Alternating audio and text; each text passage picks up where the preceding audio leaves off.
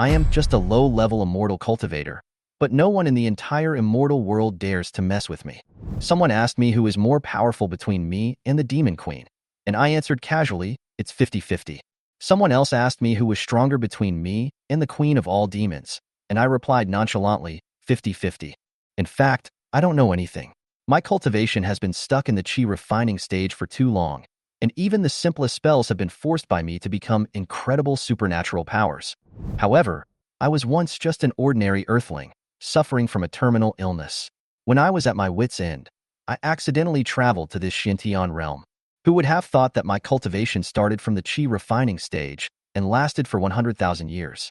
Today, my disciples have become overlords of the fairy world one by one, but I am still stuck in this lowest realm, wondering all day long whether I should take in another disciple and muddle through for another 100,000 years. You asked me why I was still in the chi refining stage? Alas, there are too many secrets in the immortal realm that even I am too lazy to explore. Perhaps even I myself cannot believe the real answer. Tiandao sect, this is the sect I belong to. It is located in Tianya village, 3,000 miles west of Berry City in the Tianwu immortal dynasty in the eastern part of Xuantian world. There is a holy mountain there, 154.93 meters high, which is a holy place in the hearts of the people of Tianya village. On the mountain live two high-ranking immortals. On the holy mountain, an old Taoist priest with white hair and beard and age spots on his face was lying weakly in my arms, his eyes full of desire for the truth. He asked me, Master, what realm are you in? Chi refining stage. I answered in a low voice. Shameless old thief. The old Taoist priest was furious. I went up the mountain with you when I was 6 years old.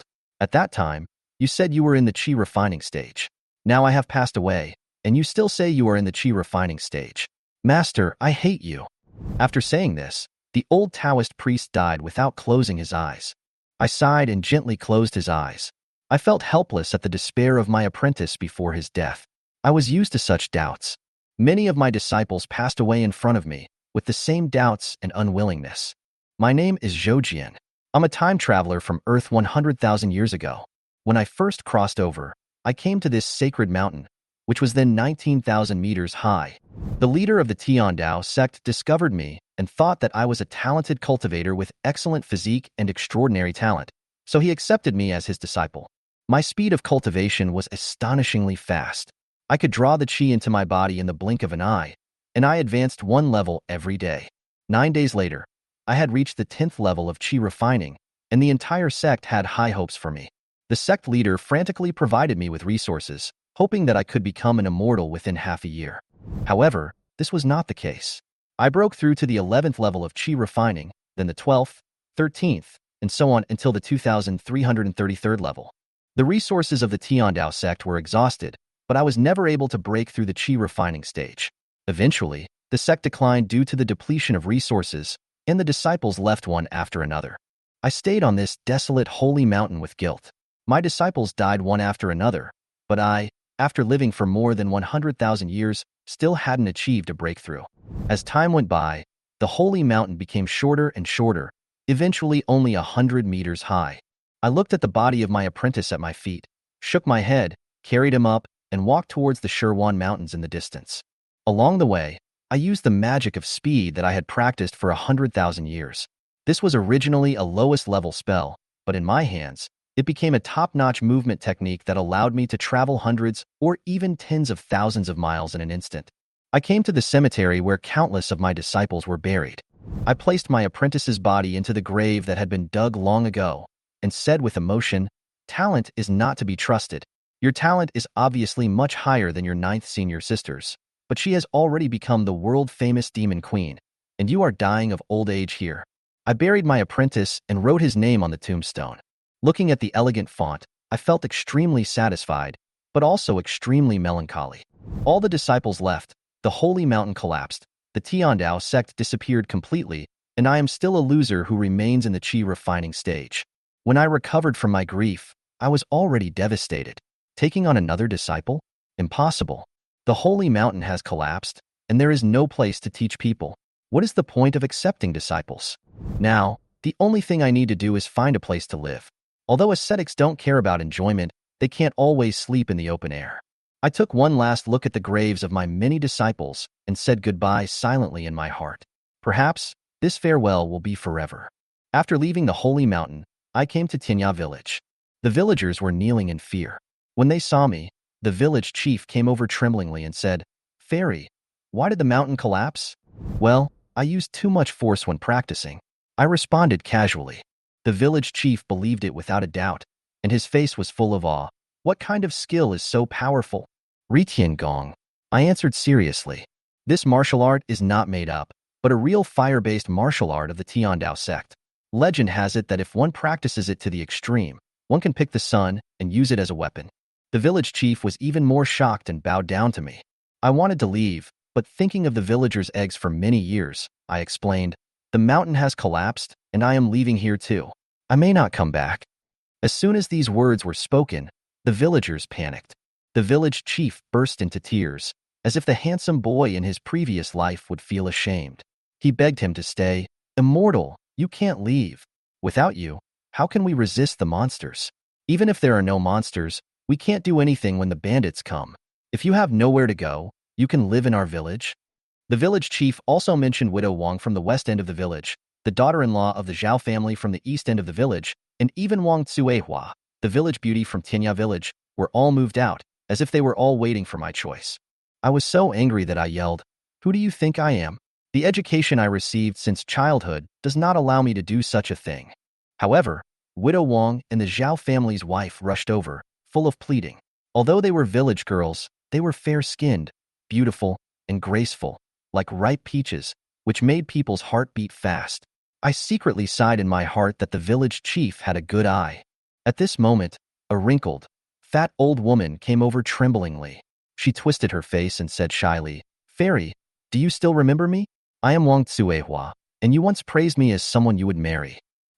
I was stunned for a moment. "I praised you before? How many years has it been?" "At least 50 years. Without hesitation, I stepped back and said to the village chief, "No need to keep me. All good things must come to an end. Goodbye." After saying that, I used the skill of shrinking the earth into an inch and left in an instant. The villagers didn't even see my back. After leaving Tianya village, I suddenly felt lost. In such a big world, where should I go?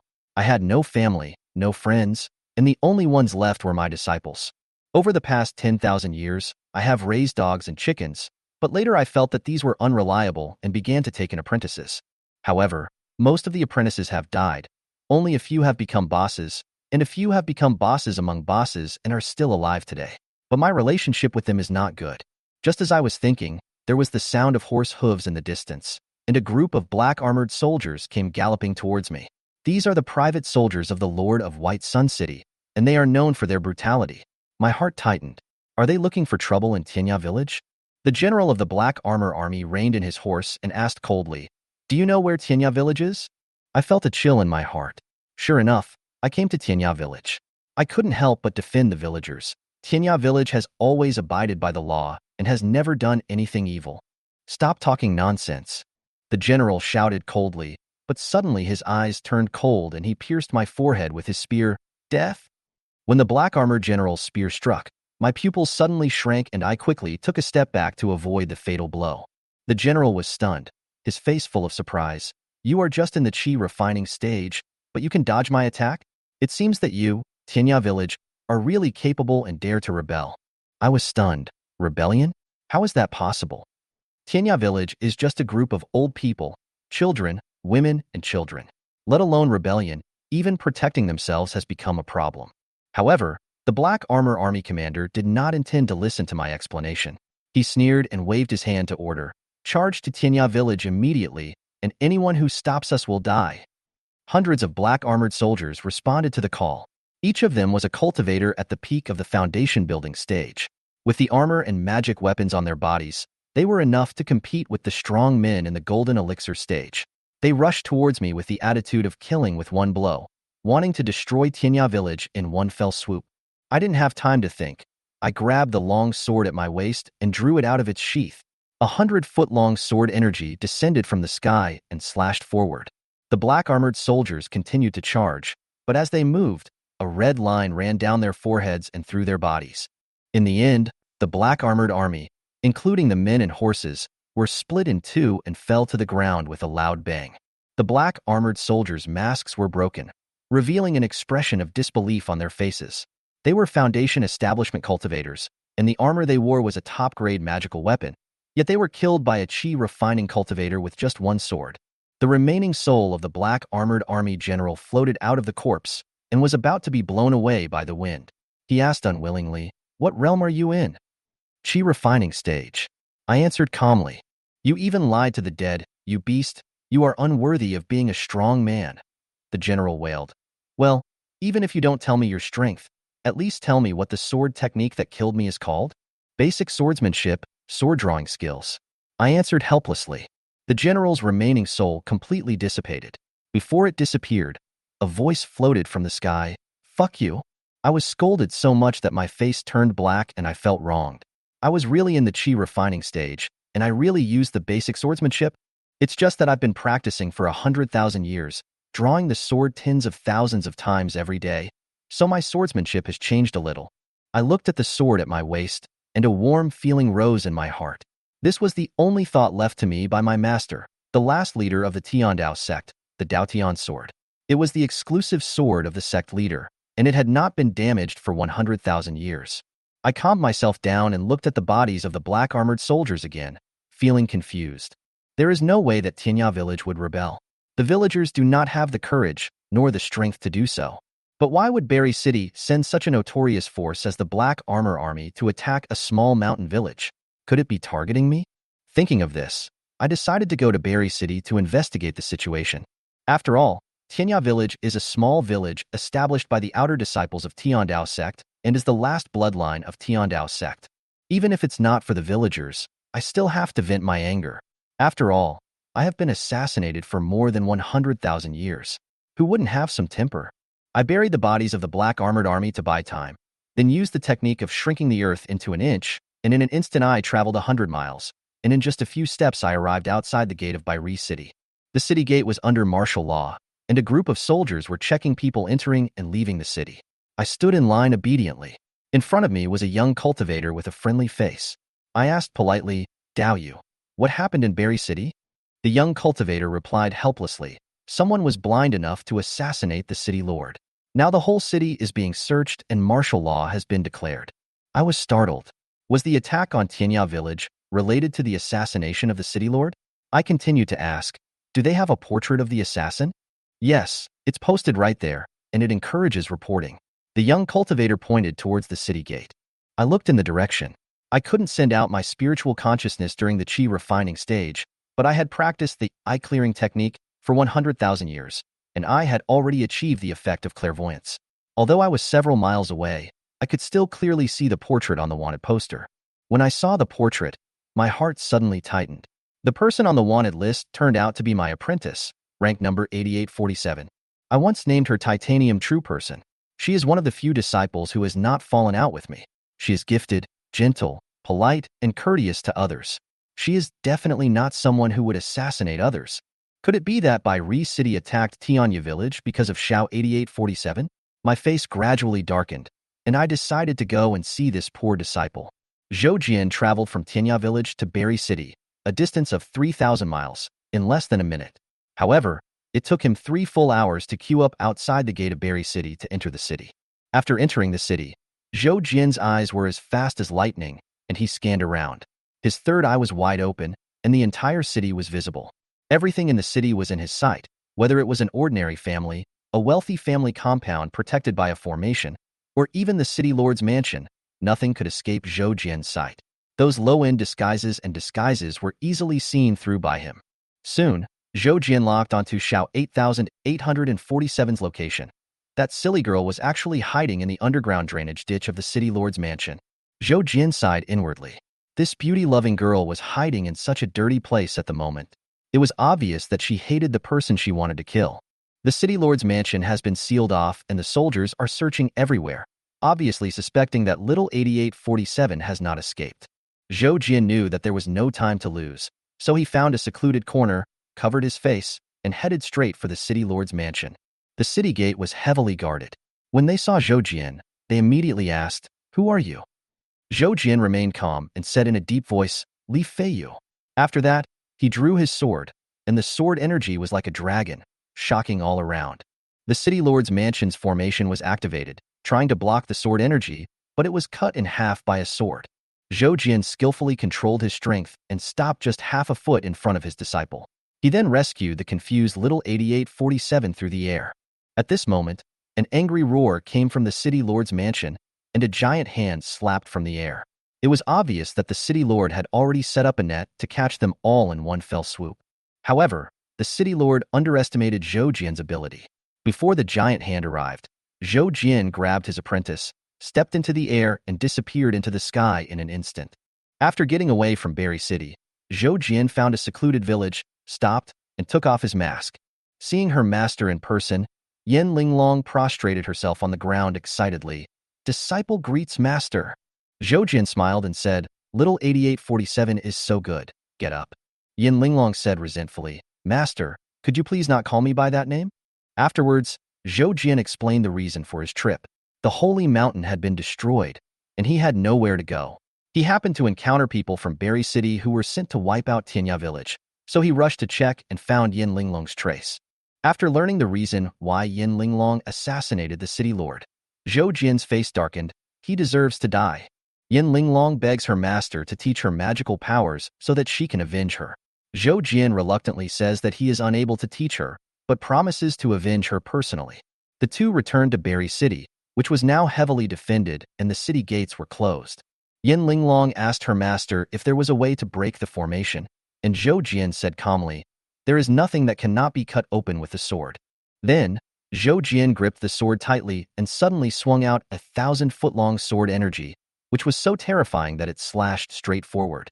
As the sword energy fell, the huge formation covering the entire Berry City collapsed in an instant. Yen Linglong was shocked when she saw this scene. She had always known that her master was powerful, but she had never thought that he could be so terrifying. You know, this is a city's defensive formation. Even the combined attack of Yen Linglong's sect had failed to shake it, but now it was destroyed by the master's sword. Yen Linglong secretly sighed in her heart. The master always said that he had no magical powers, but the facts before her showed his extraordinary strength. At this time, Yen Linglong's respect for Zhou Jian became stronger. Inside Berry City, many cultivators were stunned by this earth-shattering sword, especially those in the city lord's mansion, who had already fallen into panic. The city lord also managed to calm down at this moment and flew to the city gate tower, looking at Zhou Jian and Yen Linglong from afar. He knew that this strong man must have come to help Yen Linglong. When the city lord tried to spy on Zhou Jian's cultivation, he found that he was only a cultivator in the qi refining stage.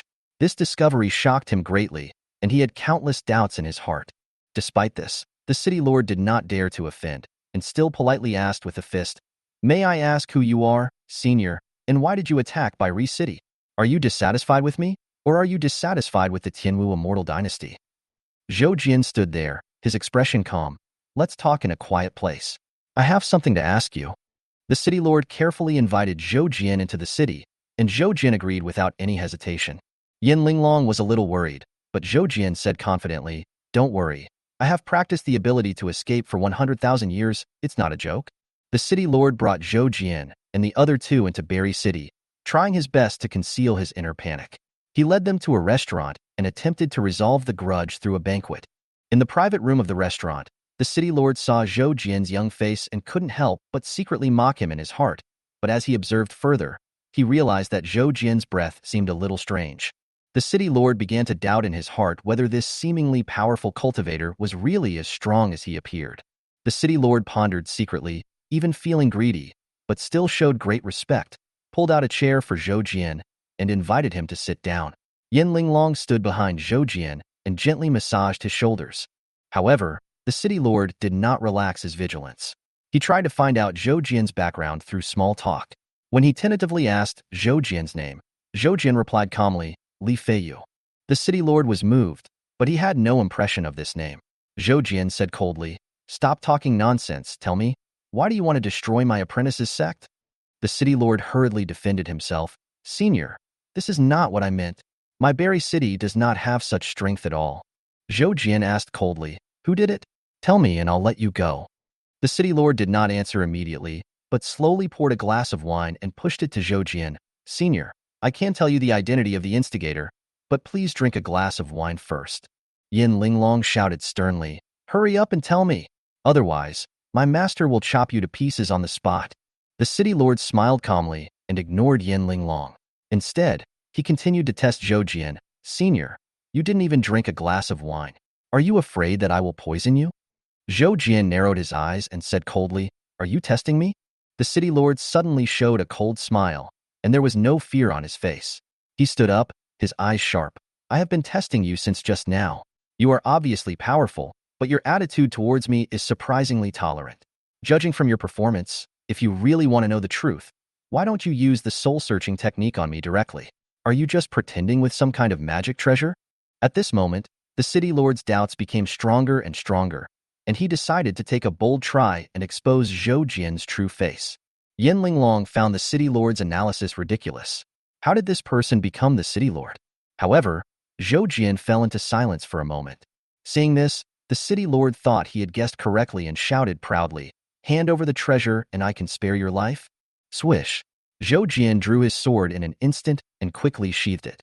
His swordsmanship was so fast that even the city lord in the nascent soul stage couldn't see clearly. However, the city lord's arms had already fallen to the ground, and blood gushed out. The city lord was stunned for a moment, and then he was attacked by severe pain, and his face turned pale instantly. This was not only because of the pain and fear of blood loss, but also because he realized that he had completely guessed wrong. The man in front of him was really a top master. The city lord fell to his knees and begged for mercy and fear. Senior, please spare my life. I was blind and didn't recognize the great man. Please spare my life.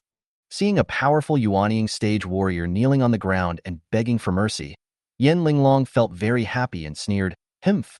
I'll teach you how to look down on my master and dare you to attack my sect. She kicked the city lord to the ground. The city lord kowtowed and begged for mercy. Please spare my life. I am only working for the king of Zhenbei, and he ordered me to capture your disciple as a concubine. You just promised me that as long as I tell the truth, you will spare my life. Xuantian said calmly, Li Feiyu always keeps his word. The city lord immediately breathed a sigh of relief. A smile of surviving a disaster appeared on his face. However, Xuantian continued, but unfortunately, what Li Feiyu promised you has nothing to do with me. After saying that, he drew his sword again, and the city lord's head flew up instantly, and the smile on his face had not yet disappeared. You treacherous villain! The city lord's nascent soul flew out of his body and cursed angrily. The nascent soul looked exactly like the city lord. Xuantian knew that cultivators at the nascent soul stage had two lives.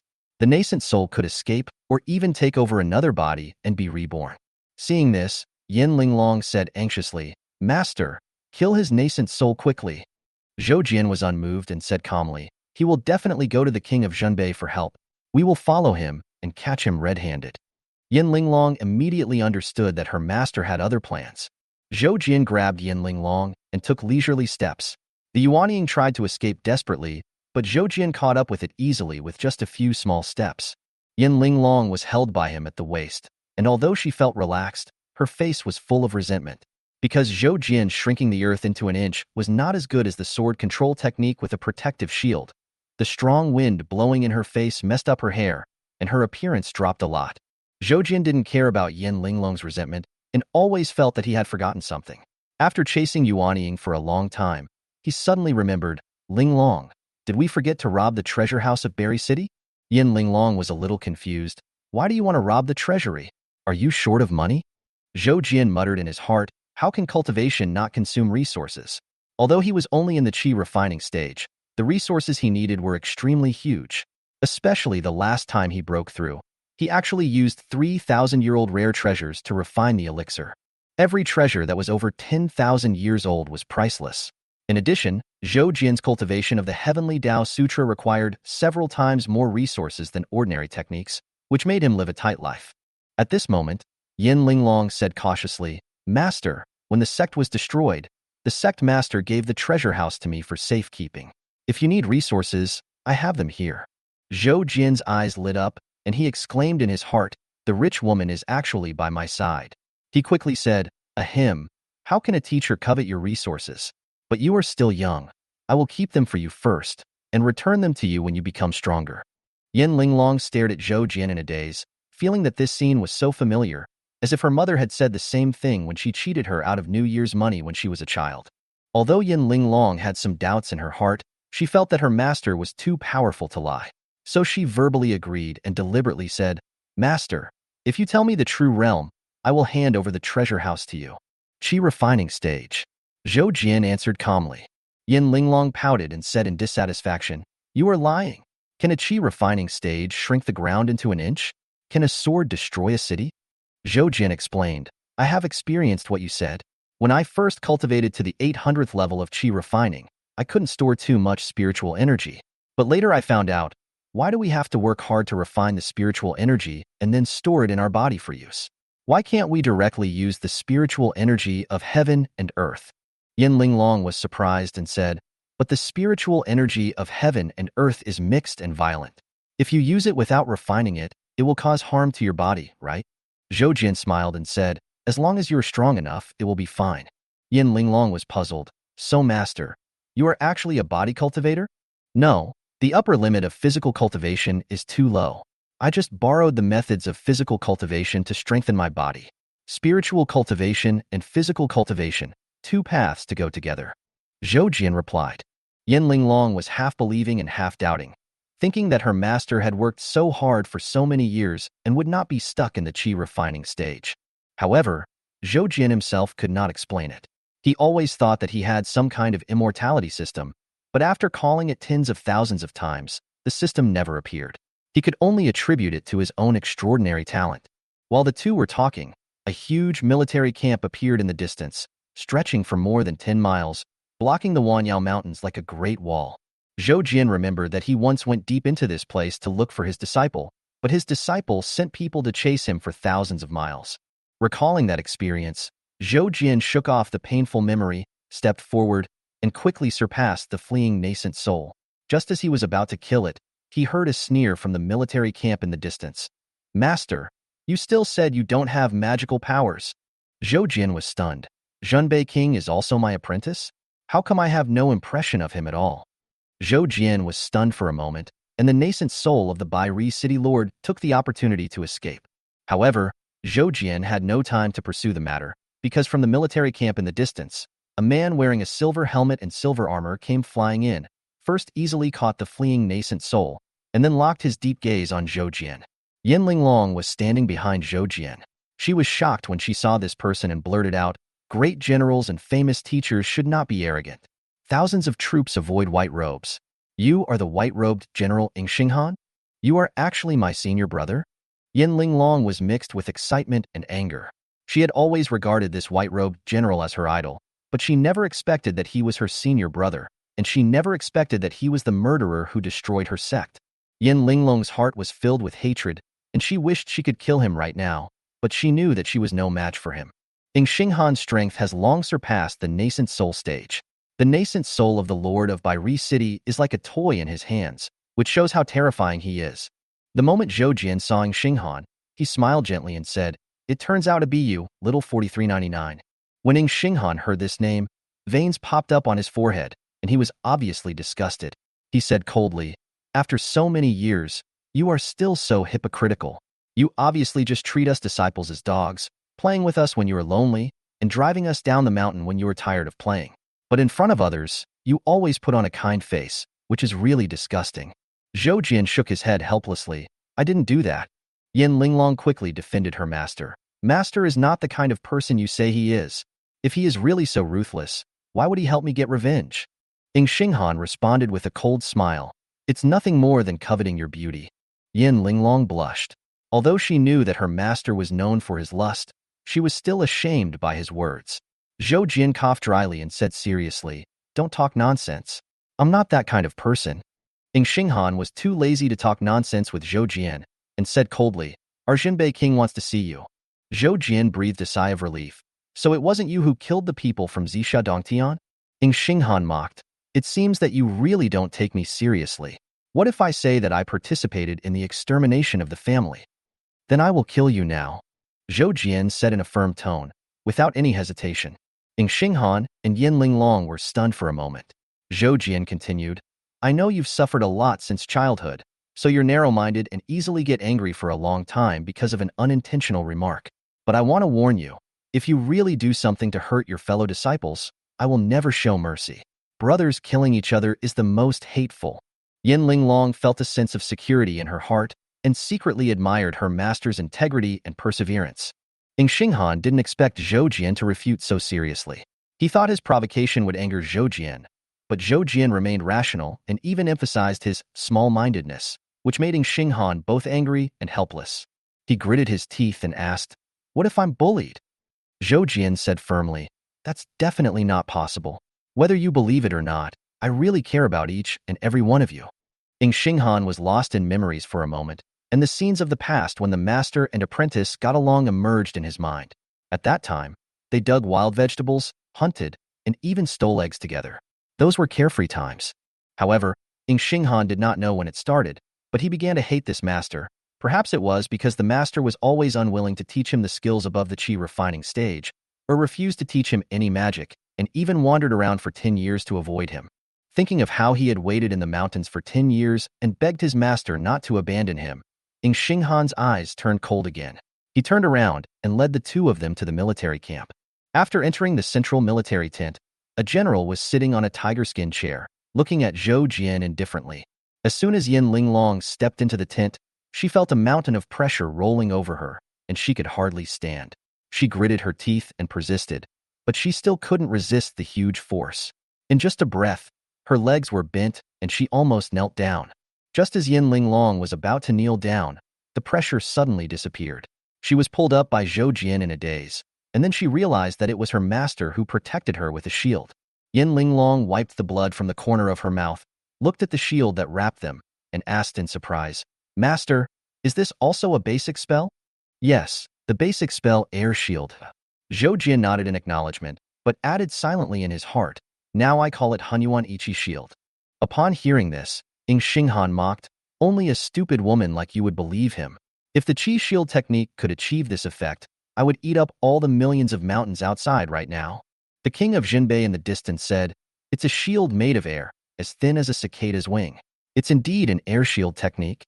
At this moment, Ing Xinghan was speechless due to this answer. Yin Linglong tried hard to suppress her laughter, but ended up laughing like a psyduck. Zhou Jian looked at King Jinbei with some excitement. "What a wise man! I've said it many times, but they didn't believe it." King Jinbei said calmly, "It's normal. Who would have thought that the Qi Shield technique could have such an effect? But you said you were in the Qi refining stage, and I don't believe it anyway. To be able to return to nature to this point, you must be at least in the Hadao realm, right?" This time it was Zhou Jian's turn to be speechless. Ing Xinghan sneered and accused, "Finally you've been exposed, right? You scumbag, you not only cheated on your female disciples, you cheated on your male disciples too." Zhou Jian pinched his brows painfully, too lazy to explain, and directly questioned the king of Jinbei. "Since you know me, did you send the lord of Bairi City to slaughter all my disciples and sects?" The king of Jinbei stood with his hands behind his back, and looked directly at Zhou Jian. "Yes, it was I who sent someone there. My purpose is to lead you here. Now that you are here, I will no longer hide anything. I am about to do something big. As long as you submit to me and be loyal to me, I can recommend you to practice in the Tianwu Immortal Dynasty's national treasure. Isn't this a great temptation for you?" "A national treasure?" Zhou Jian's eyes flickered slightly. He was not unfamiliar with this treasure. The founding emperor of the Tianwu Immortal Dynasty once obtained a broken immortal weapon. Although it was broken, it still had extraordinary power. Back then, the emperor used this treasure to kill countless enemies. Not only did he ascend the throne and establish the Tianwu Immortal Dynasty, he also fought against many immortal sects in the Xuantian world, and even made some sects come to pay homage. This magical weapon contains a special space inside. When a cultivator enters it, he can not only repair his physical problems, but also absorb the power of immortals to strengthen himself. What is most coveted is that the speed of time flow inside the immortal weapon can be 100 times different from that in the outside world, which means that 1 year of cultivation in the immortal weapon may only be 2 or 3 days in the outside world. The existence of this law of time has made countless practitioners dream of entering it to practice. However, the opportunity to enter the immortal weapon is extremely rare, and there are only 10 places available each time the permission is opened. As one of the respected kings of different surnames in the Tianwu Immortal Dynasty, King Jinbei naturally has the qualification to recommend. Because of this, King Jinbei had the confidence to force Zhou Jian to show up by slaughtering his disciples and their sects, because he was sure that no one could resist the temptation of the national immortal weapon. Seeing Zhou Jian lost in thought, King Jinbei smiled confidently. Even though Zhou Jian's realm was higher than his, it did not prevent him from using the magic weapon to seduce Zhou Jian. Seeing that her master was silent, Yin Linglong felt depressed. She knew that the temptation of a national treasure was huge for any cultivator, and even her master might not be immune to it. Yin Linglong said bitterly, "Master, please agree to King Jinbei. I will avenge you after I become stronger." Ing Xinghan stood aside, staring at Zhou Jian coldly. He wanted to know what choice this master who always claimed to value his disciples would make. Zhou Jian was awakened by Yin Linglong's voice. Looking at her desperate expression and the disappointment and contempt in Ing Xinghan's eyes, he immediately said, "What nonsense! How could I possibly agree to him?" Upon hearing this, King Jinbei's eyes flashed with gloom, and he said in a deep voice, "You have to think clearly. That is an immortal weapon. Not only can it help you make further progress, but even after you fail to pass the calamity, you can hide in it and cultivate into a scattered immortal." Zhou Jian rolled his eyes and said, "Stop bragging. That immortal weapon can't resist the heavenly calamity at all. Don't I know that broken thing better than you?" When they heard Zhou Jian call the national magic weapons broken stuff, King Jinbei, Ing Xinghan, and Yin Linglong were stunned. They didn't know whether he was pretending to be profound or was really dismissive. In fact, they had no idea that Zhou Jian had already seen this magic weapon. In fact, he had even helped the founding emperor of the Tianwu Immortal Dynasty to obtain this magic weapon. That's right, the founding emperor of the Tianwu Immortal Dynasty, which dominates the eastern part of the Xuantian world, is one of Zhou Jian's disciples. During the time when Zhou Jian was silent just now, he was actually recalling the past of his disciple.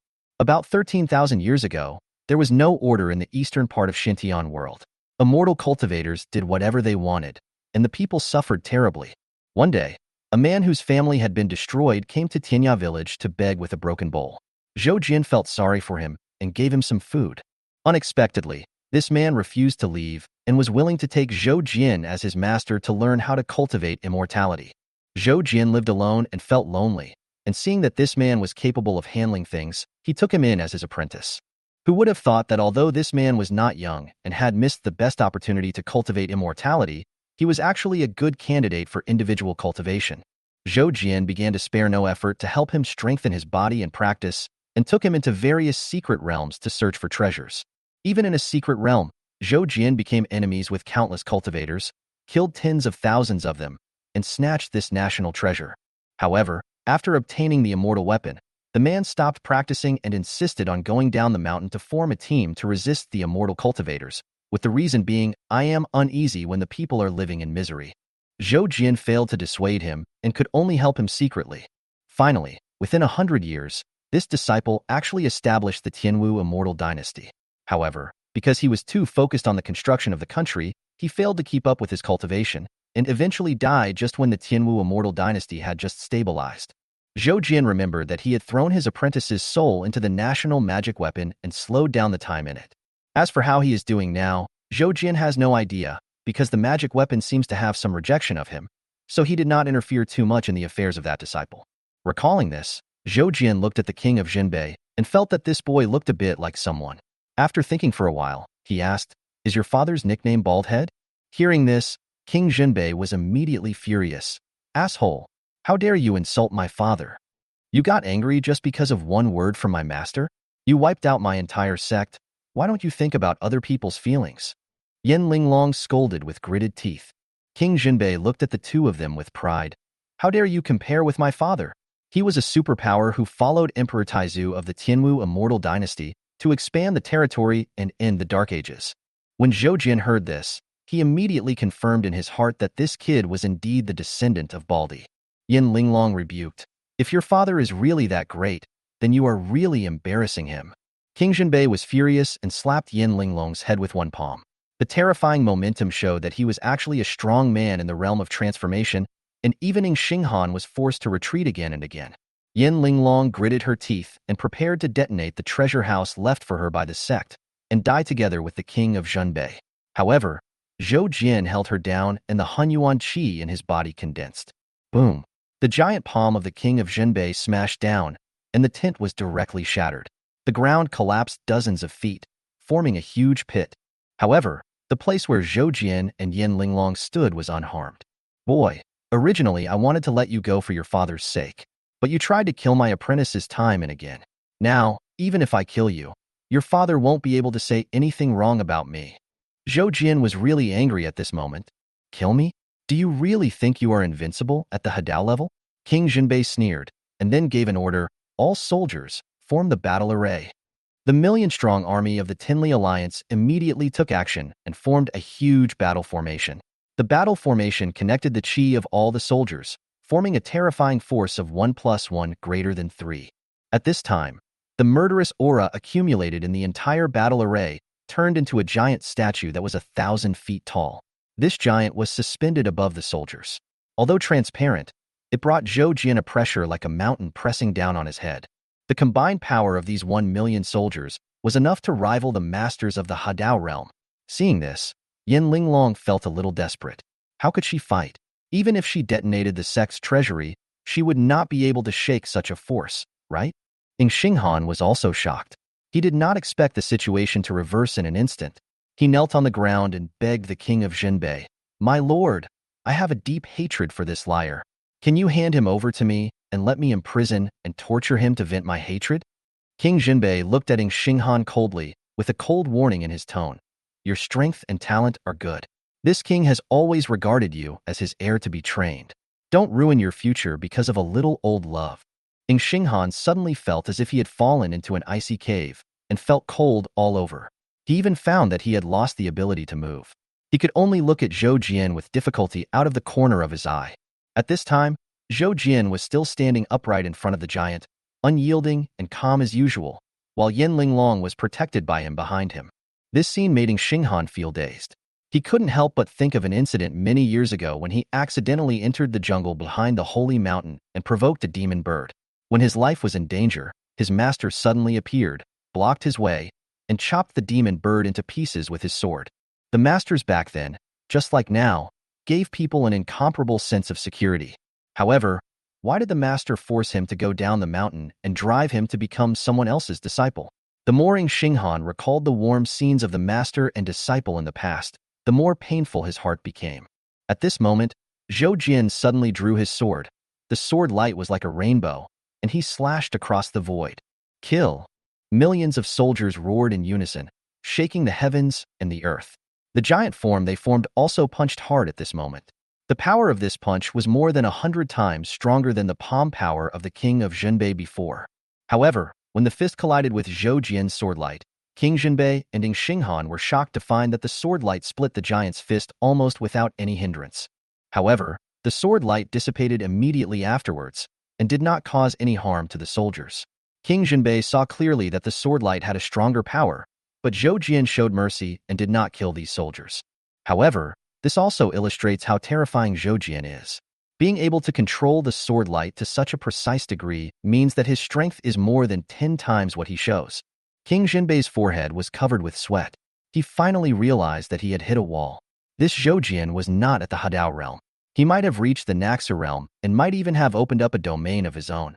Zhou Jian calmly put away his sword. The reason why he did not kill those soldiers was because he did not want to damage the foundation of his apprentice's family. Besides, these soldiers were just following orders and did nothing wrong. Because the Dharmadhata giant was broken, the soldiers were also affected and could no longer use their power for a short period of time. Zhou Jian asked coldly, "Is your father still alive?" The king of Jinbei no longer had the arrogance and toughness he had before. He looked at Zhou Jian and said in a trembling voice, "He has passed away. I am his only son." Hearing this, Zhou Jian's eyes flashed with a hint of gloom. Those high-spirited children in those days eventually returned to dust. Although he had seen countless geniuses fall in front of him, his heart was still unsettled. Immortality is good, but loneliness is bitter. Zhou Jian shook his head slightly, then drew his sword and slashed it out. King Jinbei's throat was cut open and blood gushed out. King Jinbei's face was full of horror. You? He didn't understand. Zhou Jian clearly showed his friendship to his father, and he also stated that he was his father's only son. So why did Zhou Jian still kill him? Yin Linglong was also in disbelief. She had thought that her master would let him go because of his identity as the king of Jinbei, but she had not expected that her master would kill him on the spot. Zhou Jian said calmly, "Your father risked his life to expand the territory, not to show how heroic he was, but to save the people. You, his only son, don't understand his painstaking efforts and use the power he left you to kill innocent people. I am cleaning up the mess for your father. Also, you should never, ever attack my disciple." The eyes of the Jinbei king were filled with strong reluctance. As a king of a different surname in the Tianwu immortal dynasty, commanding millions of soldiers, he should have a bright future. How could he perish here? He stretched out his hand with all his strength, as if trying to grasp the fate in the void. However, King Zhenbei's hands fell down weakly, his nascent soul was extinguished, and he died. Who can really control destiny? Yin Linglong was in tears at this moment. She held her master's hand tightly and felt an incomparable sense of security. Once upon a time, Yin Linglong watched her master being slaughtered without any power to resist. Now, her master avenged her, and the revenge of the sect master, elders, and fellow disciples was finally avenged. The king of Jinbei was beheaded in public, and millions of soldiers were immediately in panic and shock, and they all looked out to see if the king of Jinbei was really dead. If he was really dead, where should they go? Who can guard the countless demons in the 10,000 demons mountain range? Zhou Jian ignored the chaos of the soldiers and turned to look at Xinghan. "Do you want to go with me, or stay here to replace the king of Zhenbei?" The situation changed so quickly that Xinghan was unable to react for a while. The king of Zhenbei, who had been so arrogant just now, was dead in the blink of an eye. Xinghan hesitated for a while and finally came to his senses. He looked at Zhou Jian helplessly. You didn't kill the king of Jinbei just to help me get to the top, did you?" Zhou Jian shook his head and said, "That's not the case. He killed Linglong's fellow disciple, so he deserves to die." Xinghan was in mixed feelings, not knowing whether he should be happy that his master was sensible or disappointed that he did not make plans specifically for him. However, seeing that the soldiers had begun to stir and were even showing signs of mutiny, Xinghan could only say to Zhou Jian, "Master, can you wait here for a moment? I need to calm these soldiers down first." Zhou Jian thought about it, nodded and agreed, "Okay, go ahead." Zhou Jian stood not far away, watching Xinghan calm the soldiers and suppress small-scale riots and rebellions. He knew that all this was crucial to Xinghan and was also a key test for whether he could truly inherit the position of king of Zhenbei. Xinghan was indeed worthy of being called the White Robe God General. His ability to lead troops was indeed extraordinary. In less than 10 minutes, he successfully calmed down the millions of soldiers, which also indirectly proved his great influence in the army. After all, no matter how capable a person is, if he cannot be recognized by the soldiers, it is useless. After the soldiers were stabilized, Xinghan hurried to find Zhou Jian. At this time, Zhou Jian was sitting on the ground leisurely, enjoying Yin Linglong's kneeling service. Yin Linglong got a grapefruit from somewhere and was carefully peeling it, using her slender fingers to put the flesh into Zhou Jian's mouth. Zhou Jian's face was full of satisfaction, and he only felt one word in his heart: sweet. Seeing this, Xinghan's dissatisfaction was ignited again. He said angrily, "So you pamper her because she is beautiful and can make you happy, right? If I also wore black stockings and fed you grapes like her, would you not have driven me down the mountain in the first place?" The image of Xinghan wearing black stockings appeared in Zhou Jian's mind. He suddenly felt nauseous and shook his head quickly. The image was too beautiful to even imagine it. Yin Linglong rolled her eyes and said unhappily, "When did I wear black stockings?" Xinghan sneered, "I haven't learned anything else from this old pervert, but I have a very accurate eye for women. From the socks on your ankles, I can tell that they are panty linings. This is the old liar's favorite style of hypocrisy." Yin Linglong's pretty face immediately turned red, and she stammered in retort, "You don't talk nonsense. What is panty lining and garter stockings? I don't understand at all." Zhou Jian's eyes lit up, as if he had discovered something new. He secretly sighed in his heart. He didn't expect that this girl would become more relaxed after cultivating into a golden elixir, and she was completely different from the pure look when she came down the mountain in the past. However, judging from her appearance, she should still be a virgin, right? Xinghan no longer paid attention to Yin Linglong, but stared at Zhou Jian and asked, "Just tell me, was it because I wasn't sexy enough that you drove me down the mountain?" Yin Linglong was so angry that she was shaking. "Who are you scolding?" Zhou Jian quickly tried to persuade him, "Don't talk nonsense. This is not true. I really can't teach you anything above the qi refining stage. Besides, aren't you doing fine now?" You have cultivated to the nascent soul stage, right? Or the 8th grade nascent soul.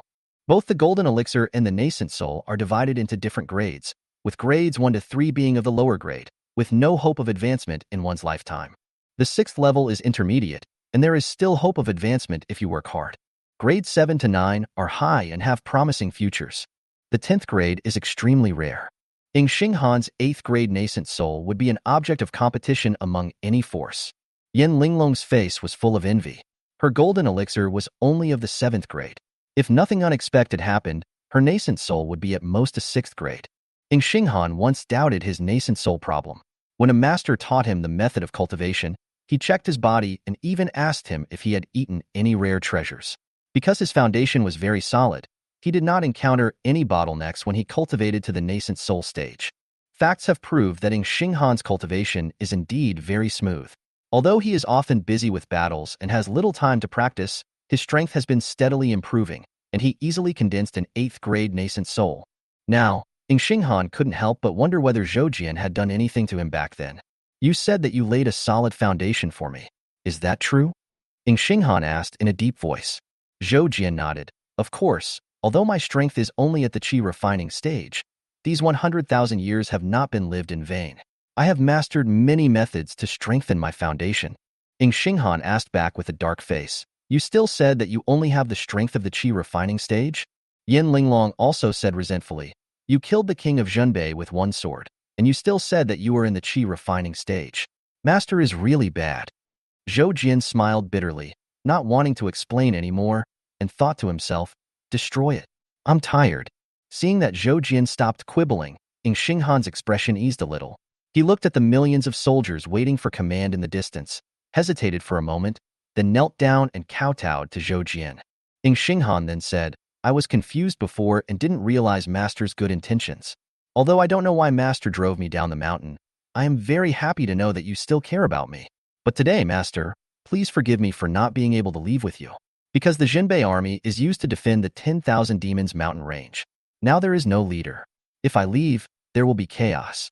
At that time, I am afraid that the innocent people in the northern part of the Tianwu immortal dynasty will be the ones who suffer. Zhou was relieved when he heard this.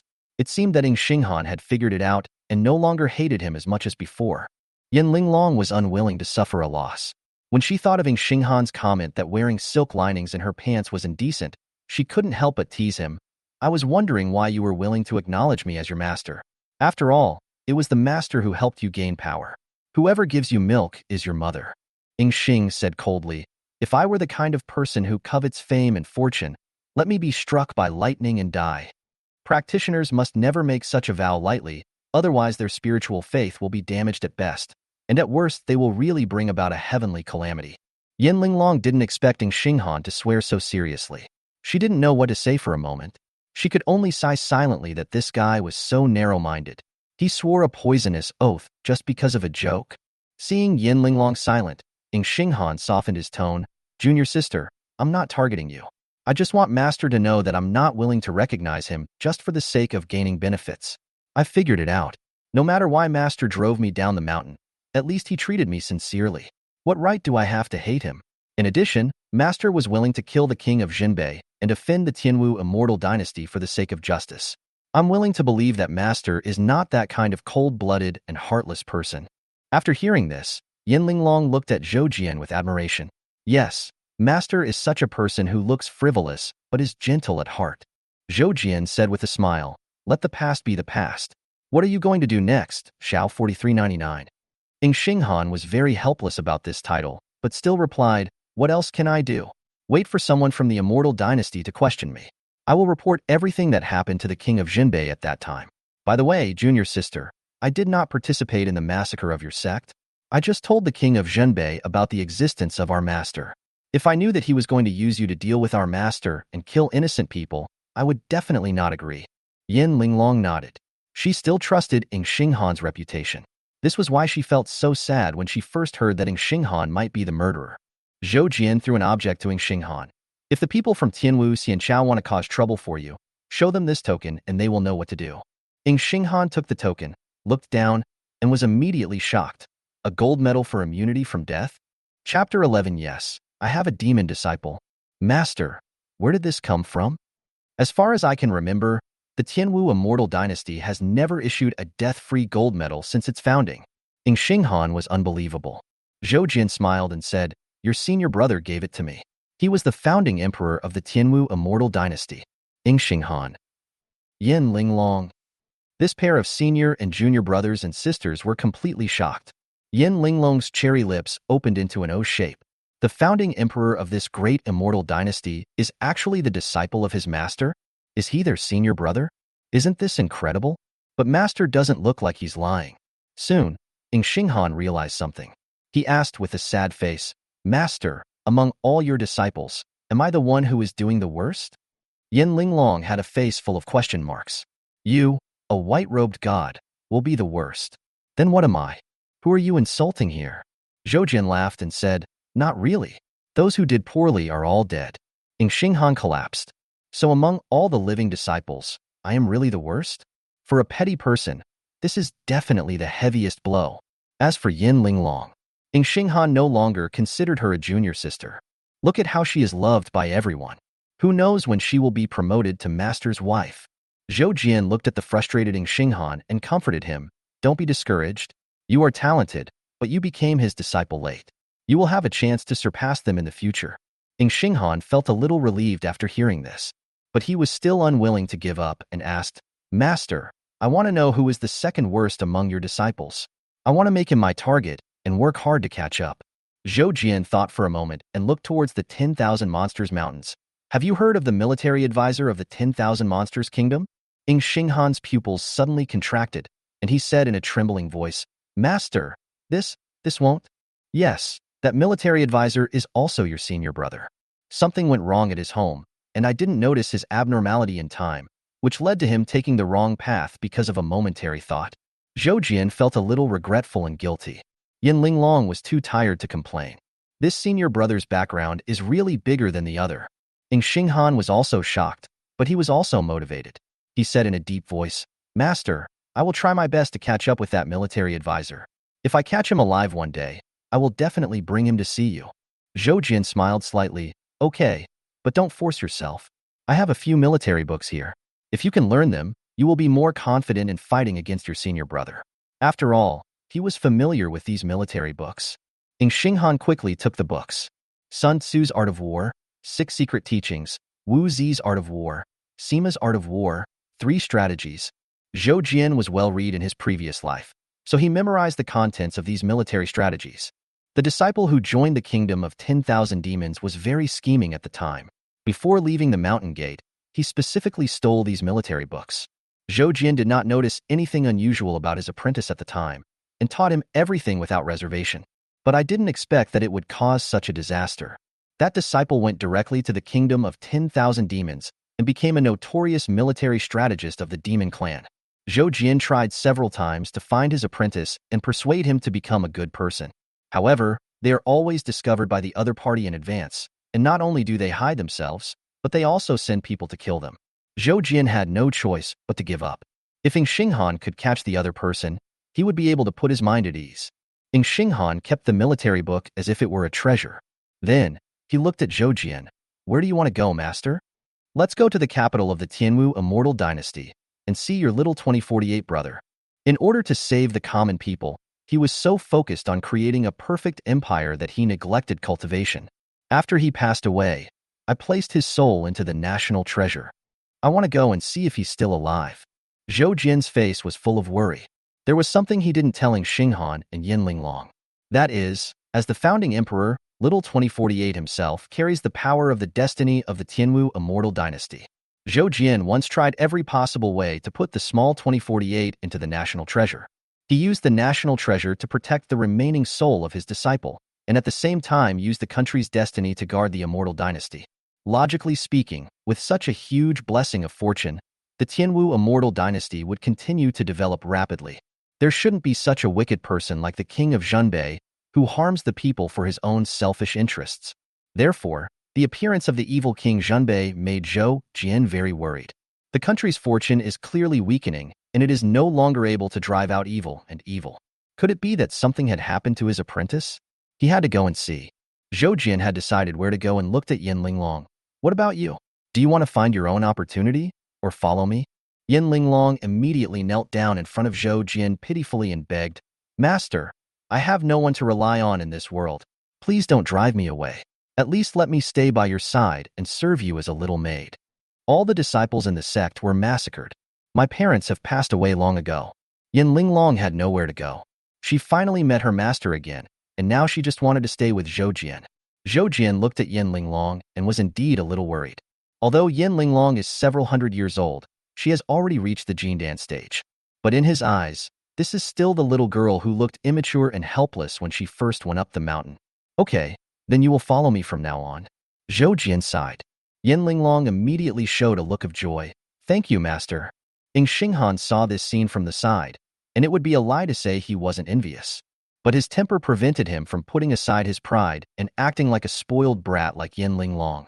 He could only pretend to be indifferent and watch the two of them fly away. When Zhou Jian and the other two had just left the military camp, Yin Linglong suddenly remembered something. Master, the king of Zhenbei seemed to have said before that he was planning something big, and we forgot to ask senior brothering what it was. Zhou Jian waved his hand. Your senior brother will take care of it.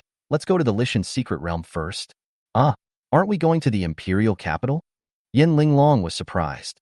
There is something in the Lishan secret realm that I have been eyeing for a long time. According to the time, it is almost mature now. It can be used to help your senior brother 2048 solve some small problems. Zhou Jian said with a smile. Yin Linglong said, oh, and didn't ask any more questions. Xinghan watched Zhou Jian and the other man disappear from the scene, and his expression instantly became extremely solemn. He knew very well that it was not so easy to solve the death of King Zhenbei. Even if you have a golden medal of immunity from death, it can only delay for some time. Several other kings of different surnames would not allow themselves to control such a large territory and army. In order to seize the troops here, they will definitely attack themselves. If they wanted to keep the northern territory safe, they had to continue with the plan that King Zhenbei had made before his death. The name of that plan is Operation Monster Hunt. The Wanyao mountain range has been silent for nearly 100 years, and no one knows what it is planning. However, their silence allowed the Zhenbei army to recuperate and grow rapidly. But because of this, King Zhenbei actually had the naive idea that he could attack the 10,000 Demons mountain range by himself. After all, for so many years, the Tianwu immortal dynasty has always adopted a defensive attitude towards the Wanyao mountains. If you can take the initiative to attack once and achieve good results, King Zhenbei will become a great hero of the immortal dynasty and leave his name in history. Xinghan and many generals felt that this matter was unreliable. Those monsters are not easy to deal with. After all, even Emperor Taizu only drove them away and did not dare to forcibly occupy the Wanyao mountain range. This is enough to prove how terrifying these monsters are. It was because of their constant persuasion that King Zhenbei did not march directly. Instead, he began to look for independent cultivators like Zhou Jian to come and help. But I didn't expect that I would die because of it. Now, in order to protect the Zhenbei army from being devoured by others, Xinghan must continue with this plan. Because once a battle occurs with the Demon Clan, even without a large-scale war, no one would dare to covet the Zhenbei army. In addition, after Xinghan took a quick look at the military tactics left by his master, he felt that he benefited greatly and his confidence increased. I dare not talk about conquering the Wanyao mountains. At least we can have a protracted war where when the enemy advances we retreat, and when the enemy retreats we harass, right? Chapter 12 Fairy Linglong. Is this boy your disciple? Master, why do you need someone to fly with you when you are so powerful? Yin Linglong made hand gestures and controlled the sword, with Zhou Jian holding her slender waist behind her. Feeling the master pressed tightly against my back and buttocks, Yin Linglong always felt like she was being taken advantage of. But since he is my master who has supported me for so long, I might as well take advantage of him. Yin Linglong was not very opposed to it. She just thought Zhou Jian was too hypocritical. If you want to take advantage, just say so. It's very tiring to let others control the flying sword by themselves. Zhou Jian said calmly, Master doesn't know how to fly a sword, so I have to inconvenience you. You're lying again. You can even perform top-notch physical skills like shrinking the ground into an inch, but you can't fly? Yin Linglong didn't believe it. But I can only shrink the distance into an inch. Zhou Jian said helplessly. Yin Linglong couldn't help but laugh and said, how many people want to learn but can't? Master, you really know how to do it. What was the word you originally said? Vaseline? It's Versailles. Zhou Jian felt annoyed. What is Vaseline?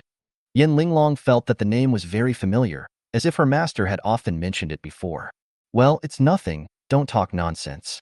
Look, there's a big ship ahead. Zhou Jian quickly changed the subject. After all, it was a bit weird to discuss the effects of Vaseline with my apprentice. Yin Linglong looked up. Sure enough, there was a huge flying boat floating in the sky ahead. Look at the flying boat's gorgeous hull, which is covered with advanced formations and even exudes a strong sense of danger.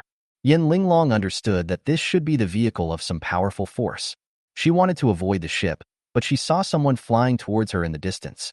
He was a handsome young man wearing a green robe and holding a folding fan. He looked quite good. At this time, he politely clasped his fists and greeted, "Excuse me, are you the Linglong fairy from Zixia Cave Heaven?" Yin Linglong is one of the top 10 beauties in the Tianwu immortal dynasty. Naturally, there are countless suitors. In addition, the massacre of Zixia Dongtian by King Zhenbei was too sudden and rapid. These people haven't reacted yet.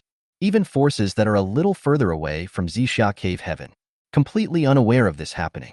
So much so that now some people still come up to Yin Linglong and chat with her. Yin Linglong nodded slightly to the person in front of her and then prepared to say goodbye. But the man took the initiative to invite. "My name is Ning Zua." Looking at the direction of Fairy Linglong, it seems that she is also going to the secret realm of Lishan. Why don't we take a flying boat together to save some energy? Yin Linglong showed hesitation and looked back at Zhou Jian. Zhou Jian didn't care. Anyway, the Lishan secret realm will not open for another 3 days. Ning Ziyuan noticed Yin Linglong's eyes and also looked at Zhou Jian, then smiled slightly. Huh? Is this the disciple of Fairy Linglong? He is already in the qi refining stage at such a young age, and he seems to have a good foundation. Zhou Jian's face froze. Yin Linglong was also stunned, and then she laughed so hard that tears came out of her eyes. Not bad, not bad. My disciple is really great. Zhou Jian was furious. This little girl really deserves a beating. He was just about to pinch Yin Linglong's, but to warn her not to talk nonsense. Ning Ziyuan threw a sheep fat bottle over and said, "This is a top-grade qi gathering pill, a gift for you." Zhou Jian subconsciously took the pill and didn't know what to do with it for a moment. As the saying goes, don't hit someone who smiles at you. Wouldn't it be inappropriate to curse someone who gave you something with good intentions? But why does he want to beat someone up so much? Yin Linglong couldn't stop laughing. He even said, "Brother Ning is so polite, so I will naturally go to the ship to visit him." Zhou Jian knew very well that Yin Linglong was deliberately making things difficult for him. But the one controlling the sword was Yin Linglong. She made a sword gesture and brought Zhou Jian directly to the boat, leaving Zhou Jian no chance to resist. Ning Ziyuan was also extremely happy. He quickly returned to the boat and pointed at Zhou Jian and said to the servant beside him, "Go and take good care of my nephew. If he suffers any injustice, I will teach you a lesson."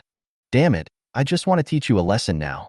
Zhou Jian wished he could draw his sword and kill Ning Ziyuan. Who are you calling junior brother, all the time? I'm older than your great-grandfather. But when Zhou Jian saw the flag that belonged to the Ning family on the flying boat, he controlled his temper again. Ning family? Looks so familiar? Have I met anyone from the Ning family? Because he had lived for so long, Zhou Jian deliberately made himself forget many things. Otherwise, 100,000 years of knowledge would be enough to make Zhou Jian's brain explode.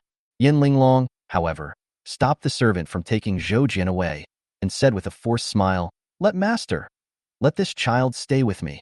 He is timid and will be scared if he is alone." Zhou Jian's face was dark and he was filled with hatred. He was actually played by his own disciple. What a shame. Ning Ziyuan looked at Yin Linglong and Zhou Jian strangely. He suddenly felt that there was something wrong with these two people. But Yin Linglong has always been a decent person and has never been involved in any improper rumors with any male cultivators. In addition, although Zhou Jian is handsome and has an elegant appearance, he is also a very handsome guy. But the mere qi refining realm should not be enough to impress Yin Linglong. Ning Ziyuan didn't take it to heart and let Zhou Jian follow him. "Fairy Linglong, we are also going to the Lishan secret realm this time. My brother and several good friends are on the boat. Why don't we go meet them together?" Ning Ziyuan invited. Yin Linglong nodded in agreement. "Now that you are here, you must give them some face." Ning Ziyuan smiled and led the two of them to a room on the boat. There was an octagonal table in the room, with delicious food and wine on it. There were still a few people standing there. A young man who looked somewhat similar to Ning Ziyuan. There are also twin sisters and a teenager. When the young man saw Yin Linglong, a look of surprise flashed in his eyes. Then he clasped his hands and said, Fairy Linglong is indeed worthy of her reputation. Her appearance and temperament are not inferior to that of Lady Xuantian Nu. The twin sisters were actually very beautiful and had beautiful hair and hairstyle. But compared with Yin Linglong's stunningly pretty face, it instantly paled in comparison. Before seeing Yin Linglong, the two girls looked somewhat dissatisfied. At this time, they all behaved themselves and quietly stepped back a distance in embarrassment. In front of such a stunning beauty, they really didn't dare to steal the limelight. The young man was even more useless. He stared at Yin Linglong with his eyes fixed on her, drooling. Yin Linglong had seen this kind of scene many times and didn't care at all. She greeted Ning Ziyuan's brother and twin sisters and ignored the boy. Ning Ziyuan was also a little unhappy, but he just suppressed his anger and shouted to the boy, "Young Master Zhang." The young man woke up immediately, then wiped his saliva without caring, and said with a smile, "Fairy Linglong is more intoxicating than fine wine. It is inevitable that I will lose my composure. Fairy, please take a seat." As he spoke, the young man pulled out the chair beside him, wanting to invite Yin Linglong to sit next to him. This made several people in the room frown again, but no one said anything. It seemed as if he didn't want to offend the young man. Yin Linglong was too lazy to pay attention to the boy. She took Zhou Jin's hand, moved away from the boy, found a chair, wiped it, and then sat down. The young man was not annoyed at all. Instead, he walked over to Zhou Jin and said, "You are the disciple of Fairy Linglong, right? Get up and go to the cabin below. Let me sit here. I will reward you with a magic treasure later." Chapter 13. My father is the prince. Zhou Jin felt strange. Although he is only in the Qi refining stage, he has the special knowledge of the Heavenly Tao Sutra and 100,000 years of experience. He easily judged that this young man was at the peak of the foundation building stage. Who is he, and how dare he be so presumptuous in front of everyone at the table who is at the Jindan stage? But what surprised Zhou Jin even more was, the Ning brothers next to them were very angry, but there was no excessive intervention. They actually endured it. Yin Linglong was very impatient and said to the boy, "If you ask him to change places, I will change too. Go away." The young man smiled nonchalantly, propped his right hand on the table, and looked at Yin Linglong in a rather casual and uninhibited manner. "My father, Zhang Tianliang." Yin Linglong's pupils shrank, and she looked at the boy in surprise. She finally understood why the Ning brothers did not dare to interfere too much with the young man. Zhang Tianliang, the current crown prince. So this young man is the crown prince? But then Yin Linglong reacted. What happened to the crown prince? In terms of seniority, I am of the same generation as your great-grandfather. Zhou Jin never expected to meet the descendants of his apprentice. But look at this crown prince's lazy and useless appearance. There was indeed something wrong with the fortune of the Tianwu immortal dynasty. It's no use bringing up your father's name. Even if your father came in person, I would not give up my seat. Zhou Jin said indifferently. The young man's face suddenly darkened, and he stared at Zhou Jin with cold eyes. A kid in the Qi refining stage is quite arrogant. Yin Linglong said bluntly, "His words are what I mean. If you are really capable, don't use your father's name when you go out to make a living." But what is unexpected is being scolded like this. Not only was the boy not angry, but he smiled with interest. "Interesting. I've had sex with countless women, but this is the first time I've seen someone this domineering. I want to see how long it will take for you to throw yourself into my arms." The boy walked over with a smile and sat down. Then he waved to the twins. The two women immediately came to his side and waited on him. Ning Ziyuan's face was full of regret. He whispered to Yin Linglong, "Miss Yin, please forgive me. I really didn't expect that he would be like this."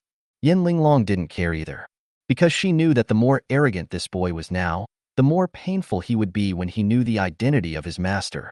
And Zhou Jin did not reveal his identity. He wanted to see what kind of trouble this young man could come up with. We must also see just how rotten the Tianwuxian dynasty has become. The Ning brothers saw that no one was talking. They could only step out to smooth things over and abruptly change the subject. Speaking of which, there are actually quite a few competitors for this trip to the Lishan secret realm. From what I've heard, there are the Ishan sect, the Lingyin sect, and the Tiandao pavilion. In order to ease the atmosphere, Ning Ziyuan listed a bunch of sects as if he was naming a dish. Because the Tianwu immortal dynasty would deliberately suppress the sects. Logically speaking, the sects in the territory are generally not ridiculously strong. Zhou Jin didn't take these so-called sects seriously. Yin Linglong listened with great solemnity. So many sects are involved? Doesn't the immortal dynasty care? The Ning family said helplessly. In recent years, The Xian dynasty's management of the sects has gradually lost control, causing these sects to grow rapidly. Now it is difficult to manage them even if we want to. Zhou Jian frowned. Since we know that the sect is rapidly becoming stronger, why not weaken them now? Even if there will be a lot of losses, it is better to suffer a short pain than a long one. Ning Ziyuan looked at Zhou Jian strangely. He had felt that this little disciple was a bit talkative just now. Seeing that he actually took the initiative to propose to destroy the sect, he became even more confused. After all, aren't this guy and Yin Linglong from the same sect? Why are you still actively looking for trouble? Yin Linglong also gently kicked her master. Little brat, stop talking nonsense. Zhou Jian couldn't help it anymore and scolded her. You little bitch, you want to be beaten, right? The people around were all surprised. What's going on? Yin Linglong was very clever and quickly knelt down beside Zhou Jian's legs and rubbed his legs obediently. Master, I'm just joking with you. This scene even shocked the people nearby. Master? How come Yin Linglong, who is at the Jin dance stage, has a master at the Qi refining stage? The other party is still so young? Ning Ziyuan reacted quickly and said in surprise, so it turned out that the senior deliberately pretended to be at a lower level and played the game of Mortal World? I am sorry for my poor eyesight and any offense I have caused. I hope you will forgive me. Ning Ziyuan's younger brother, Ning Jiqing, who was standing beside him, also hurriedly clasped his hands and said, I apologize for the poor hospitality earlier. Senior, please forgive me. Zhou Jian waved his hands and said, all right, you didn't do it on purpose. I wanted to hold it in for a while, but this girl is really pushing it too far. Yin Linglong smiled obediently. I am also trying to help you, master. Hide your identity. I have good intentions. How could Zhou Jian not understand Yin Linglong's thoughts? He immediately glared at her. But there is no excessive criticism. The Ning brothers next to them secretly groaned. What is this? However, the crown prince next to him was unhappy and shouted at Zhou Jian. I don't care if you are a master or disciple. Yin Linglong, stand up. From now on, you can only serve me, not others. Zhou Jian glanced at the boy and said, he's making too much noise. Throw him out. The crown prince sneered, even if I lend you some courage, you may not dare to touch me. Yin Linglong walked over without hesitation and reached out to grab the boy. Seeing that she was so rude, the boy was a little surprised. How dare you? Bang! Ning Ziyuan grabbed Yin Linglong's hand, blocked her in front of him, and said in a deep voice, Fairy Linglong Sr., how about we stop this matter here? Although he has a crush on Yin Linglong, he was also afraid of Yin Linglong's master. But in the end, it was impossible to let them take action against the crown prince. Yin Linglong directly shook off Ning Ziyuan's hand and said, don't worry about it. The young man was not afraid either. He slammed the table and yelled, bitch, how dare you attack me? My father, Zhang Tianliang. He is the current crown prince. Don't you know that? I wanted to play with you for a while, and then take you away to enjoy after the Lishan secret realm is over. But now I don't want to wait. Ning Ziyuan, catch her and send her to her room. I want to have fun. Ning Ziyuan looked grim and looked at his second brother. Why don't you ask the crown prince to leave quickly? Ning Jiqing also hurried forward and whispered to the young man, Crown Prince, this is not the imperial capital.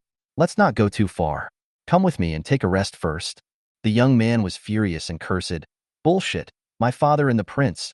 Do I need to put up with your bullshit? I'm going to make this clear today, or I'll have this damn Linglong fairy accompany me back to my room and serve me. Otherwise, I will make Zixia Dongtian and your Ning family pay the price. You don't want your whole family to die, do you? After these words were spoken, all the Ning brothers' eyes were blazing with anger, but they didn't dare to attack the young man.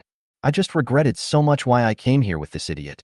Yin Linglong also had a cold look in her eyes and was about to bypass Ning Ziyuan and attack the young man.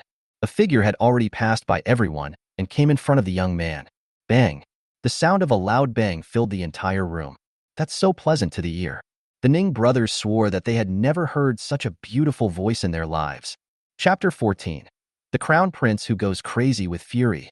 The young man was slapped and flew away, hitting the cabin wall hard, then fell down again, spurting blood from his mouth. Although the Ning brothers felt happy, they also rushed over quickly. After all, he is the prince's biological son. The twins were already standing there in shock. The one who knocked the boy away was naturally Zhou Jian. He stood where the young man had stood before and said coldly, This slap is for me to teach you a lesson on behalf of your great-grandfather. The young man didn't listen at all and roared angrily, I want him dead. I want him dead. Come on, kill him. The Ning brothers looked at each other and remained silent. How dare they take action? You have to know that this young man is a royal relative and may even be the next crown prince. He was carrying a top-grade spiritual treasure to protect his body. Under normal circumstances, even if you are at the Hadao realm, don't even think about hurting him. But now, Zhou Jian slapped the boy away with just one slap. The most terrifying thing is that his strength has not fluctuated at all and is still maintained at the qi refining stage. What does this mean? Zhou Jian's strength was far beyond their comprehension. He didn't even need to recover to his original level to defeat them. Where on earth did this pervert come from? But in fact, the Ning brothers didn't know. This was because Zhou Jian's speed was too fast, so fast that the young man's protective magic treasure couldn't react in time. The young man was still clamoring for the Ning brothers to kill Zhou Jian. Seeing the Ning brothers looking embarrassed, the young man was very angry. So what if he is strong? You are not afraid of him. Isn't there a psychic cannon on this spaceship that my father gave you? Where is my guard battalion? 2nd Battalion Commander, where's your fucking gun? Pull it out. Ning Jiqing wished he could weld the boy's mouth shut and make him shut up, but he didn't dare, so he could only persuade him through voice transmission. Crown Prince, let's go. This man is so powerful that we can't afford to provoke him. Leave? Why leave? The boy had never suffered such an injustice before. He was already mad and roared with red eyes. He dared to hit me. Didn't you see it? Do you know how much psychological damage a big pouch can cause to a teenager? Ning Jiqing saw that he could no longer persuade him and felt helpless. But Zhou Jian didn't tolerate this guy. He walked up to him indifferently and kicked the boy out of the cabin. The young man flew into the air, and the Ning brothers wanted to rush out to catch him. Yin Linglong stopped them. The Ning brothers were extremely anxious and shouted, "Fairy Linglong, get out of the way!" Yin Linglong was about to speak. Zhou Jian said indifferently, "Who is Ning Laohe to you?" As soon as these words were spoken, the Ning brothers all changed color and instantly became quiet. Ning Ziyuan looked at Zhou Jian suspiciously. You know my great-grandfather? No wonder you guys are protecting that bastard. I remember that Ning Laohe was originally given the title of Patron King, whose duty was to guard the imperial city forever and help that kid protect the royal descendants, right? Zhou Jian finally remembered why the Ning family sounded familiar. And it's not his fault that he didn't think of it just now. Because Ning Laohe's original surname was not Ning. The guy was illiterate and his parents were beggars, so they just gave him the despicable name of Black Dog. No last name. Because the name Haiguzi doesn't sound nice, everyone just calls him Laohe. The surname Ning was given to Laohe by Zhou Jian's apprentice, Xiao 2048, after Laohe was named the king of backers. The Ning brothers looked at Zhou Jian with a look of nostalgia and were extremely horrified. Not only because Zhou Jian's tone was full of affection for their great-grandfather, and because of the 3 words he said. That child? Which child? Could it be the Emperor Taizu of that time? Is this senior just pretending, or is he really that awesome? Zhou Jian looked at the Ning brothers and said with disbelief, "Your great-grandfather had a bad habit. His nickname was Black Dog, so he refused to eat dog meat all his life and forbade you to eat dog meat, right?" Hiss. Ning Ziyuan took a deep breath and completely believed Zhou Jian.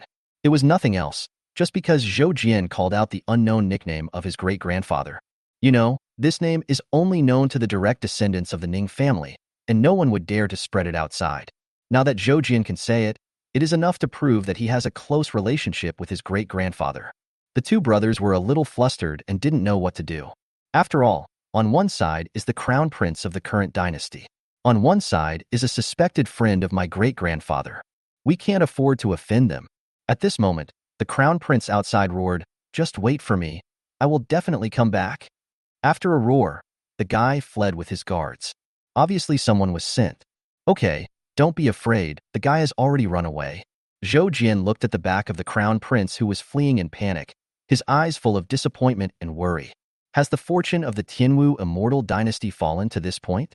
How could such an incompetent crown prince appear? Zhou Jian shook his head and looked at the twins next to him. You guys go. Yin Linglong's eyes flickered, and she whispered, "Master, they know your identity, so it's not right to just let them go, right?" "That's right. Why don't we put them under house arrest?" Ning Ziyuan hurried over and said. The crown prince escaped. Now they just need to please Zhou Jian. Zhou Jian thought about it and nodded slightly. Okay, lock them up first to avoid revealing my identity. I want to see how rotten these people in the Tianwu immortal dynasty are. The twins were huddled in a corner, shivering. They thought they were dead. I didn't expect there was still hope of survival. The two women couldn't help but kowtow to Zhou Jian repeatedly to express their gratitude. Zhou Jian waved his hand and asked the guards to take the two women away. After the twins were taken away, Zhou Jian looked at the trembling Ning brothers beside him and asked, "Is Ning Laohe still alive?" The Ning brothers looked at each other hesitantly and remained silent. Yin Linglong curled her lips. "Don't worry. My master won't do anything to your great-grandfather. That's not what we're worried about." Ning Ziyuan smiled bitterly. "But my great-grandfather disappeared after entering the National Guardian Immortal artifact about 100 years ago. We don't know whether he is dead or alive now." Zhou Jian frowned. "Lao He has the best relationship with that kid. He must have noticed something was wrong, so he entered the immortal weapon to check." But Lao He entered the immortal weapon to practice more than once. He can even be said to be half the owner of the immortal weapon. He should know the immortal weapon very well. But now he is trapped in it. Could it be that something went wrong with the national treasure that affected the country's destiny? Zhou Jianxi thought about it over and over again, but couldn't figure it out. He simply shook off the idea. "Forget it. We'll know after we get the things from Lishan's secret realm and go to the imperial capital." Zhou Jian was no longer worried. Zhou Jian gave up thinking and looked at the Ning brothers. "What are you going to get from the Lishan secret realm?" Ning Ziyuan hesitated for a moment, obviously not wanting to say it. Ning Jiqing was not on guard and said, "We are going to present the Phoenix Blood Flower to Emperor Taizu." Zhou Jian smiled. "I guess so. It just so happens that I also want to get that thing for your Emperor Taizu. Let's go together." Of course, that little grandson must have gone to get help, and he should come to cause trouble. If you're worried about getting in trouble, I can leave. Chapter 15. Hey, why are all these big shots scared away? The Ning brothers looked at each other, feeling bitter. "We have to dare to let you go. If you say the wrong thing, you will die." "No, you can stay." "Yes, we will treat you well." The Ning brothers said this against their will. Zhou Jian nodded and stayed there openly. In the cabin, in the room, Zhou Jian looked at Yin Linglong, who was sitting in front of the mirror and carefully fixing her hairstyle. He was a little curious. "You are already beautiful enough. Why are you still so conceited?" Yin Linglong put on her yellow flower in front of the mirror and said, "You don't understand. A woman's love for beauty is endless." "Master, do you think my flying swallow look is good?" Zhou Jian was too lazy to even give a perfunctory response. He sat cross-legged on the bed and began to practice. Yin Linglong glanced back and curled her lips. "You are probably already at the peak of combat power in the world. Why do you have to work so hard?" "I want to build a foundation," Zhou Jian said sincerely. Yin Linglong only felt that her master's Versailles skills were becoming more and more profound. It's like an immortal in the mortal world saying to a mortal, "I envy you for being able to weed, unlike me who can only destroy the world." Just listening to it makes me want to beat him up. Zhou Jian had been practicing for 3 whole days. Yin Linglong spends 1/3 of her time dressing up. So much so that when she appeared in front of the Lishan secret realm, all the males present opened their eyes wide in amazement, full of covetousness and greed for her beauty. But Yin Linglong was not happy about it. She doesn't seem to be beautiful just to attract men. Instead, he hugged Zhou Jian's arm and whispered, "Master, isn't this very honorable?" Zhou Jian looked at the others. I noticed that everyone was looking at me with an expression that said, "This kid must have a spirit stone mine at home." You can even faintly hear someone wailing that the cabbages are being eaten by pigs. You're right. Even though I was scolded, why was there this irrepressible feeling of being above everyone else? Far away from the two of them was a camp called Ishan Sect. A young girl looked at Zhou Jian with disdain. Another nouveau riche who doesn't know his place. He has a little money and he's trying to flirt with female monks. What else can he rely on besides relying on his father?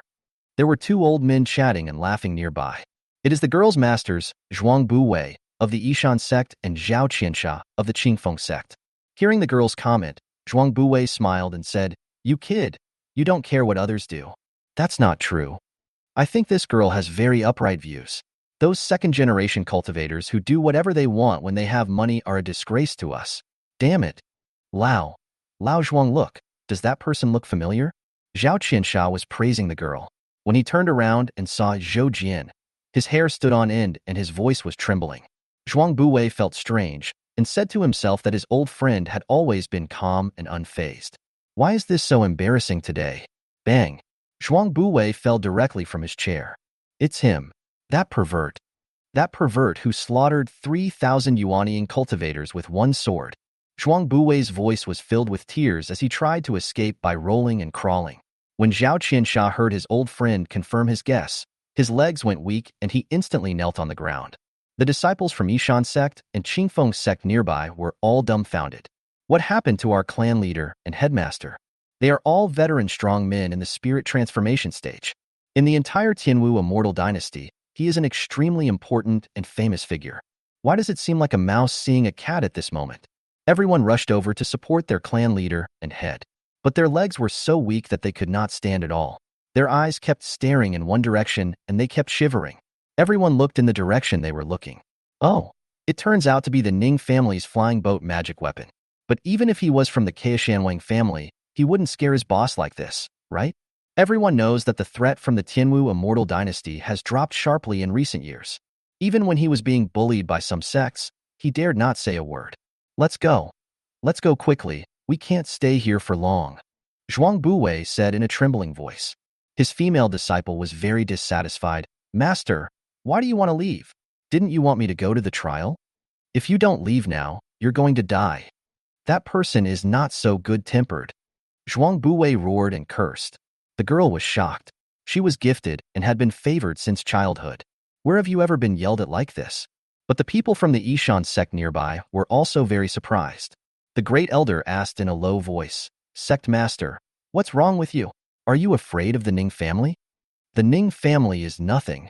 Did you see the person in the Qi refining stage on that boat? He's the sword demon I told you about. Does the Tianjin sect that once dominated the Taiyuan Mountains know about this? There are 3,000 Yuanying and 100 Xinhua. But what was the result? He wiped out the whole family with just one sword. It's just one sword. Zhuang Buwei's voice trembled and his eyes were confused, as if he saw the scene from 900 years ago again. He will never forget the unparalleled elegance of that sword in his entire life. Zhuang Buwei's words shocked everyone around him. Destroy the mountain gate with one sword? What kind of immortal method is this? They can't imagine it. The girl couldn't help but ask, Master, are you mistaken? He is clearly only in the Qi refining stage. Zhao Qiansha said bitterly, 900 years ago, he was also in the Qi refining stage, and he also looked like a young man. You don't understand how horrible that scene was. We will never forget it. Look, there are already sects evacuating in the distance. If we don't leave now, it will be too late.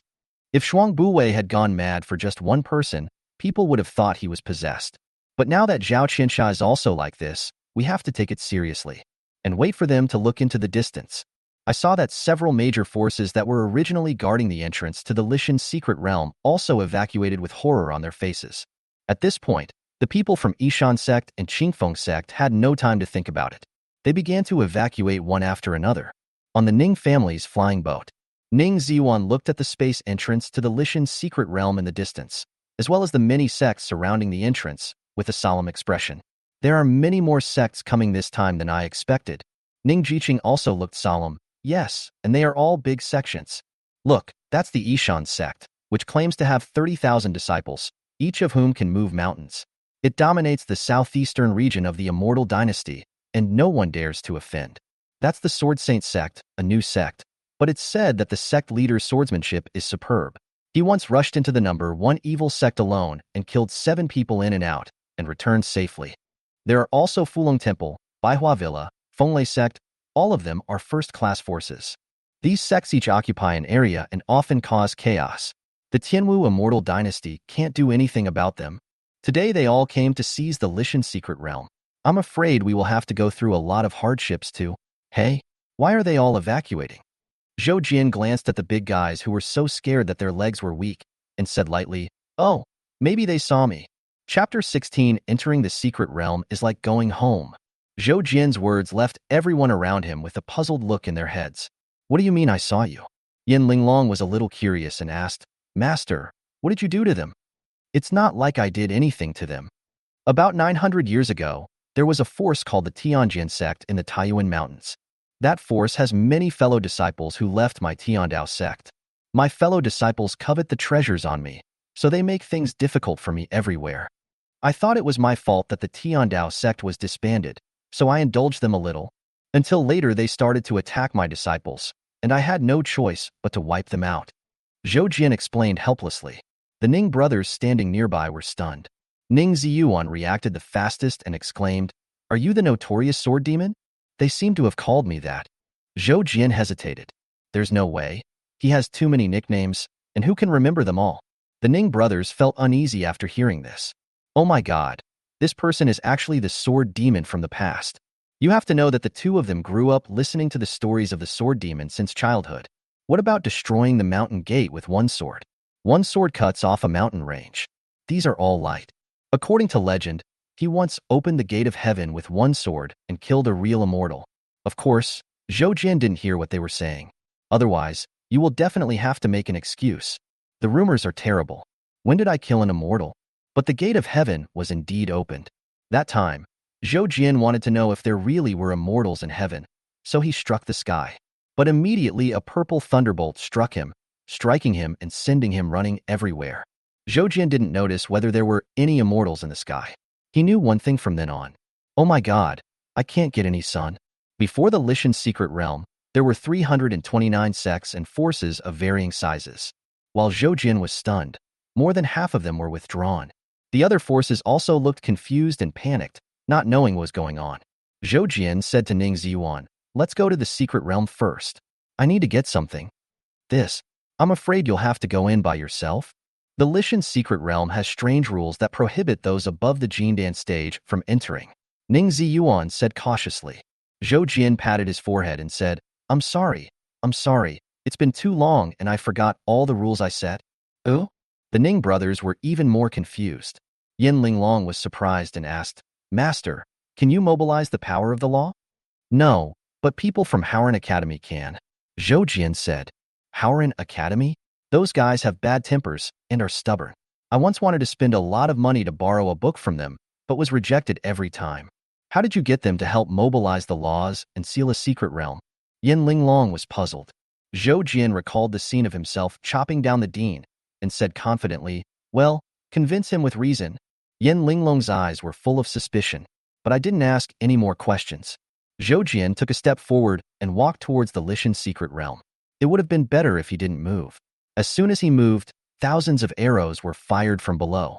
"Where did you come from, you little bastard, to dare to rush in before Grandpa? You're looking for death? Do you really think it's that easy to get there first? Damn it, let's all kill this upstart together. How dare you defile my goddess? Die!" The many forces still waiting in front of the Lishan's secret realm naturally do not want to see Zhou Jian take the lead. At this time, he had a new grudge for entering the secret realm first, and an old grudge for hugging Yin Linglong to show off. This combination of factors caused an immediate explosion, causing everyone to shout and kill Zhou Jian. Among those who took action, all were in the nascent soul stage and the golden core stage. But there was not a single one in the god transformation stage, because those in the god transformation stage are old monsters who have lived for thousands of years. They all recognized Zhou Jian and ran away.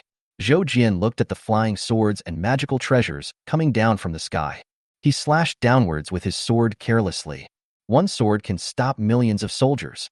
All the spiritual treasures flying towards Zhou Jian were instantly split into two and regarded as scrap.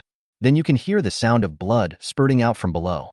After all, spiritual treasures are connected to one's own soul. Being abandoned at this time, they were also seriously injured. Everyone looked at Zhou Jian in horror, wondering where this wicked man came from. Whose boss is this? He comes to fry fish for newbies. The Ning brothers were sighing. Senior Sword Demon's temper has really improved now. Otherwise, these guys below would have been dead. Zhou Jian ignored the heroes below and headed straight for the entrance to the secret realm. It was a distorted space, a bit like a black hole, but it hadn't opened yet. There were a few Jindan stage cultivators guarding the gate, waiting to go in when the time came. Before, they did not take action against Zhou Jian because they did not want to offend the Ning family. But I didn't expect to escape the disaster. At this time, one of the white-haired nascent soul cultivators said cautiously, "Senior, the time for the Lishan's secret realm to be opened has not yet arrived." Zhou Jian glanced at the white-haired cultivator and nodded slightly, "I know." After saying that, he continued walking towards the gate of Lishan's secret realm. Several Jindan stage cultivators nearby all looked surprised. What does this person want to do? Do you want to be the first one in line? There's no need to stand so far forward, right? Zhou Jian arrived in front of the Lishan's secret realm and said, "Open the door." The door was supposed to take another 5 hours to open. Suddenly opened. The many cultivators nearby all widened their eyes in disbelief. What is going on? How come this big guy can enter the secret realm as easily as entering his own home? Is this his home? That's not right. This secret realm has existed for more than 30,000 years. I haven't heard who it belongs to specifically. Zhou Jian ignored everyone and strode into the secret realm. The secret realm of Lishan. This place is not very big, with only 596 consecutive mountains. These mountains are towering into the clouds, majestic and magnificent, giving people an extremely awe-inspiring feeling of heaviness. In fact, there is a natural formation here that can exert great pressure on the human spirit. Cultivators in the nascent soul stage can still resist a little, but in the gene dance stage, one really can't bear it. Those who can climb a mountain here are all top-notch beings in the gene dance stage. This was also done intentionally by Zhou Jian, because there is a plant called phoenix bloodgrass here that can prolong people's lives. Eating one plant can extend your life for 13,000 years. It's just extremely difficult to come across, and it takes tens of thousands of years to mature. Only an old monster like Zhou Jian could discover the phoenix bloodgrass when it just sprouted, and it was placed in a secret realm and nurtured, and has continued to grow until today. Zhou Jian ignored the pressure from the mountain and came to the mountain farthest from the entrance. From afar, he saw a blood-red flower that looked like a phoenix, swaying in the wind, as if greeting Zhou Jian. Just as Zhou Jiangan flew over, he heard a bird chirping nearby. Call. The terrifying red flames were coming towards us, melting the mountains wherever they passed. Zhou Jian was covered with the Hunyuan Ichi shield, which easily blocked the flames and protected the phoenix blood flower. He first picked the phoenix blood flower and put it away carefully. Only then did he look at the attacker, but showed surprise. What the hell? Chapter 17. The arrival of the national weapon, Heavenly Killing Army. A phoenix. No, to be exact, it is the soul of the phoenix. Could it be that the phoenix bloodgrass has been around for too long and has actually developed a soul? It's not impossible. After all, it is the blood of a divine beast. The phoenix soul was also very surprised to see Zhou Jian ignoring its flames. Impossible. You are just in the chi refining stage. How can you block my soul flames? Zhou Jian spread his hands. You were trained by me. How can I not stop you? Nonsense. I am a natural spirit born and raised. It's just that I was plotted against and died, and I have been trapped in this phoenix bloodgrass for thousands of years. The phoenix soul shouted angrily. Zhou Jian suddenly realized that it was not the phoenix bloodgrass that gave birth to the soul. Instead, this phoenix used the method of nirvana to hide here. It has only revived in recent years. Zhou Jian immediately asked, "What about your physical body?" "It was taken away by those bastards. I will take it back sooner or later." "Hey, no, why am I telling you this? You humans are all despicable." The soul is very excited.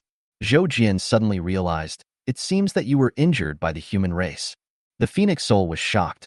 How did you know? You've almost cursed my entire ancestry. How could I not guess? I understand why you were tricked. With your brain, you were sold out, and you're still helping people count the money, right? Zhou Jian was helpless. The phoenix soul was suddenly extremely embarrassed and turned around to look around.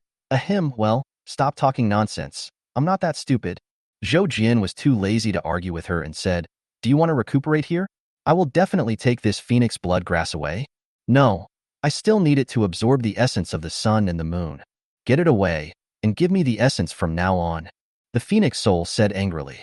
Zhou Jian glanced at her and said, "That's fine." The phoenix soul was a little wary. "You want to attack me? Don't think that I am not your opponent and I can't escape, so I will surrender to you." Zhou Jian pinched his brows and said, "Stop talking. You almost told me your name." "Nonsense, I, Huang Linger, am not that stupid." The phoenix soul was furious. "Okay, Huang Linger, you should come with me. I can find you a place where you can absorb more essence of the sun and the moon. How about a fairy weapon?" Zhou Jian seemed to blame the uncle for seducing the little lowly, with a lewd look on his face. He knew that there was a totem method that could make Huang Linger into a totem to protect the fortune of the Tianwu immortal dynasty. In this way, even if something happens to his little apprentice, he can help him suppress the luck of the Tianwu immortal dynasty again. Moreover, this will not restrict Huang Linger, but can also use the power of faith to help her grow quickly. Huang Linger was even more surprised. How does this guy know his own name? Could it be that he could predict the future? The human race is indeed so terrifying. Thinking of this, Huang Linger became even more frightened of Zhou Jian and cautiously asked, How can I guarantee that you won't plot against me like those people did? That's easy. Although you have the Phoenix Bloodgrass to protect you, your soul is incomplete. Not only will you be unable to recover to your peak, but you will also have to endure the pain of the underworld, right? Zhou Jian asked. Huang Linger nodded. Yeah, those guys come to check on me every once in a while to see if I'm dead. It's so annoying. Zhou Jian smiled. Are you kidding? A creature like the phoenix, which was born and raised naturally, is not in the book of life and death in the underworld and cannot bring back souls. But those people can come to harass and deliberately invade with the negative energy of the underworld. What souls fear most is the breath of the underworld. Even the souls of divine beasts are the same. Therefore, if those ghosts come to see her a few more times, her soul may scatter on its own. As a divine beast, after her soul is shattered, she will leave behind an extremely terrifying essence of energy. If it is swallowed by some underworld official, I am afraid that another Hades will appear within 10,000 years. So even if the ghost messenger claims to enforce the law impartially, he will still be eager and covetous. I have a way to keep your soul from getting weaker. It will continue to get stronger. That is the totem method. Zhou Jian took out a huge stone from the space ring. The stone shone with golden light, like gold, and was surrounded by extraordinary charm. Oh my god, Taiyang Xingmu? It is said that this treasure is floating in the endless sea of stars and is very difficult to find. Even if we find it, it will be so difficult to get it? The phoenix soul's eyes widened in disbelief. Zhou Jian said calmly, just poke a hole in the sky. This was after he opened the sky gate with a single sword in order to test his strength. Countless stars flowed out from the sky gate. Mixed among them is this Tianqing wood. The Tianqing wood has been nurtured by the power of the stars for countless years, and the power contained therein is of great benefit to ghosts. So even if it is not made into a totem, as long as the phoenix soul enters it, it will continue to become stronger. Huang Linger was very excited and quickly said to Zhou Jian, you are a good person for giving me such a good thing. Let me use it. Whoosh. Huang Linger went in without waiting for Zhou Jian to say anything. Zhou Jian suddenly felt a little worried. Is it really reliable to let such a guy guard the destiny of the Tianwu immortal dynasty? Never mind. She couldn't control anything anyway. The so-called totem is actually just a mascot. Zhou Jian placed the Tianqing wood upright in front of him and began to carve. The Tianqing wood has been immersed in the sea of stars for endless years and has become extremely hard. Even if all those nascent souls and golden cores outside were added together, they couldn't cut off even a single bit. But in Zhou Jian's hands, it was like tofu. Soon, the seamless Tianqing wood was carved into the shape of a phoenix. All that is left is to attract the nation's fortune to converge on it, and it will become a totem. However, Zhou Jian is only in the qi refining stage. He cannot do such a thing. Just let little 2048 do it later. Zhou Jian picked up the totem pole, which could not be put into the storage ring because of the soul in it, and walked out of the secret realm. After he came out, the strong men from the major sects had retreated several miles away, looking at him with vigilance and apologetic smiles. No one dared to get close. No one dares to offend. Zhou Jian was a little curious, looking at Yin Linglong who was flying over and asked, what happened to them? I'm afraid of you. Is this the phoenix bloodgrass? Why is it so thick and big? Yin Linglong looked at the phoenix totem in surprise and asked. Zhou Jian smiled and said, this is a totem pole. I will give it to you later, brother 2048, to suppress the national destiny. Yin Linglong suddenly realized and said with emotion, then you have to stay away from senior brothering Xinghan in the future. Zhou Jian suddenly reacted. That's right, after giving this totem, I will have to avoid that petty mind from now on. Zhou Jian shook his head and looked at the Ning brothers. Shall we go? Ning Ziyuan smiled bitterly. I'm afraid I can't leave. Zhou Jian's strong sixth sense reacted. He raised his head and looked into the distance, only to see a large mass of dark clouds rolling in. Wait until the dark clouds get closer. Only then did everyone see clearly. There were countless soldiers in armor. It's the Heavenly Killing Army. The Heavenly Killing Army specializes in slaughtering sects. Outside the Lishan's secret realm, the leader of a sect screamed in fear. Then, all the people from the sect fled frantically. This is because this is the power that the Tianwu immortal dynasty once used to suppress countless sects, and it is also the power that still makes all sects tremble when they mention it. Even though the Tianwu immortal dynasty has become so corrupt, no sect still dares to rebel directly. Zhou Jian looked at the Tiansha army that was flying over and crushing the void with deep eyes. He naturally knew the name of this army, because it was he who came up with the name of the Tiansha army, meaning, when the sky is murderous, the stars will move and change their positions. When the earth is murderous, dragons and snakes will rise from the land. When people are murderous, heaven and earth will turn upside down. The Tiansha army did not disappoint him. Under the leadership of Little 2048, they were truly invincible. They killed people everywhere and made the immortal dynasty flourish forever. It's a pity that Zhou Jian never expected this. One day, this killer army came to encircle and attack him. Chapter 18 is the magic of gods and demons so great? Zhou Jian watched as the Tiansha army flew over and completely surrounded him. The leading general, who was completely shrouded in armor and magic treasures, stared at Zhou Jian coldly. Please welcome the crown prince. Crash. The army split up like water and made way for a path. Among all the people, 9-dragon flying chariot came flying in the sky, full of momentum. Zhou Jian remained unmoved and faced the cold murderous intent that attacked him. Yin Linglong, who was standing nearby, had also heard about how powerful the Tiansha army was, so she immediately stood beside her master, holding a flying sword, ready for battle. Although she is weak, she is no longer the delicate person who only hides behind her master. The Ning brothers looked at Zhou Jian and then at the Tiansha army. After thinking it over again and again, they clasped their fists and bowed. Please forgive me, senior. We are here to protect the descendants of the immortal dynasty. We cannot go against them, but we don't want to be an enemy of you either, so we can only leave first. Zhou Jian understands the two brothers. Just because they stayed, they were unable to stop the Tiansha army. They would also be considered to be the descendants of the king of backers who are against the royal family. Given the royal family's current foolish state, they might target them. If internal strife breaks out at that time, it will only make those sects act recklessly. Of course, this is also because the two brothers did not believe that Zhou Jian was really the master of Emperor Taizu. Otherwise, they will just protect it to the death. Zhou Jian let the two brothers leave. At this time, the 9-dragon flying chariot had already arrived in front of the formation. Sitting on it was a young man in a dragon robe, who was none other than the crown prince who had escaped earlier. At this time, the crown prince was surrounded by 4 beautiful women who served him diligently. The crown prince ate a lychee with pride, then looked at Zhou Jian and said, "Well, I said I would come back, right? Take a look at my Tiansha army. Is it impressive?" Zhou Jian took a quick glance. There were 3,000 soldiers in total. The lowest level is the nascent soul stage.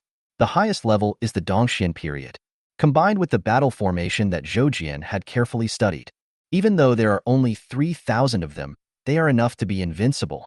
Not only can it suppress the cultivators from these sects in the eastern part of Xuantian world, it can also stop foreign enemies. But at this time, it was used by a good-for-nothing dandy to show off. Zhou Jian just felt sad. When the crown prince saw Zhou Jian didn't say anything, he laughed even more wildly. "Ha ha ha, you're so scared that you dare not speak? Where's your arrogance from before?" Yin Linglong couldn't stand it any longer and scolded. "The heavenly killing army is a national treasure, but you were allowed to use it against my master. You are blind. Hey, I forgot about you when you didn't say anything. Now roll over here and serve me well. Your master doesn't have to die. He can just become a eunuch and enter the palace." The crown prince stared at Yin Linglong with shining eyes. Yin Linglong gnashed her teeth and said, "Master, let me chop him up." "Ha ha ha, you chopped me off? Come on, I'll sit here and wait for you. Today, I'm going to watch how you two losers chop me up." The crown prince cursed arrogantly. However, Zhou Jian no longer wanted to pay attention to it. He took a step forward and appeared in front of the crown prince. The smug and arrogant look on the crown prince's face has not yet faded. I saw Zhou Jian actually walk up to me. His heart was about to jump out. "You? Drink!" Everyone in the Tiansha army shouted in unison. The terrifying aura rushed straight into the sky and turned into a huge light shield. A wall of light formed just in front of the crown prince. A look of fear just appeared on the crown prince's face. When he saw the wall of light, he instantly showed joy. "Ha ha ha, so what if you run fast? My 3,000 soldiers are invincible?" A flash of sword light passed by. The wall of light suddenly exploded inch by inch. The crown prince suddenly remembered a troupe of opera singers kept in the palace. There was an old master in that opera troupe who was best at changing faces. The fastest speed can reach 5 changes in 1 second. The crown prince had always admired this master and always rewarded him. But today, the crown prince thought that 5 changes in 1 second was nothing. In this short second, his expression changed at least 20 times. From arrogance to fear, then to relaxation, then to arrogance, then to fear. Why are you so fierce? How can my face bear it, you bastard? Bang! A clear and crisp sound of a loud bang resounded through the sky. The crown prince was knocked out. The one who took action was naturally Xuantian. Xuantian said coldly, "This slap was given to you by your great-grandfather." Bang! "This slap is for your grandfather." Bang! "This slap is for your parents." Bang! "I slapped you because you harassed my disciple." Bang! "This slap is because you are not doing your best." Bang! "I just slapped you in the face. How about I apologize to you?" Zhou Jian looked at the bruised and battered crown prince and asked coldly. The crown prince lay on the flying sedan chair, crying. How could he even speak? Seeing how useless he was, Zhou Jian was so scared that he didn't even dare to say a word, and he became even more upset. But he did not continue to torture this loser, but looked at the 4 maids beside him. These 4 maids are also in the Jindan stage and are quite powerful. But facing Zhou Jian at this moment, they knelt on the ground obediently, not daring to act rashly at all. The crown prince is an idiot, but they are not. They knew how terrifying Zhou Jian was the first time they saw him. But the Tiansha army in the distance did not surrender. A general in the Dongxian period shouted angrily, "Deploy the formation!" The 3,000 heavenly killing army formed a formation in an instant, and a magical figure with 3 heads and 6 arms immediately hung high in the void. This Dharma image is 1,000 feet tall, with 3 heads looking in all directions and 6 arms each holding a weapon. Just one look at it is enough to make people terrified. The 4 beautiful Jindan stage women who accompanied the crown prince fainted on the ground the moment the Dharma image appeared. It is obvious how terrifying this Dharma image is, and in the distance, countless powerful people from the sects were watching cautiously. They were afraid of Zhou Jian and did not dare to get close. At this time, the Tiansha army formed a battle formation and summoned these terrifying gods and demons. All the powerful members of the sect felt mixed emotions of sadness and joy. The sad thing is that this method is so terrifying that even some old monsters in the Dongxian period who got the news and came to spy on the sword demon's lineup were terrified and trembling. The good news is that if the sword demon can show his former prowess, he can destroy the 3,000 heavenly killing army. Then these sects of theirs won't have to fear the Tianwu immortal dynasty at all. Moreover, no matter how powerful the sword demon is, he will probably have to pay a heavy price to kill the heavenly killing army. When the time comes and they all rush forward, won't the sword demon and the heavenly killing army just let them take advantage and ravage us at will? Fight. We must fight. Everyone looked at Zhou Jian expectantly. The Tiansha army was not polite and did not show any hesitation. They activated the divine magic form. The god and demon's eyes suddenly widened, and a terrifying soul attack surged towards him. At the same time, a huge steel fork stabbed at Zhou Jian's head. The movement was quite graceful, like Runtu stabbing a wild beast. Chapter 19. The Emperor guards the National Gate. When Zhou Jian saw the steel fork coming towards him, he stepped back without hesitation. Yin Linglong looked surprised from a distance. It's strange. Master always kills his enemies with one sword. Why didn't you draw your sword today but instead retreated? Is it because these are senior brother 2048 subordinates that Master is reluctant to kill them? Well, very likely. Yin Linglong shouted, "Master, if you are reluctant to do it, how about we make a strategic move first?" Zhou Jian didn't look back. Can't bear to take action? Doesn't exist. Zhou Jian retreated only to leave the useless crown prince aside. This kid is still useful to him. When his sword collided with the magic, the shock wave that erupted was enough to destroy everything here. Zhou Jian threw the crown prince at Yin Linglong's feet. At this time, the magic gods and demons were chasing after him again. Its huge hand, which seemed to be able to capture the sun and the moon, actually grabbed 2 mountains from the side and smashed them towards Zhou Jian. Those mountains are nearly 1,000 feet high, almost as high as the gods and demons. At this moment, it was grabbed in its hand and raised above its head. Countless birds, flowers, and plants flew out from it and fell, blowing towards Zhou Jian. For a moment, the scene seemed somewhat beautiful. It's just that no one is willing to appreciate this beauty. Even the leader of the Ishan sect in the distance was terrified. Although their sect says that everyone can move mountains, but I can't afford such a big mountain. If this falls down, won't it smash the person into a pulp? But when the 2 mountains came down with a rain of flowers, in the endless chaos, a flash of sword light appeared. The next moment, the mountain broke into 2 sections. Then came the arms of the divine magic figure. Then its chest. Boom. The divine magic exploded, turning into an endless chaotic storm. The flowers, grass, and leaves that were floating in the sky were broken into pieces by the storm. Only Zhou Jian stood proudly among them, unharmed. This scene made everyone dazzled. Let the heaven and earth be upside down. Let the sky and the earth be split apart. I will kill it with one sword. How domineering this is. How majestic it is. At this moment, no one present dared to covet Zhou Jian in the slightest. Sword demon? This guy must be the red dust sword immortal. The magical images of gods and demons exploded, and the Tiansha army also suffered severe backlash. They were unable to move for a while. Zhou Jian picked up the crown prince and boarded Yin Linglong's flying sword. Let's go. Yin Linglong looked at the Tiansha army hesitantly, then at the many immortal cultivators who were watching from afar. Will those guys take this opportunity to attack the heavenly killing army? Zhou Jian smiled and said, no matter how old a lion is, it is still a lion. As long as the lion is still alive, the mice will not dare to act rashly. These words were heard clearly by the cultivators in the distance.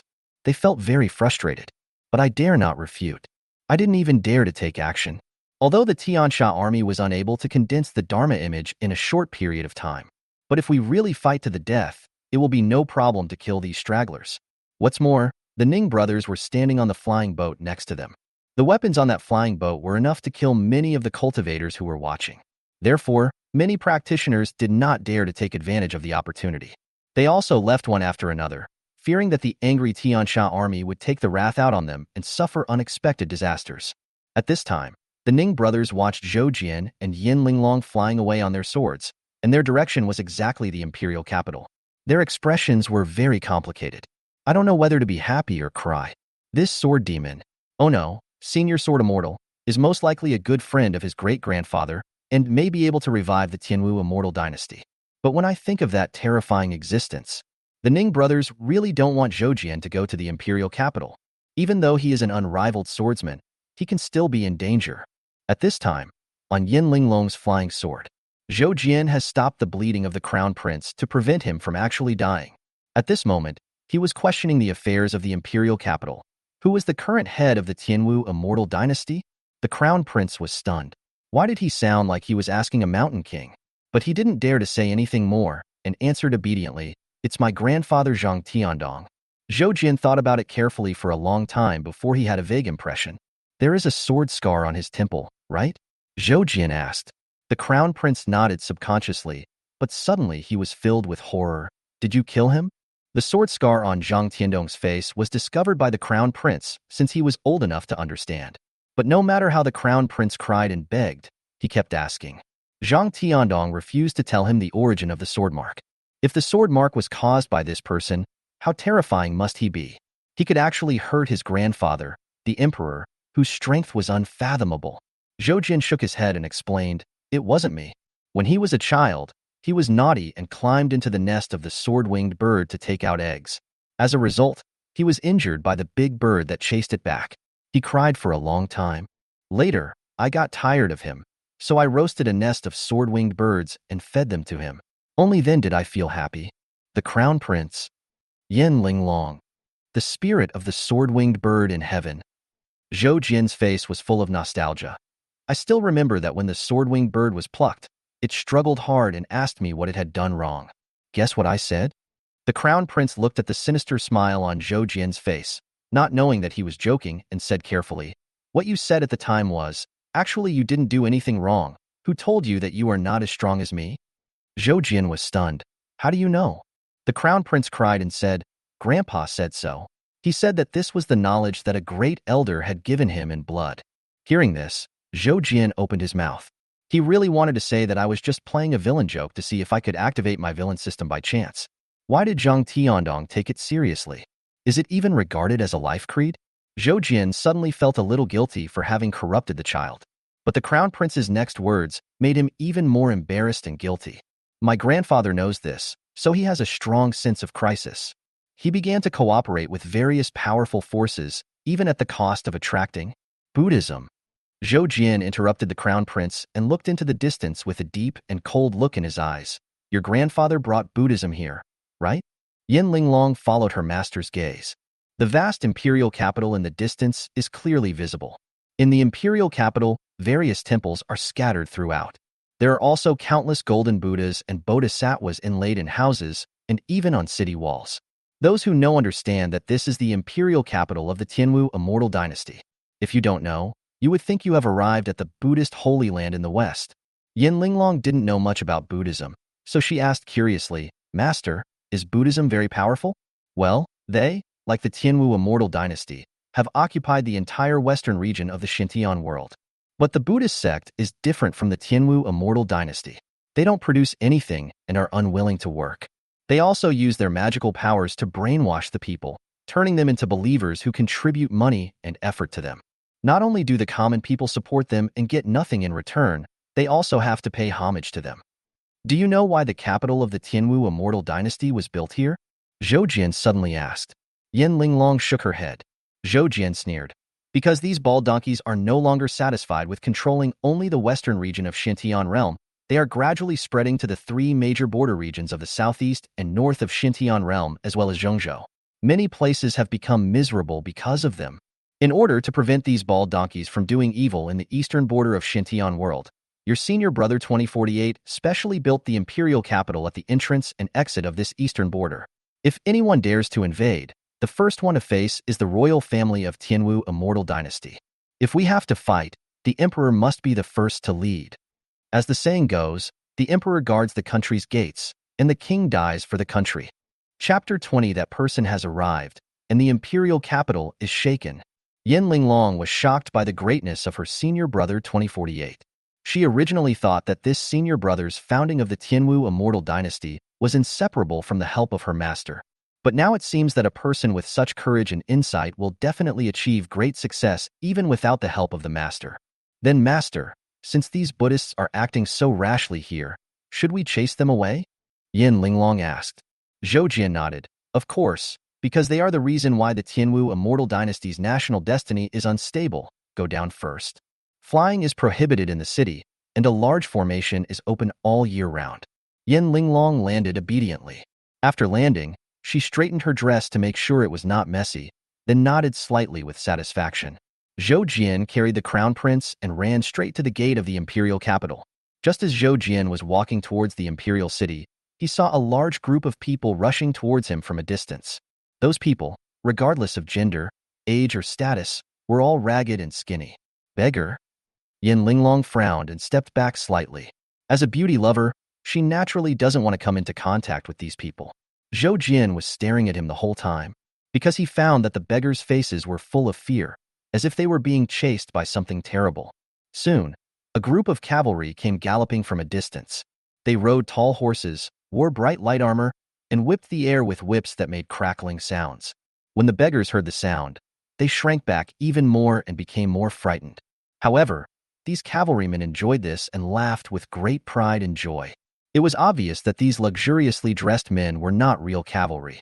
Instead, some second-generation officials came out to play and showed off their power to these innocent beggars.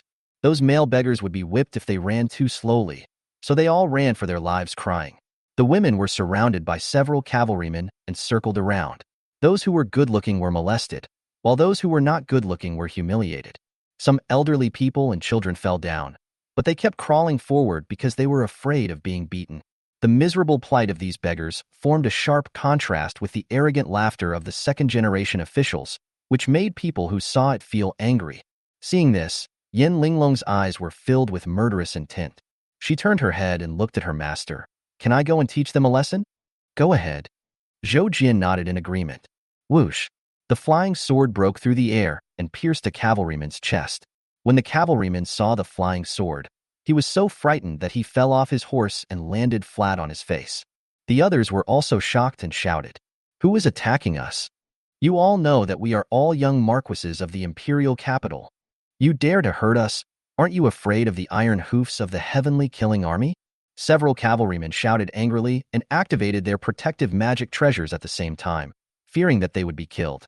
As Zhou Jian's disciple, Yin Linglong was carefully trained by Zixia Dongtian. The strength is naturally not bad. At this moment, she made a sword gesture, and the flying sword instantly turned into 10, and 10 into 100. Countless flying swords shot towards the cavalrymen. The magic treasures on the cavalrymen's bodies protected them, and they would not be injured for the time being. but he was knocked off his horse by the flying sword.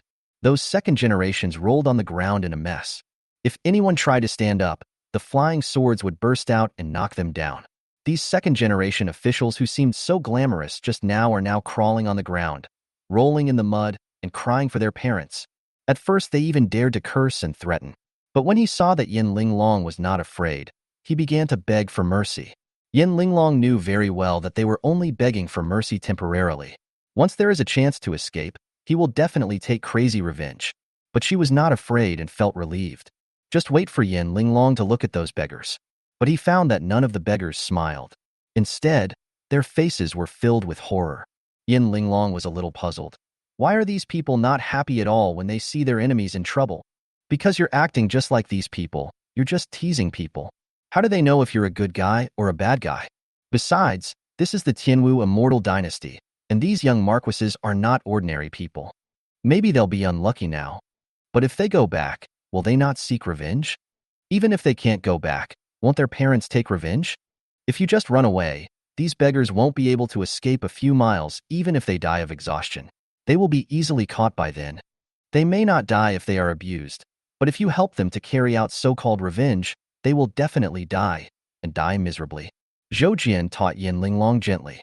Yin Linglong remained silent after hearing this. After a while, she suddenly said, "Are you trying to say that killing one or two people is useless, and the most important thing is to correct the government? Taking revenge is still somewhat useful. The premise is that you are strong enough." Zhou Jian clasped his hands together. In the sky, mysterious forces were being drawn. That is the power of destiny. As an immortal dynasty that has suppressed the eastern part of the Xuantian world for tens of thousands of years, the power of luck here is extremely enormous. Zhou Jian pulled a little bit and attached it to the beggars. This is enough to ensure that they will live a prosperous and healthy life without illness or disaster for the rest of their lives. See, isn't this solved? Zhou Jian said with a smile. Yin Linglong understood that her master was afraid that she would retain her inner demons, so he mobilized her luck to help a few beggars. She smiled sweetly and said, "Thank you, master. But you are so strong that you can even draw on the luck of the immortal dynasty. You have to know that luck is something that not everyone can get. Especially when it comes to power like a country's destiny, even immortals have to deal with it with caution. If you are not careful, you will burn yourself." Although Buddhists are arrogant now, in history their arrogance has led to many anti-Buddhist movements. This is the result of trying to play with luck when you don't have enough strength. In these 100,000 years, don't think that I haven't made any breakthroughs in my master's realm. But he's very good at this unconventional trick, Zhou Jian said with some pride. Yin Linglong's eyes were full of admiration. But at this time in the imperial capital, because of the power of luck in these little beggars, it attracted the attention of several people at the same time. In a hidden cave, there was a dying old man who was only breathing out but not breathing in. There is also a remnant soul that is so dim that it is almost dissipating. The remnant soul was originally talking to the old man, but was suddenly shocked and said in disbelief, "The fortune of the imperial capital that was flowing outward has actually been pulled back by someone? My rebellious son has such a skill? No, that kid has gone insane. There's no way he would dare to snatch it from that bald donkey. So this is... Master! Lao He, the master is here. We are saved." The old man on the ground didn't react, but his painful expression seemed to be somewhat relieved. In the huge palace, an old man in a dragon robe was sitting cross-legged in cultivation. Just by looking at the pure energy coming out of his mouth and nose, one could tell that the technique he was practicing was not ordinary. But the next moment, he suddenly opened his eyes and looked into the void in doubt. What's going on?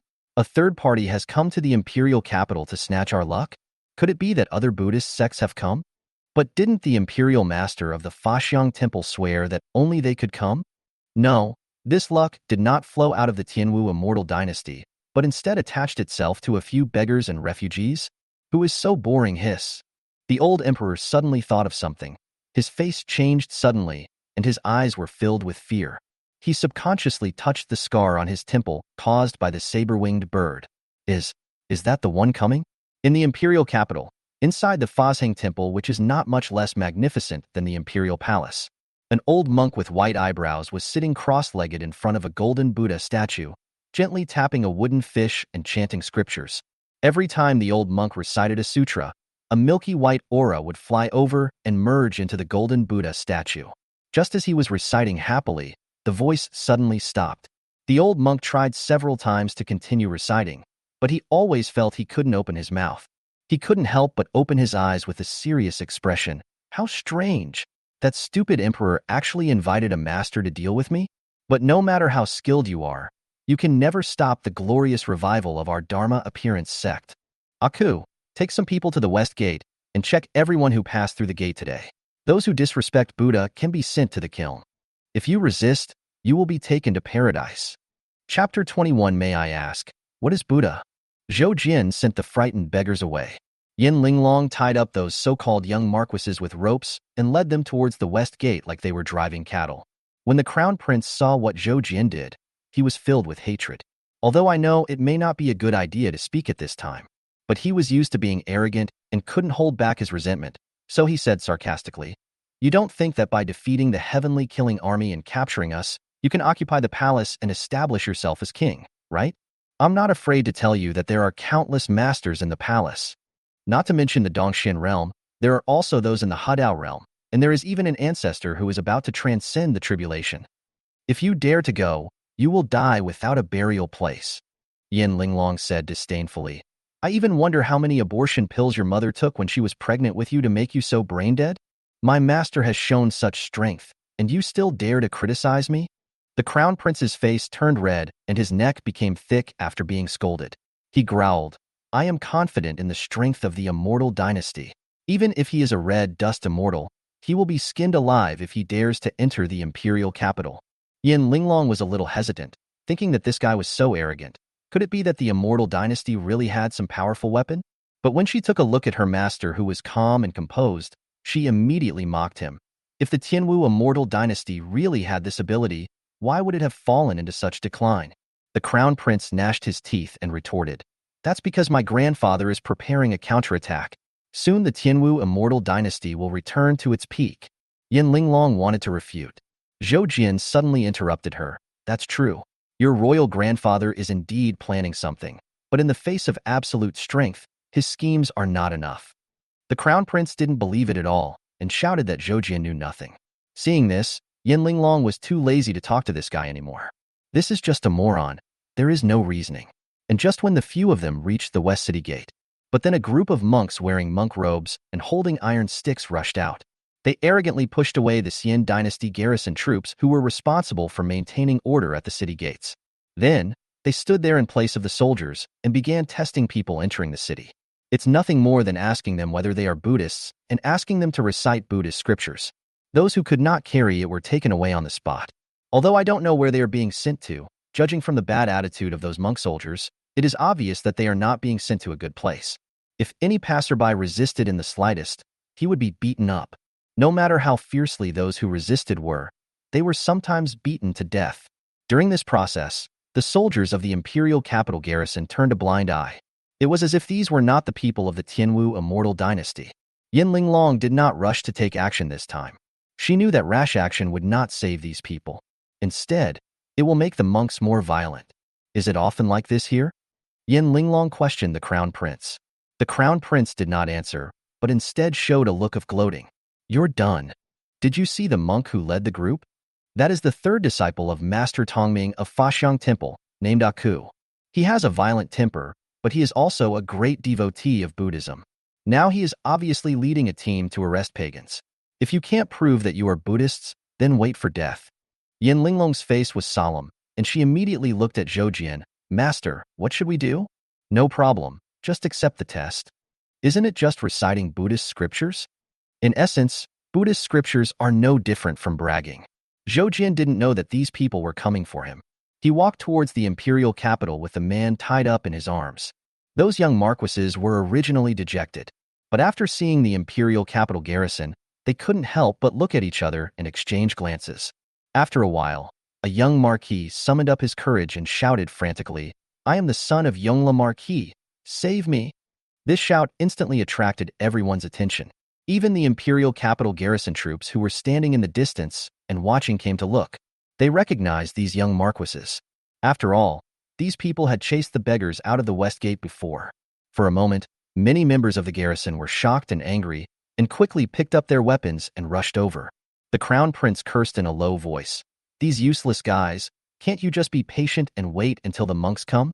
If they really want to kill you now, it will be too late to save you. But Zhou did not take any action. And the first ones to rush over from a distance were the monk soldiers. Aku, who was 2 meters tall and as strong as a black bear, walked over carrying a crescent-shaped shovel that looked very heavy. Boom! When the crescent shovel poked the ground in front of Zhou, it actually cracked the ground. This shows how heavy this weapon is. Yin Linglong was about to activate her flying sword to attack. Zhou held her shoulders and looked at Aku. What's the matter? Aku stroked his bald head and smiled grimly. Can you respect Buddha? What is Buddha? Zhou asked back. Aku was stunned. Obviously, he had never heard such an answer before. Then, he pointed angrily at the wall of the imperial capital and said, "That's the Buddha." Zhou looked over and saw a Buddha portrait similar to the Dunhuang murals. The Buddha picked up a flower and smiled, his eyes full of compassion. But there is no intention of saving sentient beings. Zhou showed a look of realization and said with a smile, "That is not the Buddha." "Bastard! How dare you?" Aku was furious and smashed the crescent shovel hard at Zhou's head. Everyone around couldn't bear it and closed their eyes. If such a heavy weapon falls down, I'm afraid it will blow the head of this handsome boy apart, right? Zhou was unmoved, still holding Yin Linglong tightly, and said calmly, "It's because Buddha is in my heart." Call. The strong wind blew Zhou's hair into a middle part, but the crescent shovel had already stopped and was hanging in the air an inch above Zhou's head. Aku looked at Zhou suspiciously. "What did you say?" "You asked me if I worship Buddha. I respect you. But I respect the Buddha in my own heart. Not the kind of Buddha you paint on city walls, leaving them to be blown by the wind and rain, for people to admire as casually as they would a monkey." Zhou did not draw his sword and push forward directly, because he was worried that those people would seal off the city when they saw the situation was not good. You should know that the Imperial Capital Formation and the National Magic Weapon are bound together. If Zhou really attacks the magic weapon, it might affect his apprentice. Well, let's try to convince them with reason first. If that doesn't work, take physics. Aku is good at fighting, but not very good at sophistry. At this moment, he was listening to Zhou's words and felt a little confused. It seems that what people say about Zhou being disrespectful to Buddha makes sense. It does seem a bit disrespectful to hang the Buddha statue on the city wall to be exposed to wind and sun. But he says he respects Buddha, but who knows if he has Buddha in his heart? Aku thought about it for a long time, and simply put away his weapon, and said fiercely, "Don't play these sophistry things. Since you have Buddha in your heart, recite a Buddhist scripture for me." Yin Linglong beside her had a flickering look in her eyes and was worried. I didn't expect that Master failed to fool this big fool. She had never come into contact with Buddhist scriptures before, and didn't even know what the scriptures were, let alone their contents. Perhaps my master is knowledgeable and can recite a few sentences, but I will be asked to carry it on my back later. What should I do? Chapter 22. The Donor and I have a connection with Buddhism. Avalokitesvara Bodhisattva, who has practiced deep prajna for a long time, sees that the 5 aggregates are empty. Zhou recited fluently. How is it possible that he hasn't been to the West in these 100,000 years? After all, his clairvoyance was learned from inspiration there. So it's not like he hasn't read the Buddhist scriptures there. With his ability, remembering everything he sees is no big deal. When Aku listened to Zhou reciting Buddhist scriptures, it was like listening to a spell that tightened the hoop. He couldn't help but cover his ears and shouted, "Enough, enough! Why are you talking so much?" Upon seeing this, Zhou actually smiled and continued reciting Buddhist scriptures. Originally, he was just reciting, but as he was reciting, Zhou suddenly began to utter golden lotus words, and the scriptures took shape. Mysterious foreign characters flew out of his mouth, circling around Aku. Aku was in so much pain that he covered his ears with his hands and yelled, "Shut up! Shut up! It hurts! My head hurts!" Gulp. Aku was actually lying on the ground, rolling around. When the monk soldiers saw this, they were all shocked. They didn't understand what was happening. It is true that Zhou was reciting genuine Buddhist scriptures. But Aku, the 3rd disciple of Zen Master Tongming, could not bear this Buddhist scripture. Could it be that he really has a grudge against himself, as Zen Master Tongming said? Yin Linglong beside her also widened her eyes in disbelief. She was used to Zhou chopping people with his sword. At first glance, he could make people feel like they were in ecstasy with just his mouth, and Yin Linglong felt even more worshipful towards him. As for the other passers-by and the crown prince, They were all stunned. They have seen many scenes where Buddhist disciples knocked others unconscious by chanting scriptures. But this is the first time I have seen someone scold a Buddhist disciple so much that he fell down. But the monk soldiers couldn't bear to watch it anymore. They stepped forward to stop him. Stop. No, shut up. Stop reading it. Venerable monk, please stop using your magical powers. Senior, we are disciples of the Foshan Temple. Please be accommodating. This group of monk soldiers only thought that Xuantian was a high-ranking Buddhist monk. Don't dare to go against him. I can only try my best to persuade him with kind words. Xuantian didn't quite understand why the scriptures he recited had such a great effect on this Aku. Aku was in so much pain that he even bled from all his orifices. Xuantian stopped reciting the Buddhist scriptures. Unexpectedly, Aku, who was still breathing weakly just now, suddenly sat up from the ground, crossed his legs, clasped his hands together, and his eyes revealed a completely different light from before. Amitabha, the donor is clearly not a disciple of my Buddhist sect, but why can he recite Buddhist scriptures with supernatural powers? When Aku spoke, his voice was that of an old man. Xuantian understood. This is the Zen master Tongming from the Foshan Temple who is controlling Aku from a distance and having a conversation with himself, and what he called supernatural power. It is something that many Buddhist monks can only dream of but cannot obtain. Only by mastering the supernatural power can one comprehend the supreme 5 eyes and 6 supernatural powers of Buddhism. However, the method to obtain supernatural powers is to rely on willpower. There are 2 ways to obtain the so-called power of vows. First, make a big wish and you will naturally gain the power of your wish. But if you can't finish it, you will be miserable. Second, the will of all living beings. That is, the wishes that sentient beings make and what they think in their hearts when they pray to Buddha or Bodhisattva. The more believers there are, the stronger the power of the vows. The more vows one has, the stronger the supernatural powers of the monks and Buddhas will be. At this time, Xuantian's supernatural power was so profound that even Zen Master Tongming was shocked. So much so that he knew clearly that he had problems and saw that he was hurting his apprentice and infringing on his own interests. But I didn't dare to act rashly. Xuantian heard Master Tongming's question, but shook his head slightly. It's not convenient to talk about this matter, otherwise it will cause a big mess. Aku smiled and said, since you don't want to say more, I won't ask any more questions. But the person who plundered the country's fortune before, is he a donor? Xuantian nodded. It's me. Aku nodded slightly. With such great magical power and the ability to mobilize the destiny of the country, you are indeed destined to be with our Buddhist sect. Would you like to enter the Foshan Temple to practice?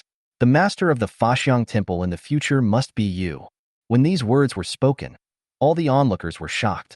They also realized that the person who was speaking was no longer Aku, but most likely the legendary Zen Master Tongming. Who is Zen Master Tongming? Abbot of Foshan Temple, the imperial master of the Tianwu immortal dynasty. Such an extremely respected person actually directly positioned Xuantian as his successor? My goodness, I'm afraid that even if you offer the position of crown prince, no one would be willing to change. After all, the power of the imperial teacher is now greater than that of the emperor. His apprentice's status is naturally higher than that of the prince. Everyone looked at Xuantian with awe and envy. Even the crown prince took 2 steps back in disbelief, muttering to himself in shock, impossible! This shouldn't be like this. Why did you suddenly become the successor of the Foshan Temple? Before, Xuantian used a sword to chop people. Still unparalleled. Although the crown prince was afraid, he was not so desperate. But at this moment, facing Xuantian, who was about to become the successor of Foshan Temple, he completely collapsed. It was obvious that he knew in his subconscious that even the Tianwu immortal dynasty could not afford to offend the Foshan Temple. Xuantian sighed when he saw this scene. The root is rotten. No, I have no intention of entering Buddhism. Xuantian shook his head. Zen Master Tongming's eyes showed a hint of relief. He was afraid that Xuantian would agree, but also afraid that he would not agree. Because with Xuantian's supernatural powers, if he joined Foshan Temple, it won't be long before Zen Master Tongming is sidelined and finds it difficult to control the situation. And if Xuantian did not join, he could have created a Buddhist temple that was on par with Foshan Temple. By then, it will not be worth it for the 3 parties to compete for the country's destiny. Moreover, the 3-way balance of power will greatly extend the time it takes for Foshan Temple to absorb the country's fortune.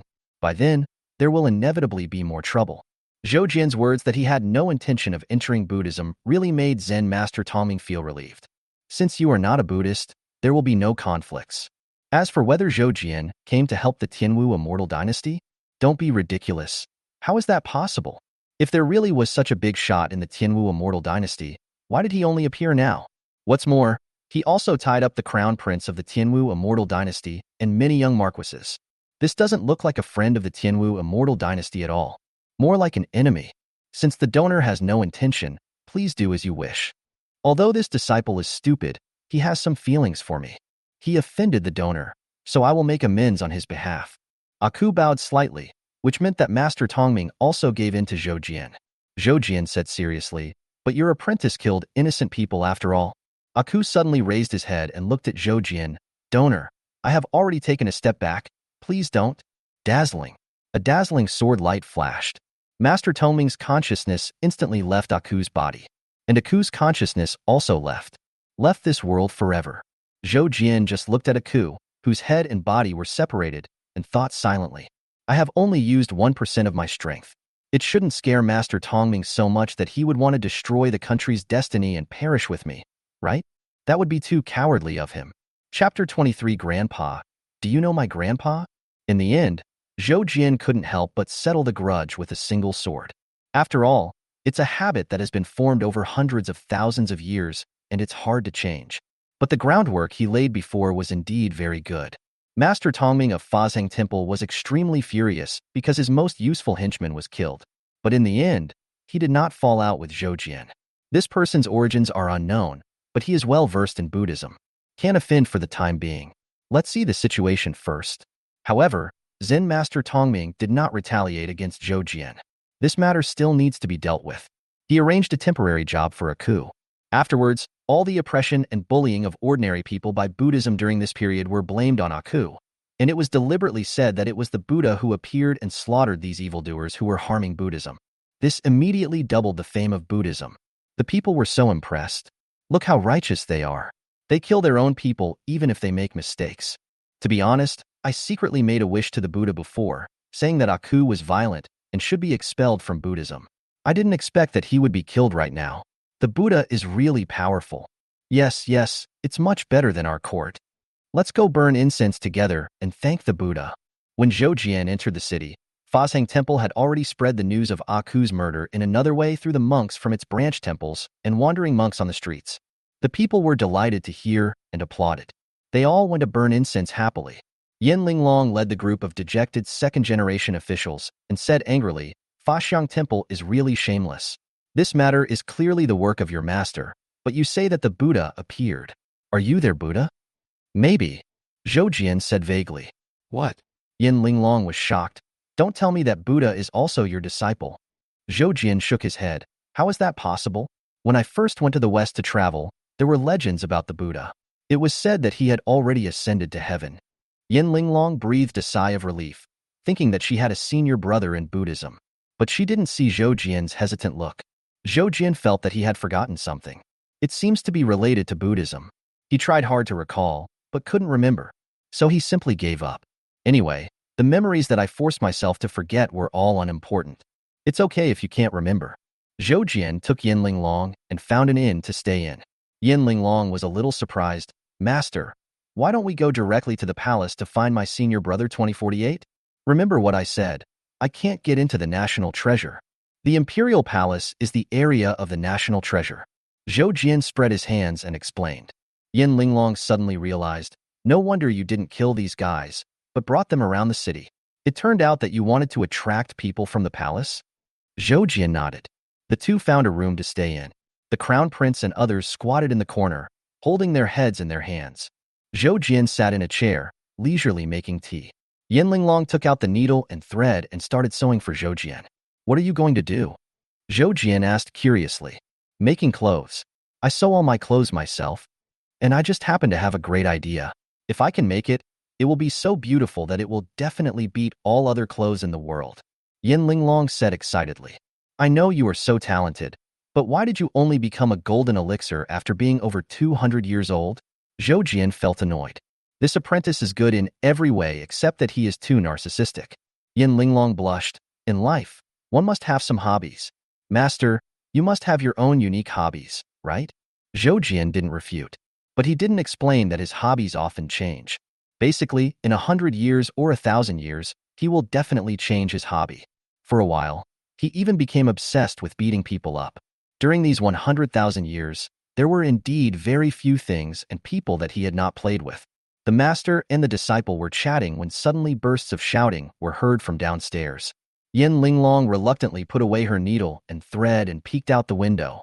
Sure enough, I saw a large number of soldiers queuing downstairs, and they had surrounded the inn. The boss, the waiter, and the guests were all kicked out. Master, it looks like the royal guards.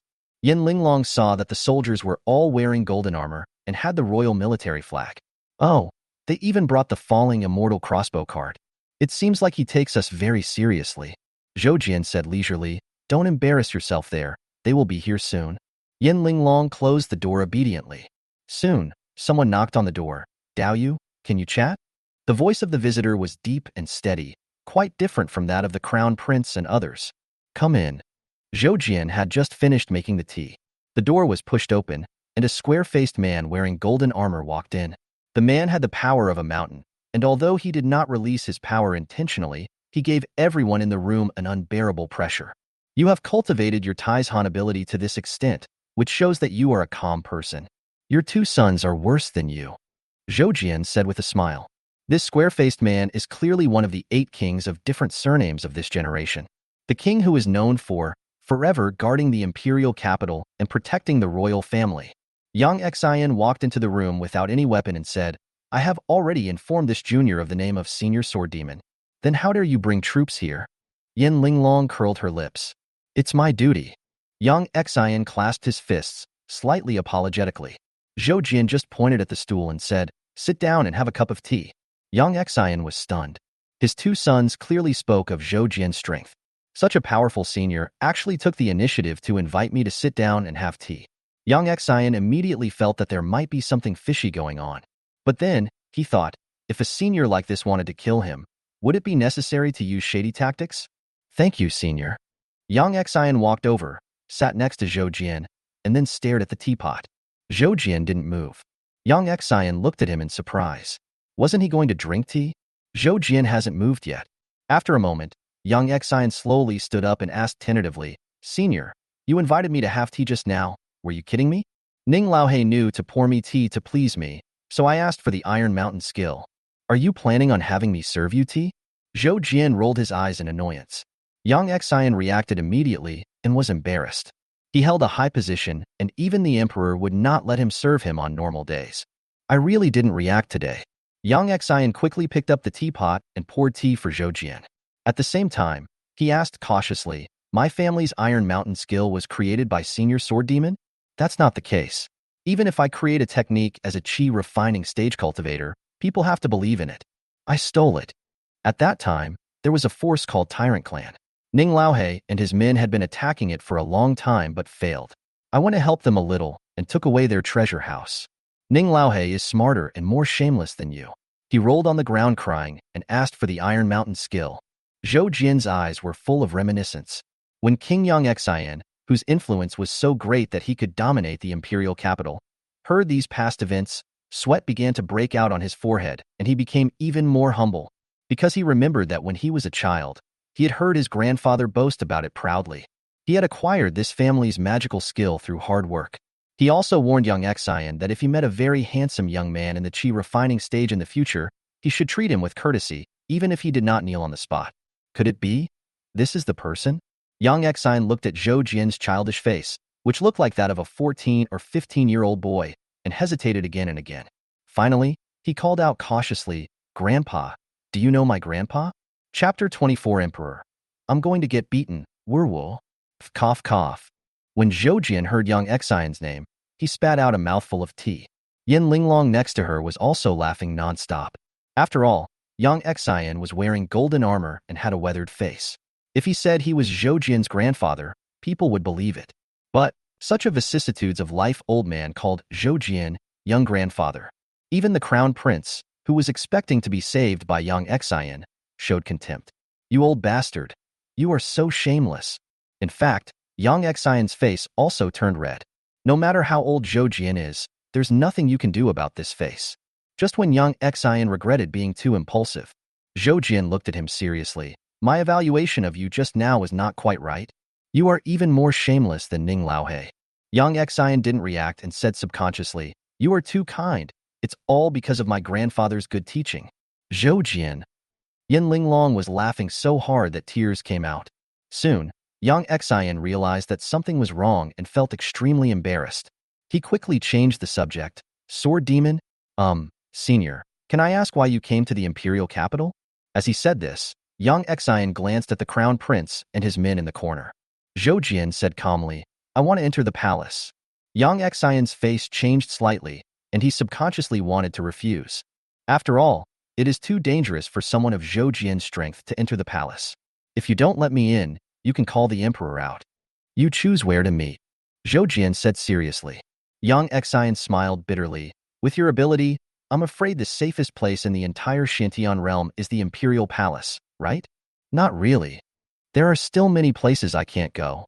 For example, I can't stand the succubus sect's drunkenness and dreams. Zhou Jian was full of emotion. Yang Xian and Yin Linglong were full of questions. How could this person say such an inappropriate thing in the most serious tone? Okay, I called you here not to discuss with you, but to inform you. If the emperor arrives one day later, I will kill one person. First, start with the crown prince, and then move on to these corrupt officials who are just sitting there doing nothing. Then their descendants. Zhou Jian said this very calmly. But the crown prince and Yang Xian were so frightened that they almost died. Yin Linglong made a timely comment. What if we kill everyone and the emperor still doesn't come out?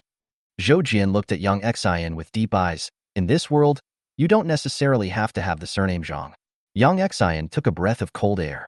Zhou Jian had defeated the Tiansha army before. If he really wants to establish a new dynasty, I'm afraid he will have countless supporters. Even if the imperial palace has a magical weapon to protect the country, it is of no use. At worst, they can move the capital and abandon this place. I will definitely convey these words. Yang Xian said in a deep voice. Zhou Jian thought for a moment and said, also, tell that little bastard Zhang Tiandong that if I dare to roast the bird, I will roast him. Yang Xian had a face full of question marks. Bird? Whose bird? But he didn't dare to ask more questions, so he got up and left obediently. Zhou Jian waited until he left, then looked at Yin Linglong. Take one out and kill him. Yin Linglong was stunned. The reliable mountain king just left. Do you think that little bastard doesn't know I'm here? Zhou Jian said meaningfully. Oh, I understand. Yin Linglong glanced at the few people shivering in the corner. Then she picked out the one she disliked the most and threw it out of the window. The young marquis screamed in fear, King Kaoshan, please save me. I will give you money. I will give you treasures, ah. With a scream, the young marquis had his heart pierced by the flying sword. He fell from midair and died suddenly. King Kaoshan looked back at the corpse and sighed. Guard here and don't let anyone in. The royal guards responded in unison and then stood guard in the surroundings. But they were on guard against Zhou Jian's escape from the very beginning. It became a precaution against someone breaking in. This is to prevent those marquises or princes from doing anything stupid. In the room, the crown prince and several others had been knocked unconscious. After all, they always howl in fear and are pretty annoying. No outsiders disturb me. Yin Linglong began to study her new makeup in front of the mirror. After making sure she looked beautiful, she coquettishly approached Zhou Jian, exhaling sweet air and endlessly seductively. Master, tell me, who is the most beautiful woman in the world? Chunji. Zhou Jian said calmly. Yin Linglong was speechless. Because Chunji ranks first on the list of the top 10 beauties in the Tianwu immortal dynasty. Just one rank higher than Yin Linglong. Himph, you old pervert. I knew you all liked her type. Yin Linglong pouted. Zhou Jian smiled and consoled him. Why don't you ask which woman I love the most? Yin Linglong's eyes lit up and she pretended to be shy. Then who is your favorite beauty, master? Chunji. Zhou Jian answered calmly. You old thief, if you dare to mention Heraheim again, I will fight you. Yin Linglong went berserk. Being ranked second on the list will always be her pain. This is also the reason why she has always been so persistent in dressing herself up. But that woman Heraheim, that fucking person is not a human being. Rather, it was a fairy from heaven who came down to earth. After all, how could anyone be that beautiful? At the beginning, Yin Linglong was dissatisfied with her ranking in the rankings and secretly went to see Chunji once. The moment she saw the person, she felt like she was struck by lightning. For the first time, she understood that one smile could conquer a city and another could conquer a country. She almost fell. From that time on, Chunji became Yin Linglong's inner demon. Zhou Jian looked at Yin Linglong, who was full of murderous intent, with a smile on his face. This happy atmosphere is really nice. It was as if I was back in the old days when I was in the mountains with my disciples. Suddenly, a sharp murderous aura attacked from outside the window. Yin Linglong was the first to stand up and slam the table, wanting to take action, but I only heard a whoosh sound outside. Then, there was a sound of something heavy falling to the ground. The killer is dead. It was the royal guards who did it. Those imperial guards have very sharp eyes. Yin Linglong said with satisfaction. Zhou Jian said, "This is just the beginning. There will be more petty thieves coming in the future." The Tianwu immortal dynasty was once so prosperous, but it has become like this because of those bald donkeys. Master, should we go and cause trouble for those monks? Yin Linglong suggested excitedly. Not for now. If I take action now, that little bastard will think that if he doesn't come out to see me, I will help him. Zhou Jian snorted coldly. Yin Linglong stuck out her tongue. She was sure now. If the emperor dares to come, he will inevitably be beaten. In fact, Zhang Tiandong is also very clear about this. King Yang Xian, the backer, entered the palace as soon as possible and reported the matter to Zhang Tiandong.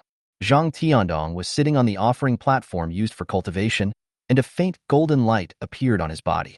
According to the national master, Zen Master Tongming, this means that one is about to achieve the golden body of Buddhism.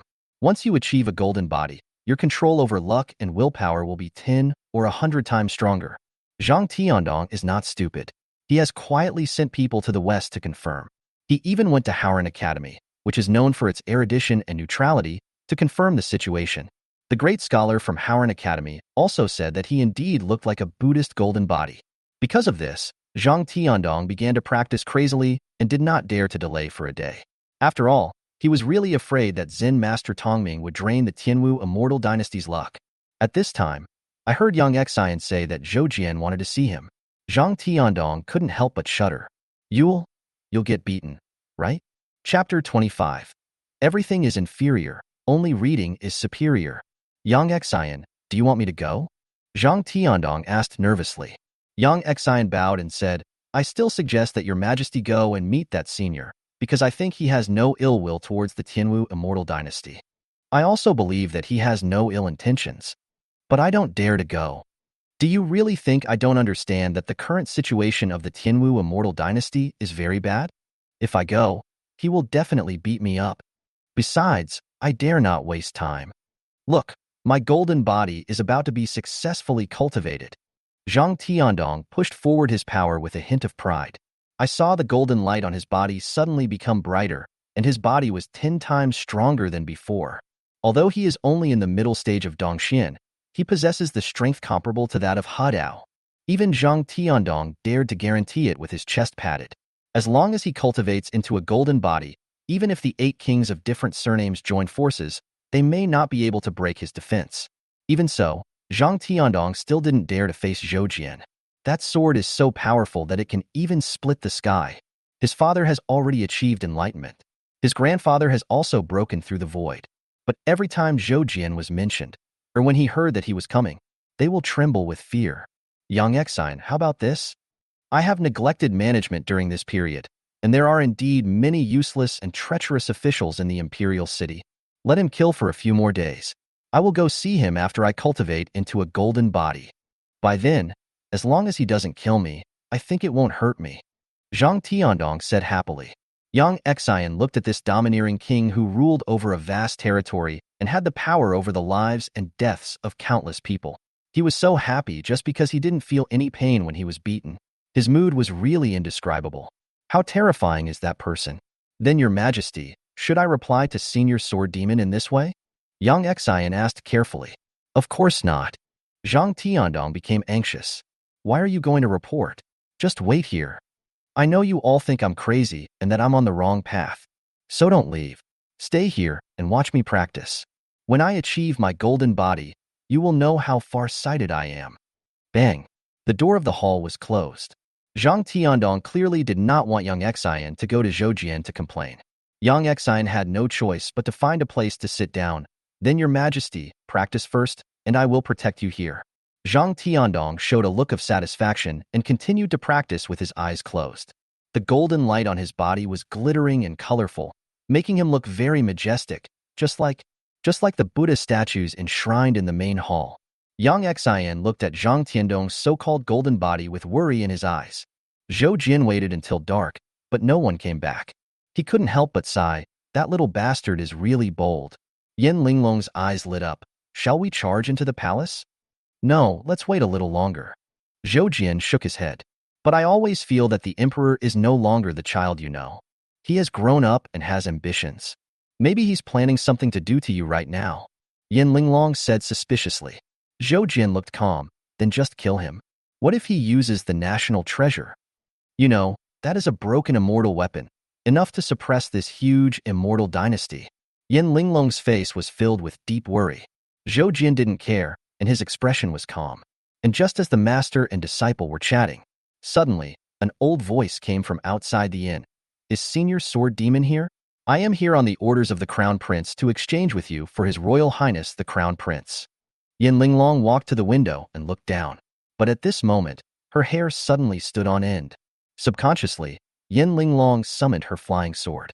Sword energy forms a shield. The next moment, a knife suddenly appeared.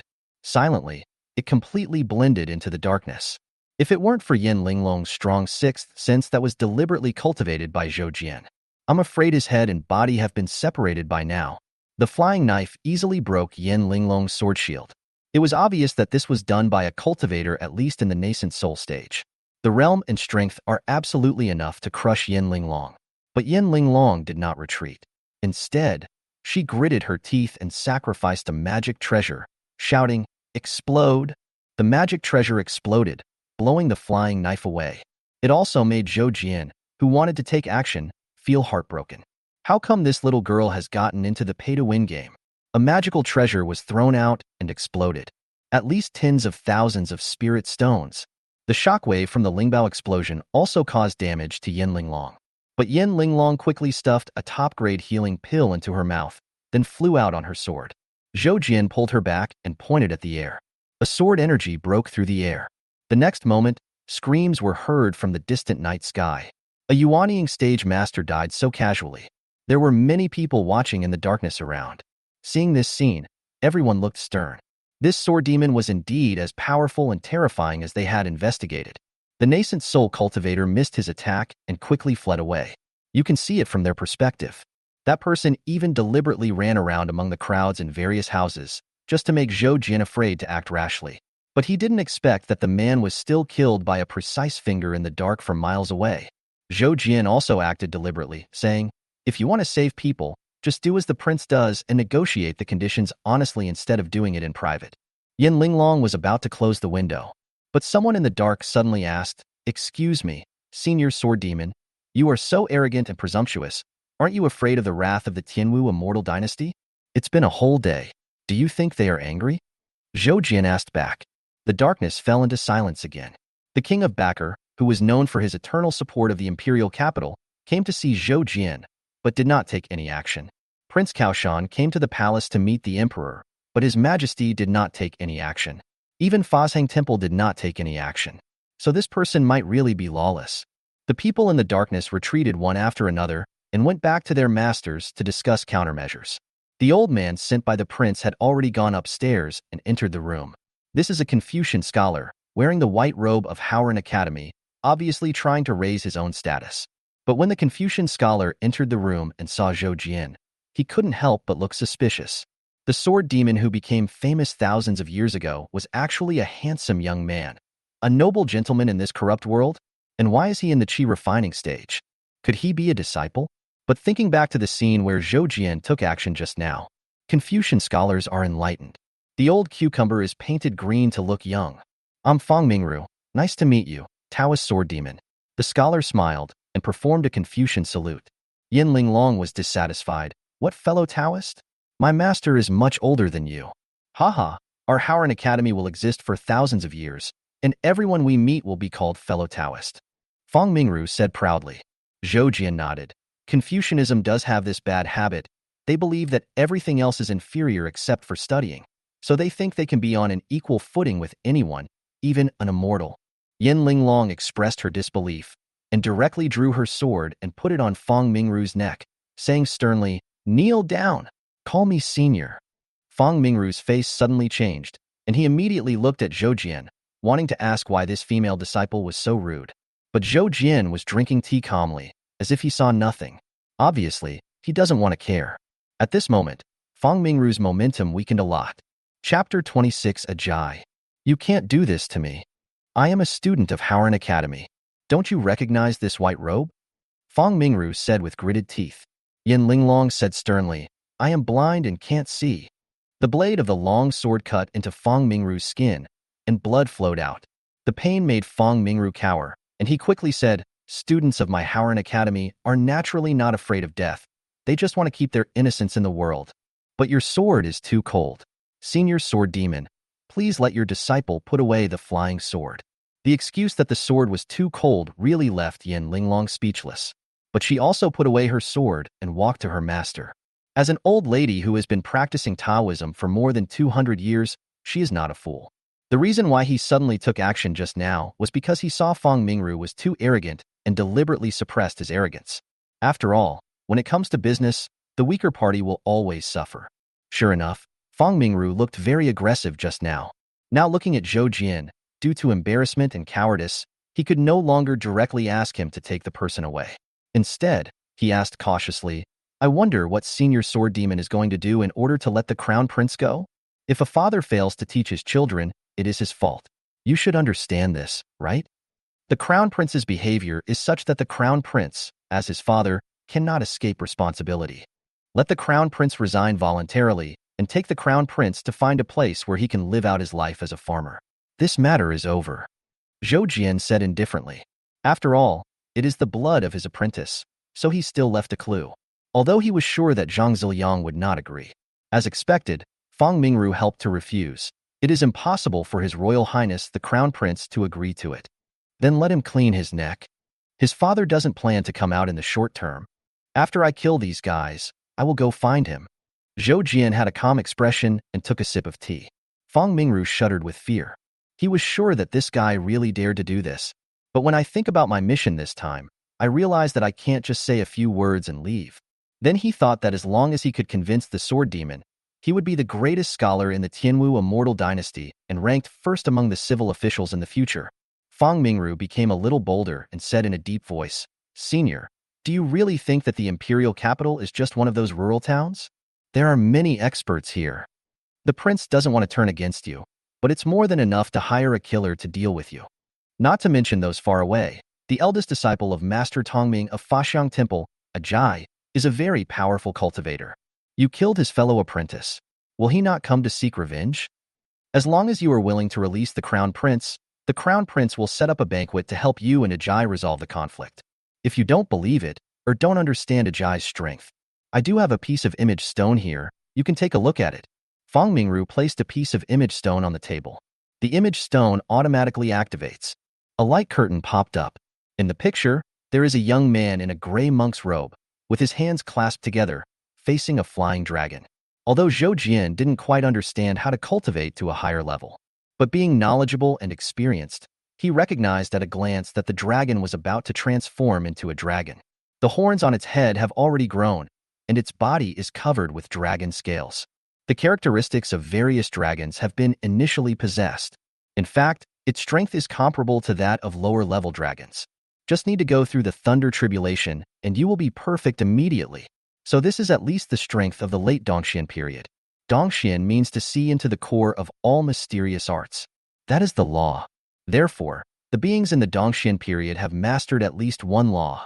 Sure enough, the dragon in the picture let out a long roar, drawing the power of the river and rushing towards the young monk. Creating things out of nothing, gathering water out of nothing. This is exactly what happens after one has mastered the laws of water in the Dongxian period. But the young monk did not retreat or hide. He clasped his hands together and let the law of water wash over him. A golden light shone on the body, making it look like a Buddha statue, and it even looked majestic. Crash! The water from the rivers and lakes coming from the sky is absolutely like a mountain crashing down, and the impact is continuous. Even though Yin Linglong was just separated by a light curtain, she was terrified and knew that she definitely could not bear it. But the young man held on. Not only did he hold on, he also went upstream, walking into the air with lotus steps. Within a few breaths, the young man came in front of the dragon and clamped the dragon's head with his arms like iron clamps. The dragon was frightened and angry, and struggled wildly, swinging its tail. Although it had the strength to move mountains, it was unable to break free from the monk's armpits and was dragged to the ground. After the dragon was pressed to the ground, the monk hit it hard on the head. People could see that every time the monk punched down, his fist was powerful. The dragon will shake violently, and the ground will tremble violently. This is enough to prove how powerful the monks are. Soon, the dragon that was being hammered and screaming loudly shouted frantically, "I surrender! I surrender! I am willing to be your mount." The picture ends here. Yin Linglong looked solemn. Easily suppress the Dongshin period dragon? This monk's strength is so terrifying. The defense of the physical body alone is enough to make people extremely afraid. Is Buddhism really so powerful? Zhou Jian also frowned as he watched. Fang Mingru's confidence increased when he saw this, and he said with a little pride, "How about it? Have you too seen the horror of Ajie?" Yin Linglong snorted coldly and did not respond. Zhou Jian said, "It seems that this Ajie is practicing the Akalavidyaraja Kung Fu? It shouldn't be the Kung Fu of the Faxiang Temple, right?" Fang Mingru was stunned, and subconsciously said, "I don't know. This kid has really cultivated the Akalanatha skill to a certain level. Let him come. I want to ask him something." Zhou Jian said calmly. Fang Mingru had a question mark on his face. "Aren't you afraid?" "Why should I be afraid?" Zhou Jian asked back. "No. I know you have fought against the magic gods of the heavenly killing army. I once slaughtered countless nascent souls and golden cores with one sword. But those people's defense is definitely not as good as this one, right? That is something that even the power of the law cannot shake." Fang Mingru explained excitedly, hoping to see a hint of fear on Zhou Jian's face. But he was disappointed. Zhou Jian was not afraid at all. This is so uncomfortable. Fang Mingru still did not give up. After thinking for a while, he took out another image stone and said, "In fact, Master Tongming has 3 disciples.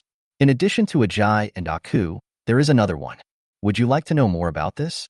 Zhou Jian said angrily, "Should I get a membership card? It's not swimming or fitness. I don't know shit about it. Just call the person over and tell him I have something to ask him." Fang Mingru looked at Zhou Jian deeply, then turned and left. But this night for Zhou Jian and Yin Linglong was destined to be restless, because there are many people coming to assassinate and investigate. Some were weak and were stopped by the Imperial Guards. Some were killed by Yin Linglong. There is actually a killer coming from the world's #1 assassin organization, Netherworld. The guy had sneaked to Zhou Jian's bedside and was then killed by Zhou Jian's sword. Chapter 27. Crazy Zhang Tiandong uses the immortal weapon. The next morning, Zhou Jian hung the bodies of all the people who had attacked last night outside. Then, he asked Yin Linglong to bring the Crown Prince and several others over and killed them with one sword. The Crown Prince had just been brought here and woken up, but before he could even speak, his throat was cut. His eyes widened in horror and disbelief.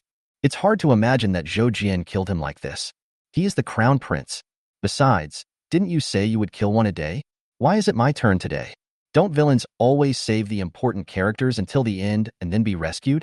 Yin Linglong also looked at Zhou Jian in confusion. "Master, what are you doing?" "Hang the body out and write a banner. Just say, I'll start killing the prince tomorrow.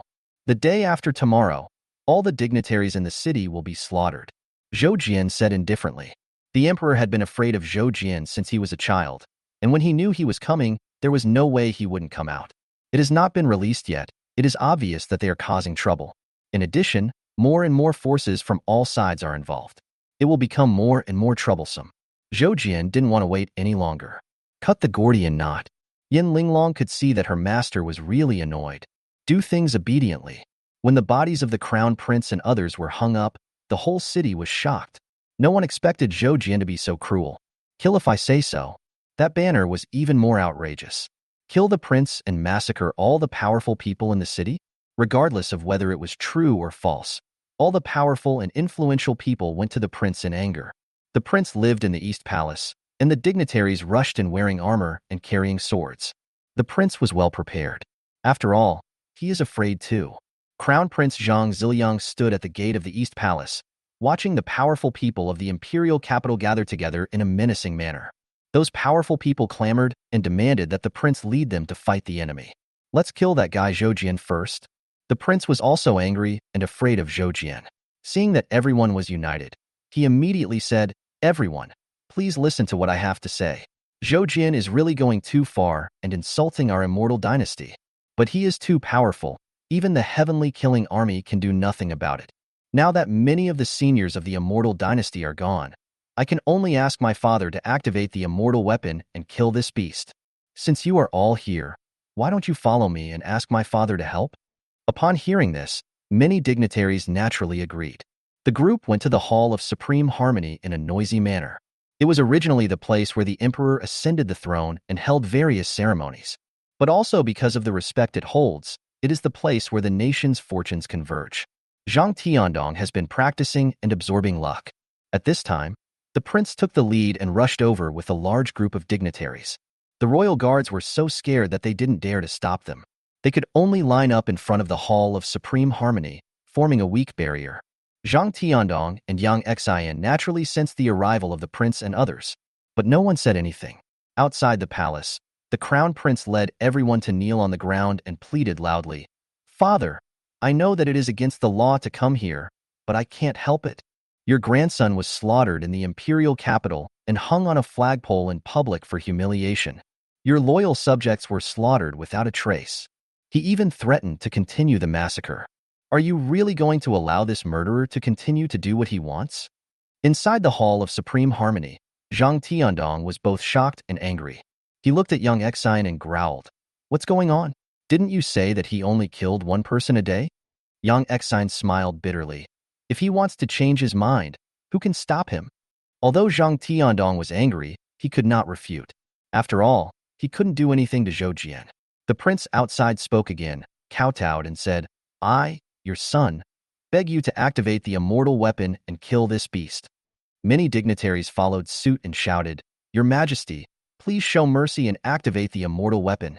Cold sweat dripped down the forehead of the leader of the royal guards. These guys said they were begging, but why did it feel like they were forcing someone to abdicate? If I don't agree today, the prince, who has already gained the support of all the powerful people in the imperial capital, will probably immediately announce his ascension to the throne, right? Zhang Tiandong naturally understood this matter, so it was difficult for him to make a decision. He is about to cultivate into a golden body, so it is not suitable for him to go out now.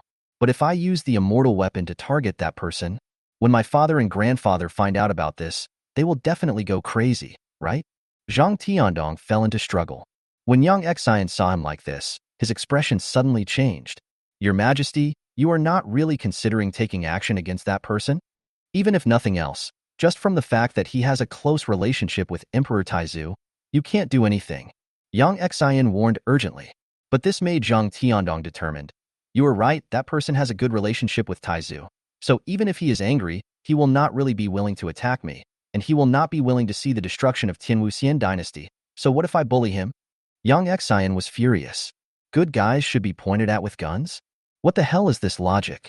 But Zhang Tiandong had already made up his mind. He growled, "Give me 2 more days. I only need 2 days to cultivate the Buddha's golden body. Then he will know that my decision is correct. Besides, he is unwilling to wait. If he had been willing to wait 2 days for me before killing someone, this wouldn't have happened." Yang Xian looked at Zhang Tiandong as if he was a stranger. How could this once knowledgeable, benevolent, and wise king become so mad? Is he practicing Buddhism or practicing magic? Yang Xian didn't want to watch Zhang Tiandong continue to sink. He was very uneasy, so he slowly stood up and said coldly, "Your Majesty, it's time for you to wake up."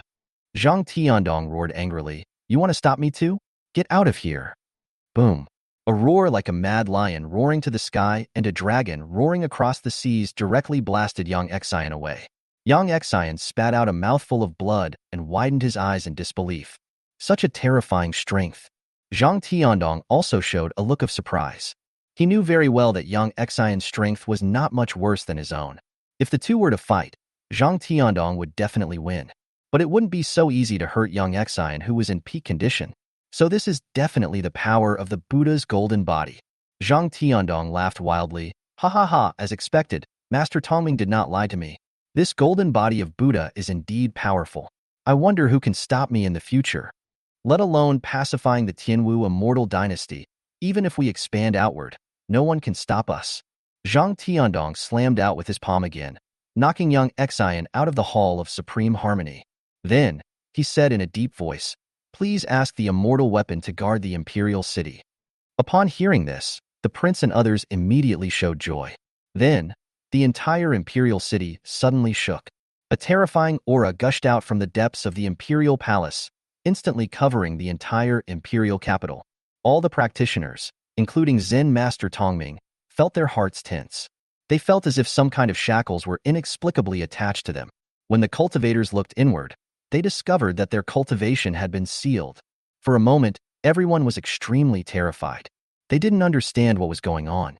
Only a few people understood that this was the result of the national treasure. Although I have heard that immortal weapons are extremely terrifying. But when they felt this effect for the first time, they still felt despair from the bottom of their hearts. Unless you are a true immortal, you cannot resist this terrifying power. Although Zen Master Tongming had great powers, he was also controlled at this time. But he was not panicked. Instead, a look of anticipation appeared on his face. This immortal weapon is indeed powerful. As long as we can get it, it will help the Tianwu immortal dynasty's national destiny. Our Faxiang temple is definitely worthy of being the #1 Buddhist temple in the West. Even the high and mighty Buddha on earth has to give way. It's almost there. It's almost there. Zen Master Tongming was so excited that he couldn't even continue reading the sutra. But if someone were here, they would see that the huge golden Buddha statue in front of Master Tongming also showed a greedy and excited smile. Chapter 28. Go all out. Let me see how strong you are. Master, my cultivation has been sealed. Yin Linglong exclaimed. However, Zhou Jian looked at the sky outside the door with deep eyes. That little bastard finally fell into madness. You actually used a magic weapon on me? Yin Linglong had already heard the exclamations of many cultivators on the street. Hearing Zhou Jian's words at this time, she was surprised and said, "This immortal weapon can actually seal the power of all the cultivators in the imperial capital?" Yes, the immortal weapon has this function. Otherwise, how do you think little 2048 was able to be invincible and kill countless sects? Zhou Jian said calmly. Yin Linglong was very angry. But now that Tyrant King is actually using this magical weapon to fight against you. Hey, why don't you seem to be affected? It's obvious that the spiritual energy in my body can't function. Zhou Jian curled his lips. I don't have any spiritual power in my body. How can I seal it? It is common sense that during the qi refining stage, only a small amount of spiritual energy can be stored in the body. But Zhou Jian took a different approach. He did not store any spiritual power, but only absorbed spiritual energy from heaven and earth when using it. So how can you seal something that doesn't exist at all? Yin Linglong couldn't help but be surprised. You really are in the qi refining stage. So you've never believed in me? Zhou Jian was unusually angry. He thought that others would not believe it, but Yin Linglong followed him all day, so she should at least believe it. But unexpectedly, this girl also thought he was pretending to be young. Yin Linglong was a little embarrassed. You can't blame me, you are so strong. Who would believe that you are in the qi refining stage? Haraheim will believe it. How can she be so smart? No wonder you're ranked second on the beauty list. Zhou Jian sneered. Yin Linglong was instantly filled with grief and indignation. Old thief, no one has the strength now. Believe it or not, I will fight you. Just like when I was a child, you spanked me. I will return those slaps to you. Bang. Zhou Jian slapped the table and broke it. Do you think I'm just joking about my 100,000 years of physical training? Yin Linglong knelt on the ground obediently. Master, you know me well. How could I hit you? Zhou Jian was filled with grief and anger. Why are all the disciples I found rebellious? Thinking of those disciples who hated him, Zhou Jian suddenly lost interest. Okay, get up. Yin Linglong could tell Zhou Jian's tone was not right and felt a little aggrieved. Master, you are really angry. I was just joking with you. After all, how could I really attack you? Zhou Jian waved his hands. I'm not angry with you. What's more, your brothers have tried to ask the Lord of the Netherworld to assassinate me more than once. Yin Linglong was puzzled and angry when she heard this. Why do they hate you so much? Is it because they doubt your ability? Or do they think you are hiding something and are unwilling to teach your magical powers? Zhou Jian's eyes were full of confusion. At first I thought this was the reason, but when I think about it carefully, I feel that they are not such people. Yeah, that's right. The fact that you chose me as your apprentice proves that your vision is absolutely correct. It could only be something else. Yin Linglong analyzed it carefully. Zhou Jian glanced speechlessly at his stupid disciple. But I have to say that although this girl is narcissistic, what she said does make sense. Zhou Jian was confident that his judgment would not be wrong. There must be a deeper reason why those disciples hated him. And just when Zhou Jian was thinking, outside the inn where he lived, there were voices of condemnation. Zhou Jian, get out. If you have the ability to kill people, you have the ability to come out. You killed our child and Master Aku. Do you think this matter can be easily resolved? Come out. Get out of here. There were constant shouting and cursing. Yin Linglong went to the window to take a look and said sarcastically, Master, it was those dignitaries in the imperial capital. They brought a Jie from the Faxiang temple to seek revenge on you. It seems that Zhang Tiandong still has some conscience and knows how to stop these powerful people from taking revenge on me. So much so that these powerful people who want to seek revenge can only turn to a Jai and dare not use the Tiansha army. Zhou Jian stood up calmly and prepared to meet the enemy. Upon hearing this, Yin Linglong could not help but mourn for the emperor. Before, the master would clearly call him a little bastard. Although he was cursing, the intention to be close to her was obvious. Now he's calling her by her full name, and I'm afraid that guy is in big trouble. The master and the disciple walked out together and came downstairs. All the major marquises were there, staring at Zhou Jian. Either the eyes are filled with hatred, or the look is cold, or full of fear. Some people wanted to curse, but were stopped by the sound of Buddhist chanting. Ba, my Buddhist name is Ajai. Nice to meet you, Donor Zhou. Ajai clasped his hands together and bowed slightly. He is very different from Aku. Aku is violent and cruel. Ajia was very calm, as if he were really a high-level monk. Yin Linglong said disdainfully, Why are you pretending? Are you really that knowledgeable about etiquette? You didn't care when your junior brother was hurting people, but now that he's dead you're pretending to be a good person. Are you here to take revenge? The donor misunderstood. Ajia shook his head. This time, I am not here to avenge my junior brother, nor for these powerful people. After hearing this, Zhou Jian and Yin Linglong were both a little surprised. Those powerful people were also panicked. What a joke. Because of the emperor's order, they could not use soldiers to kill Zhou Jian and could only let Ajai do it. If Ajai doesn't want to, how can they get rid of this guy? Ajia ignored all the commotion and looked at Zhou Jian seriously. Master once said that I was born in hardship and I have to go through countless tribulations in my life before I can achieve enlightenment and become a Buddha. But when Donor Zhou arrived in the imperial capital, I felt something in my heart. Donor Zhou, you are the greatest calamity of my life. As long as I can save you, I can directly attain enlightenment. After saying that, Ajai took a step forward, and his body suddenly flashed with golden light, as if a giant Buddha had descended to the world. Ajai transformed, and a terrifying aura came towards him. Yin Linglong immediately stepped back to avoid it. Zhou Jian stood still, like a stone in the wind, extremely solid. Seeing this, all the worries Yin Linglong had about her master disappeared. Those powerful people did not expect that the situation would take a sudden turn and Ajai would actually take action again. Seeing the terrifying power emanating from Ajai, all the powerful people were excited and felt that Zhou Jian was dead. Zhou Jian looked at Ajai but did not rush to take action. He asked calmly, Where did you get your Akala power from? Ajia was stunned, but answered honestly, Senior, you actually know the name of my technique? It seems that you know my half-master. I got this by chance from a cave where a senior passed away. Zhou Jian's eyes flashed with sadness. That child died after all. Is there anything else in the cave besides the inheritance? Ajia thought for a moment and said, There is one more thing to say. What? Zhou Jian asked. Ajia hesitated for a moment, then said softly, The master only left 6 words. Master, I am not as good as him. Zhou Jian's breathing suddenly became disordered, and his face was filled with unconcealable pain and sadness.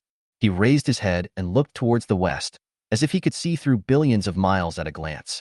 Why bother? Let him go his own way. I will naturally collect the debt he owes. Why do you have to chase him? Zhou Jian murmured in a low voice, feeling extremely lonely. But then, he slowly calmed his breath and looked at Ajai. The technique you are practicing was created by one of my traitorous disciples. And my other disciple spent his entire life trying to find the flaw in this technique but was unable to do so.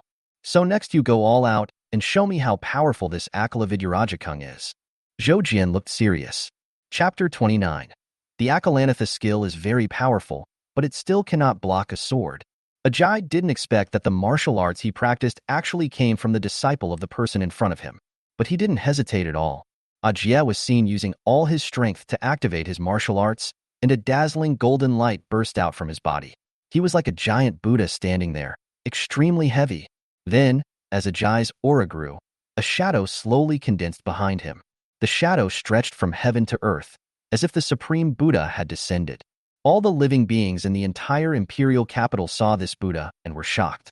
They just looked at it for a few more seconds, and suddenly their eyes became blurred, and they couldn't help but feel admiration and trust for this giant Buddha. People could not resist the thoughts in their hearts, and they knelt down and worshipped Ajay. The dignitaries who were closest to him did not expect this sudden move. They all looked at Ajay with fanatical eyes and then knelt on the ground. Now, even if Ajay asked them to rebel immediately and kill the emperor, I'm afraid these people will go there without hesitation. Yin Linglong was actually also disturbed. Her eyes were also dazed and she wanted to kneel down. Zhou Jian stretched out his hand, drew a stream of luck, and protected Yin Linglong. Yin Linglong regained consciousness, but her face was filled with shock. Master, what kind of power is this? The emperor was not sealed by the immortal weapon. How could he be so strong? This is the power of the Akala skill. It does not stimulate spiritual power, but pure willpower. That phantom image of the Buddha is made up of endless vows. It is also one of my disciples' most proud methods. Who in the world doesn't have a wish in their heart? As long as there is a desire, the power of the Akala can take advantage of the opportunity and control the other party's mind. If you want to fight, you must be a person with an extremely pure mind and good luck. As Zhou Jin explained, a look of surprise flashed in his eyes. That child is indeed the smartest person I have ever taught. This kind of skill is probably close to that of a celestial being. Little 666, you deserve to lose. Zhou Jian expressed his deepest emotion. But I will still help you get revenge. He shouldn't have killed his fellow disciples. For the first time, Zhou Jian had real murderous intentions towards one of his disciples. He wished he could run straight to the west right now and kill the guy with the black beard. Donor, are you willing to take my fist of all living beings? Ajay slowly raised his fist. The Buddha's shadow behind him also slowly raised his fist and stared at Zhou Jian. This punch had already caused a stir before it was even thrown. The aura in the sky was surging, stirring the sky and creating a huge vortex in the sky, as if the layer of strong wind that protected the world was poked a hole. You can imagine how terrifying this punch was. Come. Zhou Jian looked calm. Yin Linglong clenched her fists and was worried about her master. Ajay no longer hesitated and attacked fiercely. The punch, representing the will of all living beings, smashed down hard, bringing endless pressure. Zhou Jian seemed to hear countless people roaring in his ears, asking him to die. The whole world is against me. Everyone wants to kill themselves. If it were someone with a weak mind, he would probably collapse before he could even make a move. Zhou Jian was completely unaware. All living beings want me to die? I have lived for 100,000 years. All living beings die and are reborn before me, and are reborn and die again, renewing themselves countless times. What are all living beings? Zhou Jian unsheathed his sword, without any fluctuation of spiritual power or any fluctuation of magical powers or laws. This sword chopped down easily, but it seemed like he had hit nothing, because the big Buddha of Ajay was not affected at all and continued to fall down heavily. Boom! The big Buddha's fists hit Zhou Jian hard on both sides of his body. It turned out that the fist had cracked at some point. It started from the fists, then spread to the arms, then to the shoulders, chest, waist. The 1,000-foot-tall Buddha, which was condensed from the wishes of all living beings, was split in half just like that. Ajay also had a thin blood stain between his eyebrows, as if his third eye had opened, and blood was oozing out of it. He touched his forehead in disbelief. Looking at the bloody hands, Ajay asked, "What kind of skill is this?" "Basic swordsmanship, sword drawing." Zhou Jian responded calmly. Ajay showed a confused look on his face. "I have little education. Don't lie to me. This is the basic swordsmanship?" Bang! After Ajay said his last swear word to the world, he fell to the ground and died on the spot. Zhou Jian shrugged. He has been questioned so much and is used to it. When Ajay died, The power of Akalanatha was broken and the power of wishes of all living beings dissipated. Those ordinary people who were crawling on the ground recovered quickly. They all looked confused. Why did I want to become a monk so much just now? Some people have even cut off their 3,000 strands of troubles and are standing there with a bald head, doubting their lives. And with the death of Ajay, those powerful people also woke up. As soon as they opened their eyes, they saw Zhou Jian standing in front of them and Ajay lying on the ground. They were all shocked and stunned. The next moment, Zhou Jian swept his sword across. All the powerful people lost their heads. The expressions of astonishment remained on the faces of those dignitaries, but their lives had already disappeared. Zhou Jian put away his sword and went straight back to the inn. Yin Linglong was puzzled and asked in a low voice, "Why don't you just charge into the palace?" Sealing cultivation is just one of the abilities of the immortal weapon. It still has a lot of features that haven't been activated. If I go now, it will only make Zhang Tiandong desperate, and he will completely activate the immortal weapon. By then your little 2048 brother will be in danger. Anyway, Zhang Tiandong can use the magic weapon to delay the time for me to go find him. I guess he is planning something, and it will be time for him to come see me soon. Wait a little longer. Zhou Jian returned to the inn, sat cross-legged on the bed, closed his eyes and waited. Yin Linglong said, "Oh," and went to study a kind of clothing that her master had accidentally revealed to her before. It seems to be called something like JK with black stockings. The next 2 days, the imperial capital has never been quiet. After all, more than 80% of the powerful were beheaded. Some officials were also included. Logically speaking, this city-state should have become extremely chaotic. But strangely, it didn't. Probably because the grassroots city defenders were not dealt with. Plus, people are used to abiding by the law. It is these powerful people who are most fond of breaking the law. The death of those treacherous and powerful people has instead caused some of the evil forces that they had protected to suffer a devastating blow from the authorities. At the same time, because of Ajay's death, Master Toming's understanding of Zhou Jian's strength was raised to a higher level. He was even a little frightened. No wonder he refused to become the successor of Fazhang Temple before. I'm afraid his strength is above mine. Because Zhou Jian's purpose was very clear. He was targeting the Tianwu immortal dynasty. Therefore, Zen Master Tongming did not want to provoke Zhou Jian and ordered his monks to stay in the temple as much as possible for the near future. Even though so many people died, the imperial capital was not in chaos. Instead, it regained some of its former vitality. Chapter 30. Congratulations, Your Majesty, on your great achievement. Zhou Jian waited calmly in the inn. It was the 3rd day after he killed Ajay. A golden light suddenly burst out from the palace and rushed straight into the sky.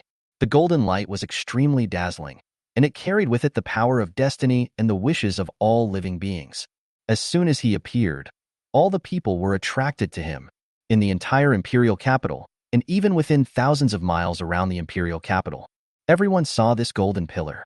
The moment they saw it, their hearts were shaken and a thought emerged involuntarily. Tianwu Immortal Dynasty is awesome. Zhou Jian also opened his eyes and looked at the golden pillar, a little surprised. Is this the gathering of national destiny and willpower? It's a bit like the effect of a totem. Sure enough, this matter is closely related to that traitor. I'm afraid that Fazhang Temple is just a pawn he sent to test me. Zhou Jian sneered, then turned around and called Yin Linglong, wanting her to go to the palace with him. When he turned around, he was stunned. I used to like Yin Linglong when she wore a long dress and had her hair tied up high. At this time, she was wearing a white short t-shirt, but because of her good figure, the clothes were tight on her chest, as if they would burst at any time. Under the super short plaid skirt, on top of the slender and straight legs, there is a pair of deadly black stockings, full of temptation and bringing people endless reverie. Seeing her master looking at her, Yin Linglong turned around proudly and said, "What do you think, master? I am very skillful, right? You only need to tell me once and I will remember it." Zhou Jian watched Yin Linglong's skirt fly up as she spun around, revealing her mysterious absolute territory. He couldn't help but admire. "You have an amazing figure, but it's a pity that you still lack a steering wheel." "Well, that's it, twin tails." Yin Linglong looked curious. "Double ponytails? What kind of makeup is this?" "I'll tell you later, someone is coming." Zhou Jian looked out the window. The suppressive power of the immortal weapon has disappeared, but there was a figure emitting a terrifying aura, rushing towards them at a rapid speed. Yin Linglong waved her hand casually, and the clothes on her body immediately turned into ordinary clothes. This dress looks stimulating, and she doesn't want to wear it in front of outsiders. Master is not an outsider, but an insider. Zhou Jian stepped out of the inn, stood on a roof, and looked at the golden figure rushing towards him in the distance. Ha ha ha, Grandpa Zhou. I have already cultivated a peerless magical skill. What do you think of me? The person who came was naturally the current emperor of the Tianwu immortal dynasty, Zhang Tiandong. He came in front of Zhou Jian with an arrogant look on his face, without any awe from his golden body, and looked at Zhou Jian complacently. Zhou Jian looked at Zhang Tiandong, who had combined the country's destiny and willpower into one, frowned and said, "What kind of crooked and unorthodox technique is this? Aren't you afraid of causing problems with your training? How could there be any problem with my training? I have investigated and my training method is correct. Besides, my current strength is not enough to prove my strength. If you don't believe me, come and take my punch and see." Zhang Tiandong was full of confidence and punched directly. This punch carried the power of heaven and earth and struck hard. Zhou Jian did not draw his sword, but stood there motionless. Boom! The huge golden fist slammed into Zhou Jian's Hunyuan Ichi shield, causing layers of ripples. But that's all. The fist that was powerful enough to blow up a mountain could not cause any harm to Zhou Jian. Zhang Tiandong was stunned, but still unwilling to be outdone, and punched wildly. In this instant, he threw out hundreds of punches. The terrifying shock wave that spread out blew a huge, deep pit where the two were. But Zhou Jian and the land beneath his feet were unharmed.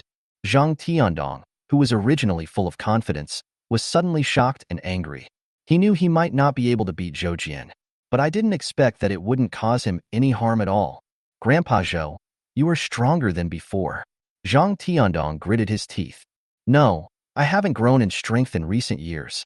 It seems I have reached a bottleneck. It's just that you were very obedient before and didn't dare to attack me, so you don't know my true strength. Zhou Jian looked at Zhang Tiandong with deep eyes. Zhang Tiandong felt guilty and flustered when he looked at him, but a long life as an emperor can indeed change a person a lot. Plus, he has already mastered the magical skills. Zhang Tiandong was extremely unwilling to be despised and suppressed by Zhou Jian. He just let out a long roar, and the country's destiny and vows blessed him. This made the golden light on Zhang Tiandong's body even more dazzling. But Zhou Jian keenly discovered something wrong. Zhang Tiandong's body seemed to be turning into gold. However, Zhang Tiandong did not notice it. Instead, he took out an imperial seal and smashed it hard at Zhou Jian. The jade seal was infused with the nation's destiny and the wishes of all living beings, and it was many times more powerful than Ajai's previous power. The heavy blow at this time actually forced Zhou Jian to take a step back. Zhang Tiandong was overjoyed when he saw that it was effective. Grandpa Zhou, what do you think of my strength? Yin Linglong looked at the scene from the side with a strange expression on her face. He called him Grandpa and then threw bricks down on him. The relationship between the two is really strange. Zhou Jian just looked at Zhang Tiandong and said, "Didn't you notice that your body is changing?" "Of course I noticed. I'm getting stronger."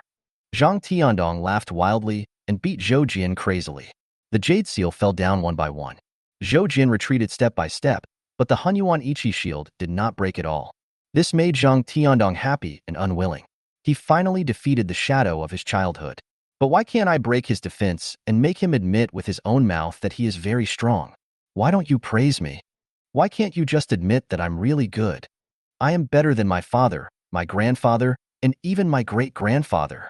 Is it really that difficult to get you to lower your head? Zhang Tiandong originally just wanted to show his strength, but the more he fought, the crazier he became, attacking madly. Zhou Jian just looked at Zhang Tiandong, apologetically. Although I have taught thousands of disciples, I still don't know how to teach children. I never thought that because of a sentence I said in the past, I would leave you with such a big psychological trauma. It's my fault. Zhang Tiandong was stunned, then became even crazier. Who the hell wants you to apologize? I want you to admit that I'm strong. Say it. Say that I'm strong. Say that I'm invincible. Say you're afraid of me. Zhou Jian shook his head and said nothing more, just looked at Zhang Tiandong. And as Zhang Tiandong continued to attack, the gold content of his body was becoming more and more serious. Not long after, Zhang Tiandong suddenly found that only the hand holding the jade seal could move. He was somewhat incredulous and somewhat frightened. What's going on? What's wrong with my body? Why can't I move? Grandpa Zhou, what on earth did you do to me? Zhang Tiandong asked in panic. Zhou Jian did not answer, but looked at an old monk walking towards him in the distance. The old monk, with white eyebrows and no hair, wearing a monk's robe, came over with a smile. Congratulations, Your Majesty. You have mastered the magical power of my Buddhist sect, and you can turn into a golden Buddha and forever promote the Tianwu immortal dynasty. Chapter 31. I have a slutty apprentice. Today, Zhang Tiandong finally understood. He couldn't move and could only roar with his spiritual consciousness. It was you who did this. What did you do to me? I didn't do anything. There is no problem with this technique. If the national destiny and the power of will are cultivated together, they will indeed become powerful and will forever dominate the immortal dynasty. But there is a disadvantage, which is that you will become immobile. This is a power called totem law, which I obtained from a certain relic. It is unknown to the world. Zen Master Tongming still had a smile on his face, but with a little more pride. Although the Tianwu immortal dynasty was powerful, it was ultimately isolated and confined. There is a huge gap in knowledge. Zhang Tiandong also understood Master Tongming's sarcasm. He couldn't help but feel broken in his heart. Zhou Jian looked down on himself. Even though he had become powerful through cultivation, he never praised himself. This foreign monk actually despised me. Zhang Tiandong frantically mobilized his strength to try to break free from control. But it's impossible. He was completely transformed into a statue. Although he had surging power in his body, he was unable to control it. And soon, a scene that horrified him happened. Zen Master Tongming pushed out a figure. That was the crown prince of the current dynasty, but he was wearing the emperor's dragon robe, looking like he had ascended the throne. What are you doing, you rebellious son? Zhang Tiandong shouted in shock and anger. The prince looked indifferent and said, Father, you are old and can no longer move. It is natural that this position should be taken by your son. After saying this, the prince turned around and knelt down to pay homage to Zen Master Tongming. Master, in the future, our Tianwu immortal dynasty will officially become a vassal of the Faxiang Temple. I beg the Supreme Buddha to bless us. Master Tongming laughed heartily and stroked the crown of the prince's head. I grant you the eternal light of Buddha. The prince had tears of gratitude on his face, and it was obvious that he was controlled by Duhua. Zhang Tiandong was stunned, but of course he couldn't move. But this scene still made him extremely frustrated and devastated. He originally thought that if he practiced hard, he could create achievements that surpassed those of his father, grandfather, or even Taizu. Lead the Tianwu immortal dynasty out of the eastern part of the Xuantian Realm, set foot in the other 4 regions, and become the supreme emperor respected by the world. But he never expected it. For several years, he has been studying the methods of cultivation day after day, secluded himself all day long and not daring to stop for even a moment. The result was that the country was thrown into chaos. When loyal ministers die, treacherous ministers rise. His own grandson was beheaded. My son was also controlled by Buddhism. What on earth did I repair? Zhang Tiandong, who had completely fallen into self-doubt, couldn't help but ask Zhou Jian, Grandpa Zhou, am I really wrong? Zhou Jian, who had been watching from the sidelines, gave a definite answer. His answer made Zhang Tiandong feel extremely bitter. Zhang Tiandong may not trust others, but he had great trust in Zhou Jian. That's why he longed for some recognition from Zhou Jian. Even when Zhou Jian said he was wrong, he still believed it. It was my fault. I was so confused that I trusted outsiders so easily and almost lost this huge immortal dynasty. I will commit suicide now to apologize. Zhang Tiandong was already disheartened and just wanted to die. But what made him collapse was that he found that he couldn't even commit suicide. Even the body moved involuntarily. He smashed the jade seal at Zhou Jian again. No. Why is my body out of control? Zhang Tiandong roared in shock and anger. Zhou Jian used the Hunyuan Ichi shield to withstand the damage and looked at the prince and Master Tongming in the distance. It was indeed the prince who was controlling Zhang Tiandong's body. As a monarch, isn't it normal for you to be able to activate your country's totem? I would also like to thank Mr. Zhou for not killing the prince. Otherwise, my plan will be in vain. Zen Master Tongming looked at Zhou Jian with a smile. Zhou Jian also looked at him. Do you think you won? Zen Master Tongming raised his eyebrows slightly and said, I will naturally win against the Tianwu immortal dynasty. Of course, I am not sure I can defeat Donor Zhou. But I also think that there is no need for Mr. Zhou to attack me. Zhou Jian was curious. Why?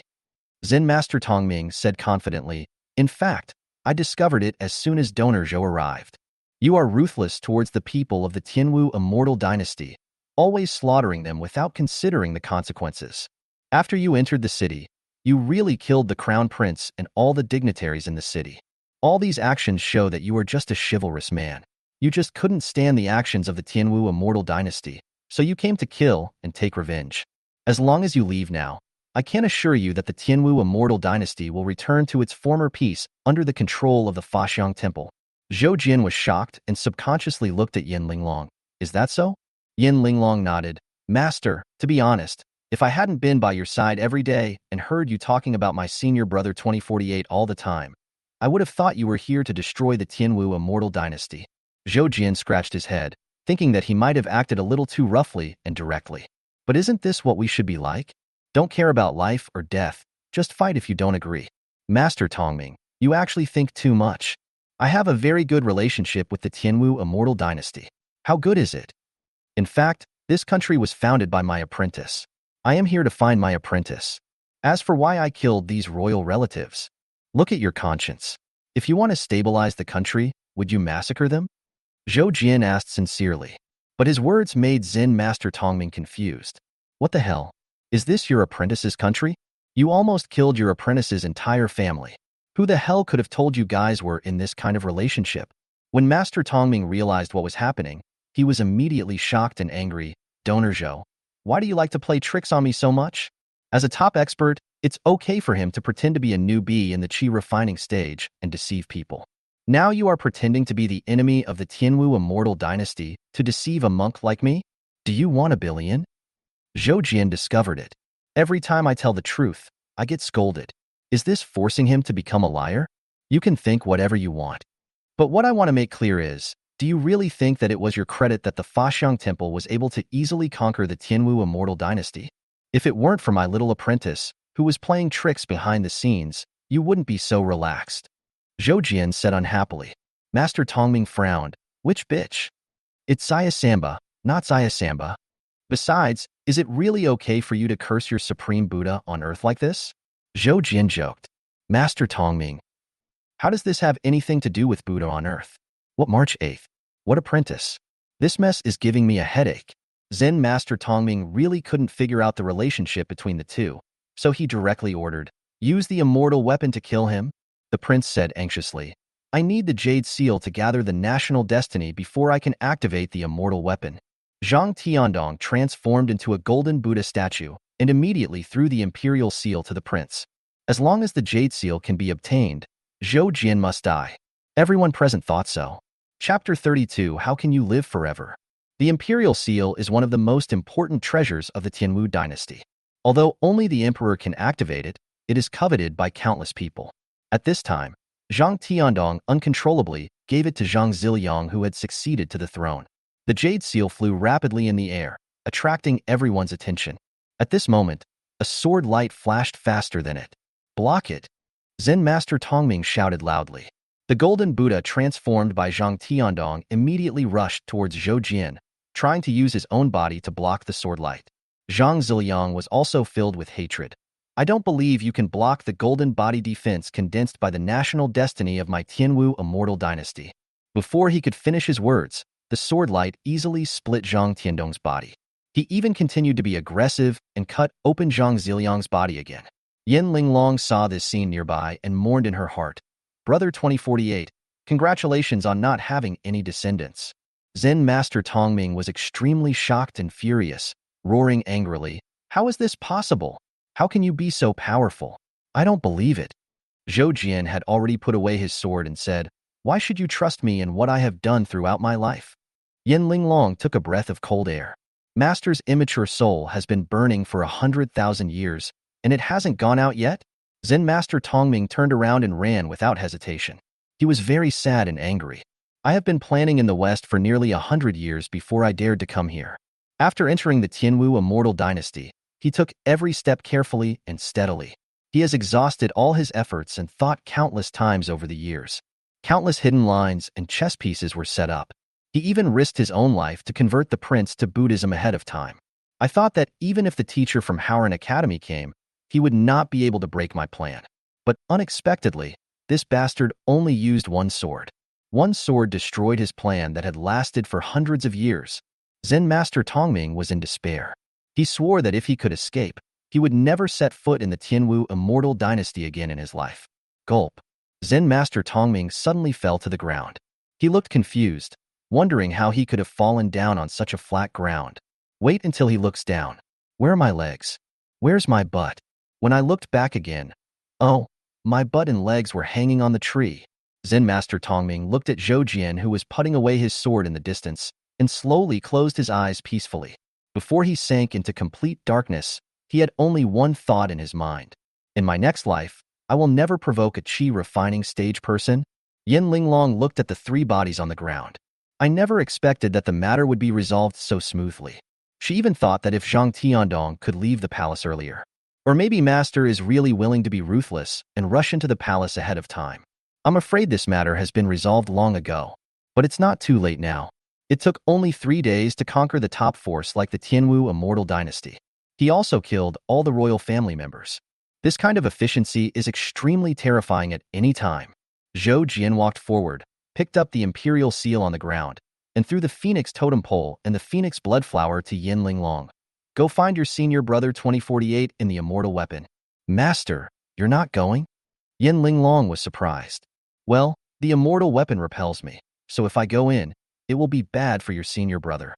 Besides, I want to go see your other senior brother. Zhou Jian looked at the Fazheng temple in the distance. Yin Linglong looked strange. Could it be that the commotion at the Faxiang temple this time was instigated by my other senior brother? Of course, he is the person in this world who most hopes that I will die, even though he used to call me father. Zhou Jian said self-deprecatingly. Yin Linglong was surprised. He is your son? No, it's just that he said that once a teacher, a father for life. Zhou Jian shook his head. He can say such words, he can call you father day and night, but he rebelled so ruthlessly. My senior brother is indeed a great hero. Yin Linglong sighed. Zhou Jian didn't want to say anything more and strode towards Fazheng Temple. In 2 steps, he arrived at Fazheng Temple. The news of Zen Master Tongming's death has not yet been received. These monks all have arrogant looks on their faces and dream of unifying the immortal dynasty. When Zhou Jian appeared in the main hall, the monks shouted and tried to drive Zhou Jian away. Zhou Jian slapped all the monks and pilgrims away and closed the door of the hall. Inside the main hall, a huge golden Buddha statue was sitting cross-legged on a lotus platform, looking down at all living beings with a smile. Zhou Jianshi was the only one left in the hall. The Buddha statue slowly spoke. Master, after tens of thousands of years, you are still so young, but I am already old. The way of heaven is really unfair. Heaven is cruel and treats all things as straw dogs. Zhou Jian said calmly. This is what you taught the master. That fellow believed it, but I, the disciple, do not. I think the way of heaven is just unkind to us, treating us like straw dogs and weeds, but it is very kind to you. The Buddha's words and actions were filled with deep hatred. Zhou Jian sighed. Is this why you hate me? Yes, I hate you. If you are strong and can live forever, and it is earned through hard work, I will only respect and worship you. But why were you born immortal? Why can you be invincible just by chopping wood and taking a walk every day? Heaven favors you, allowing you to suppress us geniuses forever, making it impossible for us to turn the tables. I don't accept it. I want this day to never again bully me, oppress me, or humiliate me. So you must die. Only when you die can I win the heavenly Tao. The Buddha statue was extremely excited, and his speech was incoherent. This is enough to prove that he is really unwilling to accept this. Zhou Jian was also helpless about this. He also didn't understand why he could achieve immortality so easily. But what the Buddha statue says is that you can become invincible by chopping some wood or taking a walk. This is certainly not true. I actually practiced hard. Chopping wood was part of my training. Zhou Jian was helpless. The Buddha said coldly, do you know what practicing is? It took me a lot of effort to find a place with abundant spiritual energy.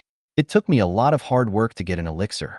It took me 100 years of hard meditation to figure out the meaning of a certain sentence in the practice. What kind of cultivation is it that you can attain enlightenment by chopping wood every day? Zhou Jian was annoyed. Then can you blame me even though I have excellent bones and comprehension? That's enough. Stop being so Versailles.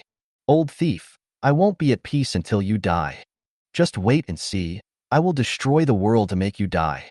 After Zhou Jian's persuasion, the Buddha statue became even more irritable.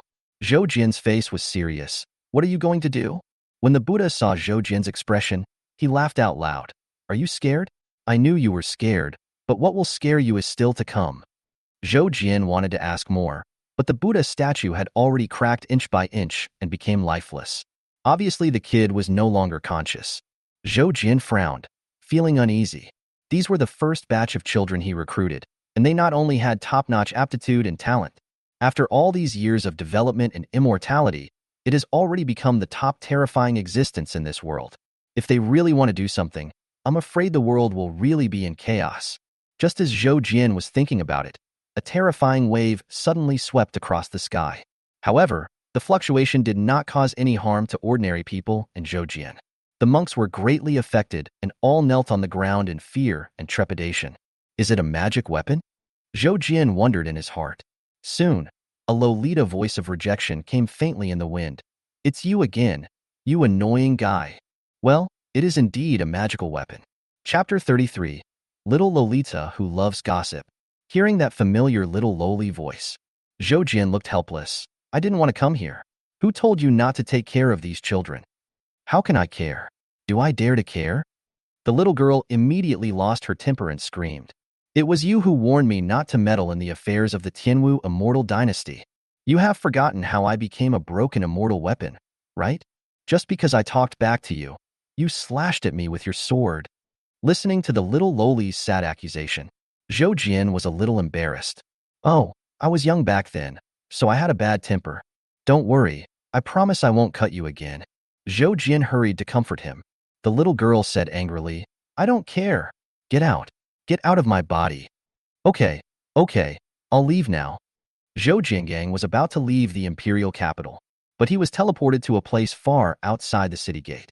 The little girl was full of pride. Humph, there will be a day when I will beat you away, yeah? Zhou Jian shook his head, not wanting to bother. How is my disciple? What else can I do with the phoenix bloodgrass? Of course I'll be alive. But where did you get the totem pole? I remember that this method was only circulated for a while in the ancient times, but it was lost in the ancient times.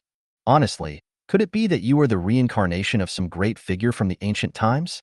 That's why you can live so long and be so strong. The little lowly asked curiously.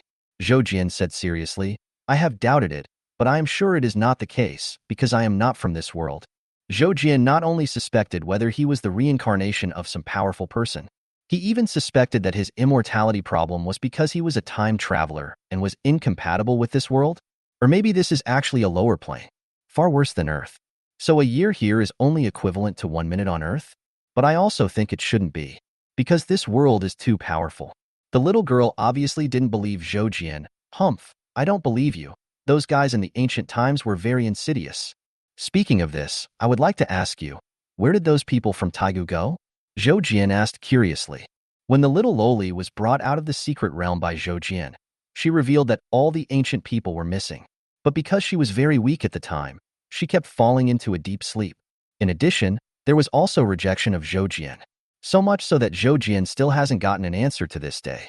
The little lowly was about to answer, but suddenly realized something was wrong and said smugly, If you beg me, I will tell you.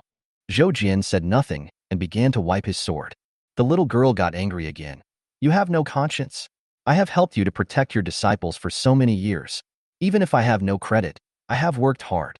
And yet you always want to stab me with your sword? Okay, I won't tell you today. If you have the guts, stab me with your sword. Stab me to death.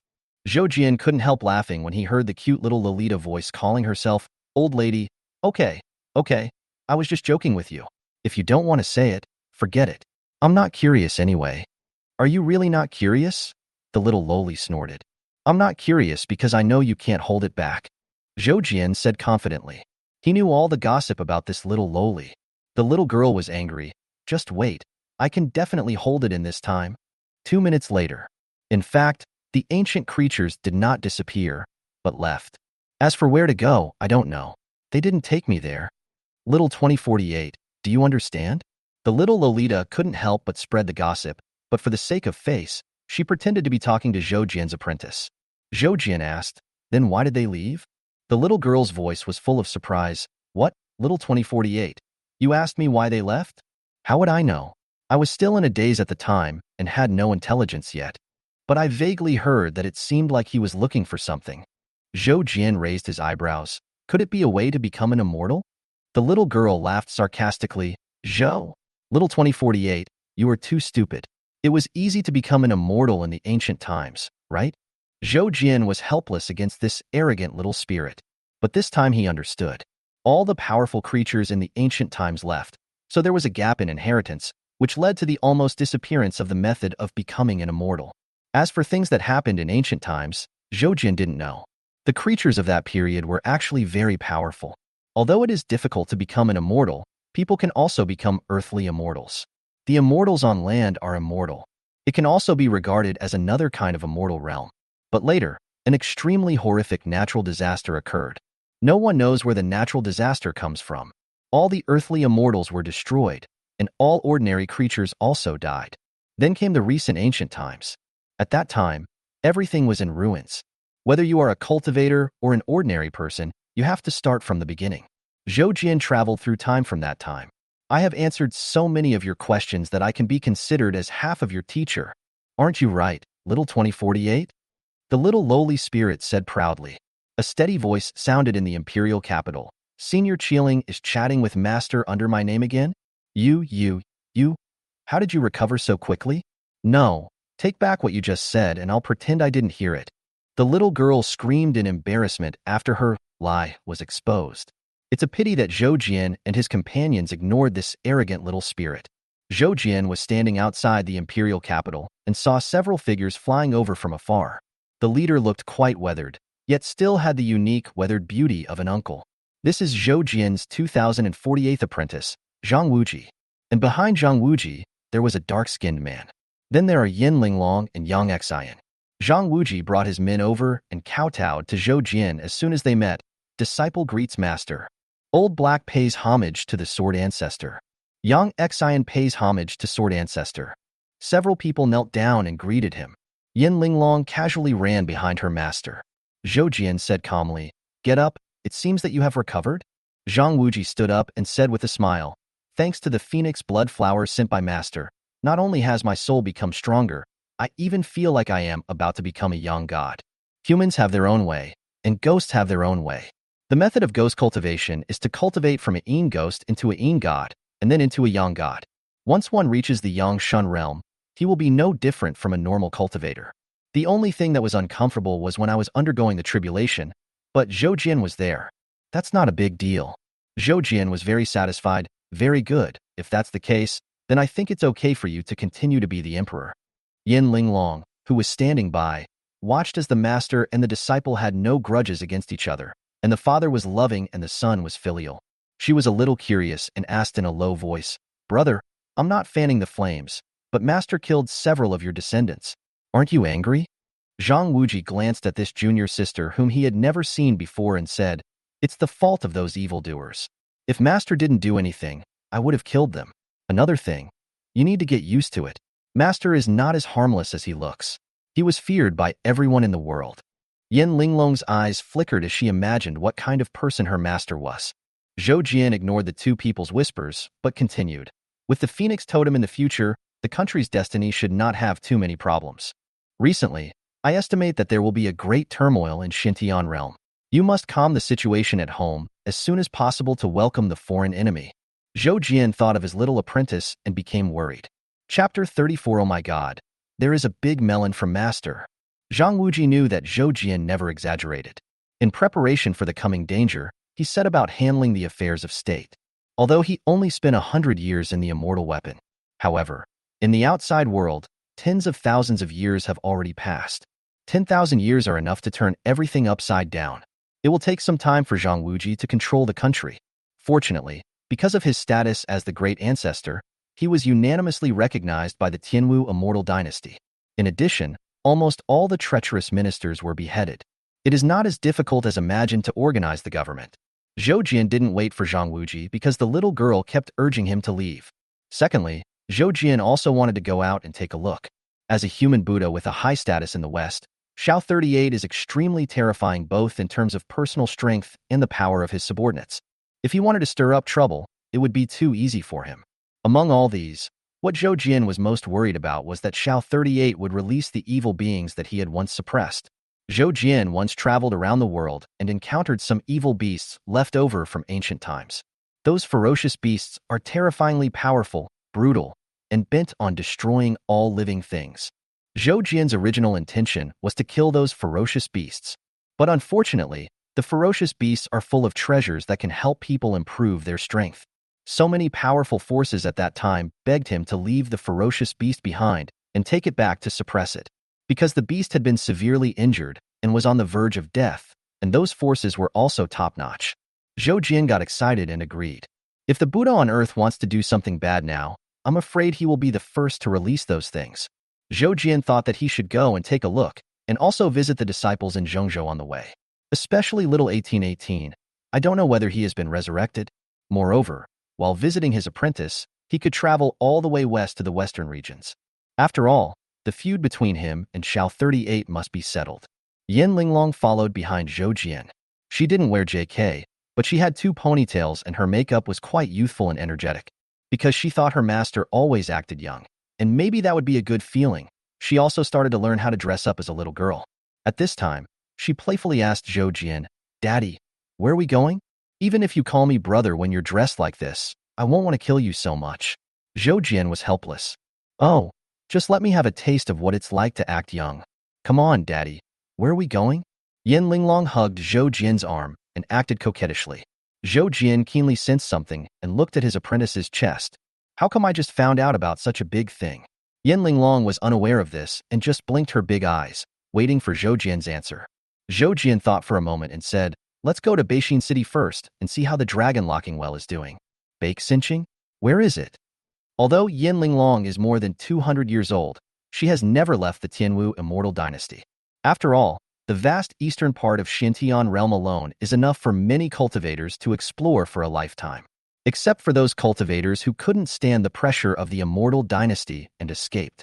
These indigenous cultivators have almost never been out. Naturally, I don't know how big the world is and how many powerful people there are. In Zhongzhou, you fly the sword. Zhou Jian urged Yin Linglong. Yin Linglong had no choice but to fly on her sword and take her master to the rear of the capital of the Tianwu immortal dynasty. Although the southeast, northwest, northeast, and southwest directions of Xuantian Realm are connected, they can only communicate through entrances and exits. Zhou Jian has always felt that this world seems to be pieced together. It's like 5 wine jars placed in a circle with their mouths facing each other. If you want to enter a jar, you have to crawl in through the small opening. The same goes for the 5 areas. If you want to enter or exit, you must go through that small entrance. When Yin Linglong arrived at the entrance blocked by the imperial capital, I found that this is a magnificent river. It is called a river, but in fact it is extremely wide, with huge waves. You can even see many ferocious beasts lurking there, ready to devour people. Yin Linglong looked at the steel ferries below and asked, "Master, should we go by boat?" "No, I don't have time. Just fly away. Who can do anything to me? Besides, that immortal weapon is anxious to send me away. It will suppress all kinds of ferocious beasts in the Two-World River." Zhou Jian said calmly. Yin Linglong thought so and flew with Zhou Jian. It was at the moment when the master and disciple set out. The originally turbulent Liangjie River calmed down in an instant. The water surface was as clear as a mirror, shocking the people who were planning to wait until the waves were smaller before crossing the river. "Are you still not leaving? The waves will be even bigger when my master passes by," Yin Linglong greeted. Zhou Jian didn't expect that she had such good intentions. When the giant steel ships below heard this, they knew that they had encountered a top master. They first kowtowed 3 times and 9 times to express their gratitude, and then hurriedly urged the huge ship to move. Although the ship is huge and heavy, it is actually quite fast. Yin Linglong tried her best to drive the flying sword, but it was only slightly faster than them. Even Yin Linglong felt that she might not be fast, but others are afraid to surpass themselves. Yin Linglong shook her head helplessly and continued to move forward. The river between the 2 worlds is very long and seems to have no end. But after passing through an invisible and intangible barrier, Yin Linglong saw the end of the 2 worlds river. And once they passed through that barrier, the waves instantly surged. "The magic weapon has malfunctioned," Yin Linglong exclaimed. "No, she just doesn't dare to probe her power. After all, this is Zhongzhou. There have been many evildoers in Zhongzhou since ancient times, but there are also immortal weapons here."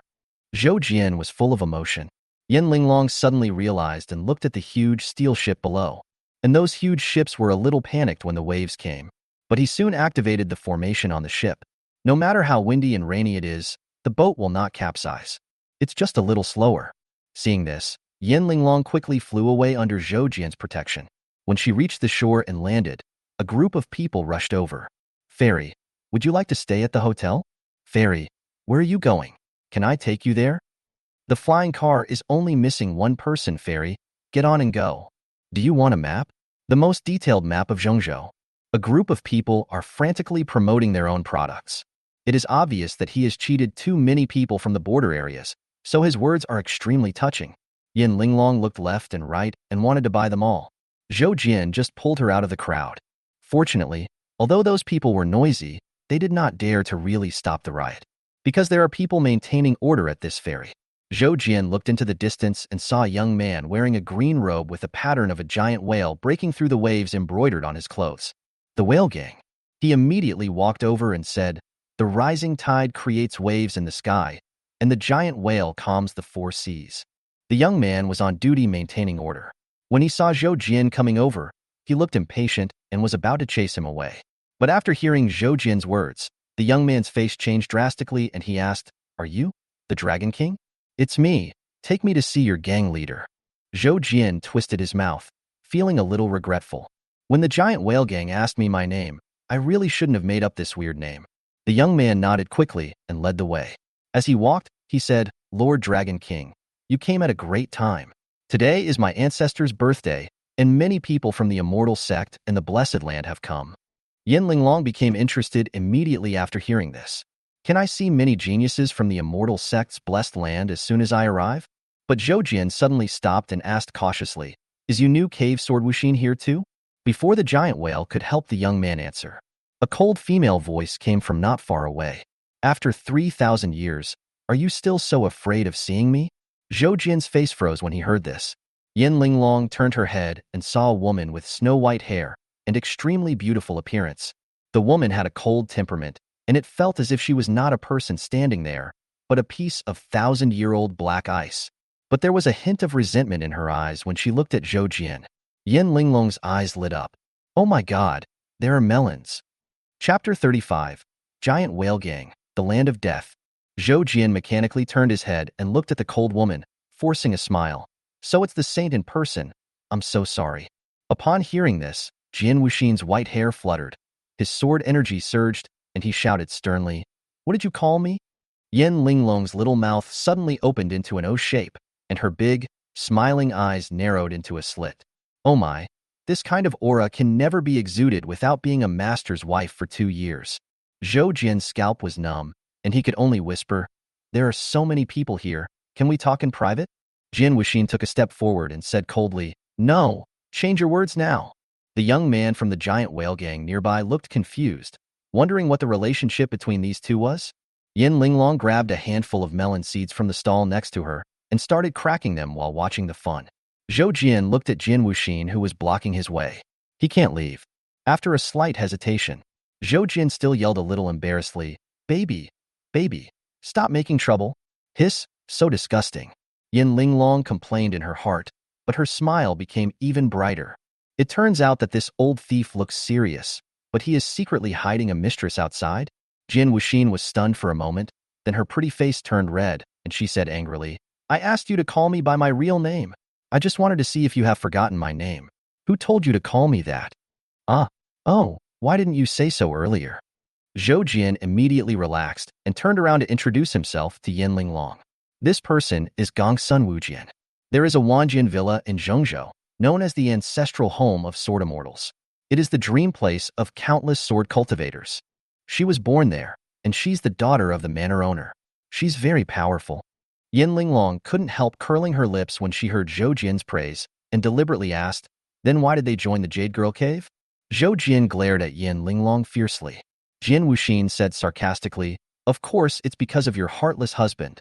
He flirted with me every day when we lived in Wanjian Villa, but left me heartlessly in the end. So I changed my name to Jian Wuxin and entered the Jade Girl Cave, where I was forbidden to marry for the rest of my life." Yin Linglong, who was holding melon seeds, was stunned. JPG. Zhou Jian also waved his hands quickly. No, no, no. She is not my wife. She is my apprentice. Jian Wuxin was also stunned. He glanced up and down at Yin Linglong, a little suspicious.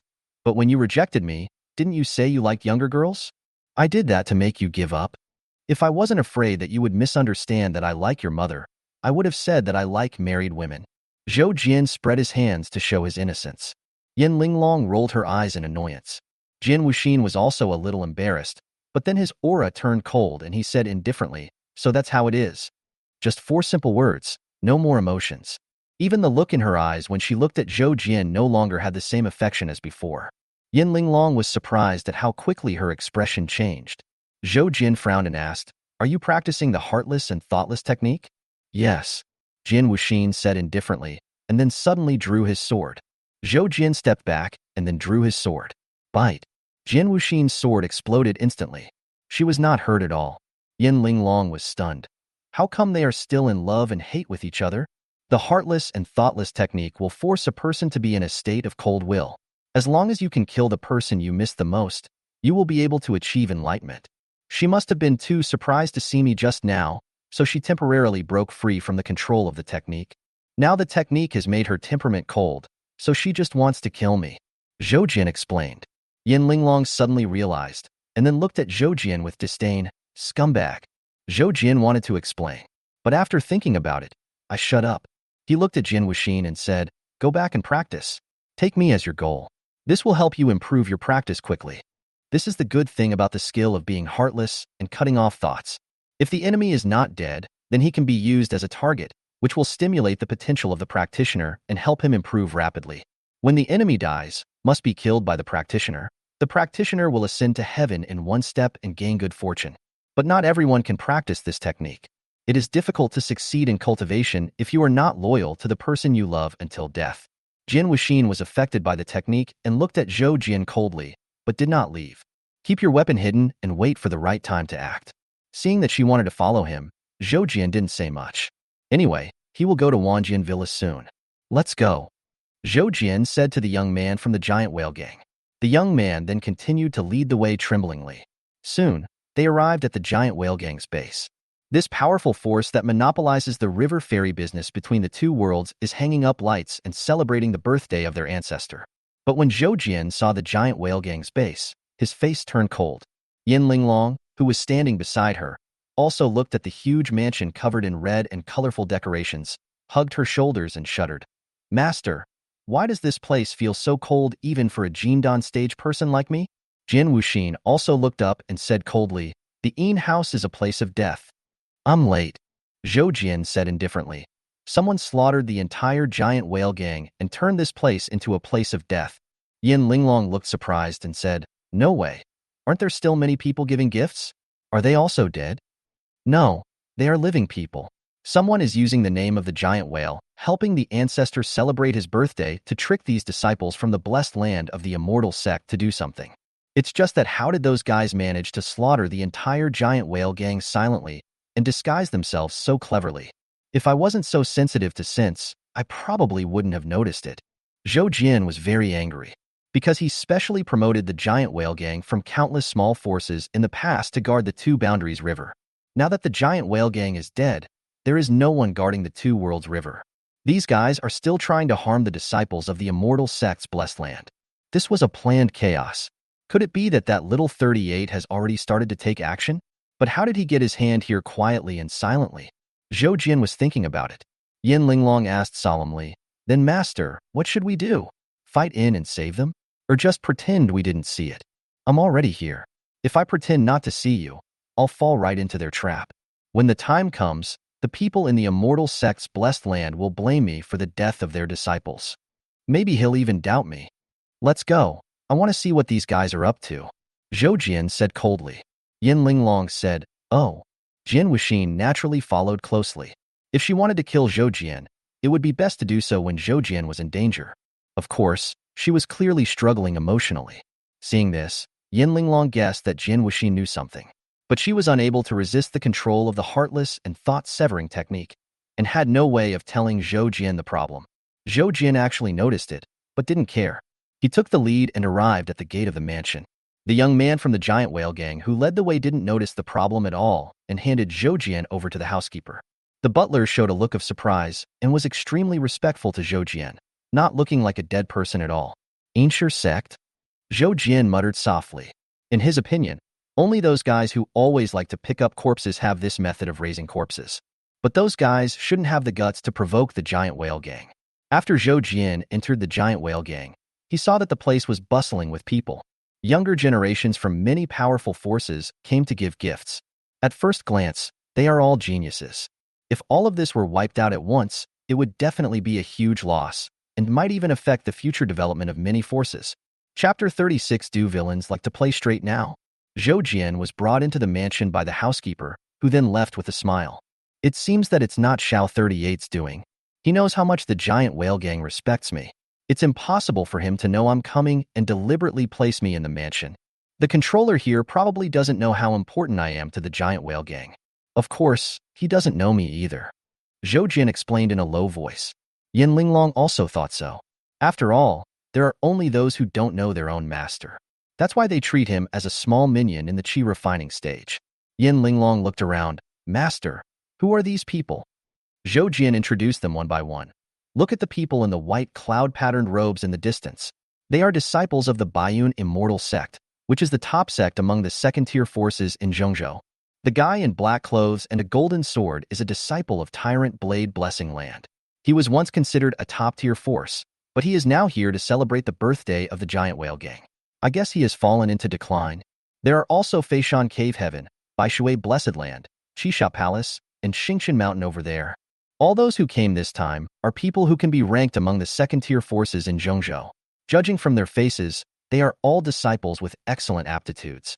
They should be the proud geniuses of their respective sects, sent out to broaden their horizons. If they all died here, it would be a huge shock. Yin Linglong was also frightened. It seems that the person behind this is going to destroy the future of these sects. So what should we do next? Tell these people to leave? Zhou shook his head.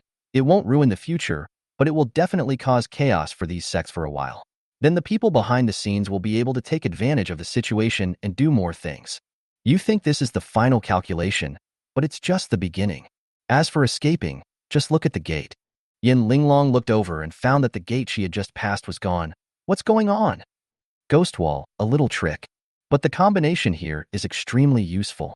If I'm not mistaken, the place where the giant whale gang is located has been included in a certain formation.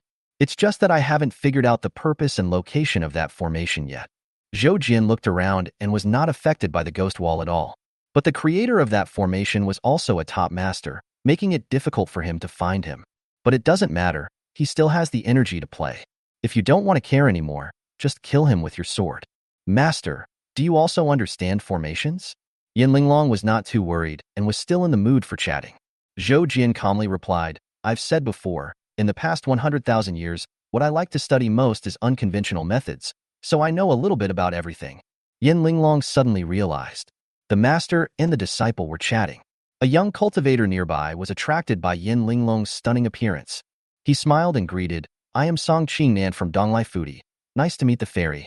Yin Linglong looked at the young cultivator and found a faint black aura in his eyes and couldn't help but complain. Even though he was controlled by a ghost wall, he was still thinking about picking up girls. She was too lazy to pay attention to the young man and just said, "Ab twice." Song Qingnan was stunned, then left with some regret. Zhou heard him mutter softly, "What a wonderful fairy. It's a pity that she lacks a mouth. Do you always reject others like this?" Zhou felt it was ridiculous. Yin Linglong asked proudly, "Just tell me if it works or not." Zhou bowed slightly towards Yin Linglong. "I give up." In the following period of time, many people came to chat with me, but no one got to the point, until Zhou and others became a little impatient. Then I heard someone shouting, "The gang leader is here." Zhou and everyone else looked over. I saw a burly and dark middle-aged man walking towards me with the gait of a dragon or a tiger. "Ha ha ha, the presence of all the geniuses really makes our humble home honorable." The man laughed and greeted them warmly. Although the strength of many disciples is not weaker than that of the giant whale gang, some are even stronger. But unfortunately, he is the local boss of Liangzhi River. If they want to go to the Tianwu Immortal Dynasty to do business, they have to pass through here. Therefore, Many geniuses put away their arrogance and said with a smile, "How dare we?" The gang leader was extremely satisfied to see the attitudes of so many geniuses, and then asked the butler beside him, "Are all the people here?" "There are more." The butler pointed at Zhou Jian and the other two rudely, but he was obviously pointing at Jian Wuxin. Obviously, only Jian Wuxin, who has reached the fusion realm, is qualified to be cared for by the giant whale gang. The so-called fusion refers to the fusion of the body and the soul into one. This will make the cultivator's lifespan long, and living for 5 or 6,000 years will not be a problem. Moreover, it has amazing recovery ability and is extremely difficult to kill. There are even people with extraordinary talents who have created the ability to be reborn by a drop of blood, imitating the ancient ferocious beasts. Of course, it is precisely for this reason that the flesh and blood of practitioners in the fusion stage are coveted by evil practitioners. Ferocious beasts also like to eat cultivators at this level the most. The many geniuses present also looked at Jian Wuxin with flickering eyes. They all coveted her beauty. After all, her beauty was comparable to Yin Linglong's. But they were all afraid of her power. Only the gang leader looked at Jian Wuxin greedily. "Great, great. I didn't expect such a master to come. It really surprises me." Many geniuses were surprised to see the naked greed on the gang leader's face. Whether it is Jian Wuxin's master sect, the Jade Maiden Cave, or the Wanjian Villa where he was born, both are first-class forces. The giant whale gang is so bold that they dare to target Jian Wuxin like this. But then, the gang leader retracted his gaze and glanced at everyone with a smile again. "Since everyone is here, I won't beat around the bush. My ancestor has been practicing recently and needs some energy and spirit. The spirits of you geniuses are all of top quality. If we absorb them, they will absolutely be delicious. So for the immortality of my ancestors, and for the prosperity of our giant whale gang, how about you all just die?" Many geniuses were in an uproar at once, all with expressions of surprise, shock, and anger. Is this giant whale gang crazy? You actually want to take action against them? But devouring the essence, energy, and spirit? Isn't this something that only an evil sect that practices sinister and treacherous methods would do? When the sect sent them here, they said that the giant whale gang had a big boss behind it who had once saved Zhongzhou. How so? Clang. The sound of a golden sword being unsheathed was heard. The people of Tyrant Blade Blessed Land could not hold back their anger and shouted angrily, "How dare you? The giant whale gang covet our many immortal sects and blessed lands? Kill them." 3 golden swords chopped down from the air at the same time, slashing towards the gang leader. This is the 3-element sword formation, the simplest yet most brutal, and it can increase the combat effectiveness of those who assemble the formation by 3 times. The owners of the 3 knives are all in the Gene Dance stage. The power of the swords that were chopped down at this time was definitely at the middle stage of the nascent soul. The leader of the giant whale gang is only in the late nascent soul stage. But just when everyone thought that this attack would definitely work, but the knife missed, the gang leader still looked at everyone with a smile. "No, he's not there. It should be a ghost wall," someone exclaimed, then immediately cast a spell. Eye brightening technique. A bright light flashed across the eyes of the 7 Killing Palace disciples, and then, nothing happened. Because basic spells cannot break this ghost wall. But Yin Linglong was very satisfied with this and whispered, "Master, see, this is the eye brightening technique. How dare you call your clairvoyance the eye brightening technique? You're not afraid of being embarrassed when you say it out loud." Pa. Chapter 37. My sword can cut anything? Since the giant whale gang dares to invite these geniuses, that must have been prepared in advance. I saw gang members rushing out one by one, holding long swords and killing those geniuses. Naturally, the geniuses were unwilling to admit defeat, and they all killed crazily. But they were horrified to find that they had stabbed the hearts of the little Karamis to pieces with one knife. Those little Karamis didn't die. They even chopped back with their knives. It's the living dead. Use fire. The disciples of the Shinfu sect shouted loudly. Then, bursts of flames gushed out from the hands of the disciples of the Divine Talisman sect. But the next moment, a cold wind blew and the flames went out. There is a master in the Xuantian Realm, The disciple of the Shinfu sect was shocked and angry, but he only had time to say half a sentence before his eyes suddenly widened and he aged rapidly. In God, the ghosts gather together, the killing God in the dark night. In fact, there are only 3 levels of ghost practice. Ghost, in God, Yang God.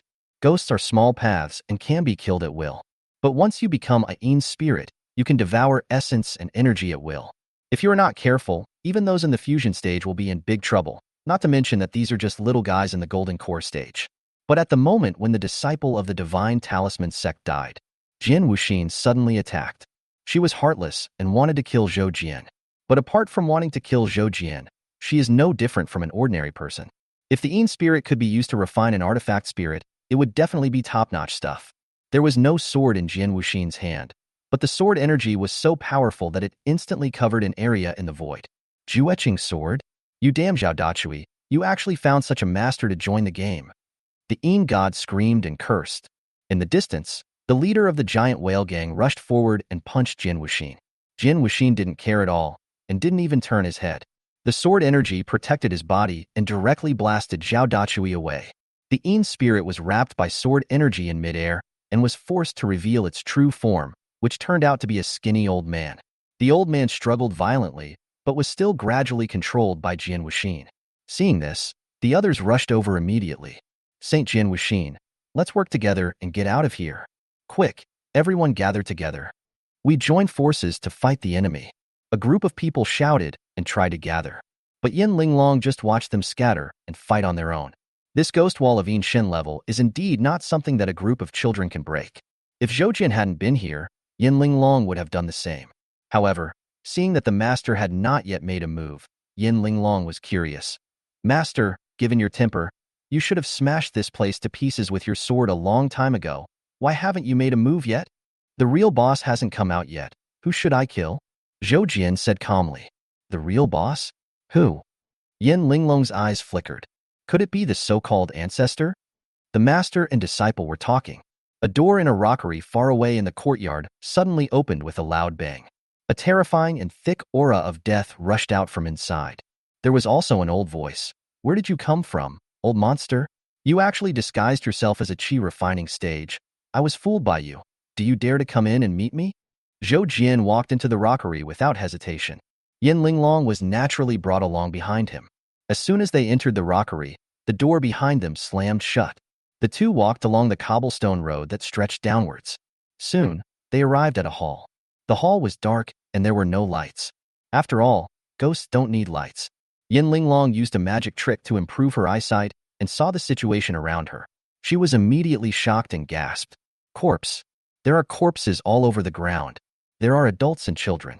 All the corpses looked miserable and had hideous faces, as if they had all been tortured to death. The blood from these corpses spread along the strange ditches specially dug on the ground and flowed towards a coffin in the center. The coffin was made entirely of jade, and inside it one could see a gorgeous woman lying. Yin Linglong gritted her teeth when she saw the woman. What a joke. Even a dead person can look as good as me. Zhou Jian frowned. The method of taking away souls? He is indeed an old monster, and he has seen a lot. He even knows the extinct soul-stealing method in this world. It's a pity that you will become the nourishment of my concubine today. On the jade coffin sat a hunchbacked old man with sores all over his face and no limbs. At first glance, I thought it was some kind of weird species. In fact, his method of taking souls was extremely unscrupulous, and he suffered retribution. Zhou Jian's eyes were cold, but also puzzled. You want to use the soul-stealing method to revive this girl. Logically, you should do it quietly. Why do you have to provoke the disciples of these powerful forces? The hunchbacked old man quietly activated the formation on the ground, and then he spoke. Since you know the method of taking souls, you should also know that by using the spirit of a person with excellent bones to revive a person, you can get the best bones. Zhou Jian pretended not to notice the movement on the ground and said, Really? I don't believe it. It's up to you to believe it or not. Just give your energy and spirit. The old man roared. He turned out to be a villain who spoke little. The light above the ground suddenly lit up, and countless different screams rang out in unison. Those are the wronged souls of all those trapped here, launching mental attacks. A Hunyuan Ichi shield appeared on Zhou Jian's body, wrapping himself and Yin Linglong in it. Then, a bloody monster rose from the ground. The monster was made up of many human faces, with countless eyes rolling around and an open mouth screaming and roaring. The level of pollution of this monster is really comparable to Fukushima water. Those with slightly weaker spiritual resistance would probably be scared to death. Zhou Jian ignored it and drew his sword. The sword flashed. The multi-faced monster was chopped into pieces in an instant and let out a shrill scream. But the strange thing is that they actually reassembled and resurrected again. The old monster laughed wildly. It's useless. Ever since those geniuses stepped in, ever since you stepped in, this little cutie has been connected to your souls. If you kill it, it is equivalent to killing someone outside. Do you want to slaughter all those geniuses? It would be even better if we killed them all. Xuantian showed a look of sudden realization. So this is how you guys were planning to plot against me. If I don't kill him, I will be polluted. If you kill him, the people outside will die too. Very smart and insidious enough. The strange creature looked at Xuantian mockingly. If you had been more alert just now and didn't step into here, but directly broke through the door and left, what could we do to you? What a pity. You were born of arrogance and died of arrogance. Xuantian curled his lips and said, then why don't I just cut off the connection between the multi-faced monster and those people first? The strange creature's expression became more and more mocking. Who do you think you are? Even if you master the law of the sword, you dare not say that you can sever the connection between souls. Xuantian said nothing, but drew his sword again. During these 10,000 years, he had used this sword to chop wood, cut vegetables, dig graves for his disciples, and carve inscriptions on tombstones. This sword has the same meaning as his. Whatever he wants to cut, the sword will naturally help him. Just like Xuantian's master in the past, protecting him when he was weak.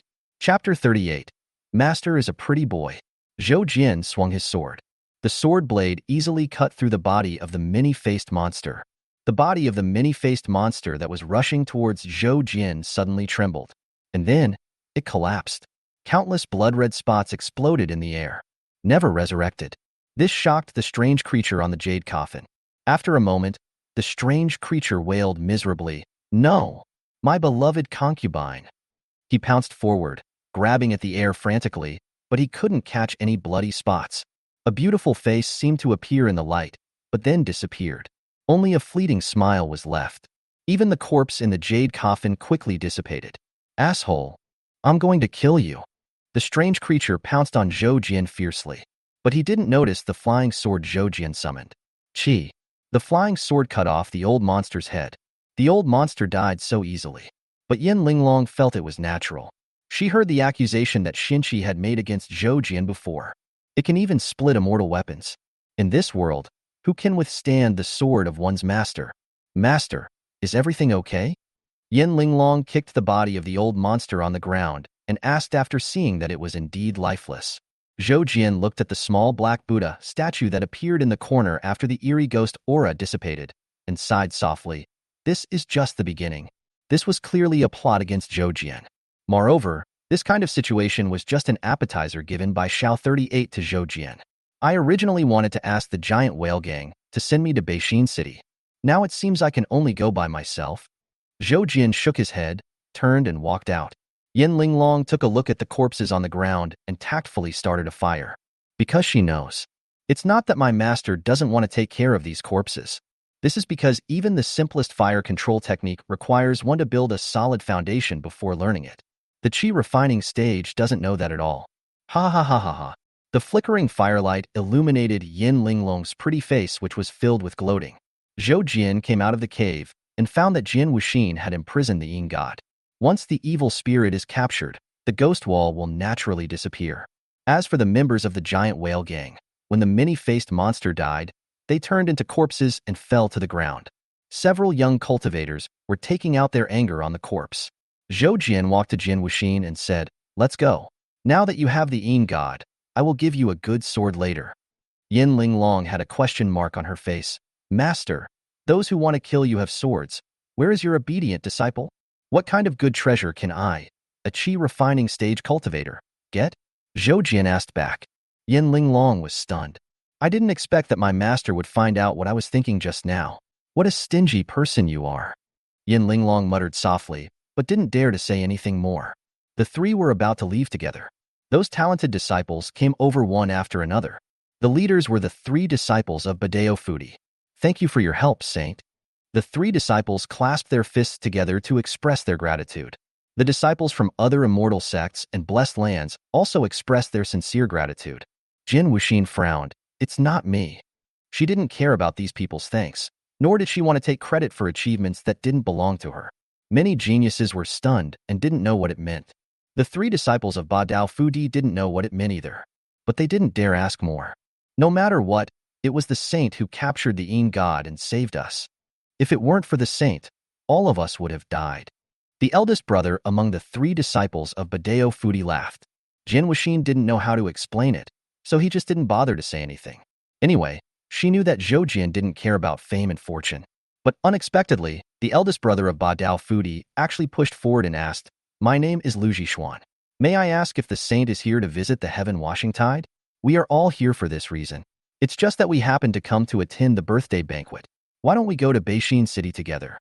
Zhou Jian suddenly realized. That's what I mean. Although the giant whale gang is quite powerful, even if these forces wanted to give gifts, they would not send their elite disciples. It turned out that he just happened to pass by and came to broaden his horizons. As a result, I almost saw myself in it. Jin Wuxin looked at Lu Jixuan indifferently. Get lost. As soon as these words were spoken, laughter could be heard from the many geniuses. Lu Jixuan also felt a little embarrassed. But Jin Wuxin's strength was beyond his reach, so he could only walk away in shame. You have to bow before leaving. At the same time, he glanced at Zhou Jian angrily and cursed in a low voice, "Little white face." Zhou Jian. He didn't understand what it had to do with him, but soon, he saw other people also looking at him with disdain. Zhou Jian suddenly realized, don't these guys think that they can hook up with Jin Wuxin just because they are handsome? After all, the Jade Maiden Cave does not accept male disciples, and my accent is not that of a Zhongzhou person, so it is impossible that I am from the Gongsun family. But he could follow Jin Wuxin, and he was also in the qi refining stage. It's only natural that he is regarded as a scumbag who relies on his looks to deceive girls. Zhou Jian was too lazy to explain. He just looked at the corpses of the giant whale gang scattered all over the ground and said, "We have to choose a new gang to guard this place, otherwise there will definitely be chaos." "Yes, do you have a candidate?" Yin Linglong was curious. "I remember there was a Chao gang here called Guojianglong. I wonder if it still exists." Zhou Jian tried hard to recall. Hearing this, a young man in the distance sneered, "This brother is not very strong, but he worries a lot." Zhou Jian turned his head and saw that it was the people from Baiyun Immortal Sect who were mocking him. Although he seemed to be mocking, his expression was actually nervous. He kept staring at Jin Wuxin cautiously and held a talisman in his hand for escape. There are few fools among the geniuses of these major forces. They didn't mean to look down on Zhou Jian, but they wanted to test Jin Wuxin's attitude towards Zhou Jian, and also to test Jin Wuxin's interest in the local giant whale gang. It was obvious that Jin Wuxin was unmoved. This made all the geniuses look excited. If the Jade Maiden Cave is not interested, then this ferry will be theirs. As long as you can take root here, the annual income will be countless. Who doesn't want it? Apart from anything else, the Baiyun Immortal Sect alone, as long as it gets this ferry, its power will be able to reach a new level. Maybe it can even become one of the top forces in Zhongzhou. That's why he dared to risk his life to be the first to step forward and test it. Zhou Jian saw through everyone's thoughts and ignored these little brats. But he definitely couldn't let go of this ferry. Otherwise, I will have no resources for cultivation, etc. Resource. Zhou Jian suddenly reacted and immediately rushed towards the warehouse of the giant whale gang in his memory. Of these 100,000 years of memory, perhaps everything else has been forgotten. But Zhou Jian knew exactly where each force's treasure house was. When the others saw Zhou Jian running so fast, they were stunned for a moment. But there are also smart people among the crowd. "Brother, it's broken, the treasure house." Hearing this low shout, the others were also awakened. Everyone chased in the direction of Zhou Jian. Jin Wuxin had the ability to stop it, but he didn't. Yin Linglong waited quietly there. She knew that these people would be in big trouble later. Zhou Jian ignored the people behind him, used his clairvoyance to find the location of the treasure house, and rushed straight over. Although those geniuses were surprised at Zhou Jian's speed, they didn't care. Those who come from powerful forces all have a magic weapon. Zhou Jian and Jin Wuxin were standing together just now, and they also saw it. Just think of Zhou Jian as a minor character brought by Jin Wuxin.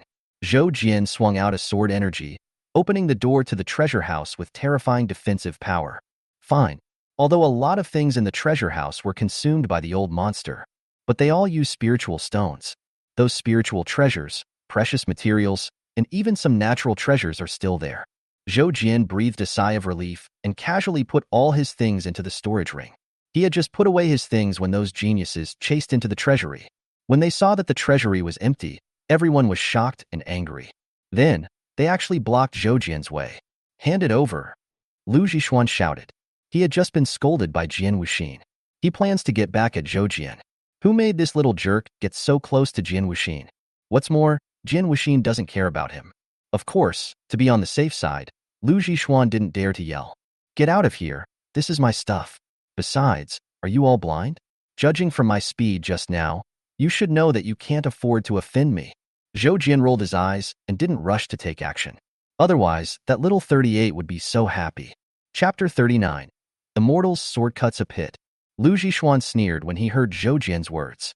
Then he threw out a talisman. Swish. Lu Zhishuan was originally standing 3 meters away from Zhou Jian. He came in front of Zhou Jian in an instant. How? We all come from powerful forces, so who doesn't have some ability to move? Lu Zhishuan sneered. The others also looked sarcastic. It's just moving talismans and magic treasures. There are so many of them. This guy actually used it to show off to them? I'm afraid you think that their origins in that paradise are fake? Zhou Jian kicked Lu Zhishuan without saying a word. He did not use any sword energy, nor did he have any other magical powers or spells. It was just such an ordinary kick. The terrifying spiritual energy gushed out and directly blasted Lu Zhishuan away. In fact, Lu Zhishuan's reaction was quite fast, or rather, it could be said that his life-saving magic weapon reacted quickly. When Zhou Jian kicked over, a transparent light shield appeared on Lu Zhishuan's body.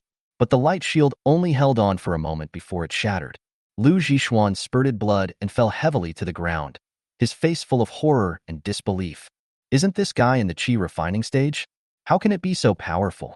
There must be a magic weapon more powerful than mine. Zhou Jian, however, looked proud.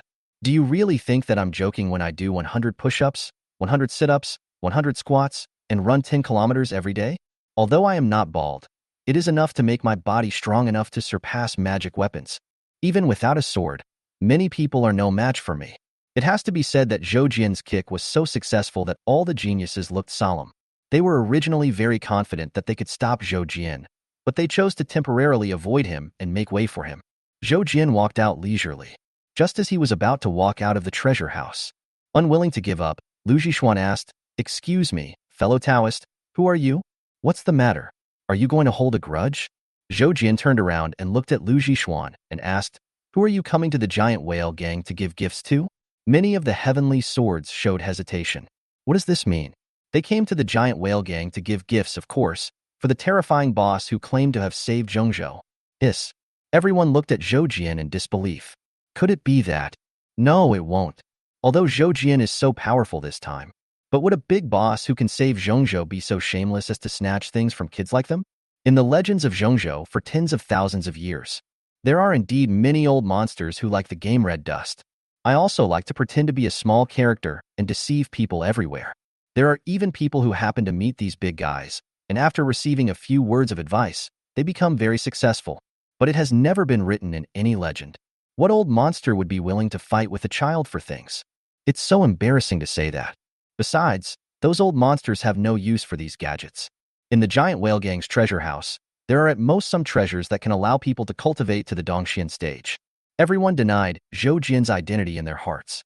However, the fact that this person knows the background of the giant whale gang shows that he is also a descendant of some powerful force.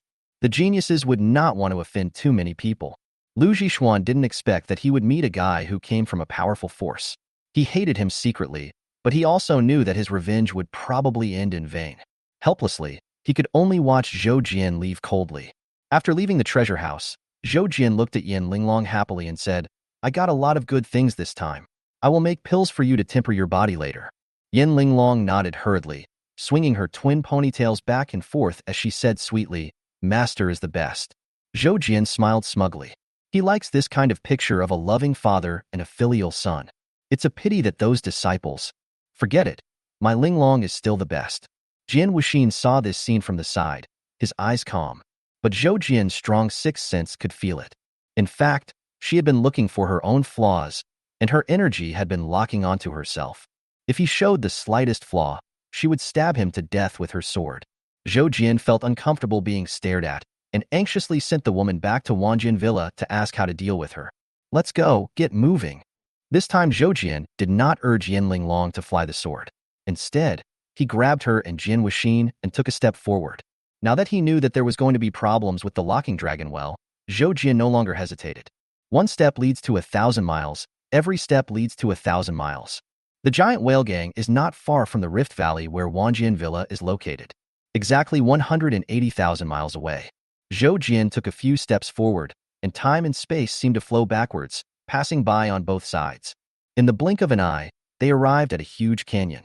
That canyon is very long, stretching for tens of thousands of miles.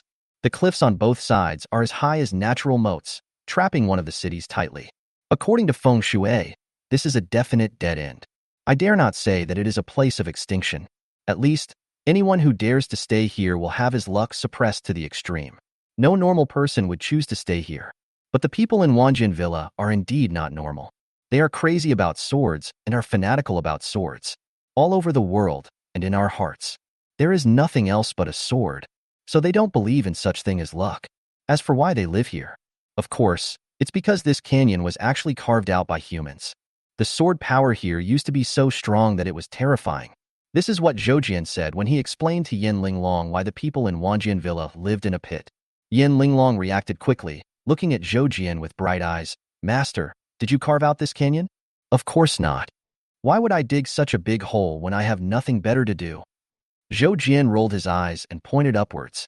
It is said that this was left by an immortal. Of course, this should not be a legend. I once secretly brought the national treasure here to identify it.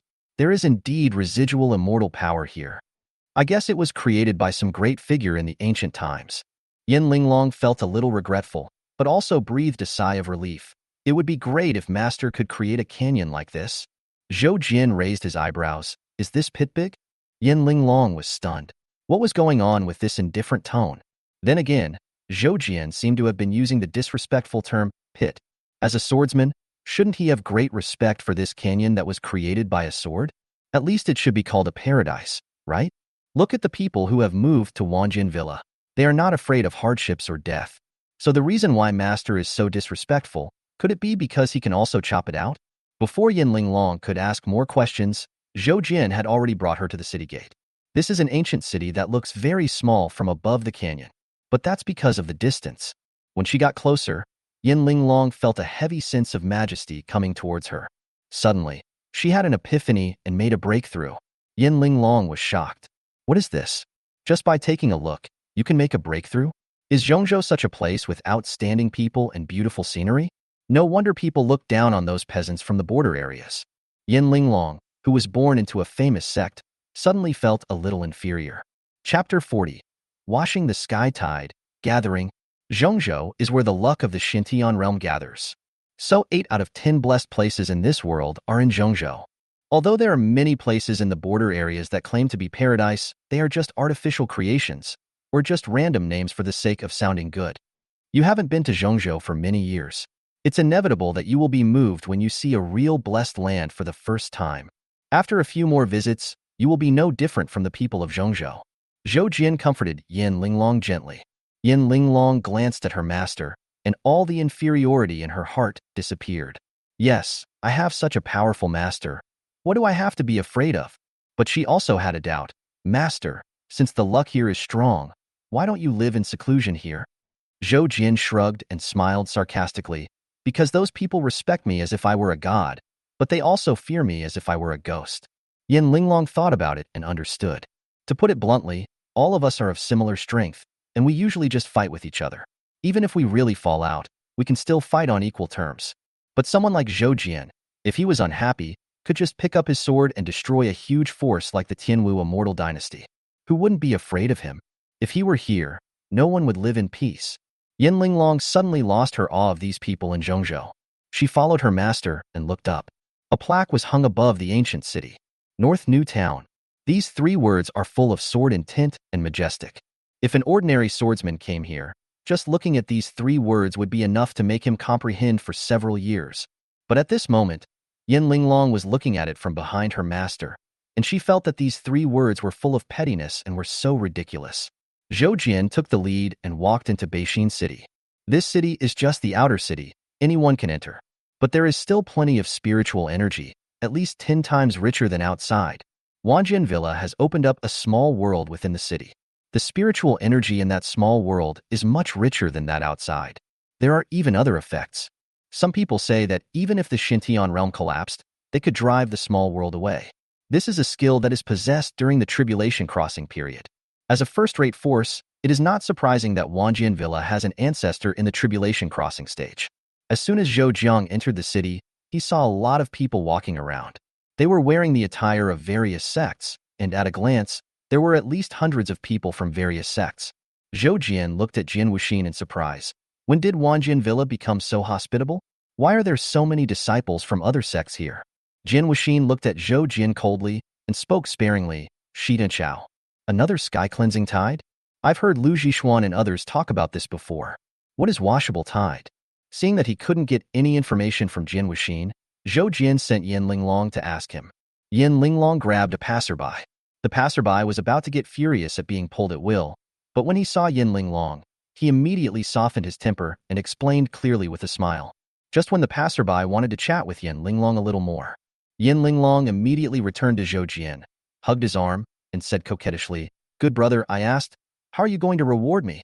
The passerby was suddenly filled with grief and anger and walked away in anger.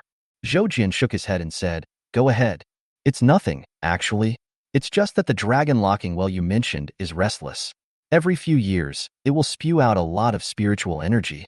Because when the spiritual energy first comes out, it will be in the shape of a column, shooting up into the sky like a rainbow piercing the sun, and then explode in the sky, turning into boundless mist, like blue waves washing the sky. So people call this phenomenon the sky-washing tide. According to people's speculation, this heaven-cleansing tide should be because the dragon in the dragon-locking well is about to die, and it has no choice but to use this method to find its successor. Therefore, the spiritual energy gushing out is extremely pure and contains some kind of mysterious power. If you absorb it for a long time, you can comprehend the laws. Zhou Jian was extremely surprised. What is going on? When he suppressed the evil dragon, he didn't remember to arrange this kind of squirting program. The people at Xuantian Villa are also crazy. That is the dragon locking well. If there is a problem, don't report it to yourself immediately. Do you regard this as a spectacle to attract people from other sects? That's not right. Although Xuantian Villa is not a miser, if Shi Tianchao is really that powerful, why would they let outsiders come? Zhou Jian frowned. Yin Linglong continued to explain, I heard that it seems that they need to charge money. No matter what the reason is, Xuantian Villa has done such a thing. It's really becoming more and more depraved. Zhou Jian couldn't help but sneer. Jian Wuxin snorted coldly beside him. Zhou Jian didn't say much and walked towards the location of the locking dragon well as he remembered. Just as he was about to move, several figures flew over from not far behind him. Those figures were all riding on flying magic treasures, and they were moving at extremely fast speeds. It was Lu Zhishuan and others.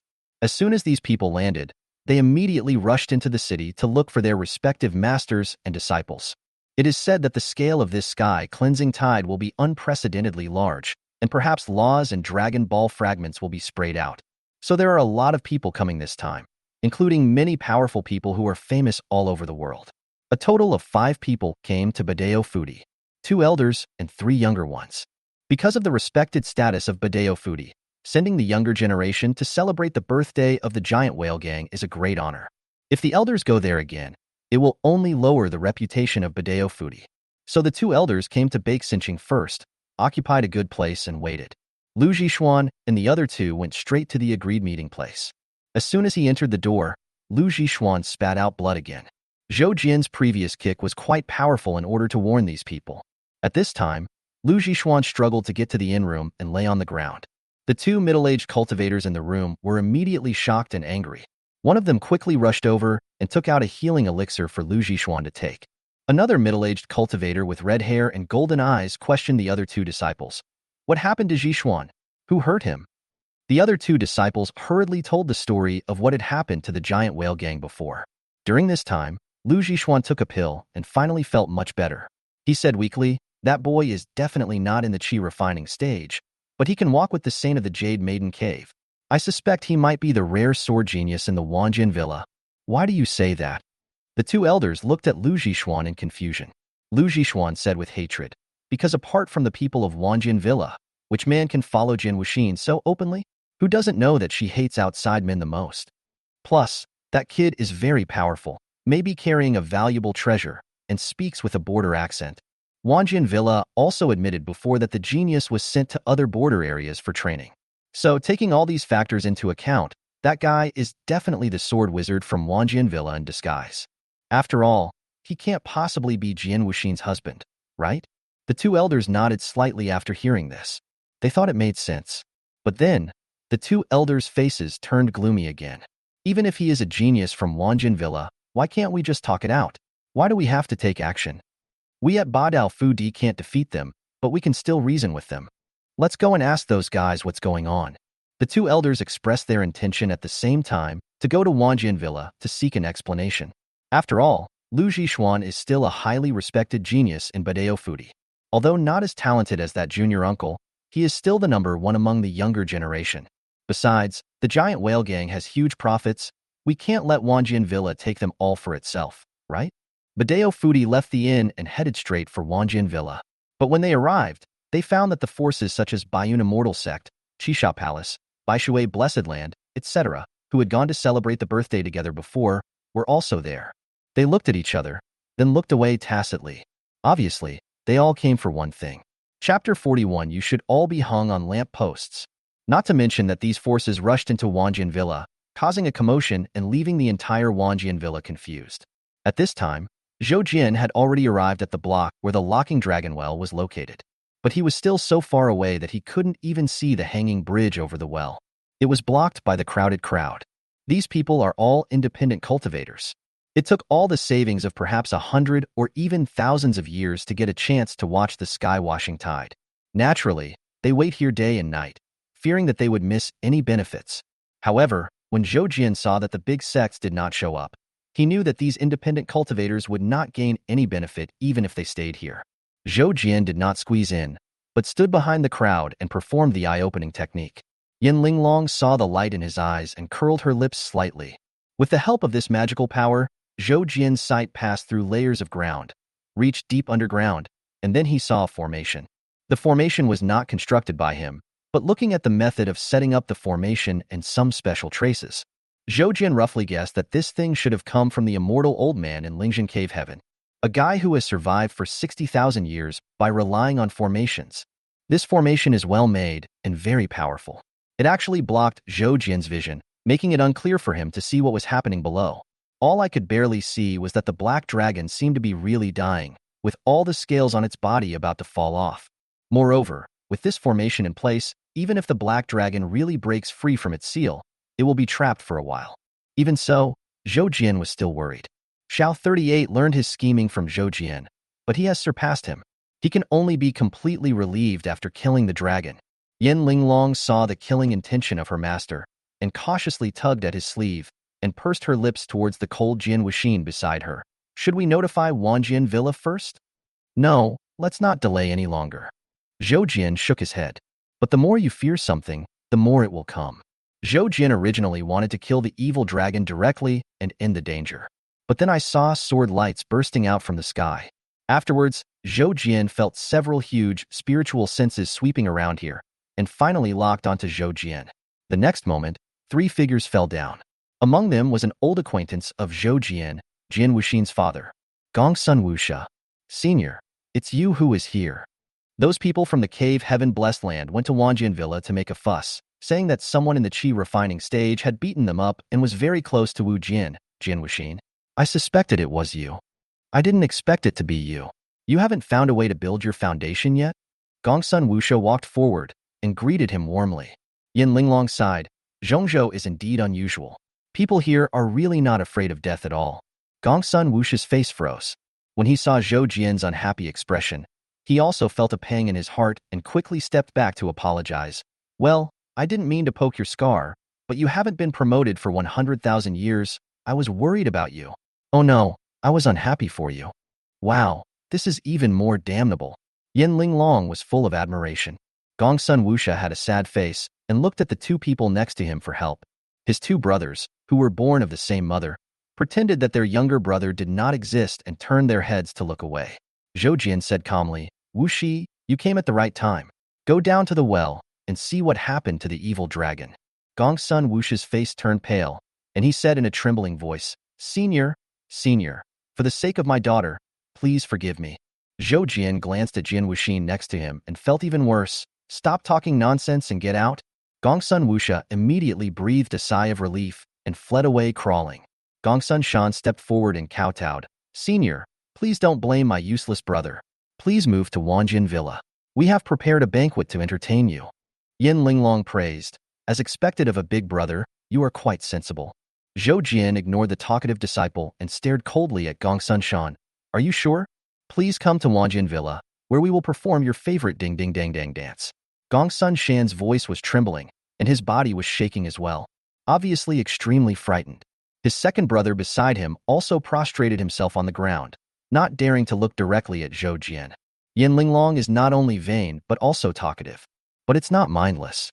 At this moment, she looked at the two people kneeling on the ground in fear and trepidation. Look at Zhou Jian's extremely ugly face. There is nothing I can't figure out. Did the people from Wanjin Villa find out that their master was going to slay the dragon and came here specifically to stop him? Master, are you going? Yin Linglong asked in a low voice. Zhou Jian looked back at the dragon locking well, then at the Wanjin Villa, and said, Tell me, what are you planning? The Gongsun Shan brothers dared not say a word. Zhou Jian placed his hand on the hilt of the sword and said coldly, Speak. The two brothers were startled and secretly cursed the second brother who ran away. No wonder that grandson started talking nonsense as soon as he came up. It turned out that he knew the danger and found an excuse to escape. Gongsun Shan had no choice but to bite the bullet and say, The villa has produced a rare swordsmanship genius. It just so happens that the evil dragon is about to die. We made a deal with it. It will do its best to preserve the origin of the Dragon Ball and train talents for us, but we have to help it find a successor. Zhou Jian raised his eyebrows. So you called these geniuses here? The key point is that they still collect money from others. How can they make profits from both sides? Yin Linglong exclaimed. Zhongzhou is indeed a place of outstanding people and beautiful scenery. This method of blackmailing both sides is rare, at least in the Tianwu Immortal Dynasty. The two people from the Gongsun family were very embarrassed, but I can only bite the bullet and endure the scolding. Zhou Jian said coldly, Help it find a successor? Where are your brains? If it has a successor, will it let you go? It swore an oath to the heavens that its descendant would never seek revenge. And this descendant can be of any race. We think that humans will never retaliate against their own race? Zhou Jian laughed sarcastically. How do you know it is looking for a successor instead of taking over another body? And how do you know it won't tamper with the Dragon Ball? The Gongsun brothers looked at each other and then glanced at Zhou Jian. Zhou Jian was stunned for a moment, then he became furious. So you guys are planning to make a deal and want me to help you purify the Dragon Balls? Yin Linglong was also amazed. Nothing happened, but there were still a lot of benefits. These two people are perfect materials for hanging on lampposts. Zhou Jian also refused directly without any good mood. Don't even think about it. This evil dragon must die today. No room for negotiation. Okay, if you kill it, can you give us the Dragon Ball? Gongsun Shan gritted his teeth and asked bravely.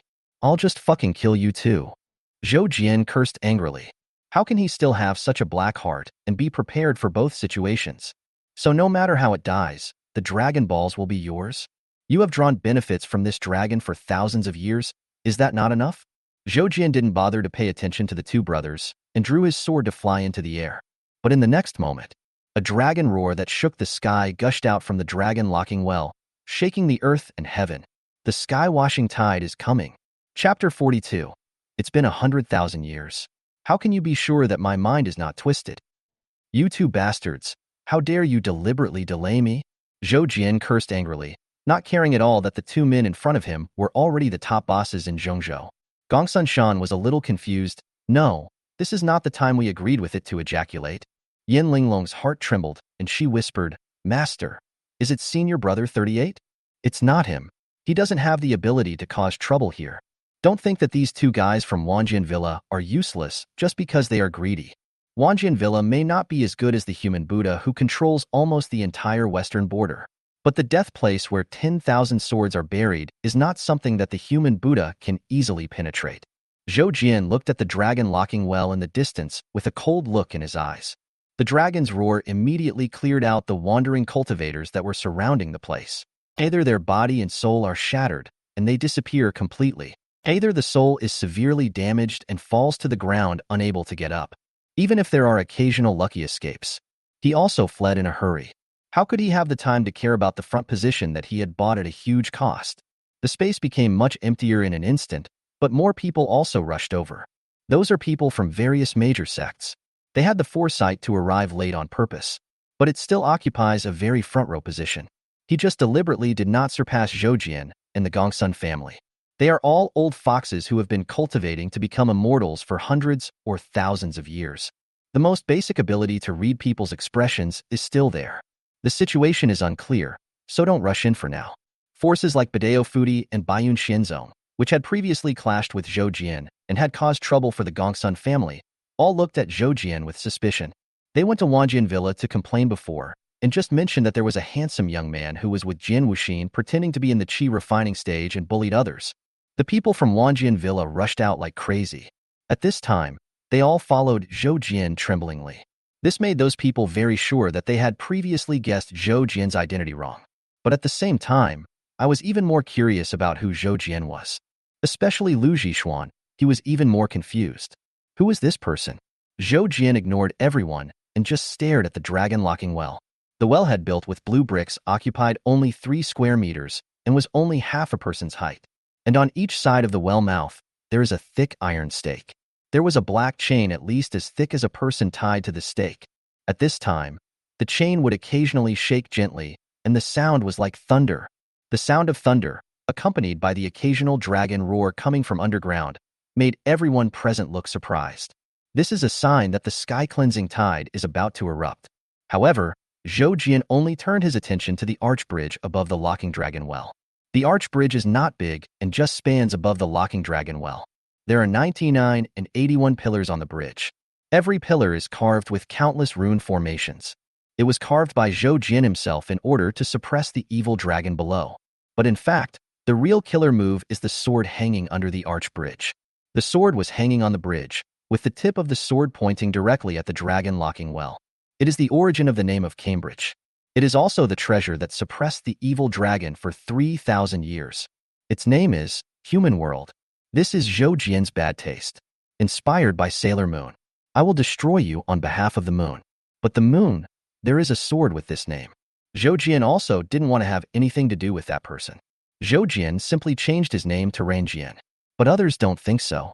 At the beginning, those people kept flattering Zhoujian and praising his brilliant literary talent. They also said that this sword was named after the human world and its mission was to protect the human world.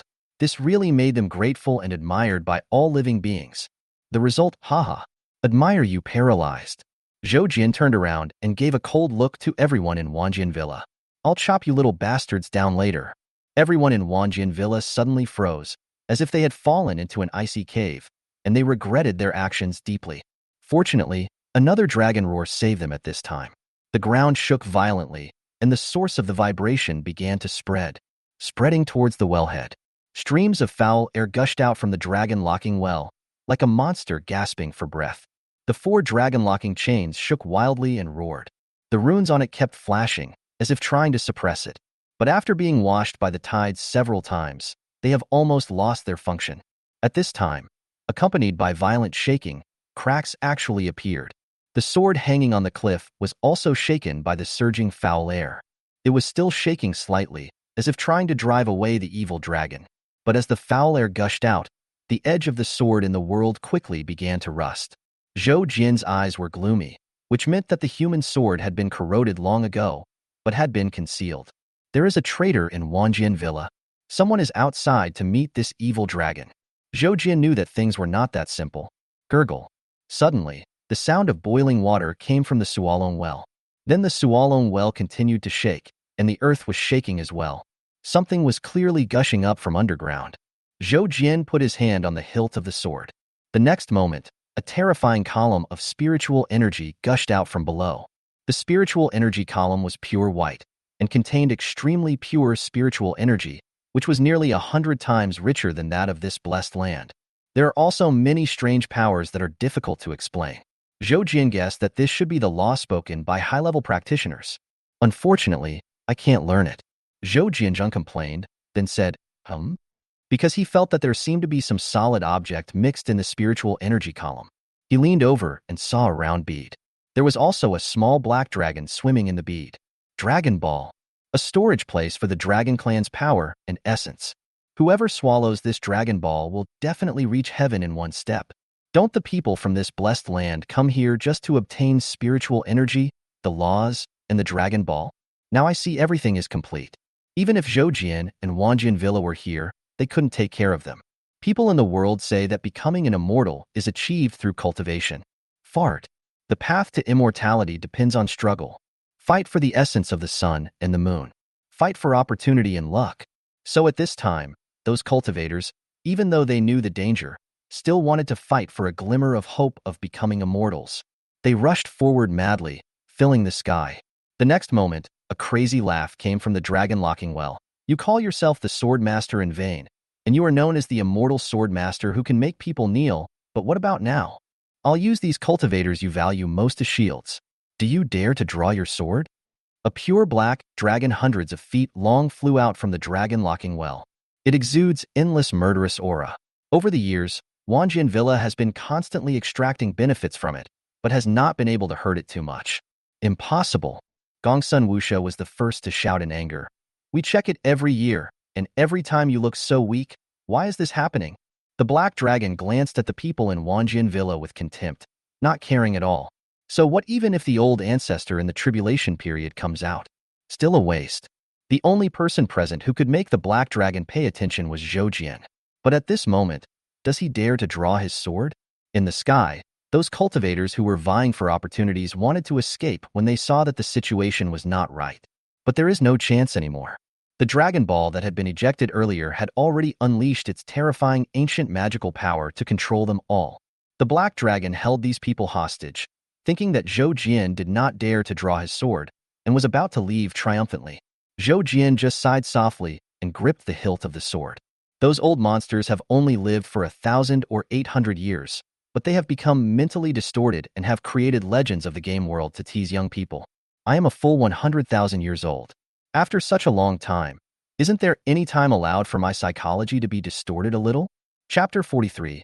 What did Black Dragon say in the end? Clang. In doubt, Zhoujian suddenly unsheathed his sword. Slash from the air. The Black Dragon didn't expect that Zhoujian would actually dare to draw his sword, and he roared in shock and anger. The Dragon Ball in the air was spinning rapidly. Terrifying thunderclouds gathered and struck down with bolts of lightning. The thunder was like the sea, instantly flooding the entire sky, trying to block the sword light. But it didn't work. That sword light seemed to have crossed time and space, killing more than a dozen so-called geniuses who were blocking the way, and then easily came in front of the Black Dragon. Bang! The Dragon Ball was shattered. Countless fragments were scattered in the sky. Zhoujian glanced at the scene and inexplicably felt that it was a bit like the Four Souls Jade. And after the Dragon Ball exploded, the thunder in the sky also lost control, turning into arcs and dissipating in all directions before quickly disappearing. The Black Dragon let out a shrill scream and fell heavily from mid-air. He can't figure it out. I really can't figure it out. Where on earth did this monster come from? Even in ancient times, no one could kill him with a single sword. Boom. The Black Dragon fell to the ground. With his Dragon Ball shattered, he was unable to move, and even his body was aging rapidly. At this time, the people from Xuantian Villa behind Zhoujian rushed out. The broken Dragon Ball is still floating in the sky, and they want to get it. Yin Linglong glanced at her master, and seeing that he didn't stop her, she followed suit and tried to grab it. Jin Wuxin, who only had long snow-white hair, was still standing behind Zhoujian, staring at him persistently. There was no emotion in her eyes, only murderous intent. But isn't that extremely strong murderous intent the ultimate form of love? Zhoujian looked back at Jin Wuxin, who even the Dragon Ball could not attract, and then slowly came to the huge head of the Black Dragon. The dragon heads are 2 or 3 meters high, like a house. When He Long saw Zhoujian coming, he panted heavily and asked with difficulty, "If I don't escape, will I die?" "Yes." Zhoujian nodded. "What if I surrender to you?" Black Dragon asked again with regret. Zhoujian smiled and said, "You won't. For you, surrendering to others is more painful than death." Black Dragon closed his eyes in despair. "You are such a pervert. You are so good at fighting and so smart. Why don't you go to Xing?" Click. The Black Dragon is dead. Oh? Zhoujian's pupils trembled, and he shook the Black Dragon's head frantically. "No. Wake up and finish your words before you die. What the hell was your last sentence? Speak. Speak. Zhou Jian is a smart man, so he was very keenly aware that Black Dragon's words might be related to the disappearance of the ancient race and the mass extinction in ancient times. But this bastard died at the most critical moment. It was definitely intentional. This grandson is definitely taking revenge on me on purpose. Because when Zhou Jiandu saw Black Dragon die, the corners of his mouth curled up. Zhou Jian looked at the Black Dragon, resisted the urge to whip its corpse, and put away the dragon's corpse. This is also a very important resource for cultivation. I'll see if I can get myself some real dragon bloodline. Maybe I can break through the foundation building stage. Zhou Jian racked his brains thinking of other things. Want to get rid of the influence of the Black Dragon. At this moment, Gongsun Wuxia flew down, holding a fragment of the Dragon Ball in his hand, and said excitedly, "Senior, where is the dragon corpse?" "It's in my hand. Do you want it?" Zhou Jian looked at him unkindly. Gongsun Wuxia quickly shook his head. "No, no, no, that's yours. I don't dare to take it. I just saw you chatting with the Black Dragon for a while. What did it say?" "Zhou Jian. I was about to forget about this." Zhou Jian, furious, glanced at Gongsun Wuxia, thought for a moment, and then kicked him. Gongsun Wuxia was kicked away, looking confused. "Senior, why are you so angry all of a sudden? Who told you to go out without wearing a hat?" Zhou Jian said coldly. "Ah." Gongsun Wuxia was full of confusion. "What are you talking about?" Soon, the Gongsun Shan brothers also flew over. They saw the scene of Gongsun Wuxia being kicked away and silently took out their hats. The two of them were still thinking about it.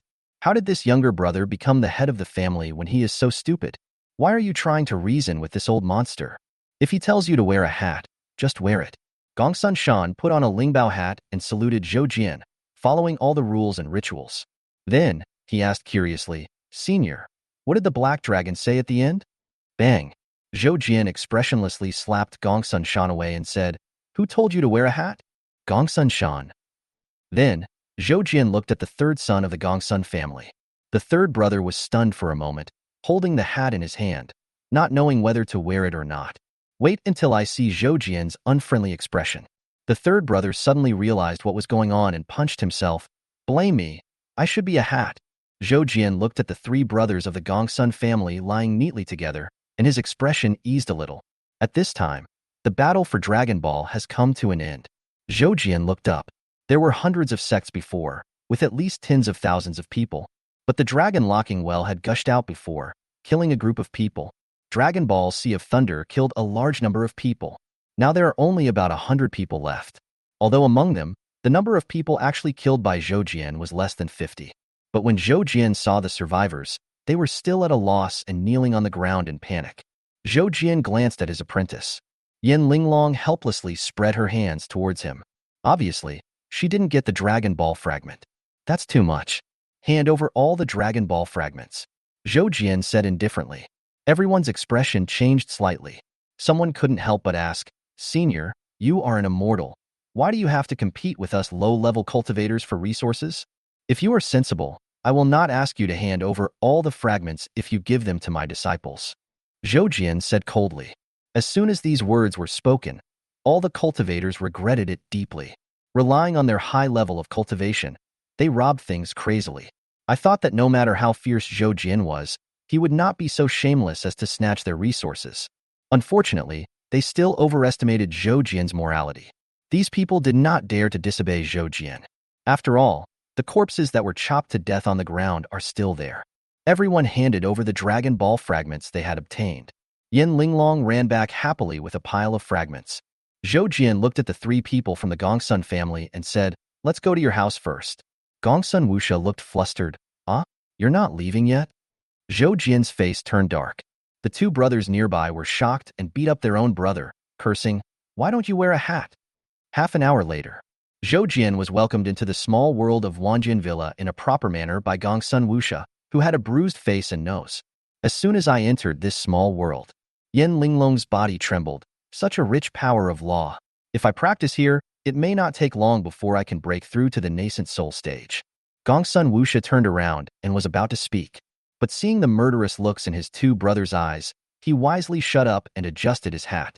Gongsun Shan immediately looked at Yin Linglong with a smile and said, "Of course, if you like, you can stay here." Chapter 44. Love can conquer mountains and seas. Yin Linglong looked at Zhou Jian. Master, can I stay here? For now. It just so happens that I recently had a premonition that I was about to break through. I'll use the dragon corpse to try again and see if I can break through to the foundation building stage. There was hope on Zhou Jian's face. The people around didn't dare to say a word, because they find it unlikely. But in order to avoid being beaten, he didn't dare to say anything. When Zhou Jian moved into Xuantian Villa, all the other outsiders who came to visit Xianqiu have already left. They have already remembered Zhou Jian's cruelty and dare not provoke him. Of course, this doesn't mean they are willing to let Zhou Jian go. Some of the survivors decided to go back and tell their elders about this. Some forces that did not suffer any losses also decided to go back and ask about Zhou Jian's origins and see if it is profitable. The small world of Xuantian Villa is not big, about the same size as the Beijing city outside. But there are also mountains and water here. There are many magnificent palaces. Master Zhou Jian and his apprentice were arranged to live in a magnificent villa. The level of luxury is not inferior to that of the imperial palace of the Tianwu immortal dynasty.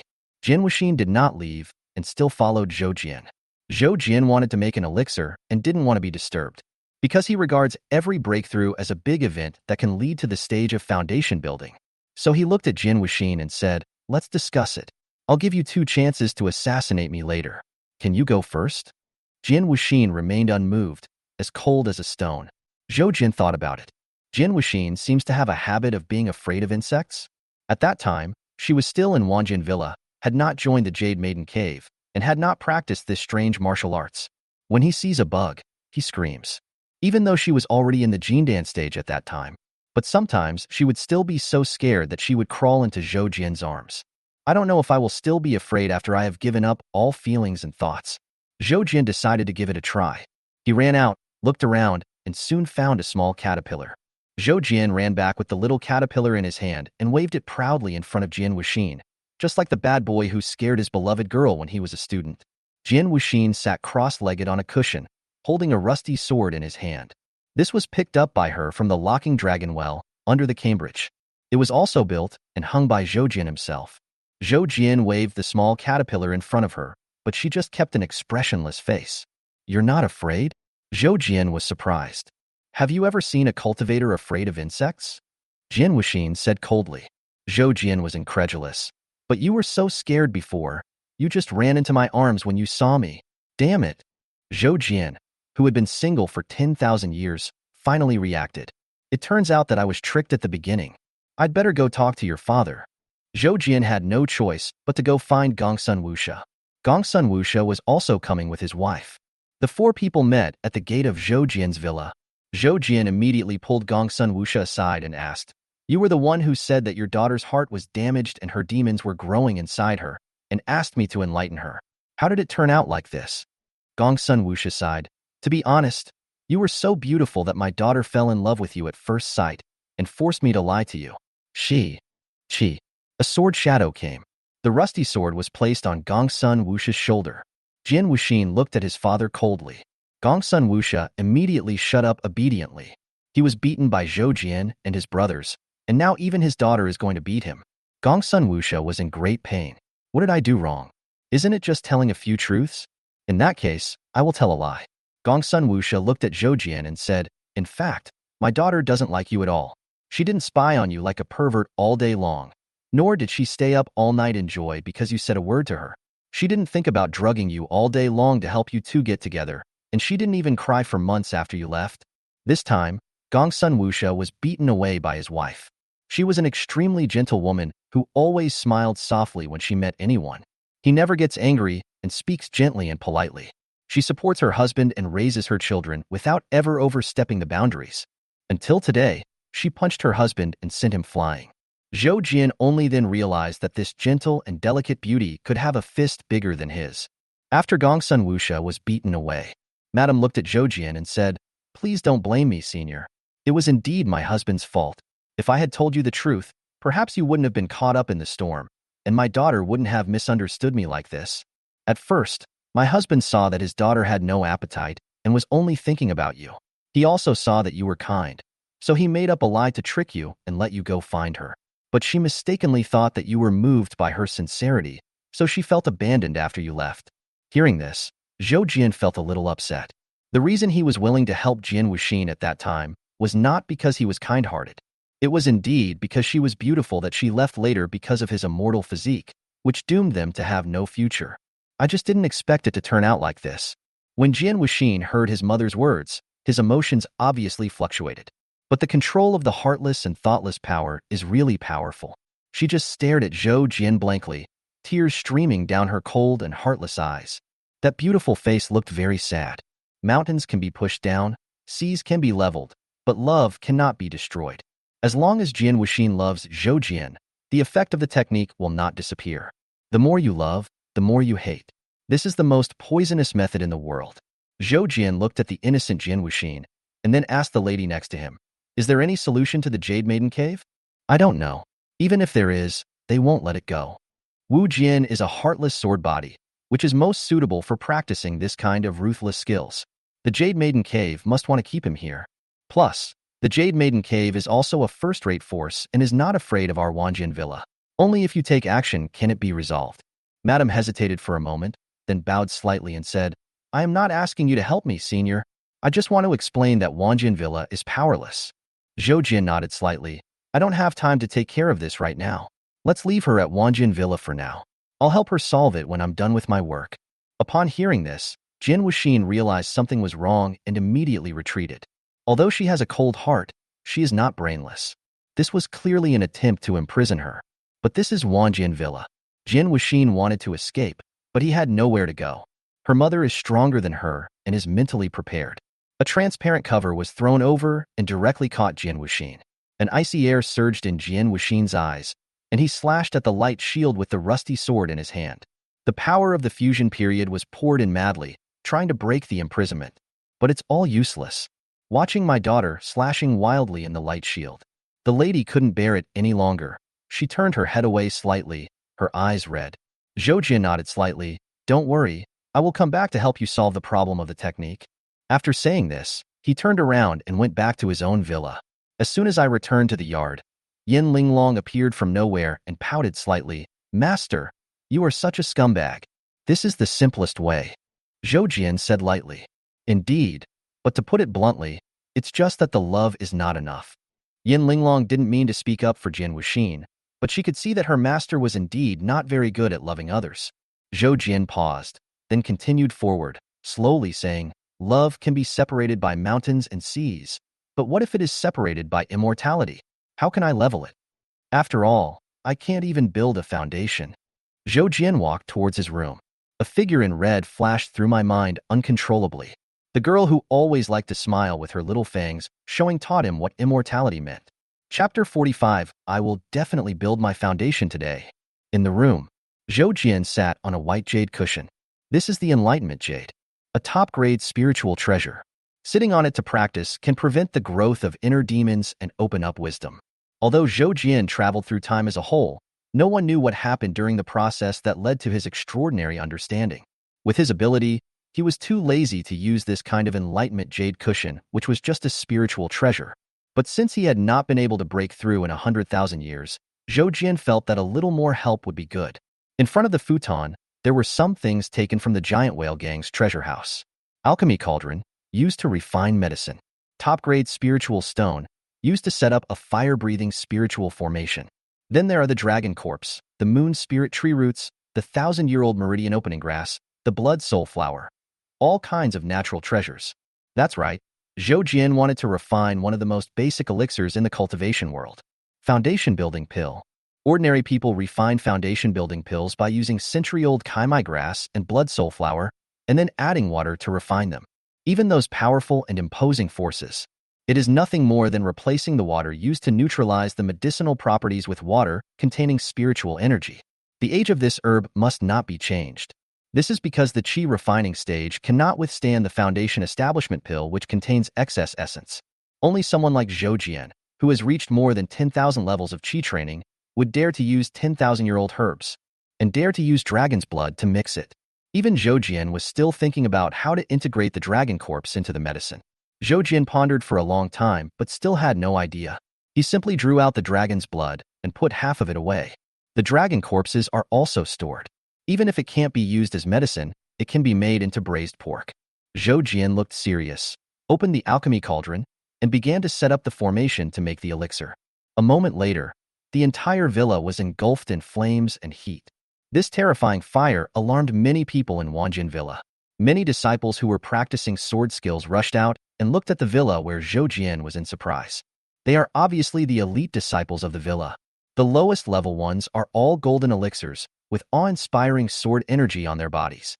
What's more, many people actually comprehended the terrifying sword intent, with various intents entangled in their bodies, making them look even more terrifying, as if they could cut through anything. But it is this group of swordsmen and sword masters who are worthy of awe. At this moment, they all looked at the villa where Zhou Jian was with panic on their faces. What a terrifying flame! Being so far away, they all felt restless, as if they were about to be refined, and subconsciously moved away. Gongsun Shan rushed out immediately to maintain order. Seeing the fire, he was also a little surprised. What is Senior Zhou doing? The third son of the Gongsun family shook his head. I don't know, but this flame looks soft yet strong and full of vitality. It seems to be some special flame used for alchemy. Alchemy? Such a horrifying scene. I'm afraid they are refining elixirs. Gongsun Shan couldn't help but covet it. He was very clear about how powerful Zhou Jian was. The scene of this man suppressing the black dragon with his own hands is still vivid in my mind. The ancient monster that had severely injured the ancestor of Xuantian Villa was defeated with just one sword after Zhou Jian appeared. How could the pills refined by such a god-level being be bad? Gongsun Shan and his third brother looked at each other and were both tempted to ask for it. Gongsun Wuxia appeared out of nowhere. The current head of Xuantian Villa rubbed his chin and guessed, what kind of elixir can a qi refining stage person refine? At most, he can refine a foundation establishment pill, right? Gongsun Laosan, who was standing next to him, covered his second brother's mouth. Gongsun Shan punched his second brother in the stomach and cursed in a low voice. Shut up, you idiot! Aren't you afraid of getting beaten? Gongsun Wuxia wanted to cry. Because these two guys are more severe. Yin Linglong couldn't stand staying in the yard, so she just happened to come over. Seeing the three brothers hugging each other, he asked curiously, What are you doing? Gongsun Shan immediately apologized with a smile. It's okay. We are just watching your master making the elixir. Refine the elixir? What's so interesting about refining a foundation-building elixir? Yin Linglong curled her lips and left.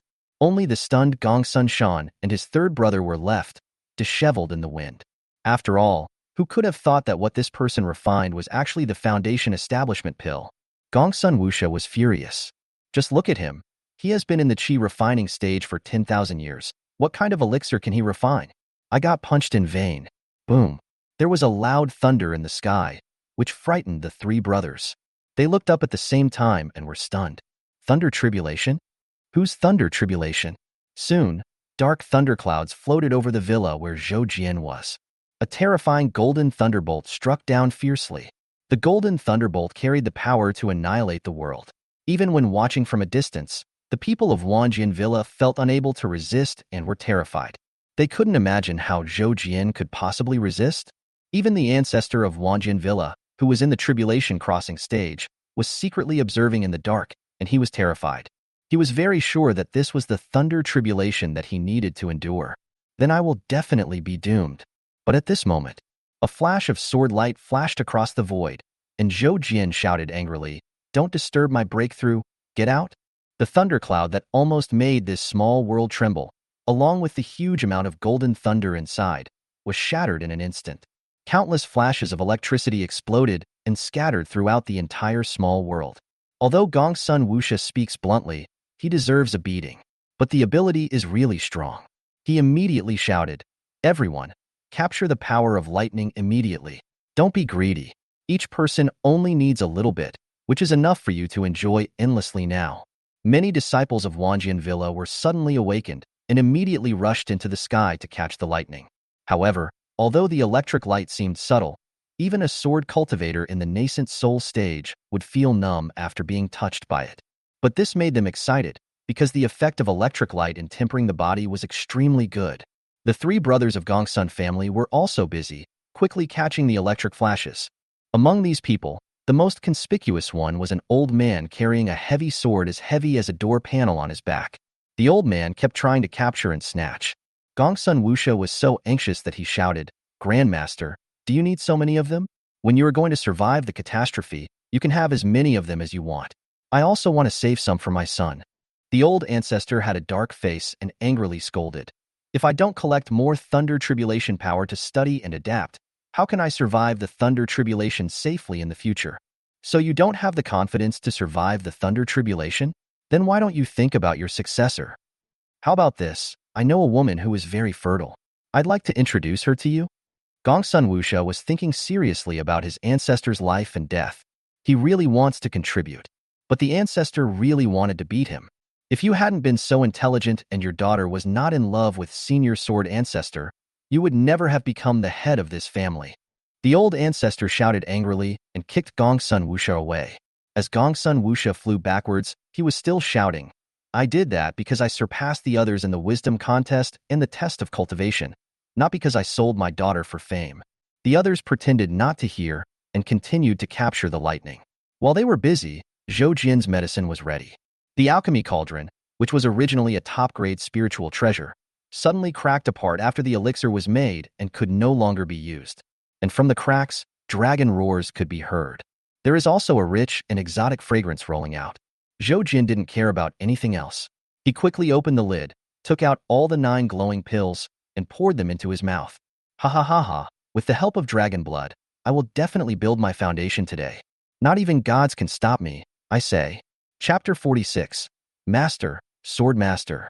Does time have an end? Is there a concept of up, down, left, and right in the universe? Why would anyone keep chickens and rabbits in the same cage? Fuck that fat guy's son who sits in the back row behind me in class 2, grade 3, and always kicks my stool. When was the last time I took a shit? The little bitch in Tianya village is probably about to give birth by now. What did the black dragon say before he died? Zhou Jin lay on the ground with his limbs sprawled out, his eyes lifeless and his mind in a mess. Yes, he broke through.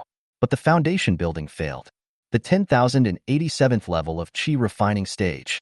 Zhou Jin could feel that his strength had greatly increased. But he still doesn't even know the low-level spell of fire control in the foundation building period. So sad and tired. Yin Linglong felt the flames disappear and walked into the room.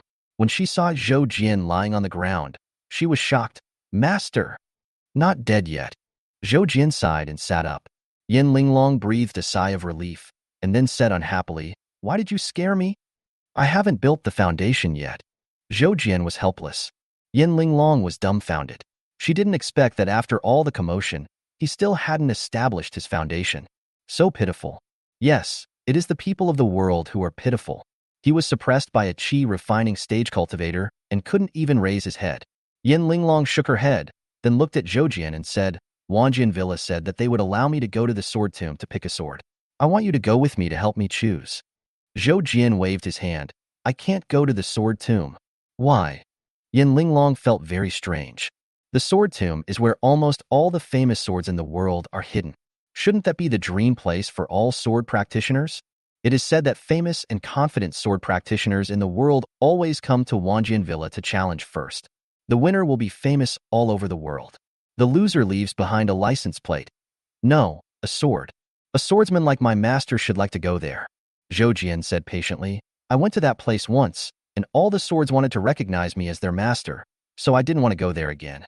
Yin Linglong turned around and left with a dark face. I just have to ask this question. Although Zhou Jin said he would not go to the sword tomb, when he saw his disciple going there, he still watched him with his clairvoyance.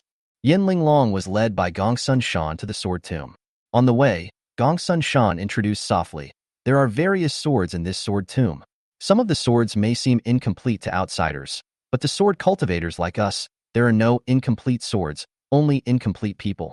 And the swords that can enter the sword tomb are all absolutely powerful, so no matter what sword Fairy Yin chooses later, there is no need to be angry. Because those swords are excellent. Yin Linglong knew that these sword cultivators attached great importance to swords, so she nodded cautiously. But at this moment, she heard Zhou Jin's voice. Don't listen to this guy's bullshit. So this is why Gongsun Wuxia is so mean, and yet he can still be the head of the family. Although he has a bad mouth, he knows who to be honest with. This Gongsun Shan may seem smart, but he is actually a fool with no vision at all. You always want to protect the reputation of Xuantian Villa, but you only do shameless things. Zhou Jin sneered repeatedly. Yin Linglong showed a look of surprise and turned her head to look around. She didn't understand. Was the master following her?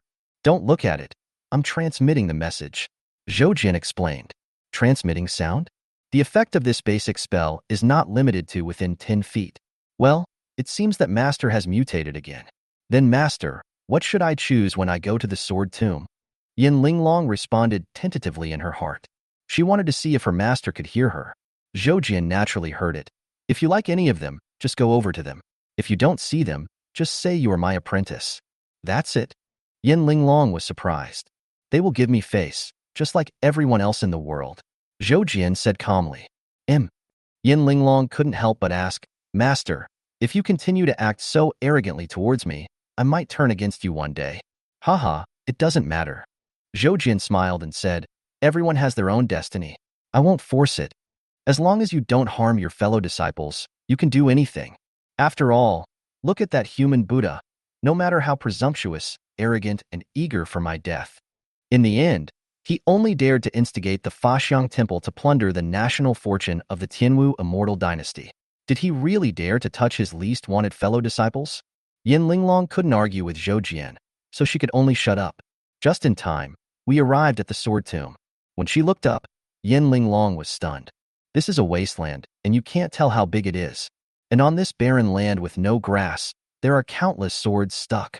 Some of those swords stood straight up, pointing to the sky. Some of them are slanted on the ground, like immortals lying down to sleep. Others, as Gong Xunshan said, had cracked sword bodies or only half of them remained. The similarity between these swords is that they all spew out terrifying sword energy and sword intent. Yin Linglong is also a sword practitioner, but she felt a bit inferior when facing these swords. She suddenly felt embarrassed to choose. I feel like I'm not worthy of it. Gong Xunshan was observing the expressions on the side, and when he saw Yin Linglong's look, he was very satisfied.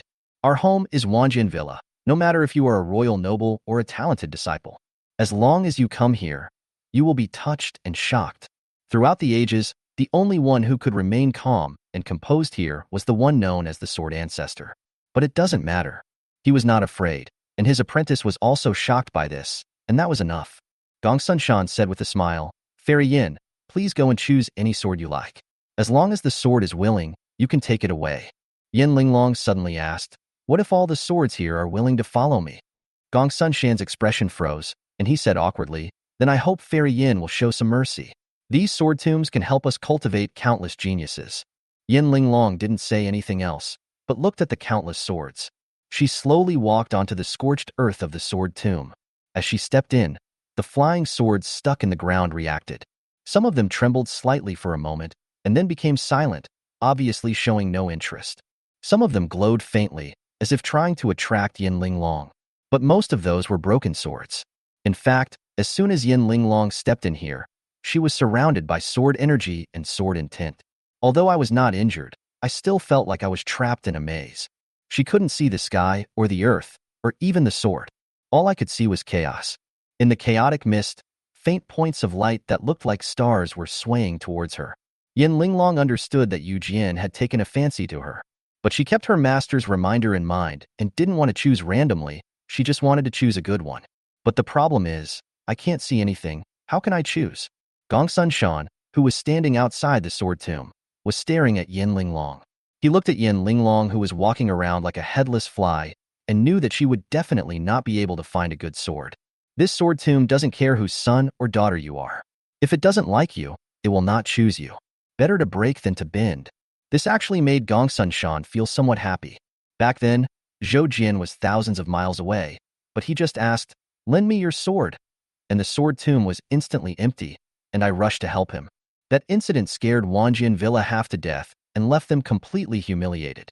Now, Zhou Jian's favorite disciple cannot choose a famous sword. Gong Xunshan just felt that his face was restored. Of course, he also felt that Zhou Jian would not go to Xuantian Villa to make trouble over such a small matter, so he dared to do this. Even Zhou Jian was dissatisfied. At worst, I can give Yin Linglong a peerless sword as a gift. But being given something as a gift and choosing something yourself are two different things. Gong Xunshan couldn't help but raise the corners of his mouth slightly. Just as he was feeling happy, he suddenly heard Yin Linglong's clear voice. Master, Sword Ancestor. Chapter 47. The ancestral sword of Xuantian Mountain Villa is in hand, and all major forces close the mountain. Master, sword ancestor. Just 4 simple words. A plain voice. But it instantly caused an uproar in the sword tomb. Yin Linglong was in the middle of the situation and was at a loss. But Gongsun Shan saw it clearly. Those magical swords left by our ancestors. The swords left behind by those foreign sword masters who were defeated in battle. Usually they are aggressive and look down on everything. Even if people from the Gongsun family of Xuantian Villa came, they would be suppressed or ignored, so that anyone could take a sword from here. Even if you take away a broken sword, it is enough to be proud of your whole life. If someone could take away a complete immortal sword, it would probably attract the attention and fear of all the people in Zhongzhou. But at this time, these are the top-notch swords that are respected, revered, and coveted by countless sword practitioners. But they all abandoned their self-esteem and emitted a warm and gentle light. Those lights are like the eager eyes of a dog, hoping that the goddess will come to him. Even if it is just a favorable look, he will tremble with joy. Gongsun Shan's expression was complicated. He brought Yin Linglong here with the intention of regaining a little bit of the reputation of the world's holy land of sword cultivation. But I didn't expect that this time, the little face I had left would be completely lost. Because Yin Linglong's aptitude in swordsmanship cannot be considered extraordinary, it can only be said that her posture is excellent. But it was this little female cultivator who was not as good as her own talented younger generation, but used only 4 words to make all the immortal swords follow her willingly. This is even more frustrating than Yin Linglong taking the magic sword away by relying on her qualifications. Buzz. A terrifying golden sword energy suddenly gushed out. Gongsun Shan felt even more painful and regretful. Why did that ancestor move? Are they so eager to follow this woman to meet the sword master? Yin Linglong, who was in the middle of the situation, looked at the chaotic fog, and suddenly countless bright stars appeared, which were brighter, more numerous, and stronger than the previous starlight.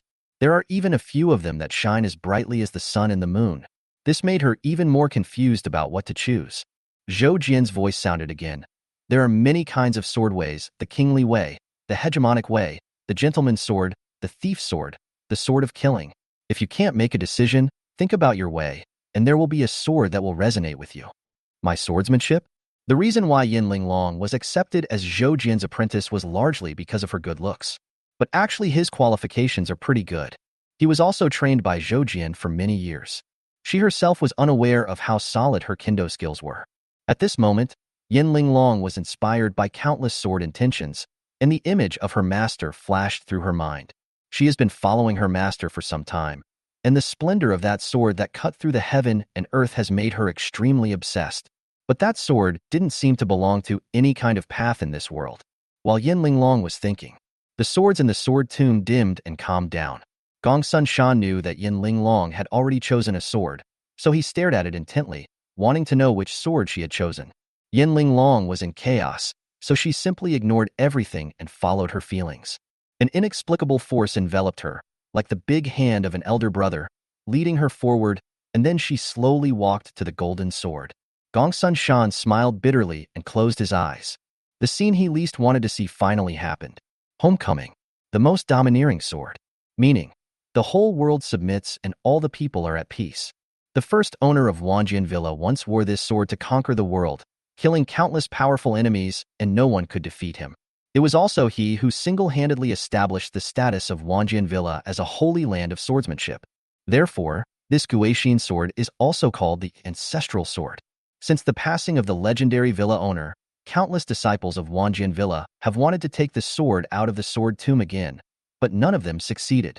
Unexpectedly, this most meaningful sword at this time chose an outsider.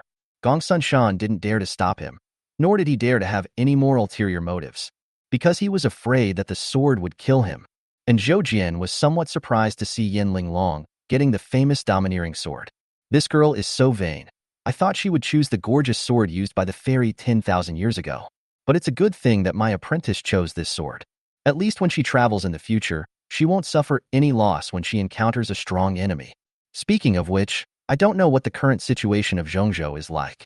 Is it more prosperous than before, with more powerful people? Zhou Jian's eyes were full of nostalgia, but he immediately shook his head and headed straight for the ancestral land of Xuantian Villa. He hadn't been here for a long time and wanted to ask about the situation in the outside world. Deep in Xuantian Villa, a place that looks like a cemetery, an old man carrying a giant sword as big as a door panel on his back was sitting in the middle of a pile of graves. When Zhou Jian came over, he saw the old man and his huge sword and immediately rolled his eyes. Is this also called a sword? The old man didn't dare to say a word and just bowed respectfully to welcome him. Zhou Jian ignored him and glanced at the graves around him. Those graves that should have been filled with dead people were now filled with living people.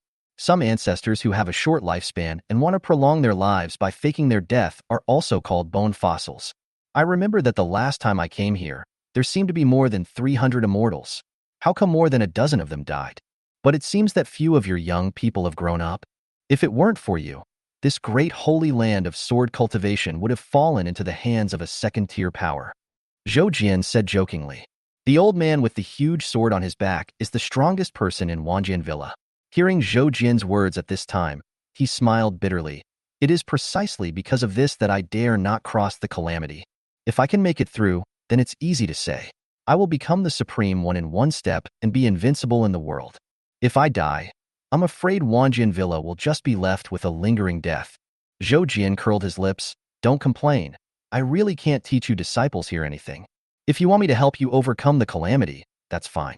It'll only take one sword strike. The old ancestor's eyes lit up, but then he became discouraged again. He didn't dare ask for help. Although transcending the tribulation is dangerous, it is also an opportunity for a carp to leap over the dragon gate. If you use other methods to escape, even if you become a big fish, aren't you still a fish?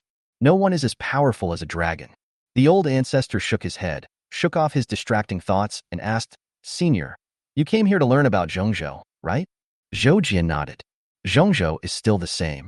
In the past few thousand years, the sect's power has continued to develop as usual, and people have been practicing as usual.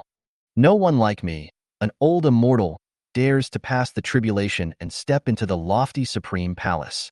Of course, what's strange is that no one has come out of the supreme hall in these years. As for those immortal sects whose ferocious beasts you have sealed away, it's better not to mention them. The ancestor said meaningfully. Zhou Jian raised his eyebrows. Don't keep me in suspense, just tell me, what's wrong? You showed mercy before and let some of the little guys escape. But those guys didn't show any gratitude.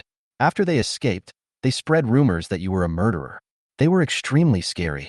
When those immortal sects heard that you were coming, they all announced to close their mountains in order to keep their own ferocious beasts. They didn't even have time to send back their disciples who were training outside. It's obvious that they don't want you to go. This is so disrespectful to you. The old ancestor cursed indignantly while secretly watching Zhou Jian's reaction. Chapter 48 I buried a senior brother for you. When Zhou Jian heard those forces announce the closure of the mountain, he seemed to have expected it. He was not angry, nor was he in a hurry to break open the mountain gate of those people. I'm not here for them. If they like to close the mountain and not go out, then just close it off. I plan to go find my disciples first. Zhou Jian said calmly.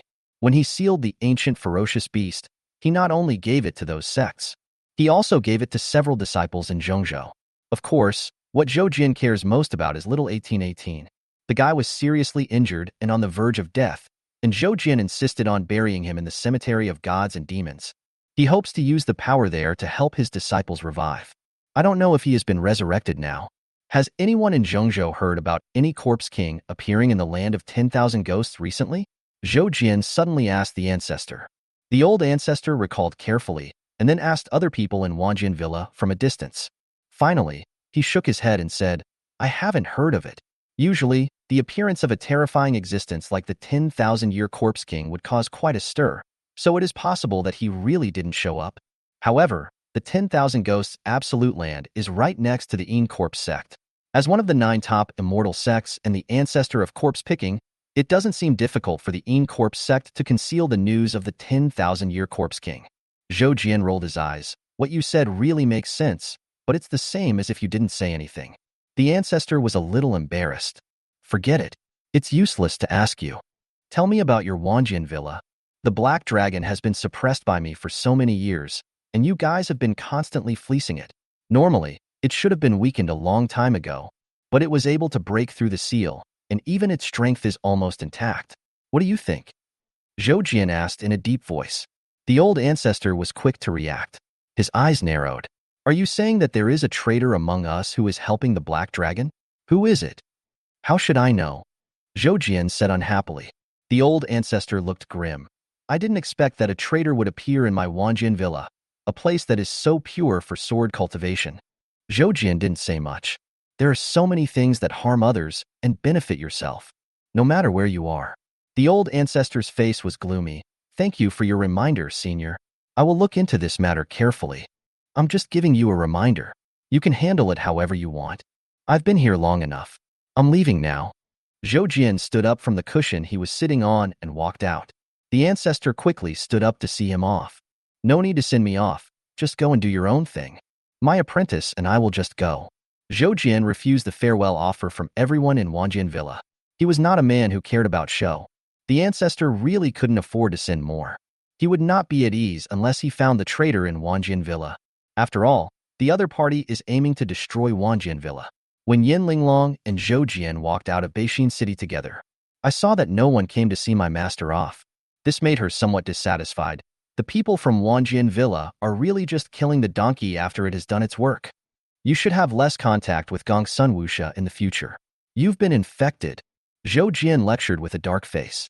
Yin Linglong also knew that she had said the wrong thing and stuck out her tongue playfully. Master, where are we going next? Go to the land of 10,000 demons. I have buried a senior brother for you there. Zhou said. Okay, let's go then, eh? Yin Linglong suddenly realized something was wrong. You buried my brother? Why? Is it because he wants to kill you? Zhou shook his head. He is a corpse. He was nearly killed by someone. In order to revive him, I made him into a corpse and buried him in the god and demon cemetery in the land of 10,000 ghosts. I used the yin qi between heaven and earth to feed him. I don't know how he is now. Yin Linglong suddenly realized, you scared me. I thought you liked burying people. Zhou thought about the thousands of disciples he had buried and shook his head. How could that be? I don't like them at all. Then, Master, do you know where the 10,000 ghost abyss is? Should we fly there? Yin Linglong asked.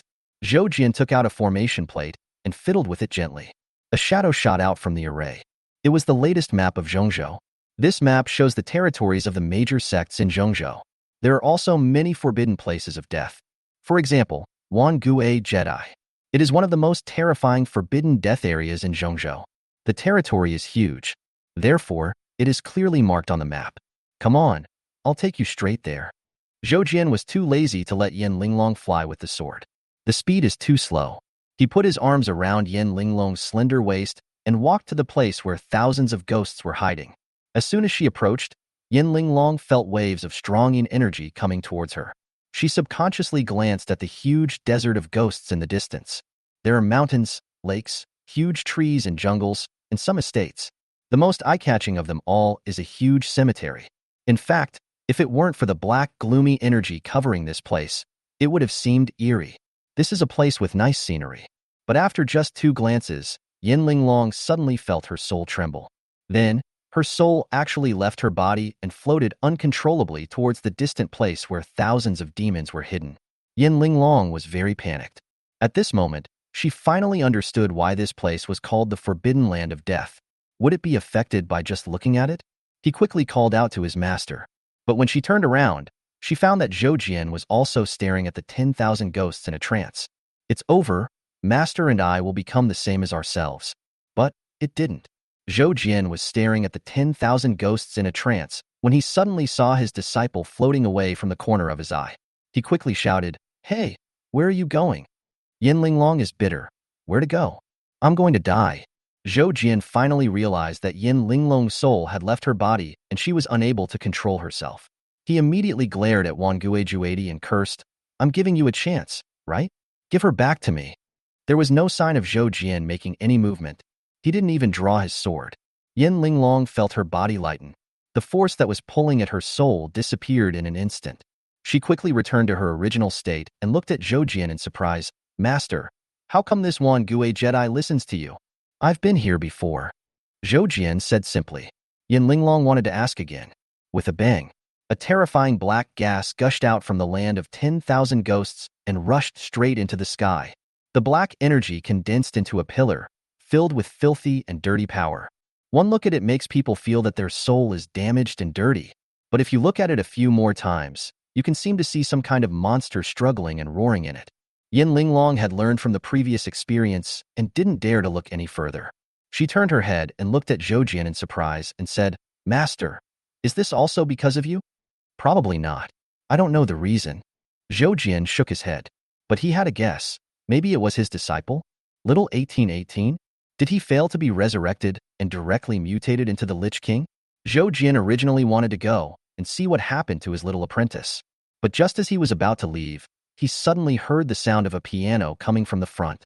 The sound of the piano was so clear that it was like a pool of spring water that had just thawed being poured on people, making them feel refreshed involuntarily. Zhoujian turned his head and looked. Although this is a place devoid of ghosts, it also produces various ghost-like and evil treasures. People come here to hunt for treasures all year round, and over time, a huge market town has been formed. Many people trade, communicate, and even stay here for a long time. The gushing of black gas just now affected many people in this town. Many low-level cultivators lost their souls and were surrounded by black aura. But he was saved because of the sound of the piano just now. All the low-level practitioners bowed deeply to a restaurant and then left in a hurry. Zhoujian showed an interested expression, because the sound of the piano sounded familiar to him. Was it thousands or tens of thousands of years ago? Zhoujian only remembered that it was an evening with a beautiful sunset. I sat in the brothel and listened to music. Well, that's the tune. Chapter 49. Making friends with the piano? It's for sale. Anyway, judging from the situation of the black gas, it will last for a while. I guess I won't be able to see the real person even if I go there now. Let's wait until the things in the black air escape. So Zhoujian went to the town first. Yin Linglong saw that her master did not go to look for his disciple, but went into the town instead. She was a little curious. "Master, why are we here?" "I have an old friend here. Come meet him," Zhoujian said with a smile. Yin Linglong was a little surprised. "Friend? Yours? How old is he then?" "This must be several thousand years old, right? Male or female?" Zhoujian said, "Female." Yin Linglong looked suspicious. Could it be another old lover? "Why are you talking about it again? I was the victim in the Jianwuxin incident, okay?" Zhoujian said with a dark face. Yin Linglong shrugged and followed Zhoujian to the restaurant. Although I know that the other person is thousands of years old, he may have become old and ugly. But the vain Yin Linglong still simply fixed her makeup. When she looked in the mirror and saw her beautiful little face, she showed a look of satisfaction. "Well, don't go too far.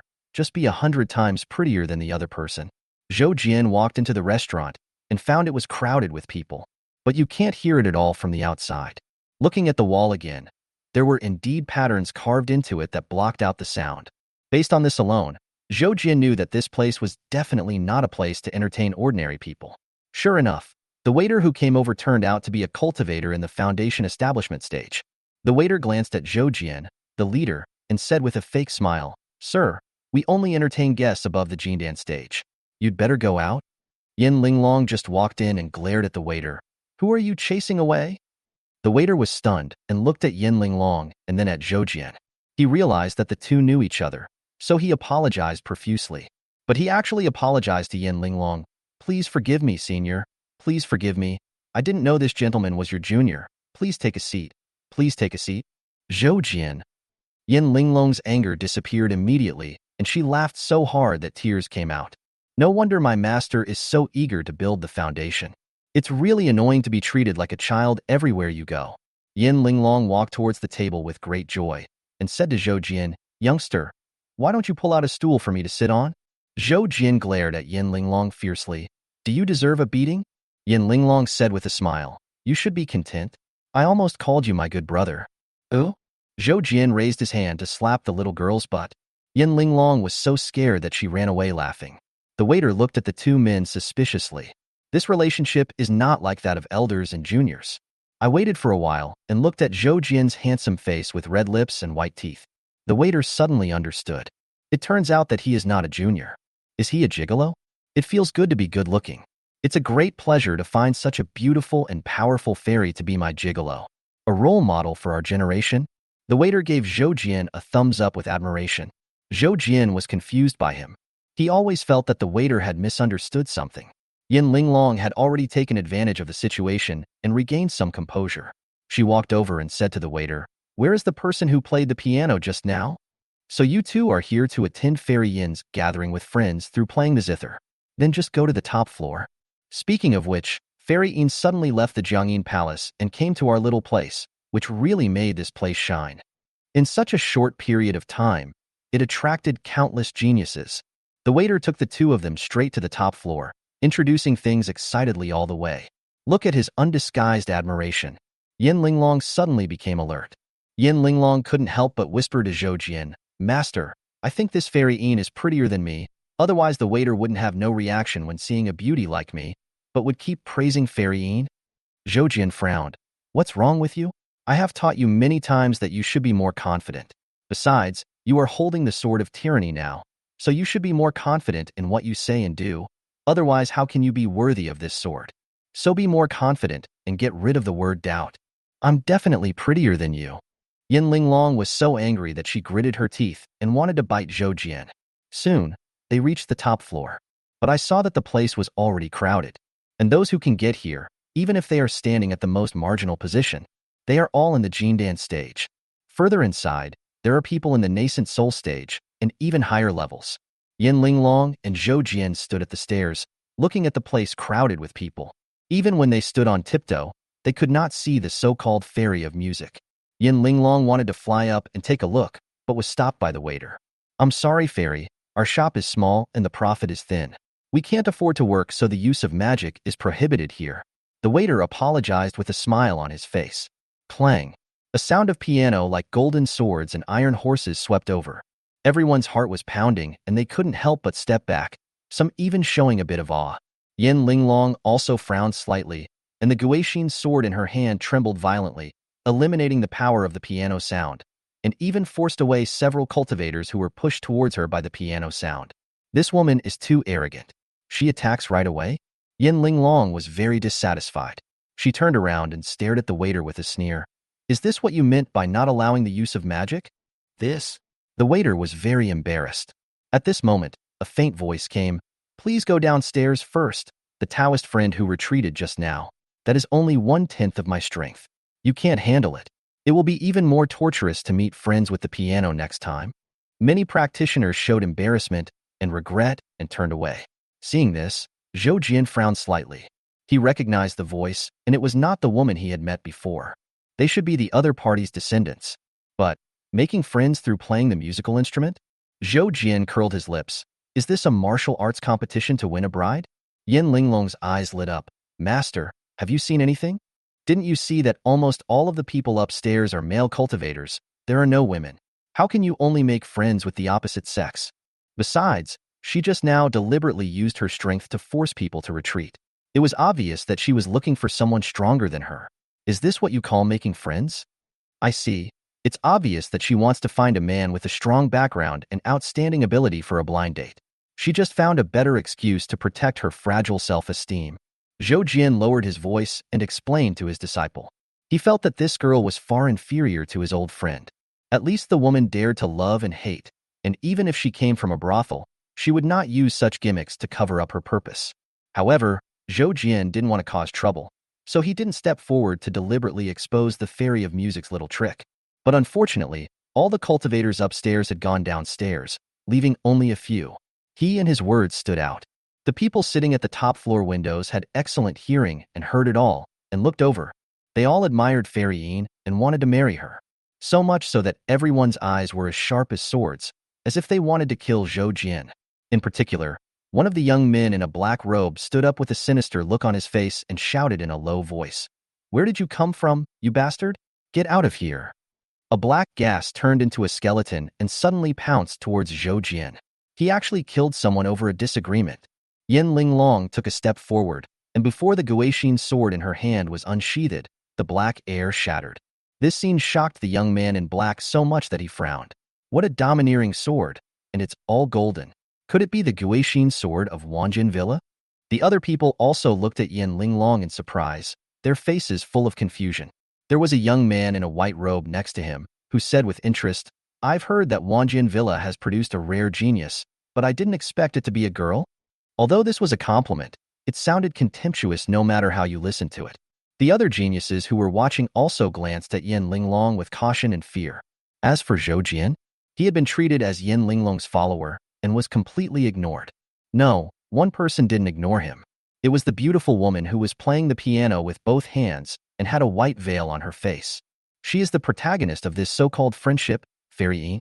Although she was wearing a veil, revealing only half of her face, her stunning beauty could still be seen. With the light blue skirt and black xylophone, she looks like an ethereal fairy. The fairy of music looked at Zhou Jian with a cold look in her eyes. Sister, you are willing to come and listen to the music, so I welcome you very much. But I consider myself to be a person who talks and laughs with great scholars, and I have no ordinary friends here. It is really abrupt for a qi refining stage person to integrate into this place, so you'd better go down. Chapter 50. I Know Your Mother. No one expected that Fairy Yin would chase away a minor character in the qi refining stage. This made everyone understand that although Fairy Yin looked calm, but Zhou Jian's words about the martial arts contest to win a bride did offend her. The waiter had been waiting at the corner and heard what Fairy Yin said. He immediately came up to pull Zhou Jian and whispered, "Brother, don't make it difficult for me. Go down first. The people here are all from the major immortal sects. We can't afford to offend them." Without waiting for Zhou Jian to speak, Yin Linglong curled her lips and said, "I'm just telling the truth, but you're still not happy? Aren't you originally here to compete for a husband? Otherwise, why are there only men here and no women?" Zhou Jian also pushed the waiter away. Considering that he was also doing his duty, Zhou Jian didn't care about his offense, so he just pushed him away gently without using any force. Even so, the waiter looked surprised. You know, he just used all his strength to pull Zhou Jian away. Didn't expect that I would be pushed away? Is this something that a person in the qi refining stage can do? Something is wrong. This guy is definitely hiding his strength. Play the pig and eat the tiger? The waiter, who usually loves to read fantasy novels, instantly came up with this guess. He couldn't help but break out in a cold sweat. The boss is calling me. I'll go down first." The waiter couldn't afford to offend anyone here, so he could only run away. I was shocked to see that the waiter was so disrespectful to me and ignored my orders. There was a hint of anger on Fairy Yin's beautiful face. This made her no longer as ethereal as before. The young man in black sneered, "Fairy Yin, why are you angry? He is just a mere qi refining stage. I will kill him right now." Slow. A young man in white holding a folding fan stood up and stopped him with a smile. "I see this little brother has a sword on his waist. Is it also from Wanjin Villa?" Zhou Jian shrugged. "No." "Oh, then you dare to provoke us? Don't you know who we are? Take this fellow Taoist who wants to kill you, for example. He is the genius of the Yin Corp sect. He has already formed a nascent soul at a young age. How dare you offend him?" The young man in white really has a pair of squinty eyes, and he is an old scoundrel. His words were not just to inquire about Zhou Jian's identity. Moreover, in just a few words, it seemed as if Zhou Jian had done something evil and provocative to these people and was seeking death. Zhou Jian was too lazy to pay attention to this old bastard. He just looked at the young man in black. "Ancient sect? I just happened to be looking for you guys. You guys love playing with ghosts the most. Has any 10,000-year-old corpse king appeared in the 10,000 Ghosts Jedi recently?" Zhou Jian asked bluntly. After all, if he hadn't given the ancient ferocious beast Hamba to the ancient sect, these guys are just small minions at the bottom of the world of immortal cultivation. But the young man in black was angered by Zhou Jian's behavior. Who is he? The top geniuses from the 9 major sects in the cultivation world. Who wouldn't be timid and try to please him when seeing him on ordinary days? There is even another layer of mystery surrounding his identity. Not to mention outside, even if you return to the ancient sect, the sect leader has to be polite when talking to him. But at this time, such a small character with humble strength and unknown name. Just because I have some more connections with Wanjin Villa, you dare to question me? The young man in black was filled with murderous aura and had a ferocious look. Others were also amazed at Zhou Jian's suicidal behavior, and all of them had expressions of watching the fun. I have never heard of the 10,000-year corpse king, but if you want to see it, I can refine you into a corpse king. The young man in black took a step forward, wanting to kill Zhou Jian. Zhou Jian frowned and scolded. "You bastard, didn't your parents tell you who I am? I don't care who you are. You're not even worthy of carrying my shoes." The young man in black slapped Zhou Jian on the head. Before Zhou Jian could make a move, Yin Linglong suddenly drew her sword. The domineering sword energy spread across the room, instantly transforming into hundreds of thousands of swords, fiercely slashing towards everyone. The young man in black immediately stepped back, black air emanating from his body, melting the sword energy. The faces of the others also changed slightly, and they used their own strength to resist. Fairy Een was not convinced and plucked the strings of the zither with her bare hands. Along with the sound of clanging, 3 iron-armored soldiers appeared and slashed fiercely at the sword energy in front of them. But he didn't expect that the sword weapons would be instantly blown up by the sword energy. Fairy Yin's face changed color suddenly, and she quickly stepped back to avoid the sword energy. The squinty-eyed young man in white who had been causing trouble just now opened his folding fan with a rustling sound. As a gust of wind blew past, the sword energy in front of Fairy Een was dispersed. This is the ancestral sword that made Xuantian Villa famous, Xuantian. Its original owner cultivated the domineering way, and the sword energy is also domineering and powerful. Fairy Een was unaware of it and suffered a little loss, which is understandable. The young man in white comforted him with a smile. This also made Fairy Een look much better. However, she did not have such a good attitude towards Yen Linglong and Zhou Jian. The others also looked at Zhou Jian and the other man with cold faces. After all, they were innocent people affected just now. If I hadn't reacted in time, I would have been injured. Of course, although they were angry, they did not dare to take any action. Although Yen Linglong is only at the golden core stage, the Guixin sword is extremely powerful. Yen Linglong was actually a little embarrassed. She looked at Zhou Jian and said, "This Guixin sword is so powerful that I couldn't control its power for a moment." "That's normal. You'll be able to control it after you chop a few more people," Zhou Jian consoled with a smile. Hearing this, the faces of the people on the top floor all looked extremely grim. "Isn't it enough to chop them once? How many more times do you need to chop it?" Although Yen Linglong deserved a beating for attacking them. But why do I feel that this chi refining stage kid is even more in need of a lesson? Zhou Jian comforted his apprentice, then looked at the so-called geniuses in front of him and asked, "It seems that your elders didn't tell you who I am before they closed the mountain? Whoever you are, get downstairs immediately. You are not welcome here." Fairy Een said coldly. Zhou Jian looked at Fairy Een with dissatisfaction and asked, "Who is Huang Yalan to you?" Fairy Een looked at Zhou Jian condescendingly, too lazy to pay any attention to him. The others ignored Zhou Jian and just stared at Yen Linglong with fear. Obviously, in their eyes, the person who deserves the most attention is Yen Linglong. Or rather, the sword of Guixin. This made Zhou Jian very helpless. "Do I have to show my strength?" Yen Linglong reminded quietly, "Master, showing off your strength is useless. Have you forgotten the last time you showed off your strength in the giant whale gang? But those guys thought you used a magic treasure?" Zhou Jian was immediately annoyed. "So there's no way to prove my identity, right?" "No, there's one more thing." Zhou Jian's eyes lit up, and he then used the sound transmission technique to quietly send a message to Fairy Een. "Huang Yalan is your mother, right? You look a bit like her. If I hadn't redeemed her and composed this song for her when she was singing in the brothel, she would never have embarked on the path of cultivation. Even if she kept this secret from outsiders, she wouldn't have kept it from you, right? If you don't believe me, contact your mother and she will know me." Chapter 51. One sword destroys all treasures. When Fairy Een heard Zhou Jian's words, her face changed color. It's not fear, but endless anger. She pointed at Zhou Jian without caring about her image and said sternly, "You lowly fellow, you actually insulted my mother, saying that she came from a prostitute, a place of prostitution. Do you really think I'm weak and can be bullied?" As soon as these words were spoken, the whole audience was in an uproar. No one expected that Zhou Jian would secretly curse people. What a bastard! How can he be so despicable? As a cultivator, you know that you are not worthy of Fairy Een. You should work hard to cultivate. How can you slander someone's innocence out of thin air? No matter what the relationship between this evil creature and Xuantian Villa is, it must be suppressed here today. Boy, kneel down and apologize now, so that you can live with your soul intact. Otherwise, wait for your bones to be crushed and scattered into ashes. The people on the top floor also shouted and expressed their anger. Yen Linglong didn't know why her master would curse, but when he saw his master being surrounded and scolded, he actually felt sympathy for those who insulted him, because she knew that these people were about to get into big trouble. Zhou Jian is not the type of person who would endure humiliation. With a cold face, he put his hand on the hilt of the sword and suddenly drew the sword. An unparalleled sword light slashed across, shocking the young men on the opposite side with expressions of shock and anger. Lights were shining on them.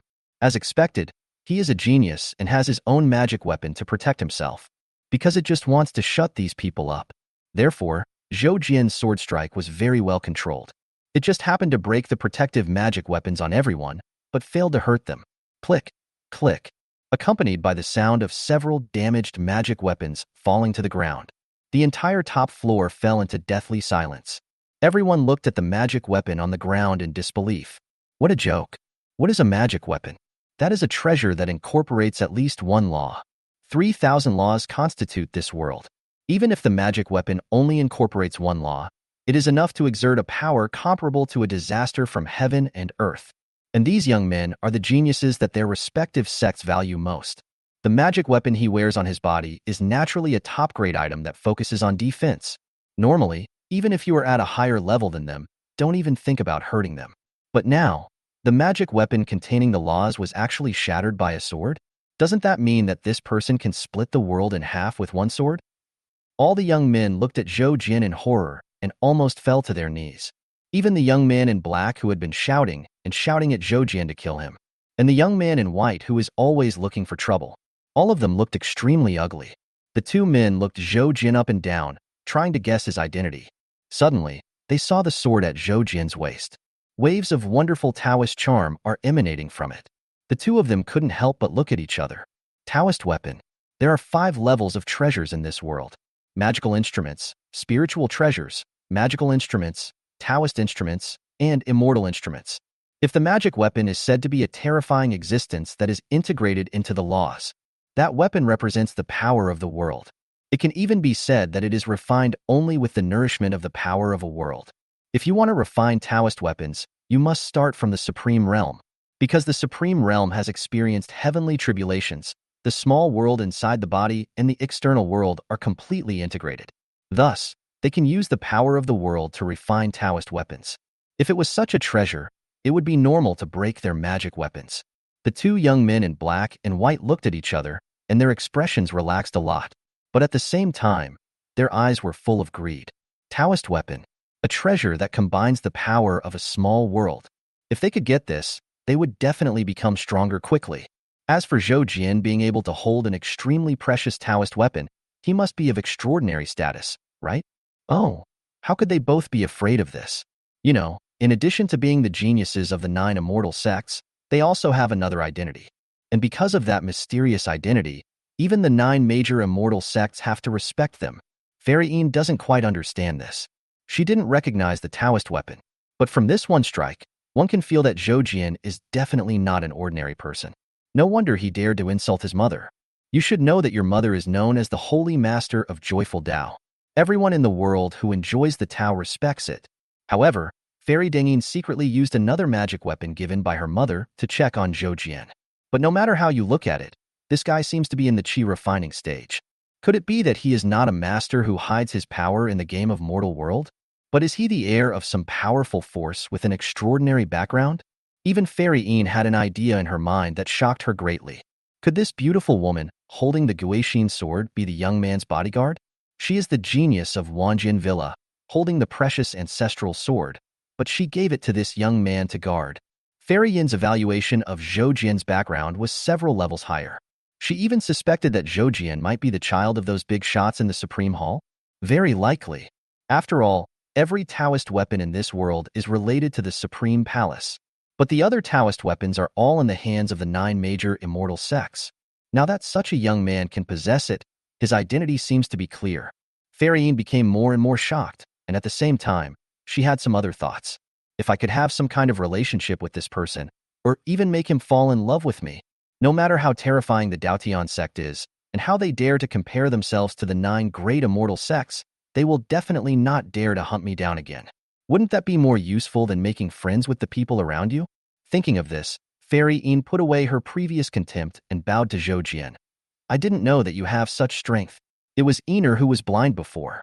Why don't you ask you to stay and make friends with me through music? The young men around couldn't help feeling aggrieved when they saw Fairy Yin staring at Zhou Jian with shining eyes. This woman is so cheap. Just because you don't like him. We helped you to confront others before.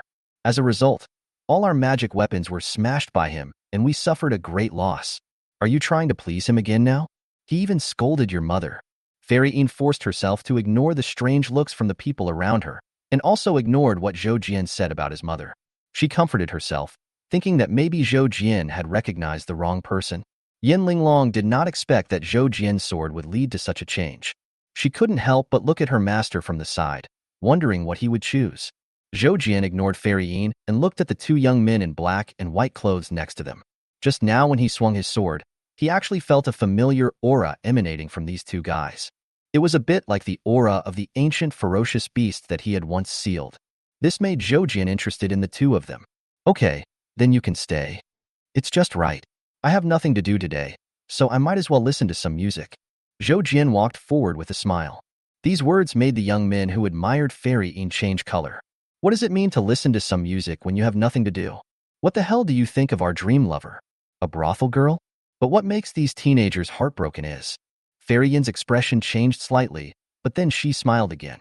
She had no intention of refutation or scolding at all. This kind of humility immediately made the two unknown geniuses nearby snort coldly and leave angrily. They don't want women like this. Fairy Yin clenched her fists, gritted her teeth, and suppressed the grievance in her heart. You just think that I am lowly, but you don't know that if I don't do this, all the disciples of Jiangyin Palace will be in trouble. Zhou Jian walked forward and found a chair to sit down. Yin Linglong saw that there were no chairs left on the top floor, so she simply decided not to sit down. She stood behind Zhou Jian and massaged his shoulders obediently. Seeing this scene, everyone became more certain. Zhou Jian's background must be extremely extraordinary. Just now I thought you were some small character trying to show off your power, but I didn't expect you to bump into me. This is our fault.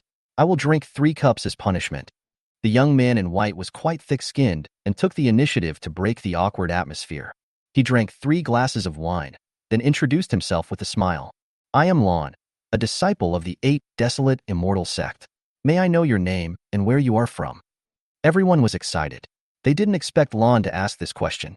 They all looked at Zhou Jian eagerly, waiting for his answer. You know, this kind of person would definitely not bother to lie. So now we should know his identity. Chapter 52. They all call me Sword Ancestor. People in Zhongzhou call me Sword Ancestor. You can just shout like that, Zhou Jian said with a smile. He made no attempt to hide his identity. After all, there is no one in this world who can scare him so much that he has to hide his name. Zhou Jian's words caused the people around him to frown slightly. They haven't heard of Zhou Jian's story. I just think this name is a bit too arrogant. Sword Ancestor? No one in Wanjian Villa would dare to be so presumptuous. Especially the black-clothed genius next to him said with a fake smile. This name is indeed loud enough, even louder than the name of the invincible Sword Emperor in ancient times. Zhou Jian glanced at the black-clothed genius and asked, You seem to know a lot about ancient times? Snort. The black-clad genius refused to respond and simply shut up. Seeing this, Zhou Jian shook his head and said no more. Fairy Yin saw this and thought for a moment, then chuckled and said, You are all my distinguished guests. Why make things so unpleasant? How about I play a piece of music for you all to appreciate? When everyone heard this, they naturally agreed. After all, they came here just to see the Fairy of Music's wonderful musical skills. I just want to listen to one song. But a few people looked at the Fairy Yin with a veil on her face with a smile. But Fairy Yin just kept looking at Zhou Jian. This made everyone feel even more uncomfortable. Zhou Jian naturally had no objection and said, Just shoot it. Lon and the black-clothed genius also listened attentively. In fact, according to their status, it is impossible for them to please this so-called Fairy of Music. Fairy Naihian's art of music is so profound that people can't stop playing any instrument or singing. At this time, Fairy Yin saw that everyone was waiting for her to play the piano. Maybe he was deliberately trying to tinker with it. The first note she sang had the power to stir people's souls. Everyone was cheered up and looked forward to it even more. Then there was the sound of continuous clanging and the floating music, making everyone seem to have entered a wonderful world. Soon, hundreds of flowers are blooming in spring, which is magnificent. One moment the summer was extremely hot, but suddenly a cool breeze came and refreshed the heart. There is also the full moon in the autumn sky, which evokes endless nostalgia. Snow in winter indicates a good harvest, and people seem to become farmers, full of joy. In a short period of time, the 4 seasons change. And it's not just the beautiful scenery, but also the change in everyone's mood, which makes them suddenly gain a lot of insights into life, and their cultivation is greatly improved. Some people even fell into a state of enlightenment, with the power of laws entangled in their bodies. I actually mastered the rules because of this. You must know that the power of laws can only be accessed by those in the Dongxian stage. These geniuses are only at the nascent soul stage, not even at the spiritual transformation stage. Even if it's just a superficial grasp of some of the rules, it is also enough to be invincible in the same level. Roar. With a roar, everyone woke up. But what he saw was the shadow of a terrifying giant beast appearing behind Lan. Zhou Jian recognized the shadow of the giant beast, and his eyes flashed. Kuan? There is a fish in the North Sea. Its name is Kuan. Kuan is so big that no one knows how many thousands of miles it is.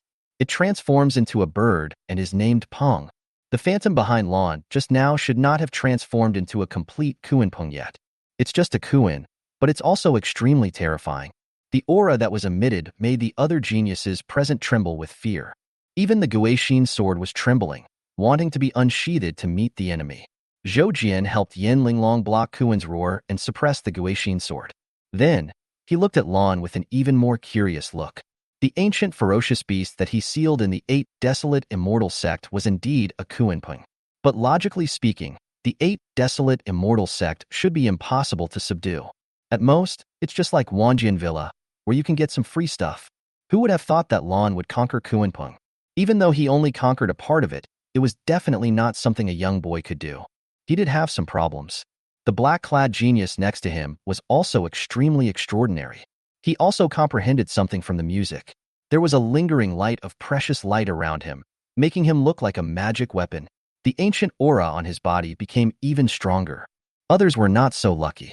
Some insights, or even sudden realizations, were all destroyed by the roar of Kuan. Those people were all angry but dared not speak out, as they could not afford to offend Lan. Fairy Yin ignored the others and just looked at Zhou Jian with a little pride. Fellow Taoists, how do you think of my song Nature? The people nearby were amazed when they heard this. So this song is called Nature. It allows us to appreciate the changing seasons and gain a deeper understanding. The fairy of music's music is divine. Yes, I have gained a lot this time. Thank you for the performance, fairy. Among all the musicians in the world, I'm afraid that no one can surpass you except the mother of fairy music. Even Lan and the black-clad genius were surprised. They boast that they have listened to too many famous songs. But this song was indeed extremely exquisite, which made them more determined to keep the fairy of music by their side. Even if I can't become their queen, being a maid who plays the piano and composes music is fine.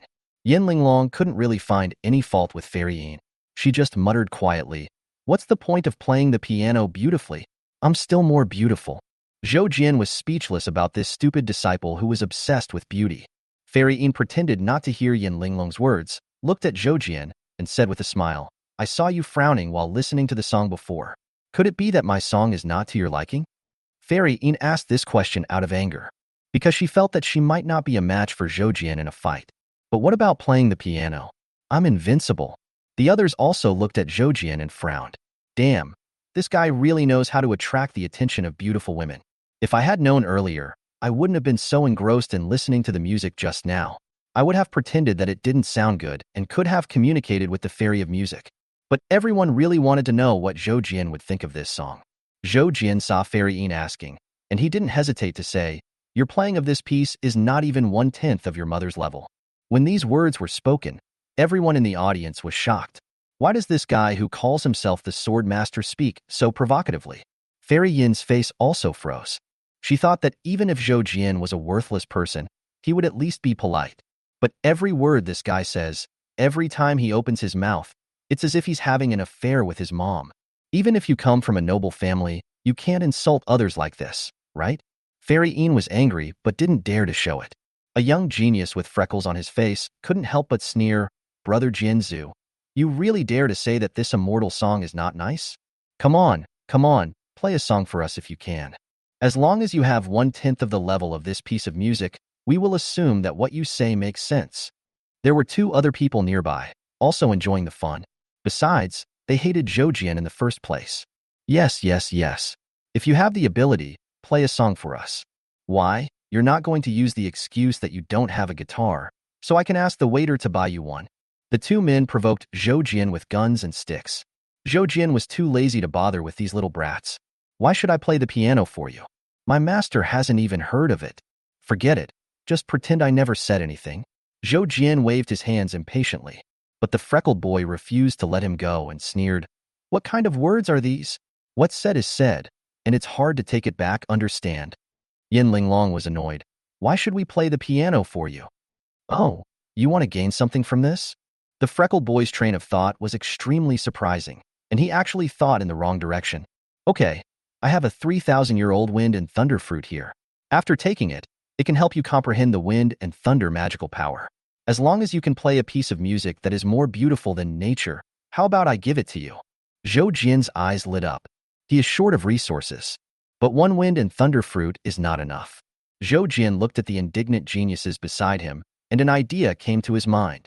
He immediately said, "One wind and thunder fruit is not enough for me to fight. Do you have any other bets?" When the others heard that Zhou Jian was really greedy for money, they immediately came up to him in mockery. "Okay, I'll give you a Linglong heart protecting pill. I have a damaged tripod of unknown origin, but it was a magical weapon when it was intact. You can use it as a bet. I'll stake it on a piece of adamantite. Here are 3 drops of the precious liquid of heaven and earth that can quickly restore you." In the end, even Lan joined in the gambling. Seeing that these people were rushing to give him things, Zhou Jin naturally stopped being polite. "I beg for praise, my fellow countrymen. As long as the praise continues, I will update 5 times a day, 10,000 words, and will never break my promise. Otherwise, you will always eat instant noodles without seasoning packets, clog the toilet when you go to the bathroom, buy cans without pull rings, buy milk tea without straws, eat watermelon with only watermelon seeds, be cut in line by others, and never get on the bus." Chapter 53, The Reincarnation of the Human King. Zhou Jian stood up and walked towards Fairy Yin. Fairy Yin didn't expect that Zhou Jian actually wanted to play the piano. But this piano is extremely important to her, and she is reluctant to give it to Zhou Jian. "Don't worry, it's just a dragon horn zither. It can't be damaged. I'd like to take this opportunity to tell you the true mystery of the song Nature," Zhou Jian said with a smile. Once these words were spoken, everyone became even more disdainful. In their opinion, there are only 2 possibilities for someone who could say such words. First, the holy master of joy. Second, an idiot who has no idea about the music. As for Zhou Jian, it could only be the latter. He must have not understood just now how powerful this song of nature is. Otherwise, how could he dare to brag about it like that? Fairy Yin was also skeptical, but she still made way. And just when Zhou Jian put his hands on the strings.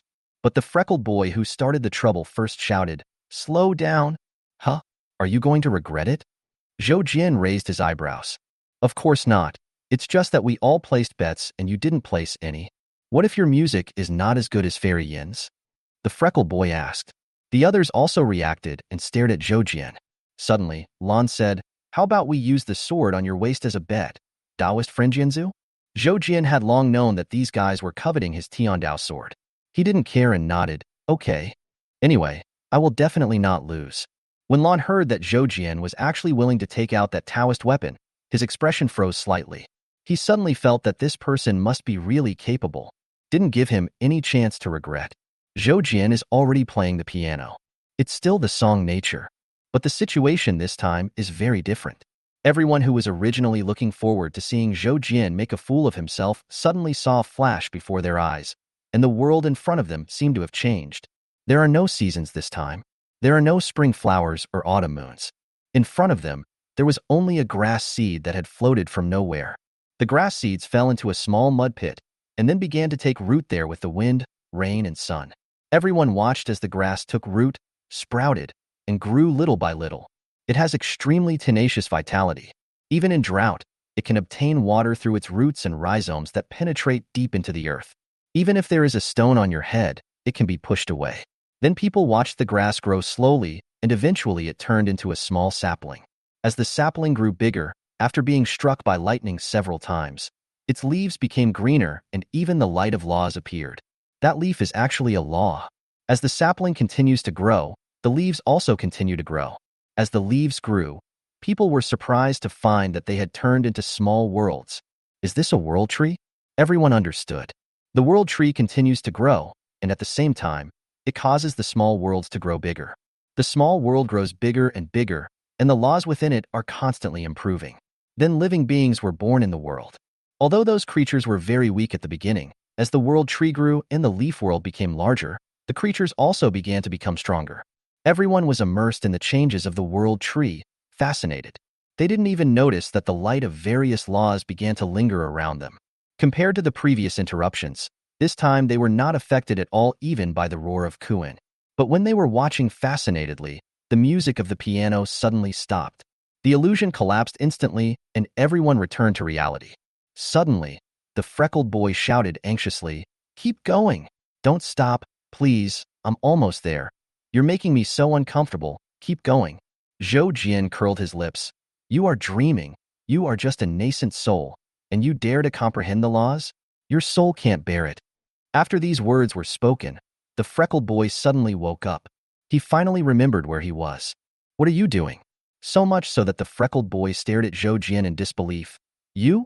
It was you? It was you who gave me the epiphany just now?" The others also showed incredible expressions. Zhou Jian smiled and said, "What else?" Those geniuses still refused to believe it and looked at Fairy Yin. They wanted to know whether Fairy Yin had secretly helped them just now. But looking at Fairy Yin's shocked and puzzled expression, it didn't seem fake.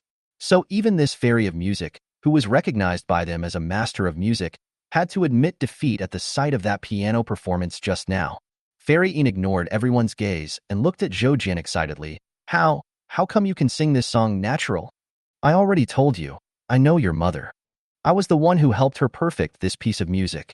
So what you just played was not natural at all. What is nature? Tao follows nature. That is the beginning and the end of all things, not the changing of seasons. You are far worse than your mother. Zhou Jian shook his head and judged.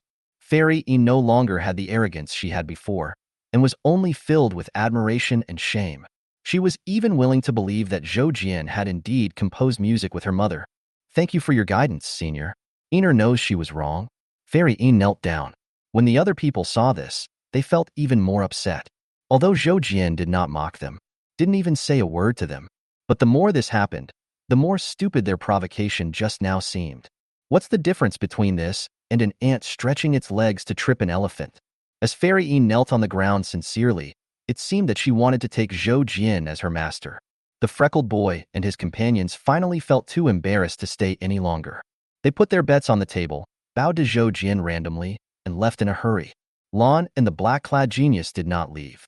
The two even looked at each other, their eyes filled with excitement as they looked at Zhou Jian. Lan, in particular, immediately stood up and said to Zhou Jian, "Do you want to become a true swordmaster? The kind that is second to none and above 10,000 people.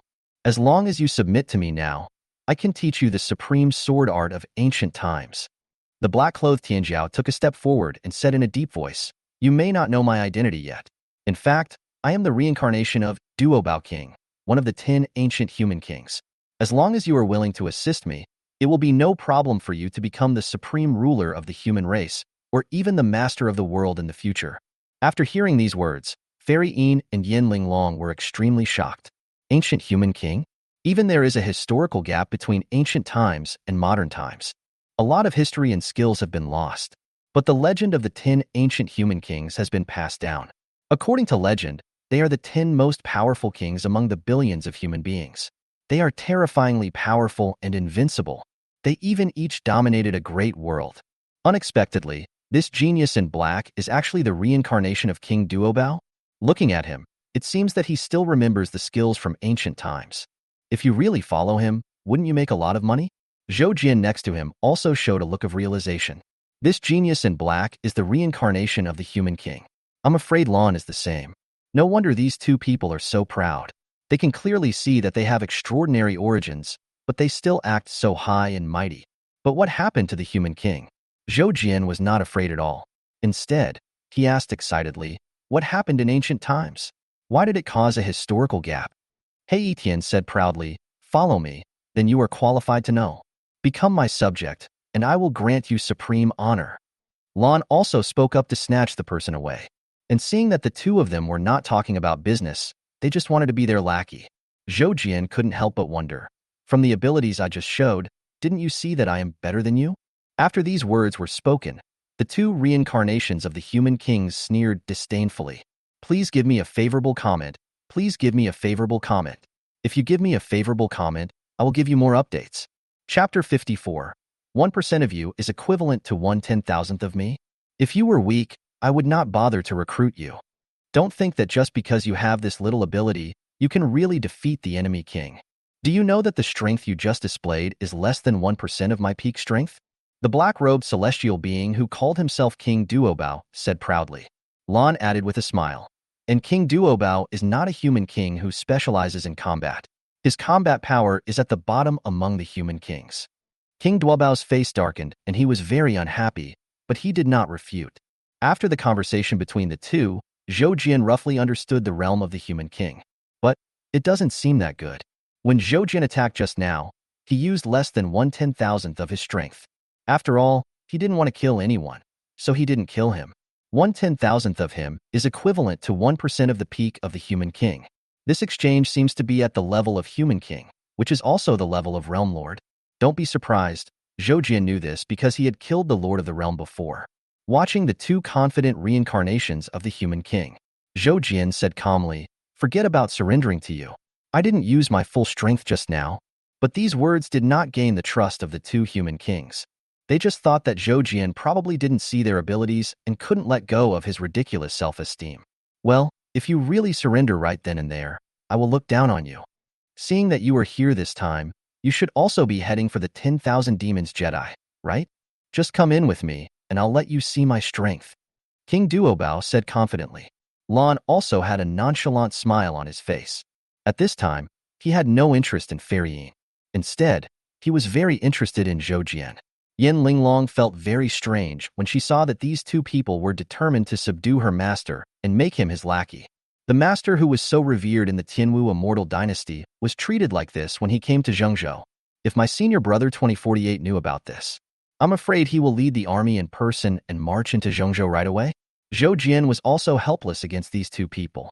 He simply looked at Fairy Yin, who had been kneeling on the ground, not daring to move. The woman had a great figure. She was kneeling on the ground with her dress tightly tied up, outlining her graceful waist and plump buttocks, which made her look very attractive. This girl's level of seduction is a bit low. Zhou Jian commented in his heart and said calmly, "Have you run into any trouble?" Only then did Fairy Yin raise her head. She didn't know when she took off the white veil on her face.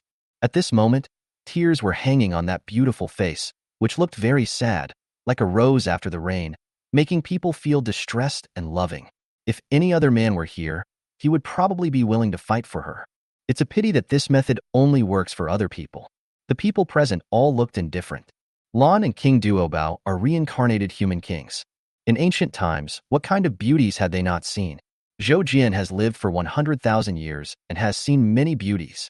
Especially this Fairy Yin, in terms of appearance, is really not as good as Yin Linglong. Yin Linglong was feeling extremely proud and conceited at the moment. Fairy Yin usually relies on this trick to win the love of countless men.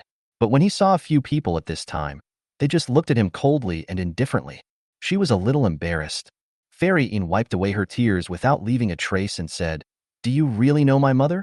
Please save Yiner's life." Zhou Jian raised his eyebrows. "Who wants to kill you?" "Daotian sect Wu Kuei." Fairy Yin said quickly. She could see that Zhou Jian was a man with 1,000 tricks up his sleeve. "So I don't dare to beat around the bush." When Zhou Jian heard the three words, Daotian sect, his expression changed slightly. He is very familiar with this sect, because this was exactly what the Grand Elder of the Tiandao sect founded in the past. At that time, Zhou Jian exhausted all the resources of Tiandao sect and also killed his master. There was turmoil within the Tiandao sect, and as a result, the monkeys scatter. And that powerful elder was the leader of the riot. He even took away more than 60% of the resources and disciples of the Tiandao sect and founded the Daotian sect. If Daotian sect really takes it into account, its strength is actually no worse than the top 9 immortal sects in Zhengzhou. But the problem is that no matter it is the 9 top immortal sects in Zhengzhou, whether it is the top forces in the other 3 major border regions of the West, North, and South, they all have 1 or even 2 or 3 supreme powerhouses. The Daotian sect doesn't even have a single supreme level person. The Great Elder back then was of the supreme level, but he could not survive the 100,000 years and died. Although the supreme strongmen are restrained in the supreme hall and cannot come out easily. But you have a supreme being, which is to be superior to others. Without the supreme being, no matter how powerful the sect is or how many resources it has, it is just a boy who brings wealth. Therefore, over the years, Daotian sect has kept its mountain gate closed and has remained in hiding. Zhoujian rarely heard of them having conflicts with others. But now they dare to send people out to hunt down Fairy Yin? They finally have a supreme powerhouse. Or did Fairy Yin do something that they couldn't stand? Zhoujian frowned and looked at Fairy Yin. Then why is Wu Kuei chasing you? Fairy Yin said bitterly. He is attracted by Yiner's unique physique and wants Yiner to be the furnace cauldron for his ancestor to help Daotian sect's ancestor reach the supreme realm. Zhoujian was surprised and used his clairvoyance to take a look at Fairy Yin. Sure enough, he discovered that this woman was surrounded by spiritual light, and she actually had the rare body of the heavenly furnace. The so-called heavenly furnace makes her body seem like a furnace created by heaven and earth. Any force that enters it will be refined into a more refined form. If I could practice dual cultivation with her, I could inject spiritual energy into her body and then circulate it out. The impurities inside will be cleaned away, allowing the power of spiritual energy to be enhanced by several levels. Moreover, cleaning out impurities in spiritual energy is something that cultivators have to do frequently in their daily lives, and it takes a lot of time. If you can practice dual cultivation with Fairy Yin, you can save a lot of time. It's a good deal no matter how you look at it. Even Zhoujian was tempted. If I can practice dual cultivation with Fairy Yin, will I be able to break through to the foundation building stage? Wait, where does my spiritual power come from? Zhoujian looked inwardly at his empty body. He forgot that he didn't need to accumulate spiritual energy and could withstand any complex power in the world. Zhoujian suppressed the evil thoughts in his heart and looked at Fairy Yin, who was lost in thought. After a moment, he suddenly asked, "Where's your mother?" "My mother was killed by the heavenly calamity because she tried to force herself to overcome it." Fairy Yin was very sad. Zhoujian suddenly realized that it was no wonder that this woman was looking for help everywhere. "But why don't you go to Howren College? Your mother had a good relationship with Howren Academy, right?" Zhoujian asked. Fairy Yin smiled bitterly. "Howren Academy doesn't care about me." "Impossible. They dare not ignore it." Zhoujian said in a deep voice. "There's no need for me to lie about this. You'll know if you ask. Besides, Howren Academy is also somewhat related to Daotian sect, so they don't want to care about me." Fairy Yin hurriedly explained, fearing that Zhoujian would not help her. Zhoujian's face was gloomy. Howren Academy and Daotian sect actually have a good relationship? How is this possible? The Howren Academy was founded by Zhoujian's disciples. Daotian sect hates Zhoujian and his disciples to the core, so how could they possibly cooperate with him? Chapter 55. Master has been so kind to me, how can I rush? Well, you get up first. If Wu Kuei comes, I will help you stop him. Although Zhoujian was unwilling to make things difficult for Daotian sect, but for the sake of Fairy Yin's mother, he was willing to keep her. But let me be frank. You are far worse than your mother. I think her situation was much worse than yours. Not only was she sold to a brothel by her biological father, but she was also forced to entertain customers all day long. But she refused to obey. Even though she was beaten every day and suffered a lot, she still found time to force herself to learn how to play the piano and sing. In the end, she relied on her achievements to become an oiran who only sold her art but not her body, and became famous throughout Chunyan City. I even overthrew the boss's tyranny and became the boss myself. Your mother really didn't pass on this spirit to you at all. Zhoujian's face was full of nostalgia. Fairy Yin was also embarrassed and ashamed. She is indeed far worse than her mother. But Yin Linglong, who was standing beside him, looked at Zhoujian suspiciously, then at Fairy Yin, and said hesitantly, "Master, you have a good relationship with Fairy Yin's mother?" "It's okay. The main reason is that she always gives it to me for free when I go to listen to music. Just for this spirit of justice, you deserve a thumbs up from me." Zhoujian exclaimed in admiration. Fairy Yin. It turns out that he praises his mother so much because it feels great to get something for free? Yin Linglong's eyes became even more strange. You two have such a good relationship, and Fairy Yin's mother sells her art but not her body. So whose daughter is Fairy Yin? Fairy Yin was stunned for a moment, then woke up and stared at Zhoujian with excitement. Zhoujian was also shocked by the question and quickly said, "Don't talk nonsense. Her mother and I have a pure relationship." "How pure?" Yin Linglong curled her lips. "Well, the kind of purity that would wear safety measures." The people around were speechless, but Fairy Yin was extremely disappointed. "In fact, I also persuaded your mother to leave with me. But she said that was her foundation and she couldn't leave. Later, she did develop it into a sect. Yes, it is the place you now call Jiangyin Palace." Zhou Jinduo explained a few more sentences. Fairy Een just kept smiling bitterly. I didn't expect that my own sect actually developed from a brothel. However, this also further strengthened Fairy Yin's desire to follow Zhou Jian.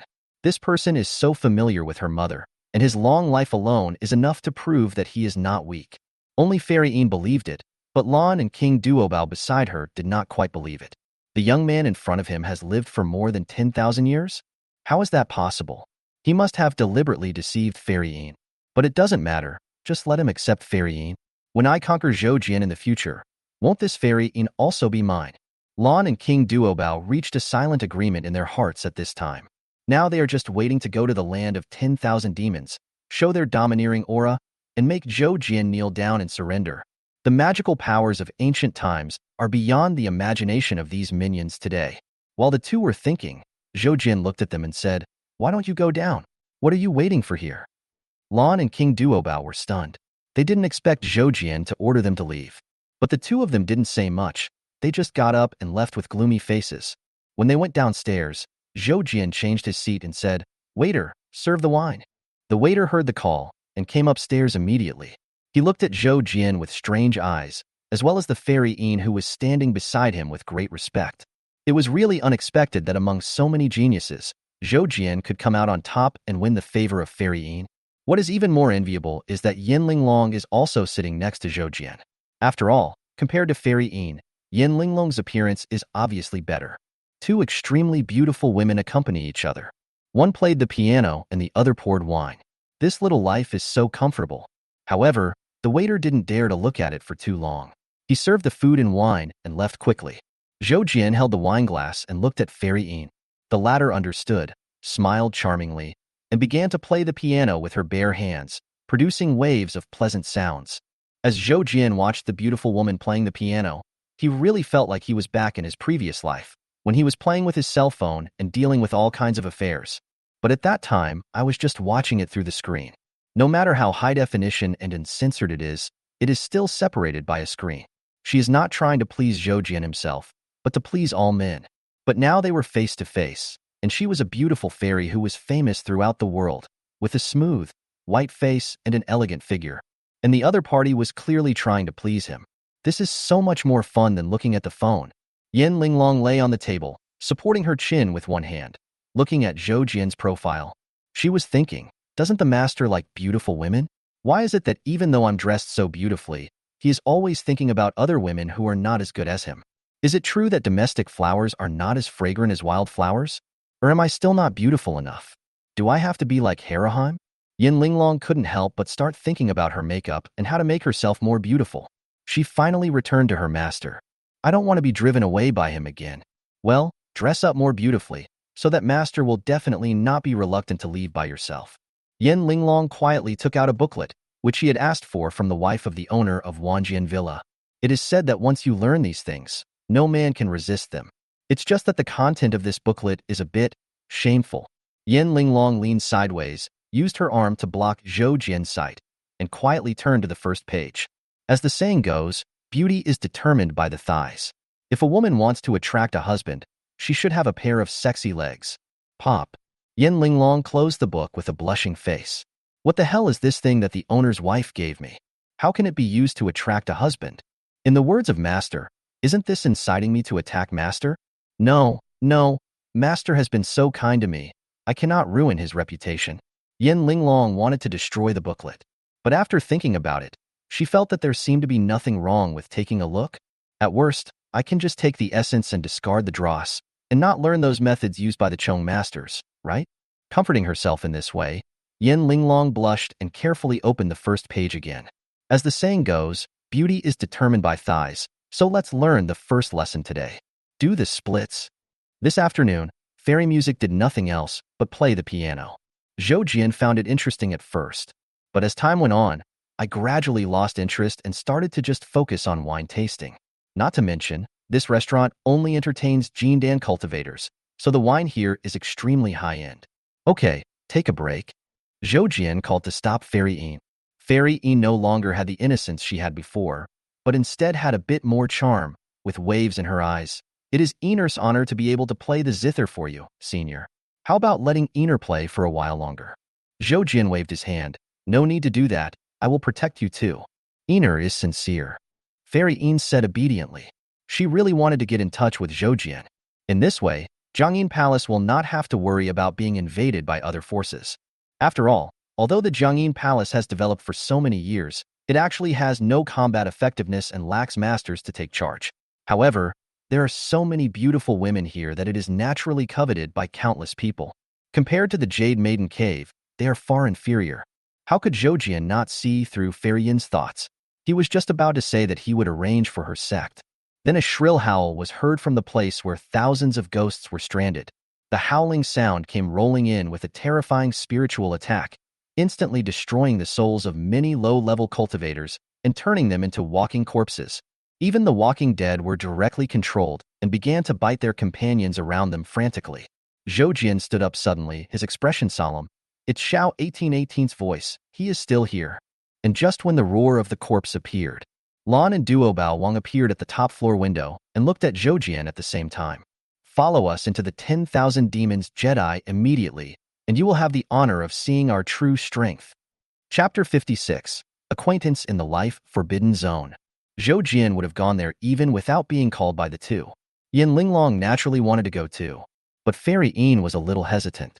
Although she has reached the nascent soul stage, her realm is superficial and her combat effectiveness is not good. If they really had to fight, she might not be Yin Linglong's opponent. At most, his soul is outstanding. This place of 10,000 ghosts is one of the most notorious forbidden areas for life in Zhongzhou. Fairy Yin really didn't dare to go in, but she was afraid that Zhoujian would ignore her, so she was very conflicted. Fortunately, Zhoujian glanced at her and said, "Just follow me in. Don't worry about any problems." Fairy Yin immediately breathed a sigh of relief, quickly put away the dragon horn zither, and followed Zhoujian. On Zhoujian's left is Yin Linglong, and on his right is Yin Xianzi. Accompanied by two beauties, he attracted countless envy when he went downstairs, especially those geniuses who were attracted by the gimmick of making friends with the piano and wanted to get close to her. They looked at Zhoujian even more unwillingly. Although these people were driven down by Fairy Yin, but he was still very unhappy to see Fairy Yin fall into Zhoujian's hands. If it fell into the hands of Lan or King Duobao, they would accept it. After all, these two people are quite famous in Zhongzhou, and everyone is convinced by them. Zhoujian is a little-known person. Maybe he has real skills, but no one has seen it. So these people still have a little fantasy in their hearts, thinking that they might be stronger than Zhou Jianxiang. And this opportunity to show off is naturally in the land of 10,000 ghosts. I don't know if it's because of the appearance of the Corpse King or for some other reason. An extremely dense and eerie aura of death suddenly appeared above the land of 10,000 ghosts. The deathly energy blocked the area, making it look dark and daunting. It's also because of the fog. As a result, people are unable to fly in from the sky. Zhoujian could just split it open and go in. But if that happens, it would be inconvenient to carry the two women behind him. Zhoujian came here this time not just to take Xiao 1818 away. It's also meant to broaden Yin Linglong's horizons. By the way, let her get used to the Guixin sword. It will be easier to use in the future. If you want to walk in, there is only a dark and deep path. The path was looming in the endless darkness of the deserted place. It looks like a path leading to hell. People looked at the narrow path that was only wide enough for one person to pass, and had no doubt that some monster would jump out of the darkness on both sides. For a moment, no one was willing to leave first. Seeing this, Zhoujian wanted to leave early, but I only saw a beam of light rising into the sky. It seemed like a sun, extremely hot and bright, slowly flying to the small path leading to the dead end of all ghosts. It actually made the path clearer and brighter than before. Even the darkness on both sides dissipated a little, making the road a little wider. Waves of angry and shrill howls came from the darkness. Obviously something was burned. Everyone looked towards the golden light source. King Duobao said calmly, "This is the Golden Crow Wheel, a top-grade spiritual treasure that can temporarily dispel darkness. Even the life-restricted area cannot stop it." As he said this, King Duobao glanced at Zhoujian. Obviously, this is to show his ability. Zhoujian's heart moved. Could it be that this king of Duobao meant that he had a lot of treasures, and was he very good at treasure hunting? How much does this cost? Zhoujian was a little envious. If he had this ability, why would he worry about the materials for refining the foundation building pill? But there is no use in being envious, as Zhoujian will never follow King Duobao just because of this. Zhoujian shook his head and cleared his mind of distracting thoughts. But his little action caused King Duobao, who was staring at him, to misunderstand. Does this mean that you are disdainful of his treasure? Yes, this boy has a Taoist weapon, so it is normal for him to look down on spiritual treasures. After all, compared to the Taoist weapons refined with the power of the world, this magical treasure has simply been given some spirituality and can exert its power on its own without any manipulation. King Duobao was not in a hurry either. This isn't his only treasure, just an appetizer. Seeing King Duobao so anxious, Lan also showed a hint of sarcasm. He was not in a hurry to show his strength to Zhou Jian. Once you enter this place full of ghosts, there will be plenty of opportunities. Zhou Jian originally wanted to walk in front and lead the way. But because King Duobao offered up his treasure, he naturally had to stand in the first position. Lan stood in second place. Zhou Jian had no choice but to stand in third place. In fact, he himself would be squeezed to the end by other geniuses. But because of Lan's look, those geniuses became scared. After all, even geniuses are divided into strong and weak. These geniuses could only watch in frustration as Zhou Jian ranked second with 2 girls. The group formed a long line and walked onto the gloomy path, even with the shining light of the golden crow wheel. But when these people walked onto the path, they were still involuntarily affected. They just felt that they heard many lonely ghosts wailing for help. There are even ghosts who threaten and bribe them. He promised that as long as they were willing to lend a helping hand, he would immediately give them supreme skills and top-notch magic weapons. After all, many of the geniuses come from wealthy families and are well-informed. They won't be affected at all. However, Fairy Yin showed a look of struggle on her face. She heard the wailing of her mother who was struck to death by lightning, as if her mother was experiencing some kind of catastrophe and was crying for Fairy Yin to save her. Fairy Yin looked at the darkness on both sides of the road with reluctance. When I looked over, I could indeed vaguely see a struggling figure in the darkness. The more I looked at that figure, the more it looked like my mother. Although Fairy Yin didn't feel good, she couldn't help but stare at it, trying to identify it clearly. Suddenly, someone patted her on the head. Come back to your senses. Zhou Jian growled. Don't look at the darkness here. They will devour your spiritual power without you realizing it. Fairy Yin suddenly came back to her senses and discovered that her spiritual power had indeed weakened a lot. Her face was slightly pale. No way. When she first came out of Jiangyin Palace, she only had 2 magic weapons with her. One was chopped into pieces by Zhou Jian. The other one cannot be used to attack or defend, only to explore. So Fairy Yin is like running naked here, and can only rely on her own strength to fight against all the ghosts. But this place is known as the Forbidden Zone of Life, and even the ancestors in the tribulation period dare not set foot in it easily. How could she resist on her own? Zhou Jian also noticed the problem, but he didn't care. Practice more, it will help you improve your strength. I will protect you when you can't bear it anymore. With Zhou Jian's ability, protecting Fairy Yin is easier than playing with her. Fairy Yin agreed obediently and continued walking forward. But the Duobao king in front of him suddenly said calmly, the air here is filled with gloomy death energy. It is difficult for you to absorb normal spiritual energy. Try not to consume too much of your strength, otherwise it will be difficult to replenish it. Zhou Jian understood that this was a reminder to himself. It's a pity that the gloomy and deathly aura he absorbed here had no effect on him, and he could use it at will. So Zhou Jian ignored King Duobao and looked into the darkness in the distance. He would naturally not be affected, and could clearly see that there was a huge locust tree in the distance.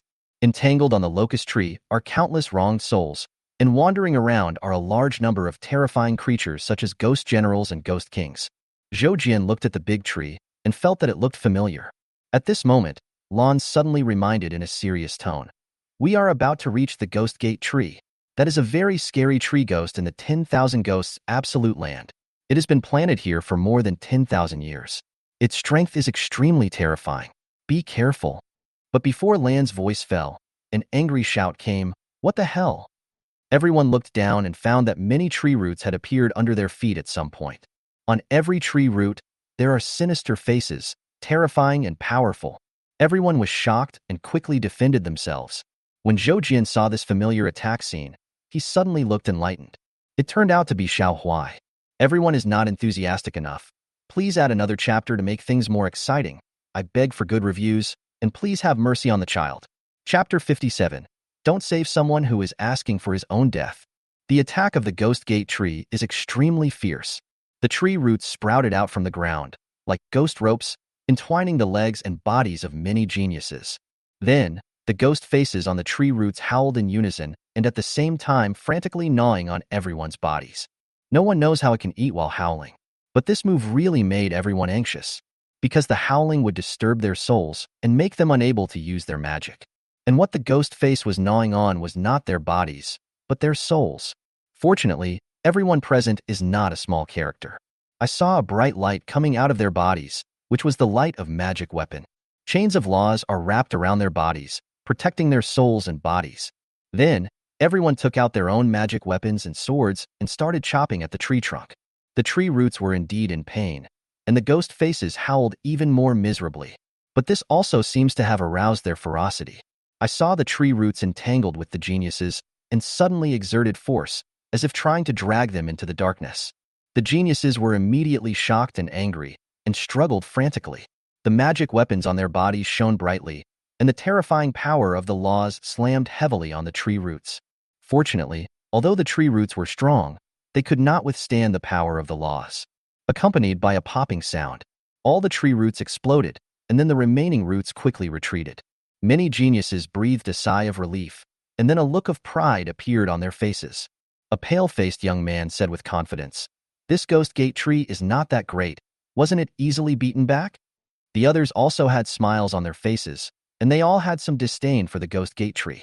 During the battle just now, Xuantian had been standing under the protection of King Duobao's golden crow wheel. Although those tree roots are strong, they are very afraid of the golden crow flame. Therefore, it did not enter the protection range of the golden crow wheel. This gave Xuantian and his companions time to watch the battles among all the geniuses. Xuantian looked at the confident and proud Tianjiao, shook his head, and advised, "You should withdraw. The ghost gate tree is not as simple as you think." Those geniuses looked at him in surprise, but when they saw that the one who spoke was the young man who took Fairy Yin away, they sneered. They won't listen to such a person's nonsense. Not to mention that he showed the chi refining stage. So what if they are at the same level? These people fought off a wave of attacks from Huai Shu, and they were so proud of themselves that they all stood with their hands on their hips and looked at Zhou Jian with disdain. What if the locust tree attacks again? No matter how many come, I will kill them all. They even thought of taking this opportunity to prove themselves. It would be even better if I could make Fairy Yin regret choosing this boy. But just as Zhou Jian said, the second wave of attack from the locust tree came soon and was even more violent. There are 10 times more tree roots than before, whooshing out from the ground. Those geniuses were well prepared. The power of the laws in their bodies reappeared, and they wanted to chop those tree roots into pieces again. But this time they were horrified to find that the power of the law was unable to cut through the roots of the tree. Looking more closely, it turns out that the power of laws is also entangled in the roots of this tree. The rich yellow light of the law of earth enveloped the tree roots, making them seem like the hardest rocks under the world. The methods of those geniuses are simply unbreakable. Amid the sounds of breaking through the air, the geniuses who had lost their effective means of attack were caught off guard, and 1/3 of them were dragged into the darkness by the tree roots. When they first entered the darkness, the light of the magic weapon illuminated an area. But then, countless wronged souls rushed forward one after another. The people who were still standing on the yellow springs road heard the crunching sound of gnawing coming from the darkness. In less than a few breaths, a familiar scream was heard in the darkness. This voice belonged to the white-faced genius who had just mocked the ghost gate tree for being not very good. "Don't bite me. Get away. Self-destruct. The magic weapon self-destructs. Parents, save me." Amidst a series of intermittent howls of pain, the white-faced genius gradually became silent. But from other places in the darkness, screams of other geniuses were heard. In less than a cup of tea, those confident geniuses who claimed that they had magical weapons for defense and could manipulate the laws beyond their levels, all perished in the darkness. All the remaining people on the Yellow Springs Road showed expressions of fear, especially those geniuses who were persuaded to leave by Zhou Jian just now. But no one was willing to leave. All showed expressions of regret. They want to go. They really want to go. But it's too late now. But there was one clever dwarf genius who shouted to Zhou Jian, "Brother Dao, save me. I am willing to submit to you." When the geniuses who were struggling with the tree roots heard this, they immediately cursed them as shameless. But they couldn't help but look to Zhou Jian for help, hoping to get his help. But Zhou Jian was too lazy to pay attention. Don't save someone who is seeking his own death, otherwise he will not only suffer no good, but also get into trouble. What's more, Zhou Jian is now also surrounded. Before, the tree roots could not penetrate into the range of the golden crow wheel. This made the tree roots very angry, and at this time, those tree roots wrapped in the power of the law of earth directly covered the range covered by the golden crow wheel. King Duobao's face changed slightly, and he immediately made a hand seal to activate the golden crow wheel. One after another, golden three-legged divine birds flew out from the golden crow wheel and bombarded the tree roots that were wrapped around them. But the golden crow wheel is just a spiritual treasure. Even if it has a trace of golden crow fire that can restrain wood-type monsters, it is no match for those earth-type monsters. At this time, the firebirds bombarded the tree roots, but had no effect at all. When King Duobao saw this, his face darkened. He wanted to show off in front of Zhou Jian, but he didn't expect to fail at the first level. Lan always had a relaxed smile on his face. Although these tree roots are strong, they are not a difficult task for him, because he can also manipulate the laws. King Duobao, are you okay? Why don't you let me do it? Lan was even in the mood to tease. King Duobao glanced back at Zhou Jian, who didn't care, and his eyes darkened. Humph, it's just a mere earth law. A fiery red light suddenly burst out from his body. The law of fire. Terrifying flames gushed out from King Duobao's body, forming a colorful golden phoenix. As soon as the golden phoenix appeared, the temperature around it rose sharply. Everyone felt like they were in a furnace, and those tree roots immediately retreated in panic. After all, fire naturally controls wood, so even with the help of earth-related laws, it will be of little use. King Duobao said coldly, "It's just a trivial rule, little dour." Lan still had a smile on his face, but with a hint of mockery. After being stimulated like this, he started to use his ultimate move. This guy's character is indeed the worst among the 10 human kings. Lan is looking forward to King Duobao putting forth more strength next time. Because even if the reincarnated King Duobao was born in the Ainshur sect, it would be extremely difficult for him to absorb spiritual energy here to replenish himself. As long as this guy keeps consuming energy, he will run out of energy sooner or later. Humph, it's just a tree root, and you dare to cause trouble. When I was in Xuantian Realm, this Wan Gue Jedi was nothing. King Duobao obviously knew that his energy would be consumed quickly, so he was anxious to show off to Zhou Jian. First, he expressed his contempt for the Ghost Gate tree. Then he looked at Zhou Jian with pride. Do you know how many laws I have controlled? I will add one more chapter. Please give me good reviews. Please give me more good reviews. As long as the reading data is good, I will add more. I have a lot of manuscripts in reserve. Thank you very much. Chapter 58. Zhou Jiankai was too lazy to play the supporting role. But Yen Linglong was very curious about the strength of the ancient king. She asked, "How much?" King Duobao was very dissatisfied with Zhou Jian's arrogance and glared at him. But he was very satisfied with Yen Linglong's beauty and knowledge and looked at her with appreciation. Good question. I have a total of 1,329 laws. In the past, these laws were enough to make me look down upon the world and no one could defeat me. In the future, you can be my concubine, and I will let you enjoy all the grace and glory in the world. Yen Linglong, who was originally marveling at King Duobao's strength, suddenly felt a chill on her face. Zhou Jian also looked at King Duobao indifferently and said, "My disciple looks down on you, so don't mention this matter anymore." He also doesn't like Duobao Wang, the pretentious guy. Although he has more than 1,000 laws, which is close to half of the 3,000 laws of heaven, but Zhou Jian still had no interest. King Duobao didn't expect these two people to be so disrespectful to him. He couldn't help but stare at Zhou Jian with cold eyes. Do you know that even in ancient times, no one dared to speak to me like this? If it weren't for the fact that I admire your abilities, you would have died in my hands long ago. Although Lan was happy that King Duobao was defeated, he was also very dissatisfied with Zhou Jian's attitude. We once commanded the whole world, and no one dared to disobey. We also sniped the demons outside the Xuantian Realm and made unparalleled contributions. You younger generations have all benefited from our glory, so you should learn to respect the king. Considering that you don't know much about ancient times due to the historical gap, we can tolerate your arrogance this time. But if it happens again, even if you surrender to us in the end, you will be severely punished. Watching the two of them singing the same tune and belittling themselves, Zhou Jian was speechless. Yen Linglong finally couldn't help it and said disdainfully, "What a bullshit king. Who knows if your reincarnation and cultivation are to avoid some disaster in ancient times? To put it bluntly, you are just afraid of death.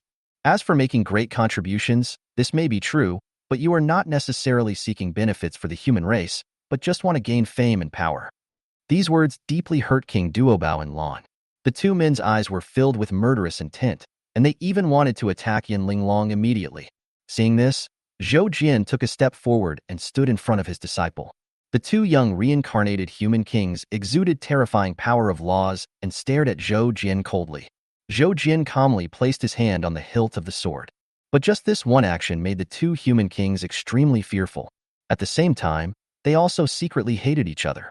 If it weren't for this damn Taoist weapon, they would have killed Zhou Jian like slaughtering a dog. But this doesn't mean that the two will back down. To be frank, the king of men cannot be humiliated. They were repeatedly scolded by Zhou Jian and his men in public. If they didn't retaliate, wouldn't they be laughed at to death in the future? But just when several people were on the verge of a war, they were about to break out. Another huge tree root came lashing over. There was a loud bang. The golden crow wheel that was still remaining on King Duobao's body was directly blown up. They all looked and saw that it was an extremely thick tree root, comparable to that of a 1,000-year-old tree. It is the strongest root of the Ghost Gate tree. Watch me chop it off. King Duobao snorted coldly, and a battle axe appeared in his hand. That axe turned out to be a top-grade spiritual treasure, extremely sharp and exuding a terrifying power. This time, he did not use large-scale magic weapons to protect Zhou Jian and others, because he saw it. It is not an easy task to make Zhou Jian surrender. Then just let him get into danger first, so that he can know the preciousness of life and his own powerlessness. King Duobao held the battle axe in his hand and chopped hard at the tree roots that were sweeping towards him like a long whip. Bang! A loud explosion was heard. King Duobao suddenly took a few steps back. The tree roots were also slightly injured. It is obvious that King Duobao has the upper hand in this fight. Lan didn't hesitate and opened the folding fan in his hand. There was a Kuan painted on the folding fan. At this time, the folding fan was gently shaking.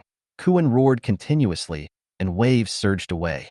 The thick tree roots were pushed back again, and even when they were washed by the waves, their strength continued to weaken. This tree root was obviously one of the main roots of the Ghost Gate tree, but it was unable to do anything to the two of them. The two of them have some reason to be so arrogant. The main root was unable to do anything to the two of them, and seemed to be angry and humiliated. It began to attack other people crazily. Those geniuses were already putting up a hard fight. At this moment, the main root pulled it violently, and it flew into the darkness with a shrill scream. But these people were decisive and directly blew up the protective treasures on their bodies, because they haven't gone deep enough yet. Therefore, by using the power of the treasure's explosion, they were able to push back the darkness that was eroding them. The souls of those geniuses immediately fled from the place where thousands of demons were trapped. As for the physical body, it has perished along with the magic weapon. There were countless people watching the excitement outside the Wangue Jedi. I saw that the large group of geniuses had just entered for less than an hour, and then a lot of them escaped, and their souls escaped. Suddenly, everyone showed a look of horror. It really is a life-restricted zone. Even though these people were already the best in the cultivation world, they still suffered a great loss. The main root was unable to do anything to the human king, and was injured by other people's self-destructive magic weapons, and suddenly became even more crazy. I saw the huge tree roots constantly whipping the ground, making a rumbling sound and breaking it apart. Then, it actually set its sights on Fairy Een and started to beat her fiercely. Fairy Een was fighting against the bewitching power here and tempering her own spirit when she suddenly felt a sense of crisis. When she opened her eyes, she saw that the taproot was already in front of her. Fairy Een suddenly turned pale and felt despair. She didn't even have time to call for help. Bang! The main root was pulled out fiercely. This strike is enough to blow up a mountain thousands of feet high. Fairy Een had already closed her eyes and waited for death. But when the explosion sounded, she didn't feel any pain at all, and she opened her eyes in surprise. But he found that he was totally unharmed.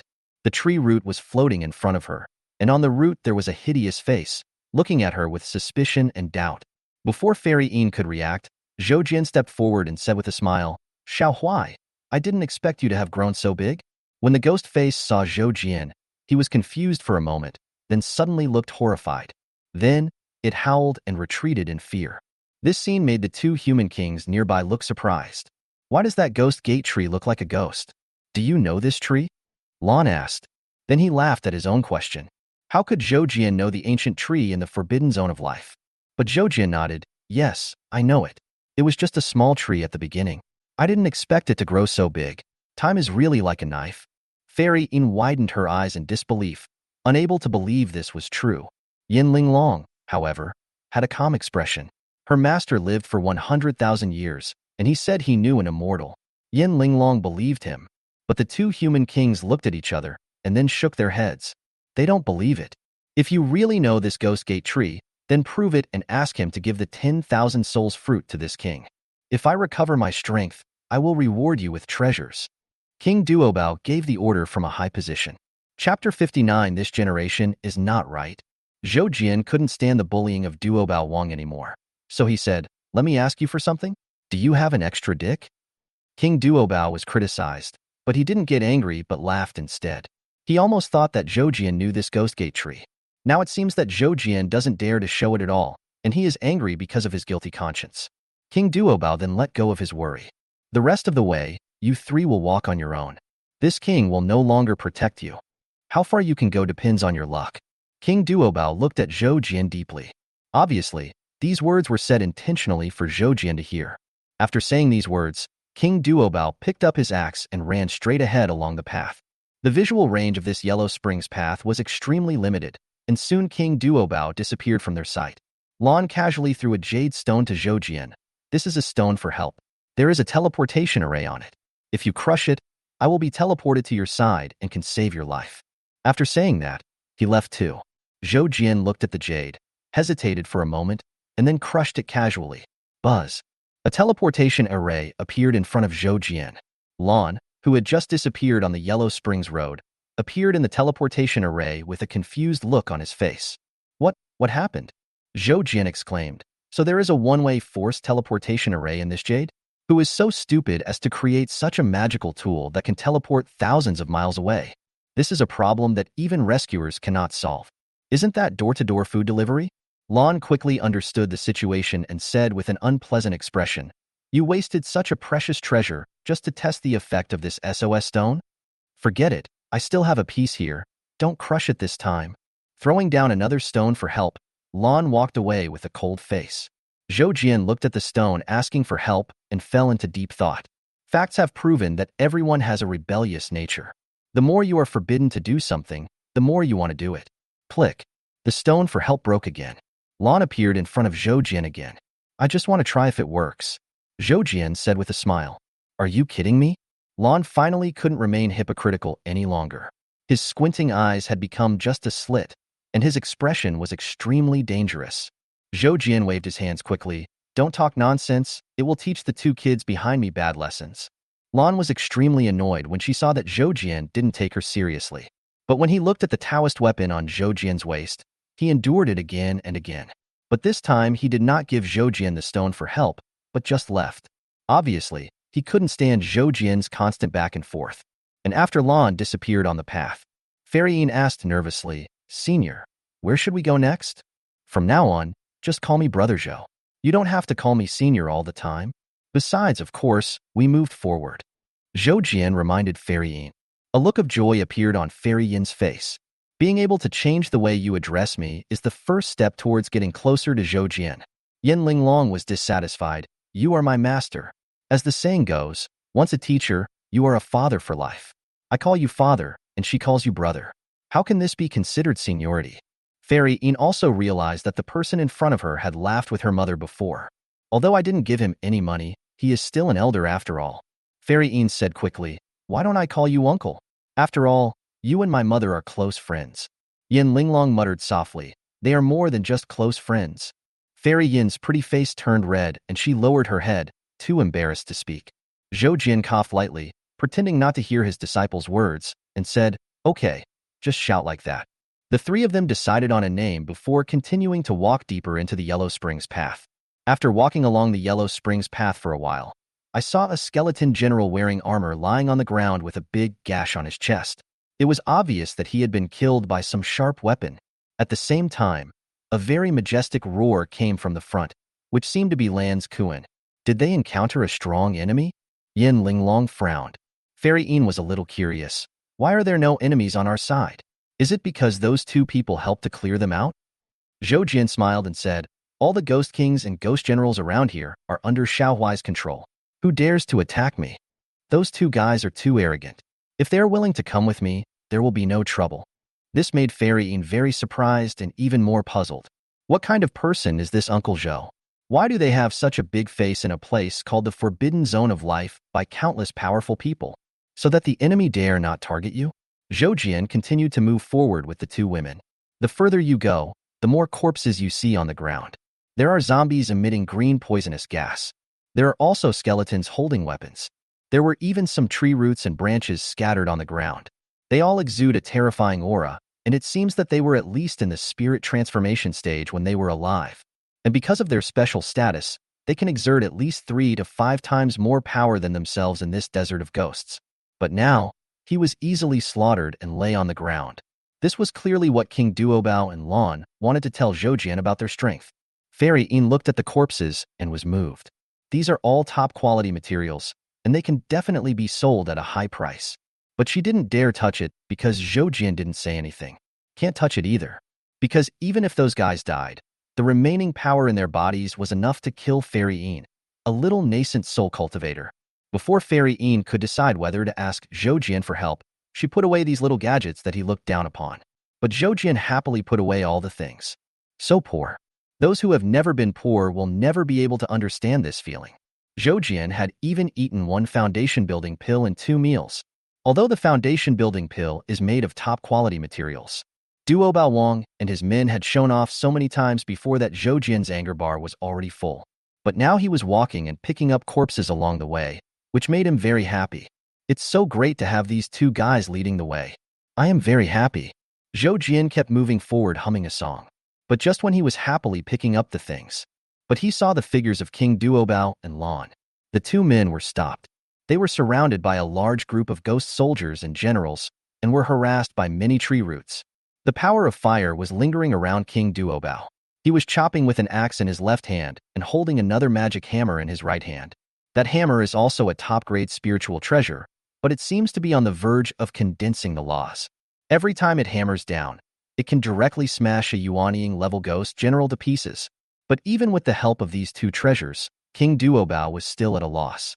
Only by attacking desperately could he withstand the overwhelming attacks. Lan was not feeling well either. The virtual image of Kuan behind him was as a righteous man, constantly spewing out sea waves to block those ghosts.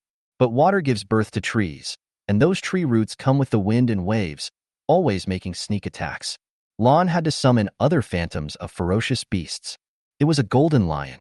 It roared towards the sky and shattered countless ghosts. Seeing Zhou Jian coming, King Duobao, who had been resisting with great difficulty, felt even more embarrassed and his face was a little ashamed. Lan had no such thoughts and shouted in a low voice.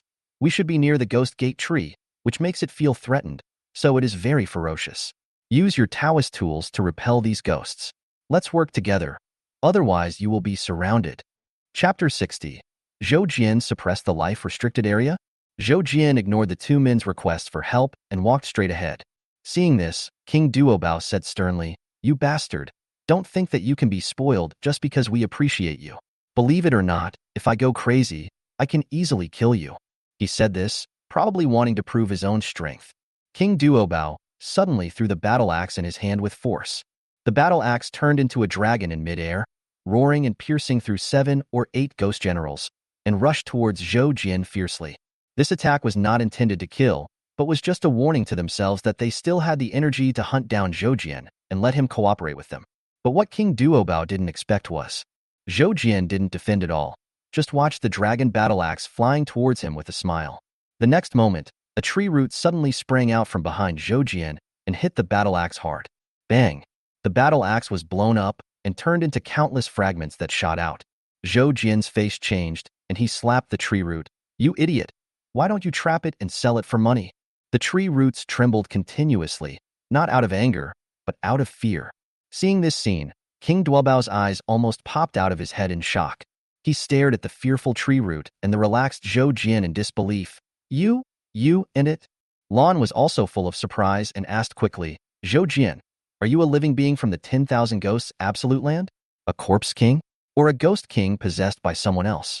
If what Zhou Jian said is true, he lived for many years. Then it is really possible that he is the reincarnation of an old monster here, or even that he has taken over another person's body. Zhou Jian shook his head, did not explain the two people's problem, and continued along the path. At this time, the path was already crowded with ghost kings and ghost generals. Each of them is extremely ferocious, and if one of them is released, it is a terrifying existence that can destroy an entire city. Even the two young kings were in a state of panic. But just as Zhou Jian stepped forward, the ghosts retreated in panic. This scene made King Duobao and Lan look even more shocked. Fairy Yin was also shocked. She knew Zhou Jian might be from a prominent background, but she didn't expect him to be so powerful. Yin Linglong has gotten used to it. The three of them continued on their way and disappeared from the sight of the two young kings. After they left, the ghost kings and ghost generals, who had been quiet, howled and attacked fiercely again. King Duobao was caught off guard and was hit in the chest by a ghost king, causing him to spit out blood. But this also aroused his ferocity. Don't think that I can't do anything to you just because I have restored one law. Burn it. Boom. The flames reached the sky and burned madly. At the same time, the top-grade spiritual treasure in King Duobao's hand quickly became dim and even turned into ashes. Obviously, he was using the magical powers he had acquired in his previous life to absorb the power of spiritual treasures and unleash his power. Lan also gritted his teeth and slowly swallowed the golden lion's phantom into his body. Then, golden hair grew all over his body, his eyes radiated golden light, and he let out an extremely terrifying roar.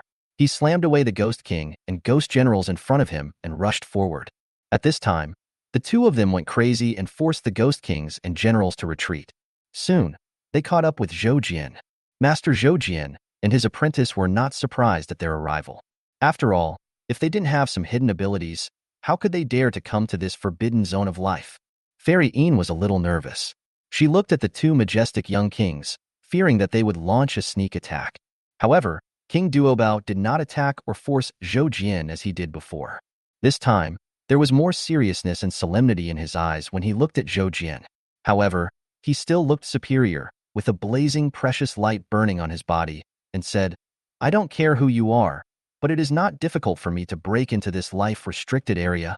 Lan also narrowed his eyes and stared at Zhou Jian. "I have to say, I am more interested in you." Zhou Jian shook his head, too lazy to say more, and walked forward quickly.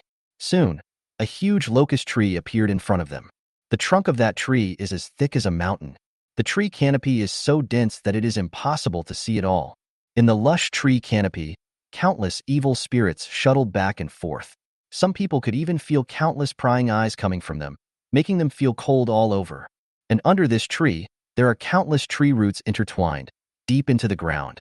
It is unknown how far they are hidden, and no one knows how many are hidden. But the two young kings got goosebumps here. Their desire for the 10,000 souls fruit has completely disappeared.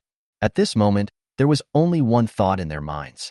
This tree is invincible. Run away. The two young kings were so frightened that they broke out in cold sweats and kept retreating backwards. They no longer have the arrogance and pride they had before, nor do they have the courage to venture into the world. But Zhou Jian did not move. He just looked at the towering tree and said with a smile, "Xiao Huai, I didn't expect that you have grown so big after not seeing you for a few years." What was surprising was that a human face suddenly appeared on the wrinkled bark of the locust tree. The man's face was full of respect. "Senior, it has been 13,200 years since you last came here." Zhou Jian sighed softly. "Has it been so long? I didn't even notice." "Time is naturally meaningless to a true immortal like you," Huaishu said in a flattering manner. Zhou Jian waved his hands. "What immortal? He is just a useless guy who has been unable to build a foundation for 100,000 years. The locust tree is silent like a cicada in winter." Zhou Jian could say this, but he couldn't, because the locust tree will always remember that day 10,000 years ago. At that time, he was still a happy little sapling. As a result, it was because a short-sighted ghost king mocked Zhou Jian for being in the chi refining stage. At that time, he was furious and chased the ghost king across most of the life-forbidden zone, killing countless ghost king and ghost generals, and even some old zombies who had lived for tens of thousands of years. From then on, all existences in this life-forbidden zone of Wan Gue Jedi developed a strong fear of the outside world. All the world knows is that the monsters in this forbidden zone of life never go out to cause trouble. But no one knows. It's because they are all afraid of this old monster in the chi refining stage. When the locust tree thought of this, it turned into the gate of hell. It had slaughtered countless foreign creatures here, and its face was full of flattery. Are you here to look for your apprentice? Yes. Did you see him? Zhou Jian asked. He seems to have lost his memory. He has been wandering around the restricted area all this time. Hell, we'll be beaten if we say we don't know. Huaishu said with great grievance. Zhou Jian raised his eyebrows. Don't think I don't know how strong you are. Even if he, a 10,000-year-old corpse king, fights with you, he will get beaten, right? Yes, but we also know how strong you are. Who would dare to fight back? Huaishu said humbly. Then why don't you let him come to see me? Zhou Jian asked. He had just woken up and was craving for human blood, even wanting to eat humans. How dare we let him go? If he commits a sin of murder, it will destroy him and you as well. Huaishu explained in a panic. Fairy Yin and Yin Linglong beside them looked strange when they heard this. Are the ghosts in the forbidden zone of life afraid to come out and commit murder? What's the difference between this and a rapist saying he's not interested in women? Even the two human kings were dumbfounded. Why does it sound like Zhou Jian has suppressed this forbidden zone of life from what the old locust tree said? They knew Zhou Jian might be very awesome, but they didn't expect him to be this awesome.